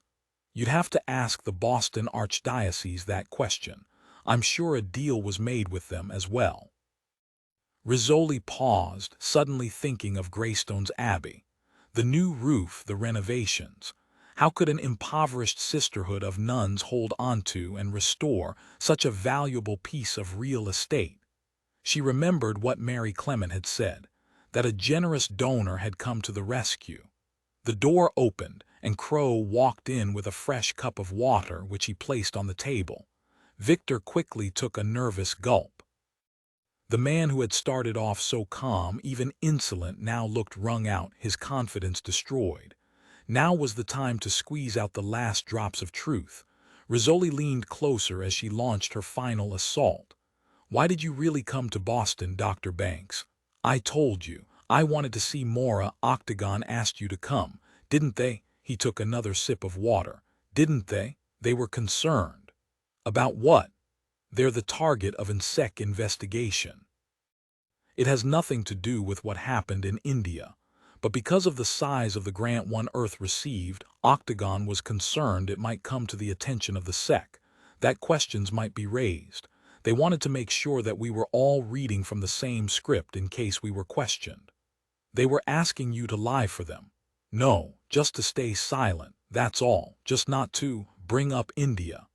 And if you were asked to testify, if you were asked directly about it, would you have told the truth, Dr. Banks, that you took money to help cover up a crime? We're not talking about a crime, we're talking about an industrial accident. Is that why you came to Boston? To convince Ursula to stay silent as well, to maintain a united front of lies? Not lies, silence. There's a difference. Then somehow it all gets complicated. An Octagon senior vice president named Howard Redfield decides to turn whistleblower and talk to the Justice Department. Not only that, he produces a witness from India, a woman he's brought back from India to testify. Victor's head came up and he stared at her with genuine bewilderment. What witness? She was there at Bara, one of the lepers who survived. Does that surprise you? I don't know about any witness. She saw what happened in her village. She saw those men from the factory drag bodies into piles and light the fires. She saw them smash the skulls of her friends and family. What she saw, what she knew, could bring Octagon to its knees. I don't know anything about this. No one told me there was a survivor. It was all about to come out. The accident, the cover-up, the payoffs. You might be willing to lie about it, but what about Sister Ursula? How do you induce a nun to lie under oath? That's the trick, isn't it? One honest nun could bring it all crashing down. She opens her mouth and there goes $85 million right out of your hands. And the whole world sees St. Victor fall off his pedestal. I think I'm finished here. He rose to his feet. I have a plane to catch. You had the opportunity, you had the motive. Motive? He gave a disbelieving laugh. For murdering Annan, you might as well accuse the Archdiocese, since I'm sure they got paid off quite nicely. What did Octagon promise you? Even more money if you came to Boston and took care of the problem for them. First you accuse me of murder. Now you're saying that Octagon hired me. Can you see any executive personally risking a murder charge just to cover up an industrial accident? Victor shook his head. No American went to jail for Bhopal, and no American will go to jail for Bara either. Now, am I free to leave or not? Rizzoli shot a questioning glance at Crow. He responded with a dispirited nod, an answer that told her he had already heard back from the crime scene unit. While she was questioning Victor, CSU had been searching the rental car. Obviously they had turned up nothing. They did not have enough to hold him, she said. For now you're free to go, Dr. Banks, but we need to know exactly where you are. I'm flying straight home to San Francisco. You have my address. Victor reached for the door, stopped, and turned back to face her. Before I leave, he said, I want you to know one thing about me. What's that, Dr. Banks? I'm a physician. Remember that, detective. I save lives, I don't take them. Maura saw him as he left the interrogation room. He walked with his gaze straight ahead, not even glancing her way as he drew near the desk where she was sitting. She rose from the chair. Victor, he stopped but didn't turn toward her. It was as though he could not stand to look at her. What happened? She said. What do you think happened? I told them what I know. I told them the truth. That's all I was asking from you. That's all I've ever asked. Now I've got a plane to catch. Her cell phone rang. She looked down at it, wanting to fling it away. Better answer that, he said, an angry bite to his voice. Some corpse might need you. The dead deserve our attention. You know, that's the difference between you and me, Maura. You care about the dead, I care about the living. She watched him walk away. Not once did he look back. Her phone had stopped ringing. She flipped it open and saw that the call had come from St. Francis Hospital. She'd been waiting to hear the results of Ursula's second egg, but she could not deal with that right now. She was still absorbing the impact of Victor's last words. Rizzoli emerged from the interrogation room and came toward her, an apologetic look on her face. I'm sorry we couldn't let you listen in, Rizzoli said. You understand why, right? No, I don't understand. Maura dropped the phone into her purse and met Rizzoli's gaze. I gave him to you. I handed you the answer. And he confirmed it all. The Bhopal scenario. You were right about the dead birds. Yet you shut me out of the room as if you didn't trust me. I was trying to protect you. From what? The truth that he used me. Maura gave a bitter laugh and turned to leave. That I already knew. Maura drove to St. Francis Hospital through a gathering flurry of snow, her hands calm and steady on the wheel. The queen of the dead on her way to claim another subject. By the time she pulled into the parking garage, she was ready to play the part she'd always played so well, ready to don the only mask she allowed the public to see. She stepped out of the Lexus, black coat sweeping behind her, boots clipping across the pavement as she walked through the parking garage, toward the elevator. Sodium lights cast the cars in an eerie glow, and she felt as if she was moving through an orange mist, that if she just rubbed her eyes, the mist would clear. She saw no one else in the garage and heard only her own footsteps echoing off concrete. In the hospital lobby, she walked past the Christmas tree, sparkling with multicolored lights, past the volunteer's desk, where an elderly woman sat with a red Santa's elf cap jauntily perched on her gray hair. Joy to the World was playing over the sound system. Even in the ICU, the holiday spirit twinkled in ironic good cheer.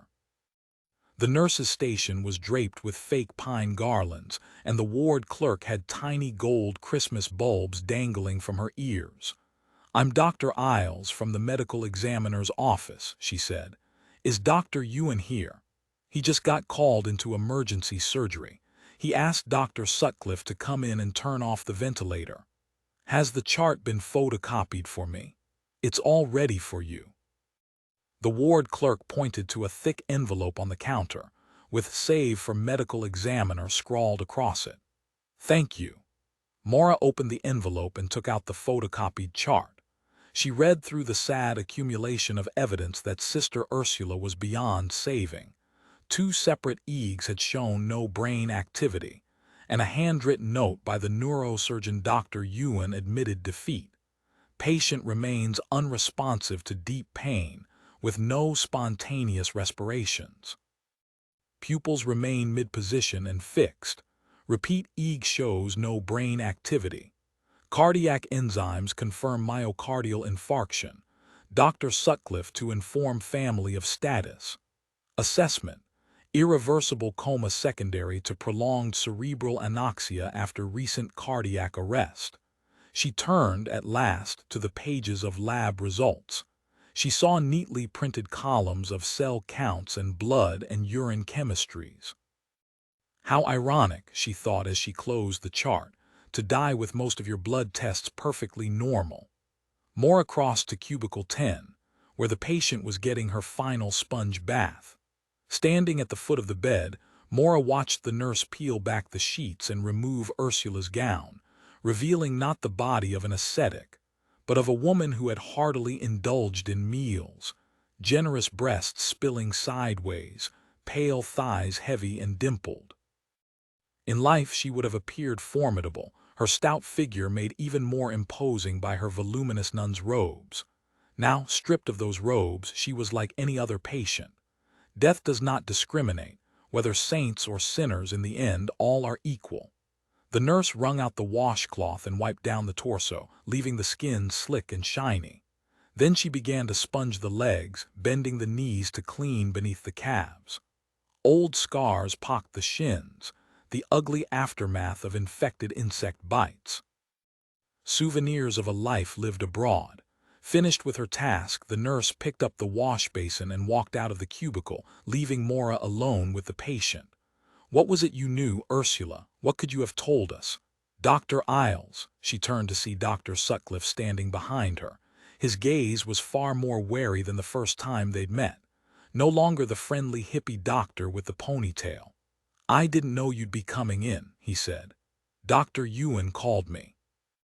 Our office will assume custody of the body. Why, the cause of death is pretty obvious. You only have to look at her cardiogram. It's just protocol. We routinely take custody whenever there's a criminal assault involved. Well, I think it's a waste of taxpayer money in this case." She ignored his comment and looked at Ursula. "I take it you've spoken to the family about withdrawing life support." "The nephew agreed to it. We're just waiting for the priest to get here." The sisters at the convent asked that Father Braffi be present. She watched Ursula's chest rise and fall with the cycling of the ventilator. The heart continued to beat, the organs to function. Draw a tube of blood from Ursula's vein, send it down to the laboratory, and none of their tests, none of their sophisticated machines, would reveal that this woman's soul had already fled her body. She said, "I'd appreciate it if you could forward the final death summaries to my office. Dr. Ewan will be dictating it, I'll let him know, and any last lab reports that come in as well. They should all be in the chart by now. There was no tox screen report. The test was done, wasn't it? It should have been. I'll check with the lab and call you with the results. The lab needs to send the report directly to me. If it wasn't done, we'll do it at the morgue." "You do tox screens on everyone," he shook his head. "Sounds like another waste of taxpayer money." "We only do them when indicated. I'm thinking about the urticaria I saw the night she coded. I'll ask Dr. Bristol to draw the tox screen when he does the autopsy." "I assumed you'd be doing it." "No, I'm going to hand this case over to one of my colleagues. If you have any questions after the holidays, you should speak to Dr. Abe Bristol." She was relieved when he didn't ask her why she was not doing the autopsy. And what would she have said? "My ex-husband is now a suspect in this death. I cannot let there be even a whisper of a question that I've been less than thorough, less than complete." "The priest is here," said Sutcliffe. "I guess it's time." She turned and felt her cheeks flush when she saw Father Braffi standing in the doorway. Their eyes locked in instant familiarity, the gaze of two people who, at that somber moment, have suddenly recognized the sparks between them. She dropped her gaze as he stepped into the cubicle. She and Sutcliffe withdrew to allow the priest to administer last rites. Through the cubicle window, she watched as Father Braffi stood over Ursula's bed, his lips moving in prayer, absolving the nun of her sins. "And what of my sins, Father?" she wondered as she gazed at his striking profile. "Would you be shocked to learn what I am thinking and feeling about you? Would you absolve me and forgive me for my weaknesses?" He anointed Ursula's forehead, traced the sign of the cross with his hand. Then he looked up. It was time to let Ursula die. Father Brophy emerged to stand beside Maura outside the window. Sutcliffe and a nurse now entered. What happened next was disturbingly matter-of-fact. The flip of a few switches, and that was all. The ventilator went silent, the bellows wheezing to a stop. The nurse turned her gaze to the heart monitor as the blips began to slow. Maura felt Father Brophy move close beside her, as though to reassure her that he was there should she need comfort. It was not comfort he inspired, but confusion, attraction. She kept her gaze focused on the drama playing out beyond the window, thinking, always the wrong men. Why am I drawn to the men I cannot or should not have? On the monitor, the first stumbled heartbeat appeared, then another. Starved of oxygen, the heart struggled on, even as its cells were dying. A stuttering of beats now, deteriorating to the last twitches of ventricular fibrillation. Maura had to suppress the instinct to respond, ingrained by so many years of medical training. This arrhythmia would not be treated, this heart would not be rescued. The line, at last, went flat. Maura lingered by the cubicle, watching the aftermath of Ursula's passing. They wasted no time on mourning or reflection. Dr. Sutcliffe pressed a stethoscope to Ursula's chest, shook his head, and walked out of the cubicle. The nurse turned off the monitor and disconnected the cardiac leads and IVs in preparation for the transfer. Already, the morgue retrieval team was on its way. Maura's task here was done. She left Father Brophy standing by the cubicle and returned to the nursing station. "There's one more thing I forgot to mention," she said to the ward clerk. "Yes. For our records, we'll need contact information for the next of kin. The only number I saw in the chart was the convent's. I understand she has a nephew. Do you have his phone number? Dr. Isles." She turned and saw Father Brophy standing behind her, buttoning up his coat. He gave an apologetic smile. "I'm sorry, I didn't mean to listen in, but I can help you with that. We keep all the family contact information for the sisters in our parish office. I'll look up the number for you and call you about it later." "I'd appreciate that, thank you." She picked up the photocopied chart and turned to leave. "Oh, and Dr. Isles," she glanced back. "Yes. I know this may not be the most appropriate moment to say it, but I wanted to anyway." He smiled. "Have a Merry Christmas." "And a Merry Christmas to you too, Father. You'll come by for a visit someday, just to say hello." "I'll certainly try," she replied, knowing, even as she said it, that it was a courteous lie. That to walk away from this man and never look back was the most sensible move she could make, and that's what she did. Stepping out of the hospital, the blast of cold air shocked her. She hugged the chart close to her and headed into the wind's icy teeth. On this holy night she walked alone, her only companion the bundle of papers she now carried. Crossing through the garage, she saw no one else and heard only her own footsteps echoing off concrete. She quickened her pace, paused twice to glance back and confirm she was not being followed. By the time she reached her car, she was breathing hard. "I've seen too much death," she thought. "Now I feel it everywhere." She climbed into her car and locked the doors. "Merry Christmas, Dr. Isles. You reap what you sow, and tonight you've reaped loneliness." Pulling out of the hospital parking lot, she had to squint against a pair of headlights shining in her rearview mirror. Another car was leaving right behind hers. Father Brophy, she wondered. And where would he go on this Christmas Eve, home to his parish residence? Or would he linger in his church tonight to minister to all the lonely members of his flock who might wander in? Her cell phone rang. She dug it out of her purse and flipped it open. "Dr. Isles." "Hey, Maura," said her colleague, Abe Bristol. "What's with the surprise? I hear you're sending me from St. Francis Hospital." "I can't do the autopsy on this one, Abe. So you hand it over to me on Christmas Eve, nice." "I'm sorry about this. You know I don't usually pass the buck. This is the nun I've been hearing about." "Yes, there's no urgency.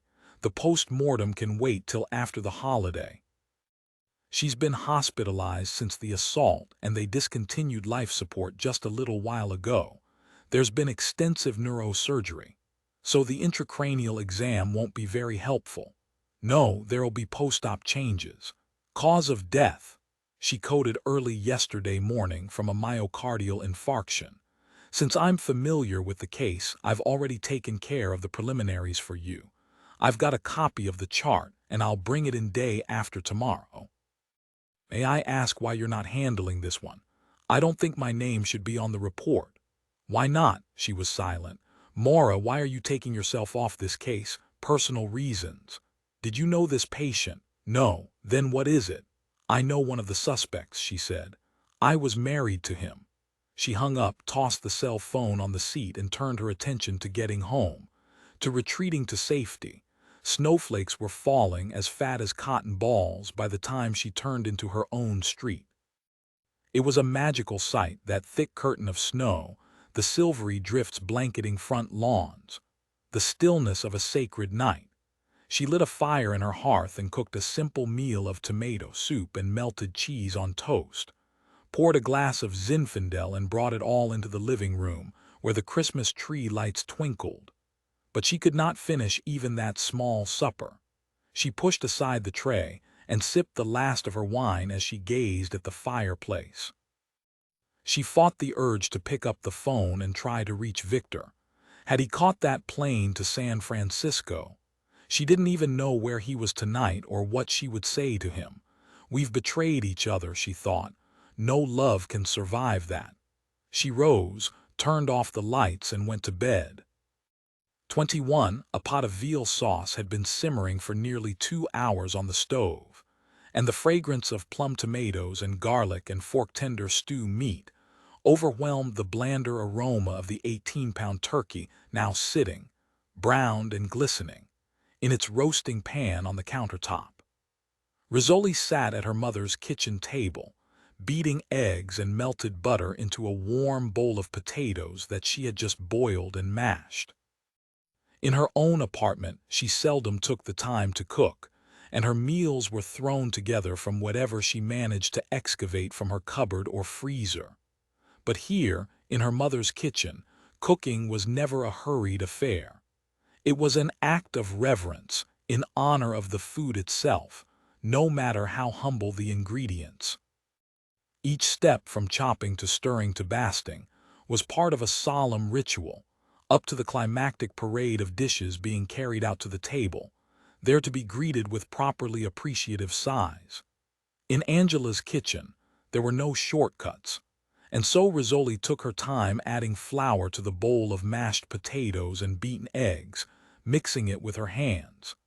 She found comfort in the rhythmic kneading of the warm dough, in the quiet acceptance that this process could not be rushed. She was not accepting of many things in her life. She expended too much energy trying to be faster, better, more efficient. It felt good, for once, to surrender to the unyielding demands of making gnocchi. She sprinkled in more flour and kneaded the dough, focusing on its silky texture as it slid between her fingers. In the next room, where the men were gathered, the TV was tuned to ESPN with the volume at full blast. But in here, buffered by the closed kitchen door from the roar of stadium crowds and the chatter of the sportscaster, she worked in serenity, her hands working the now elastic dough. The only break in her concentration came when one of Irene's twin sons toddled through the swinging door into the kitchen, banged his head on the table, and started screaming. Irene ran in and scooped him up. "Angela, are yowzer I can't help you too with the cooking?" Irene asked, sounding a little desperate to escape the noisy living room. Angela, who was deep-frying cannoli shells, said, "Don't you even think about it, you just go take care of your boys. Michael can keep an eye on them, he's not doing anything else in there but watching TV. No, you go sit down in the living room and take it easy. Janie and I have everything under control. If you're really sure, I'm sure." Irene gave a sigh and walked out, the toddler squirming in her arms. Rizzoli began to roll out the gnocchi dough. "You know, Mom, she really does want to help us out in here." Angela scooped crisp and golden cannoli shells from the oil and set them on paper towels to drain. "It's better if she watches her kids. I've got a system going, she wouldn't know what to do in this kitchen." "Yeah, like I do." Angela turned and looked at her, her slotted spoon dripping oil. "Of course you know. Only what you taught me." And that's not enough. I should be done a better job. You know that's not how I meant it. Angela watched with a critical eye as her daughter cut the dough into 1-inch pieces. You think Irene's mother taught her how to make gnocchi like that? I doubt it, Mom, since she's Irish. Angela snorted. There's another reason not to let her in the kitchen. Hey, Ma, said Frankie, banging through the door. You got any more nibbles or anything? Rizzoli looked up to see her older brother swagger in. He looked every bit the Marine he was, his overpumped shoulders as wide as the refrigerator he was now peering into. You can't have finished that whole tray already. Naw, those little brats got their grubby hands all over the food. I ain't eating it now. There's more cheese and salami on the bottom shelf, said Angela. And some nice roast peppers in that bowl over on the counter. Make up a new tray, why don't you? Frankie grabbed a beer from the refrigerator and popped the top. Can't you do it, Ma? I don't want to miss the last quarter. Janie, you fix them up a tray, okay? Why me? It's not like he's doing anything useful, Rizzoli pointed out.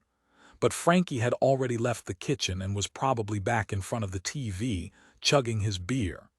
She went to the sink to rinse the flour from her hands, the serenity she'd felt only moments earlier now gone, replaced with a familiar sense of irritation. She cut cubes of creamy fresh mozzarella and paper-thin slices of salami and arranged them on a platter. Added a mound of roast peppers and a scoop of olives. Any more than that, and the men would ruin their appetites. God, I'm thinking like Mom now. Why the hell should I care if they ruin their appetites? She carried the platter into the living room, where her dad and her 2 brothers sat like slack-jawed lunks on the couch, glassy eyes staring at the TV. Irene was kneeling on the floor by the Christmas tree, picking up cracker crumbs. I'm so sorry, Irene said. Doogie dropped it on the carpet before I could catch it. Hey, Janie, Frankie said. Can you move out of the way? I can't see the game. She set the platter of antipasti on the coffee table and picked up the tray, which was now contaminated with toddler germs. You know, she said, someone could help Irene watch those boys. Michael finally looked up, eyes glazed over. Huh, oh yeah. Janie, move, said Frankie. Not till you say thank you. For what? She snatched up the plate of snacks which she'd just set down, since you didn't even notice. Okay, goddamn it, thank you. You're welcome. She set the plate down again, hard, and headed back to the kitchen. In the doorway she paused and looked back at the scene in the living room. The Christmas tree, twinkling with lights, had a mountain of gifts piled up beneath it, like offerings to the great god of excess. The 3 men planted in front of the TV were stuffing their mouths with salami. The twins were spinning around the room like 2 tops, and poor Irene painstakingly searched for every stray cracker crumb as strands of her beautiful red hair came loose from her ponytail. Not for me, thought Rizzoli. I'd rather die than let myself be trapped in this nightmare. She fled into the kitchen and set down the tray. She stood there for a moment, taking deep breaths, shaking off a terrible sense of claustrophobia. Aware at the same time of the fullness pressing down on her bladder. I can't let it happen to me, she thought. I can't turn into Irene, worn out and dragged down by grubby little hands. What's the matter? Said Angela.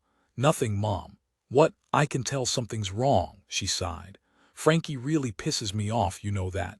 You can't think of a nicer word. No, that's exactly the word for what he does to me. Don't you ever see it, what a jerk he is? Angela silently scooped out the last of the cannoli shells and set them aside to drain. Did you know he used to chase me and Mikey around the house with the vacuum cleaner? Loved scaring the shit out of Mike, telling him he was gonna suck him into the hose. Mike used to scream his head off. But you never heard it because Frankie always did it when you were out of the house. You never knew how nasty he was to us. Angela sat down at the kitchen table and gazed at the little nuggets of gnocchi dough that her daughter had cut. I knew, she said. What? I knew he could have been nicer to you. He could have been a better brother. And you let him get away with everything. That's what bothered us, Mom. It still bothers Mike that Frankie was always your favorite. You don't understand about Frankie, Rizzoli laughed. I understand him just fine. Sit down, Janie, come on, let's do the gnocchi together. It goes faster that way. Rizzoli gave a sigh and sank into the chair across from Angela. Silently, resentfully, she began dusting the gnocchi with flour, squeezing each piece to make an indentation with her finger. What more personal mark can a chef leave but her own angry fingerprint pressed into each morsel? You have to make allowances for Frankie, said Angela. Why? He doesn't make any for me. You don't know what he's been through. I've heard more than I ever want to hear about the Marines. Oh, I'm talking about when he was a baby. What happened when he was a baby? Something happened. It still gives me the chills how his head hit the floor. What did he fall out of the crib? She laughed. It might explain his IQ. No, it's not funny. It was serious, very serious. Your dad was out of town and I had to rush Frankie to the emergency room. They did X-rays and he had a crack right there. Angela touched the side of her head, leaving a smear of flour in her dark hair. In his skull. I always said he had a hole in his head. I'm telling you, it's not funny, Jane. He almost died. He's too mean to die. Angela stared down at the bowl of flour. He was only 4 months old, she said. Rizzoli paused, her finger pressing into soft dough. She could not imagine Frankie as an infant. She could not imagine him helpless or vulnerable. The doctors had to drain some blood from his brain. They said there was a chance. Angela stopped. What? That he might not grow up normal. A sarcastic remark automatically popped into Rizzoli's head, but she held it back.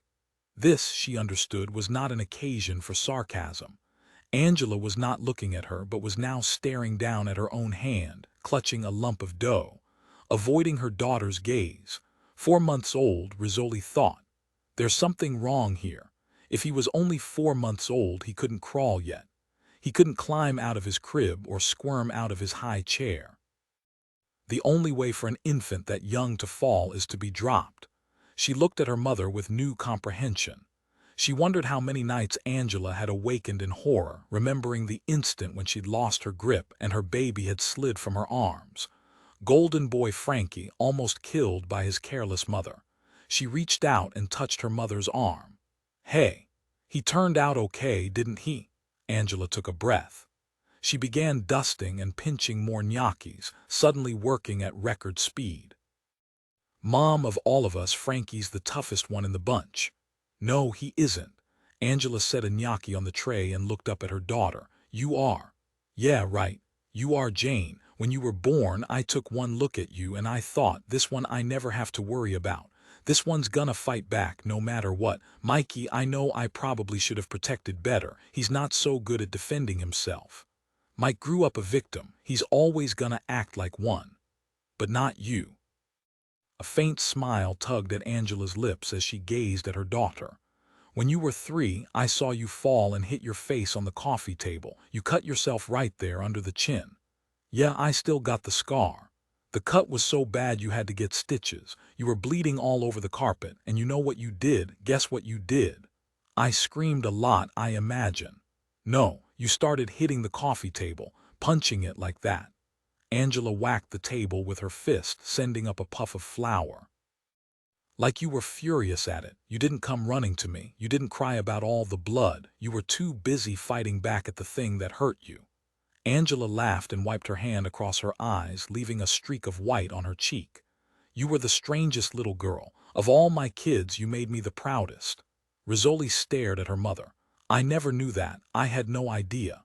Ha, kids, you have no idea what you put your parents through either. Wait till you have your own, you'll see. That's when you'll know what it really feels like. What feels like? Love, said Angela. Rizzoli looked down at her mother's worn hands and suddenly her eyes burned and her throat ached. She rose and went to the sink, filled a pot of water in which to cook the gnocchi.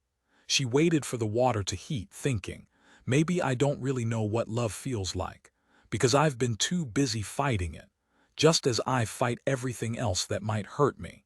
She left the pot on the stove and walked out of the kitchen. Upstairs in her parents' bedroom, she picked up the telephone, sat on the bed for a moment holding the receiver, trying to gather up enough nerve to make the call. Do it, you have to do it. She began to dial. The phone rang 4 times and then she heard the recording, brief and matter-of-fact. "This is Gabriel. I'm not home right now. Please leave a message." She waited for the beep and took a deep breath. "This is Jane," she said.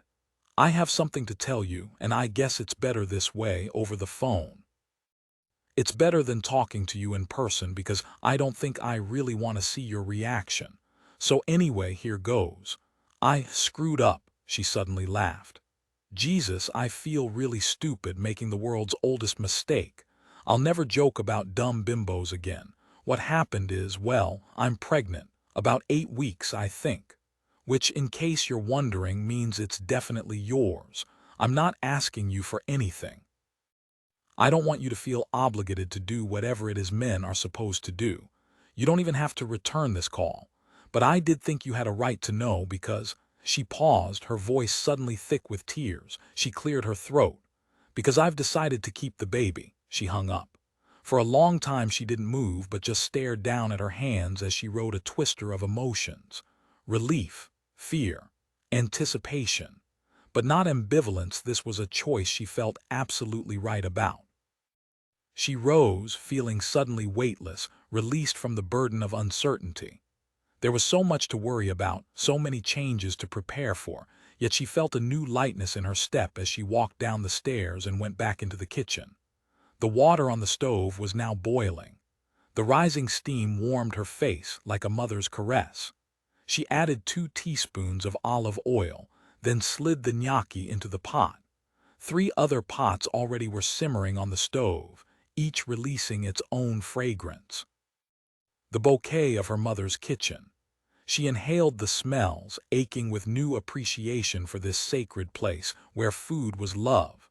She scooped up the potato dumplings as they floated to the surface, set them on a platter and ladled on veal sauce. She opened the oven and pulled out the casserole dishes that had been left warming inside: roast potatoes, green beans, meatballs, manicotti, a parade of plenty which she and her mother carried out in triumph to the dining room. And last, of course, the turkey, which sat in royal isolation at the center of the table, surrounded by its Italian cousins. It was more than their family could ever eat, but that was the point: an abundance of both food and love. She sat at the table, across from Irene, and watched the twins being fed.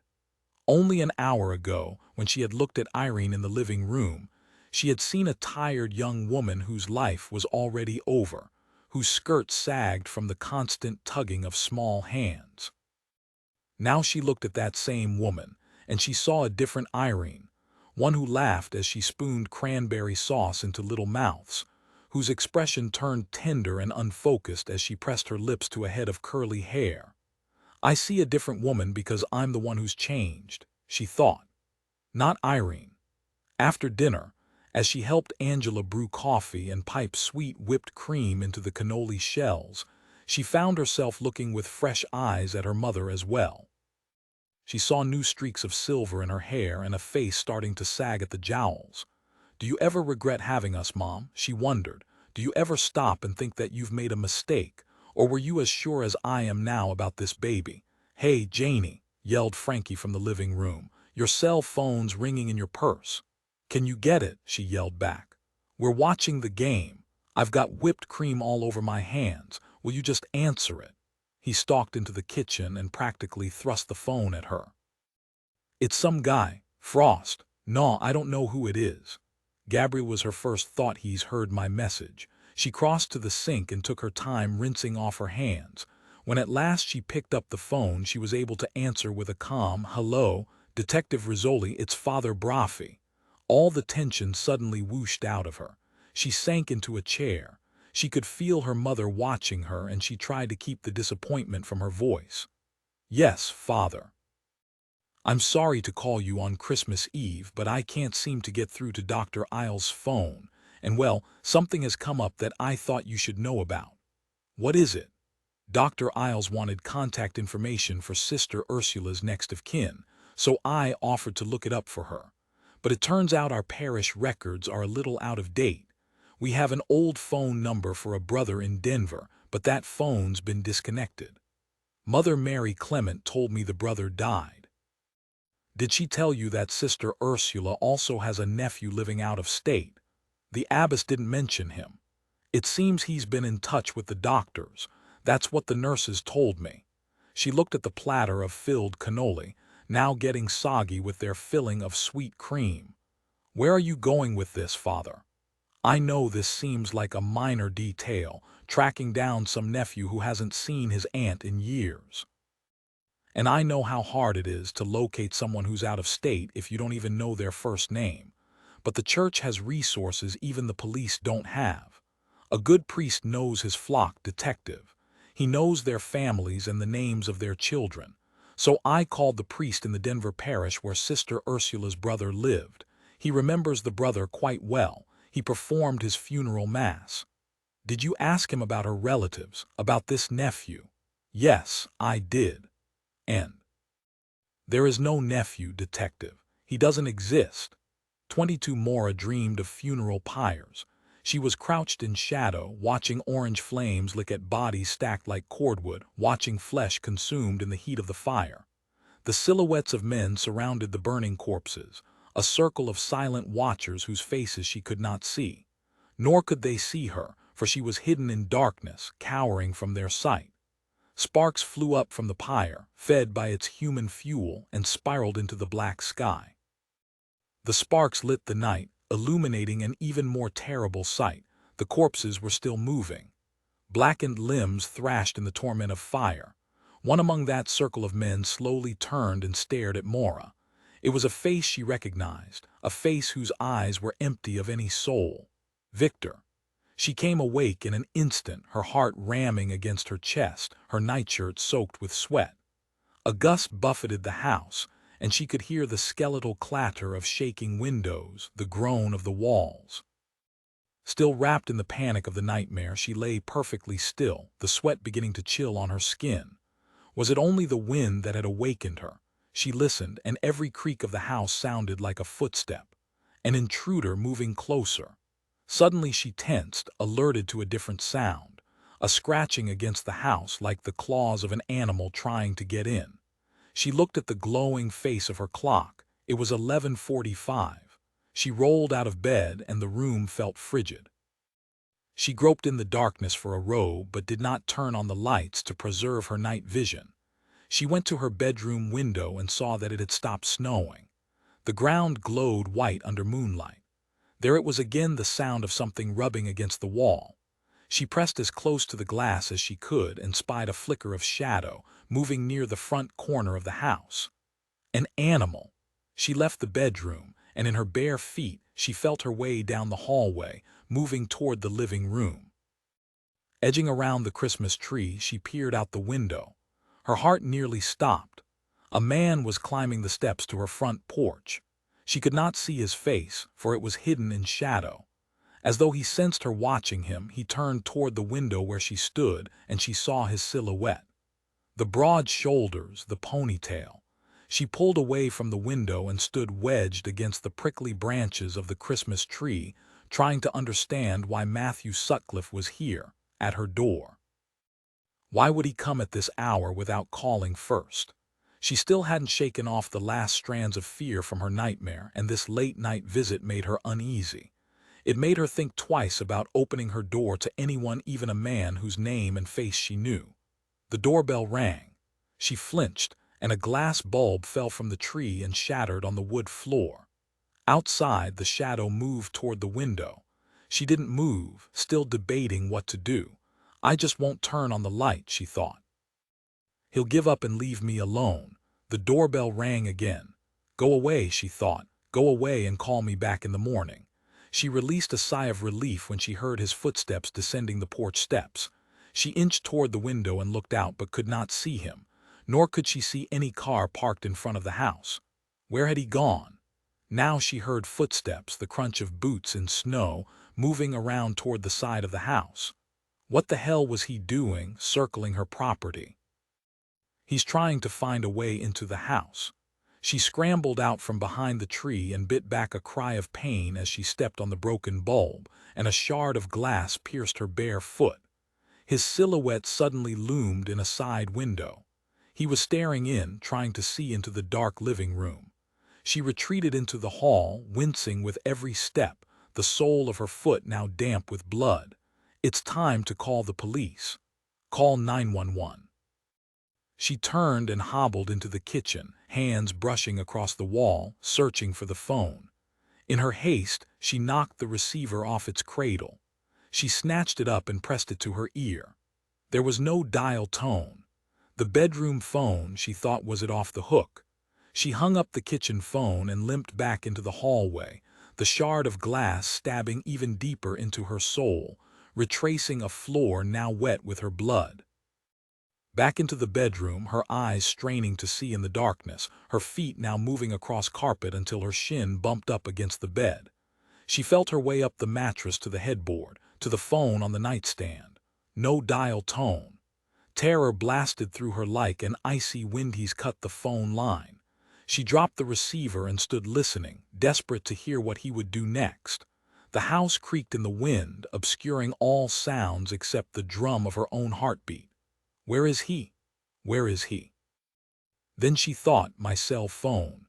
She scurried over to her dresser where she'd left her purse, dug into it, pawing through its contents, searching for the phone. She pulled out her wallet and keys, pens, and a hairbrush. Phone, where's the fucking phone? In the car. I left it on the front seat of the car. Her head snapped up at the sound of breaking glass. Had it come from the front of the house or the rear? Which way was he coming in? She scrambled out of the bedroom and into the hall, no longer registering the pain as the shard of glass drove deeper into her foot. The door to the garage was right off the hallway. She yanked the door open and slipped through, just as she heard more glass breaking and scattering across the floor. She pulled the door shut, backed away toward her car, her breaths coming in quick gasps, her heart galloping quiet. Quiet. Slowly she lifted the car door handle and cringed when she heard thecklunk as the latch released. She swung open the door and slid in behind the wheel, gave a strangled groan of frustration when she remembered the car keys were still in her bedroom. She couldn't just start the engine and drive away. She glanced at the passenger seat, and by the glow of the dome light, she spotted her cell phone, wedged in the crack. She flipped it open and saw the glow of the full battery signal. Thank you, God, she thought, and dialed 911. Emergency operator. This is 2130 Buckminster Road, she whispered. Someone's breaking into my house. Can you repeat the address? I can't hear you.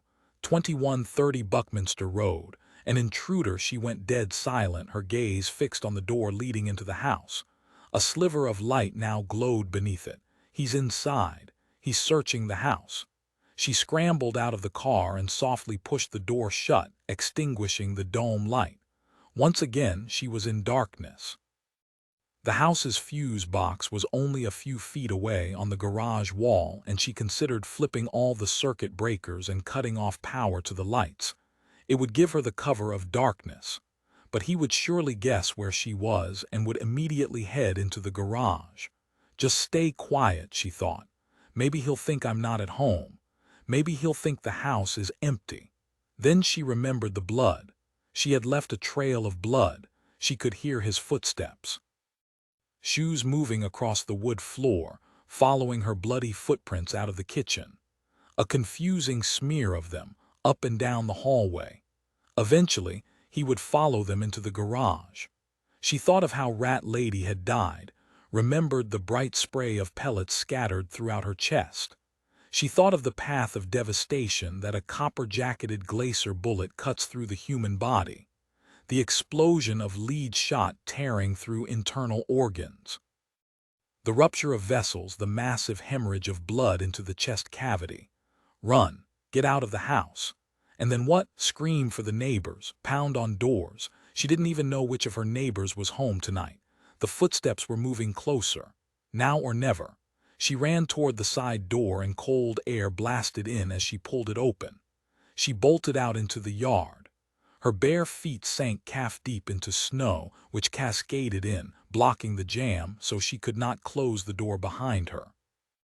She left it ajar, waded to the gate and yanked up the cold stiffened latch. The cell phone tumbled from her grasp as she strained on the gate, trying to pull it open against the barrier of deep snow. At last she swung it just far enough so that she could squeeze through, and she stumbled into the front yard. All the houses on her street were dark. She ran, bare feet churning through snow. Had just reached the sidewalk when she heard her pursuer also wrenching on the gate, straining to open it wider. The sidewalk was mercilessly exposed. She veered between hedges, into Mr. Teleshkin's front yard. But here the drifts were even deeper, almost to her knees, and she had to struggle just to move forward. Her feet were numb, her legs clumsy from the cold. Against the bright reflection of moonlight on snow, she was an easy target, a stark black figure against a sea of pitiless white. Even as she stumbled forward, her legs mired, she wondered if he was, at that moment, taking aim. She sank into a thigh-deep drift and fell, tasting snow, rose to her knees and began to crawl, refusing to surrender, to accept death.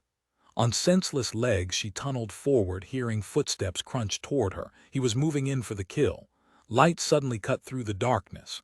She looked up and saw the glitter of approaching headlights. A car. My only chance.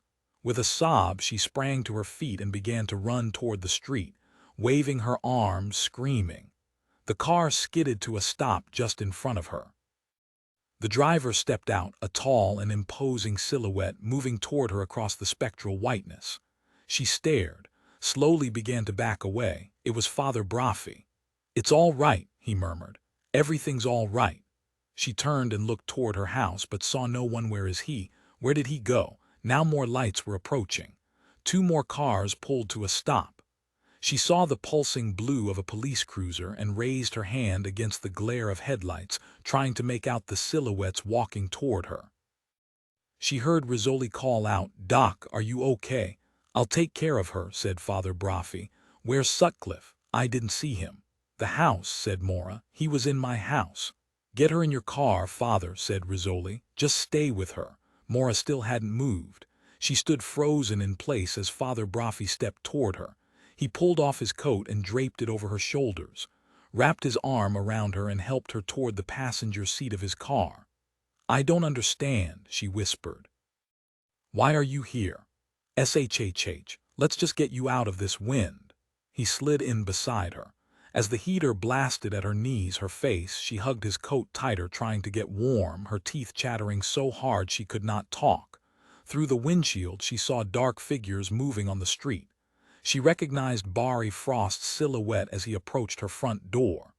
Saw Rizzoli and a patrolman edging toward the side gate, their weapons drawn. She turned to look at Father Braffi. Though she could not read his expression, she felt the intensity of his gaze, as surely as she felt the warmth of his coat.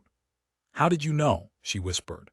"When I couldn't get through on your phone, I called Detective Rizzoli." He took her hand, held it in both of his, a touch that brought tears to her eyes.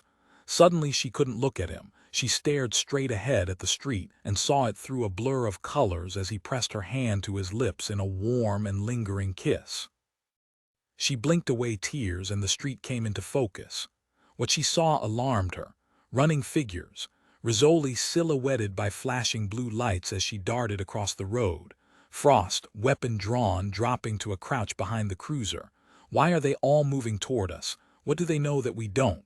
"Lock the doors," she said. Braffi looked at her, bewildered. "What?" "Lock the doors." Rizzoli was yelling at them from the street, shouts of warning. "He's here. He's crouched behind our car." Maura twisted sideways, hands scrabbling across the door in search of the button, frantic because she could not find it in the darkness. Matthew Sutcliffe's shadow reared outside her window. She flinched as the door swung open and cold air rushed in. "Get out of the car, Father," said Sutcliffe. The priest went very still. He said quietly, calmly, "The keys are in the ignition. Take the car, Dr. Sutcliffe. Maura and I are both getting out." "No, just you." "I won't step out unless she does too." "Get the fuck out, Father." Her hair was wrenched sideways and the gun bit into her temple. "Please," she whispered to Braffi, "just do it now." "Okay," Braffi said in panic. "I'm doing it, I'm getting out." He pushed open his door and stepped outside. Sutcliffe said to Maura, "Get behind the wheel." Shaking, clumsy, Maura climbed over the gear shift into the driver's seat. She glanced sideways out the window and saw Brophy still standing beside the car, staring at her helplessly. Rizzoli was shouting at him to move away, but he seemed paralyzed. "Drive," said Sutcliffe. Maura put the car in gear and let out the brake. She pressed her bare foot to the gas pedal, then lifted it again. "You can't kill me," she said. The logical Dr. Isles was back in control. "We're surrounded by the police. You need me as a hostage. You need me to drive this car." A few seconds passed. An eternity.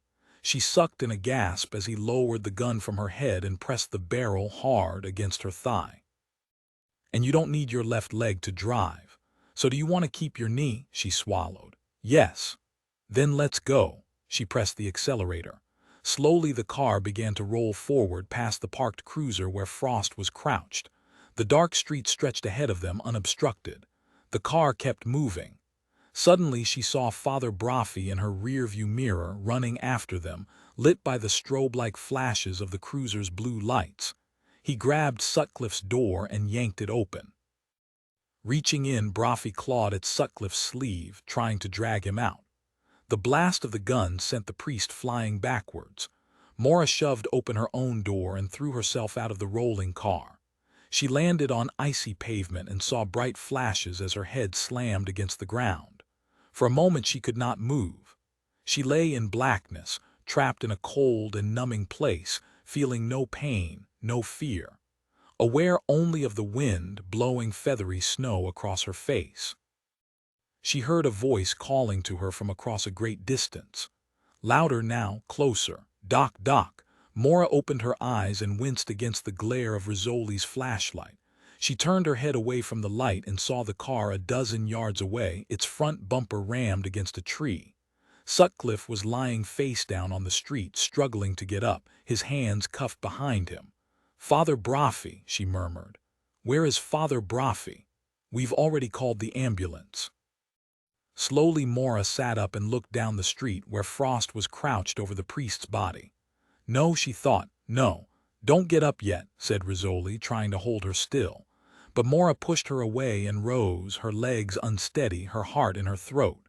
She scarcely felt the icy road beneath her bare feet as she stumbled toward Brophy. Frost looked up as she approached. "It's a chest wound," he said softly. Dropping to her knees beside him, she tore open the priest's shirt and saw where the bullet had penetrated. She heard the ominous sound of air being sucked into the chest. She pressed her hand to the wound and felt warm blood and clammy flesh. He was shaking from the cold. Wind swept down the street, its bite as sharp as fangs. "And I am wearing your coat," she thought. "The coat you gave me to keep me warm." Through the howl of the wind, she heard the wail of the approaching ambulance. His gaze was unfocused, consciousness fading. "Stay with me, Daniel," she said. "Do you hear me?" Her voice broke. "You're going to live." She leaned forward, tears sliding onto his face as she pleaded into his ear. "Please, do it for me, Daniel. You have to live. You have to live." 23. The TV in the hospital waiting room was tuned, as always, to CNN. Maura sat with her bandaged foot propped up on a chair, her gaze fixed on the news banner crawling across the bottom of the screen, but she did not register a single word. Though she was now dressed in a wool sweater and corduroy slacks, she still felt cold and did not think she would ever feel warm again. 4 hours, she thought. He has been on the operating table for 4 hours. She looked at her hand and could still see Daniel Brophy's blood under her fingernails, could still feel his heart throb like a struggling bird against her palm. She did not need to see an X-ray to know what damage the bullet had done. She'd seen the lethal track that a Cloister blue tip had torn in Rat Lady's chest, and knew what the surgeons now faced. A lung sliced by exploding shrapnel, blood pouring from a dozen different vessels. The panic that grips the staff in the OR when they see life hemorrhaging out and the surgeons cannot snap on clamps fast enough. She looked up as Rizzoli came into the room, carrying a cup of coffee and a cell phone. "We found your phone by the side gate," she said, handing it to Maura. And the coffee's for you, drink it. Maura took a sip. It was too sweet, but tonight she welcomed the sugar, welcomed any source of energy into her tired and bruised body. "Is there anything else I can get you?" asked Rizzoli. "Anything else you need?" "Yes." Maura looked up from her coffee. "I want you to tell me the truth." "I always tell the truth, Doc, you know that." "Then tell me that Victor had nothing to do with this." "He didn't." "You're absolutely certain?" "As sure as I can be. Your ex may be a major league prick. He may have lied to you, but I'm pretty sure he didn't kill anyone." Maura sank back against the couch and sighed. Staring down at the steaming cup, she asked, "And Matthew Sutcliffe, is he really a doctor?" "Yes, as a matter of fact. M.D. from the University of Vermont. Did his internal medicine residency in Boston. It's interesting, Doc. If you've got that M.D. behind your name, you're golden. You can walk into a hospital, tell the staff that your patient's just been admitted and no one questions you. Not when the patient's relative calls and backs up your story. A physician who works as a paid killer. We don't know that Octagon paid him. In fact, I don't think the company had anything to do with these murders. Sutcliffe may have done it for his own reasons." "What reasons?" "To protect himself. To bury the truth about what happened in India." Seeing Maura's bewildered look, Rizzoli said, "Octagon finally released that list of personnel working at their plant in India. There was a factory doctor." "He was the one." Rizzoli nodded. "Matthew Sutcliffe, M.D." Maura stared at the TV, but her mind was not on the images playing across the screen. She thought of funeral pyres, of skulls savagely fractured, and she remembered her nightmare of fire consuming human flesh, of bodies still moving, still writhing in the flames. She said, "In Bhopal, 6,000 people died." Rizzoli nodded. "But the next morning there were hundreds of thousands who were still alive." Maura looked at Rizzoli. "Where were the survivors at Bara?" "Rat Lady couldn't have been the only one."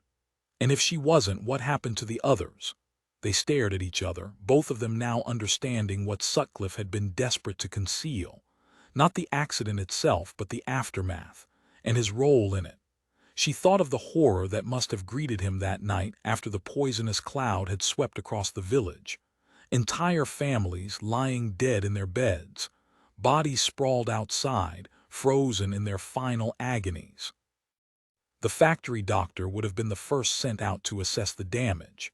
Perhaps he did not realize that some of the victims were still alive until after the decision was made to burn the corpses.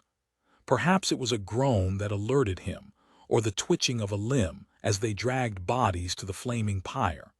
With the smell of death and seared flesh rising in the air, he must have regarded the living with panic. But by then they could not turn back. They had already gone too far. "This is what you didn't want the world to know, what you did with the living." "Why did he attack you tonight?" asked Rizzoli. Maura shook her head. "I don't know." "You saw him at the hospital, you spoke to him. What happened there?" Maura thought about her conversation with Sutcliffe. They had stood gazing down at Ursula and had talked about the autopsy, about lab tests and death summaries, and toxicology screens. She said, "I think we'll know the answer when we do the post-mortem." "What do you expect to find?" "The reason why she went into cardiac arrest. You were there that night. You told me that just before she coded she was panicking, that she looked terrified." "Because he was there," Maura nodded. "She knew what was about to happen and she couldn't speak, not with a tube in her throat. I've seen too many codes, I know what they're like. Everyone crowding into the room, so much confusion. Half a dozen drugs going in at once." She paused. "Ursula was allergic to penicillin. Would it show up on the drug screen?" "I don't know, but he'd worry about that, wouldn't he? And I was the only person insisting on the test." "Detective Rizzoli," they turned to see an nurse standing in the doorway. "Dr. Demetrios wanted you to know that everything went well. They're closing him up now. The patient should be moving to the surgical ICU in about an hour. Dr. Isles here has been waiting to see him. It will be a while before he can have any visitors. We're keeping him intubated and under sedation. It's better if you come back later in the day, maybe after lunchtime." Maura nodded and slowly rose to her feet. So did Rizzoli. "I'll drive you home," she said. It was already dawn by the time Maura walked into her house. She looked at the trail of dried blood she'd left on the floor, the evidence of her ordeal. She walked through each room as though to reclaim it from the darkness, to reassert that this was still her home, and that fear had no place within these walls. She went into the kitchen and found that the broken window had already been boarded up against the cold. Jane's orders, no doubt. Somewhere a phone was ringing. She picked up the receiver on the wall, but there was no dial tone. The line had not yet been repaired. My cell phone, she thought. She went into the living room where she'd left her purse. By the time she pulled out the phone, the ringing had stopped. She punched in her code to hear the message. The call had been from Victor. She sank onto the couch, stunned to hear his voice. "I know it's too soon for me to be calling you, and you're probably wondering why the hell you should listen to me after everything that's happened, but now it's all out in the open. You know I have nothing to gain by this. So maybe you'll believe me when I tell you how much I miss you, Maura. I think we could make it work again. We could give it another chance. Give him another chance, won't you, please?" For a long time she sat on the couch, holding the phone in numb hands and staring at the cold fireplace. Some flames cannot be rekindled, she thought. Some flames are better left dead. She slipped the phone back into her purse, rose to her feet, and went to clean the blood off her floor. By 10 a.m., the sun had finally broken through the clouds, and as she drove home, Rizzoli had to squint against the brilliance of its reflection on the newly fallen snow. The streets were quiet, the sidewalks a pristine white. On this Christmas morning she felt renewed, cleansed of all doubt. She touched her abdomen and thought, "I guess it's just you and me, kid." She parked the car in front of her building and stepped out, paused there in the cold sunshine to take a deep breath of crystalline air. "Merry Christmas, Jane." She went very still, her heart thumping hard. Slowly she turned. Gabriel Dean stood near the front entrance to her apartment building. She watched him walk toward her, but she could think of nothing to say to him. Once they had been as intimate with each other as a man and a woman could be, yet here they were, as tongue-tied as strangers. "I thought you were in Washington," she finally said. "I got in about an hour ago. I took the first flight out of D.C. He paused. "Thank you for telling me," he said quietly. "Yeah, well," she shrugged. "I wasn't sure you'd even want to know." "Why wouldn't I? It's a complication. Life is a series of complications. We have to deal with each one as it comes." Such a matter-of-fact response. The man in the gray suit had been her initial impression of Gabriel when they'd first met, and that was how she saw him now, standing before her in his dark overcoat, so calm and detached. "How long have you known about it?" he asked. "I wasn't sure until a few days ago. I took one of those home pregnancy tests, but I think I've suspected it for a few weeks."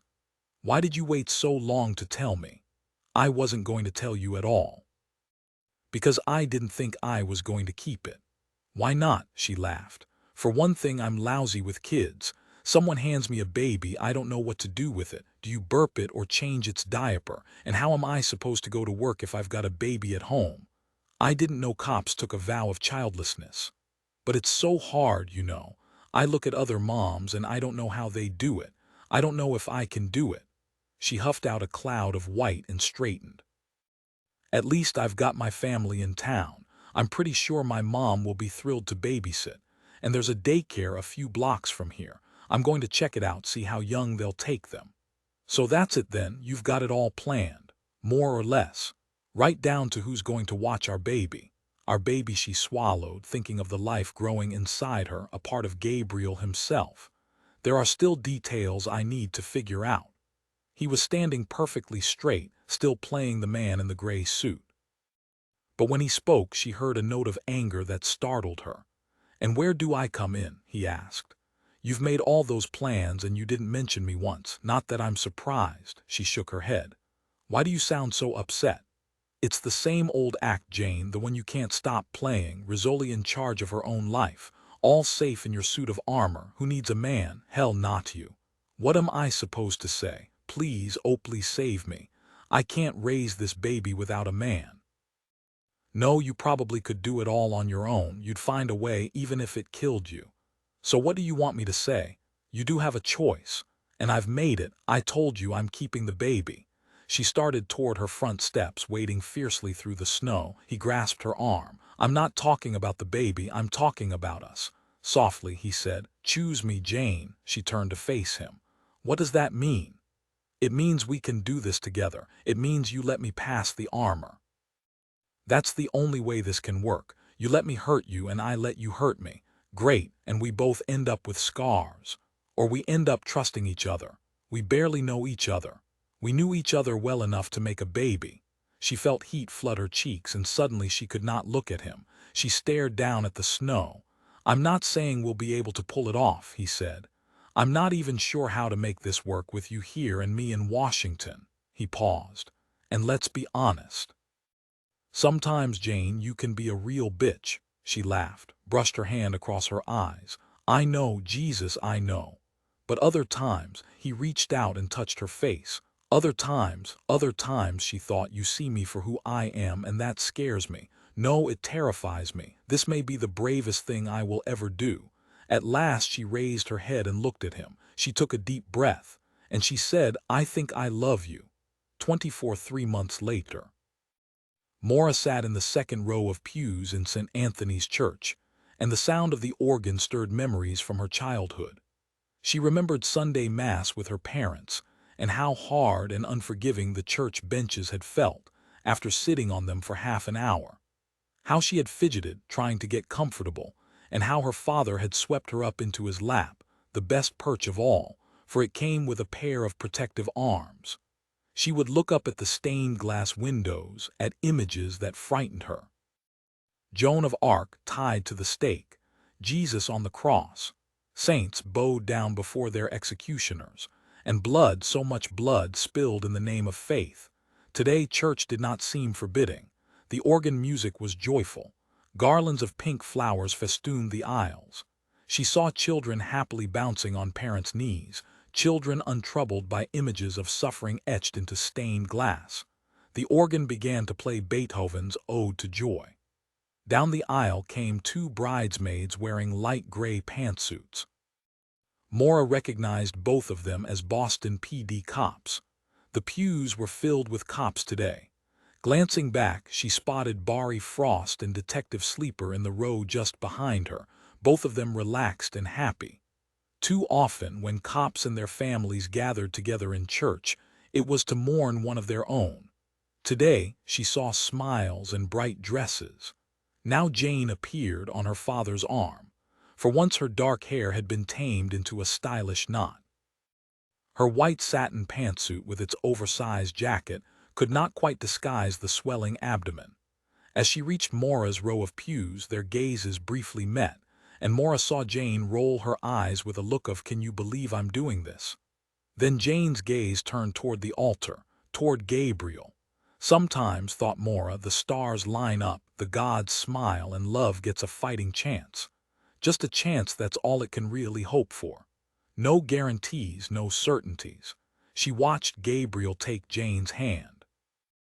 Then they turned and stood facing the altar. Today they were united, but surely there'd be other days when angry words would fly, or silence would freeze the household. Days when love would barely stay aloft, like a bird fluttering on one wing. Days when Jane's quick temper and Gabriel's cooler nature would send them spinning to their own corners, and they would both question the wisdom of this match. Then there would be days like today. Perfect days. It was late afternoon when Maura stepped out of St. Anthony's. The sun was shining, and for the first time she felt a breath of warmth in the air. The first whisper of spring. She drove with her window down, the scents of the city blowing in, heading not toward home, but toward the neighborhood of Jamaica Plain, to the church in the parish of Our Lady of Divine Light. Stepping through the massive front door, she found it dim and silent inside, the stained glass windows catching the day's last sunlight. She saw only 2 women, seated together in the front pew, their heads bent in prayer. Maura moved quietly to the alcove. There she lit 3 candles for 3 women, one for Sister Ursula, one for Sister Camille, and one for a faceless leper whose name she would never know. She did not believe in heaven or hell. She was not even sure she believed in the eternal soul. Yet she stood in that house of worship and lit 3 flames and took comfort from it, because what she did believe in was the power of remembrance. Only the forgotten are truly dead. She emerged from the alcove and saw that Father Braffi was now standing beside the 2 women, murmuring words of comfort. He looked up. As the last jewel tones of sunlight glowed through the windows, their gazes met. For just a moment in time, they both forgot where they were, who they were. She raised her hand in a farewell salute. Then she walked out of his church and back into her own world.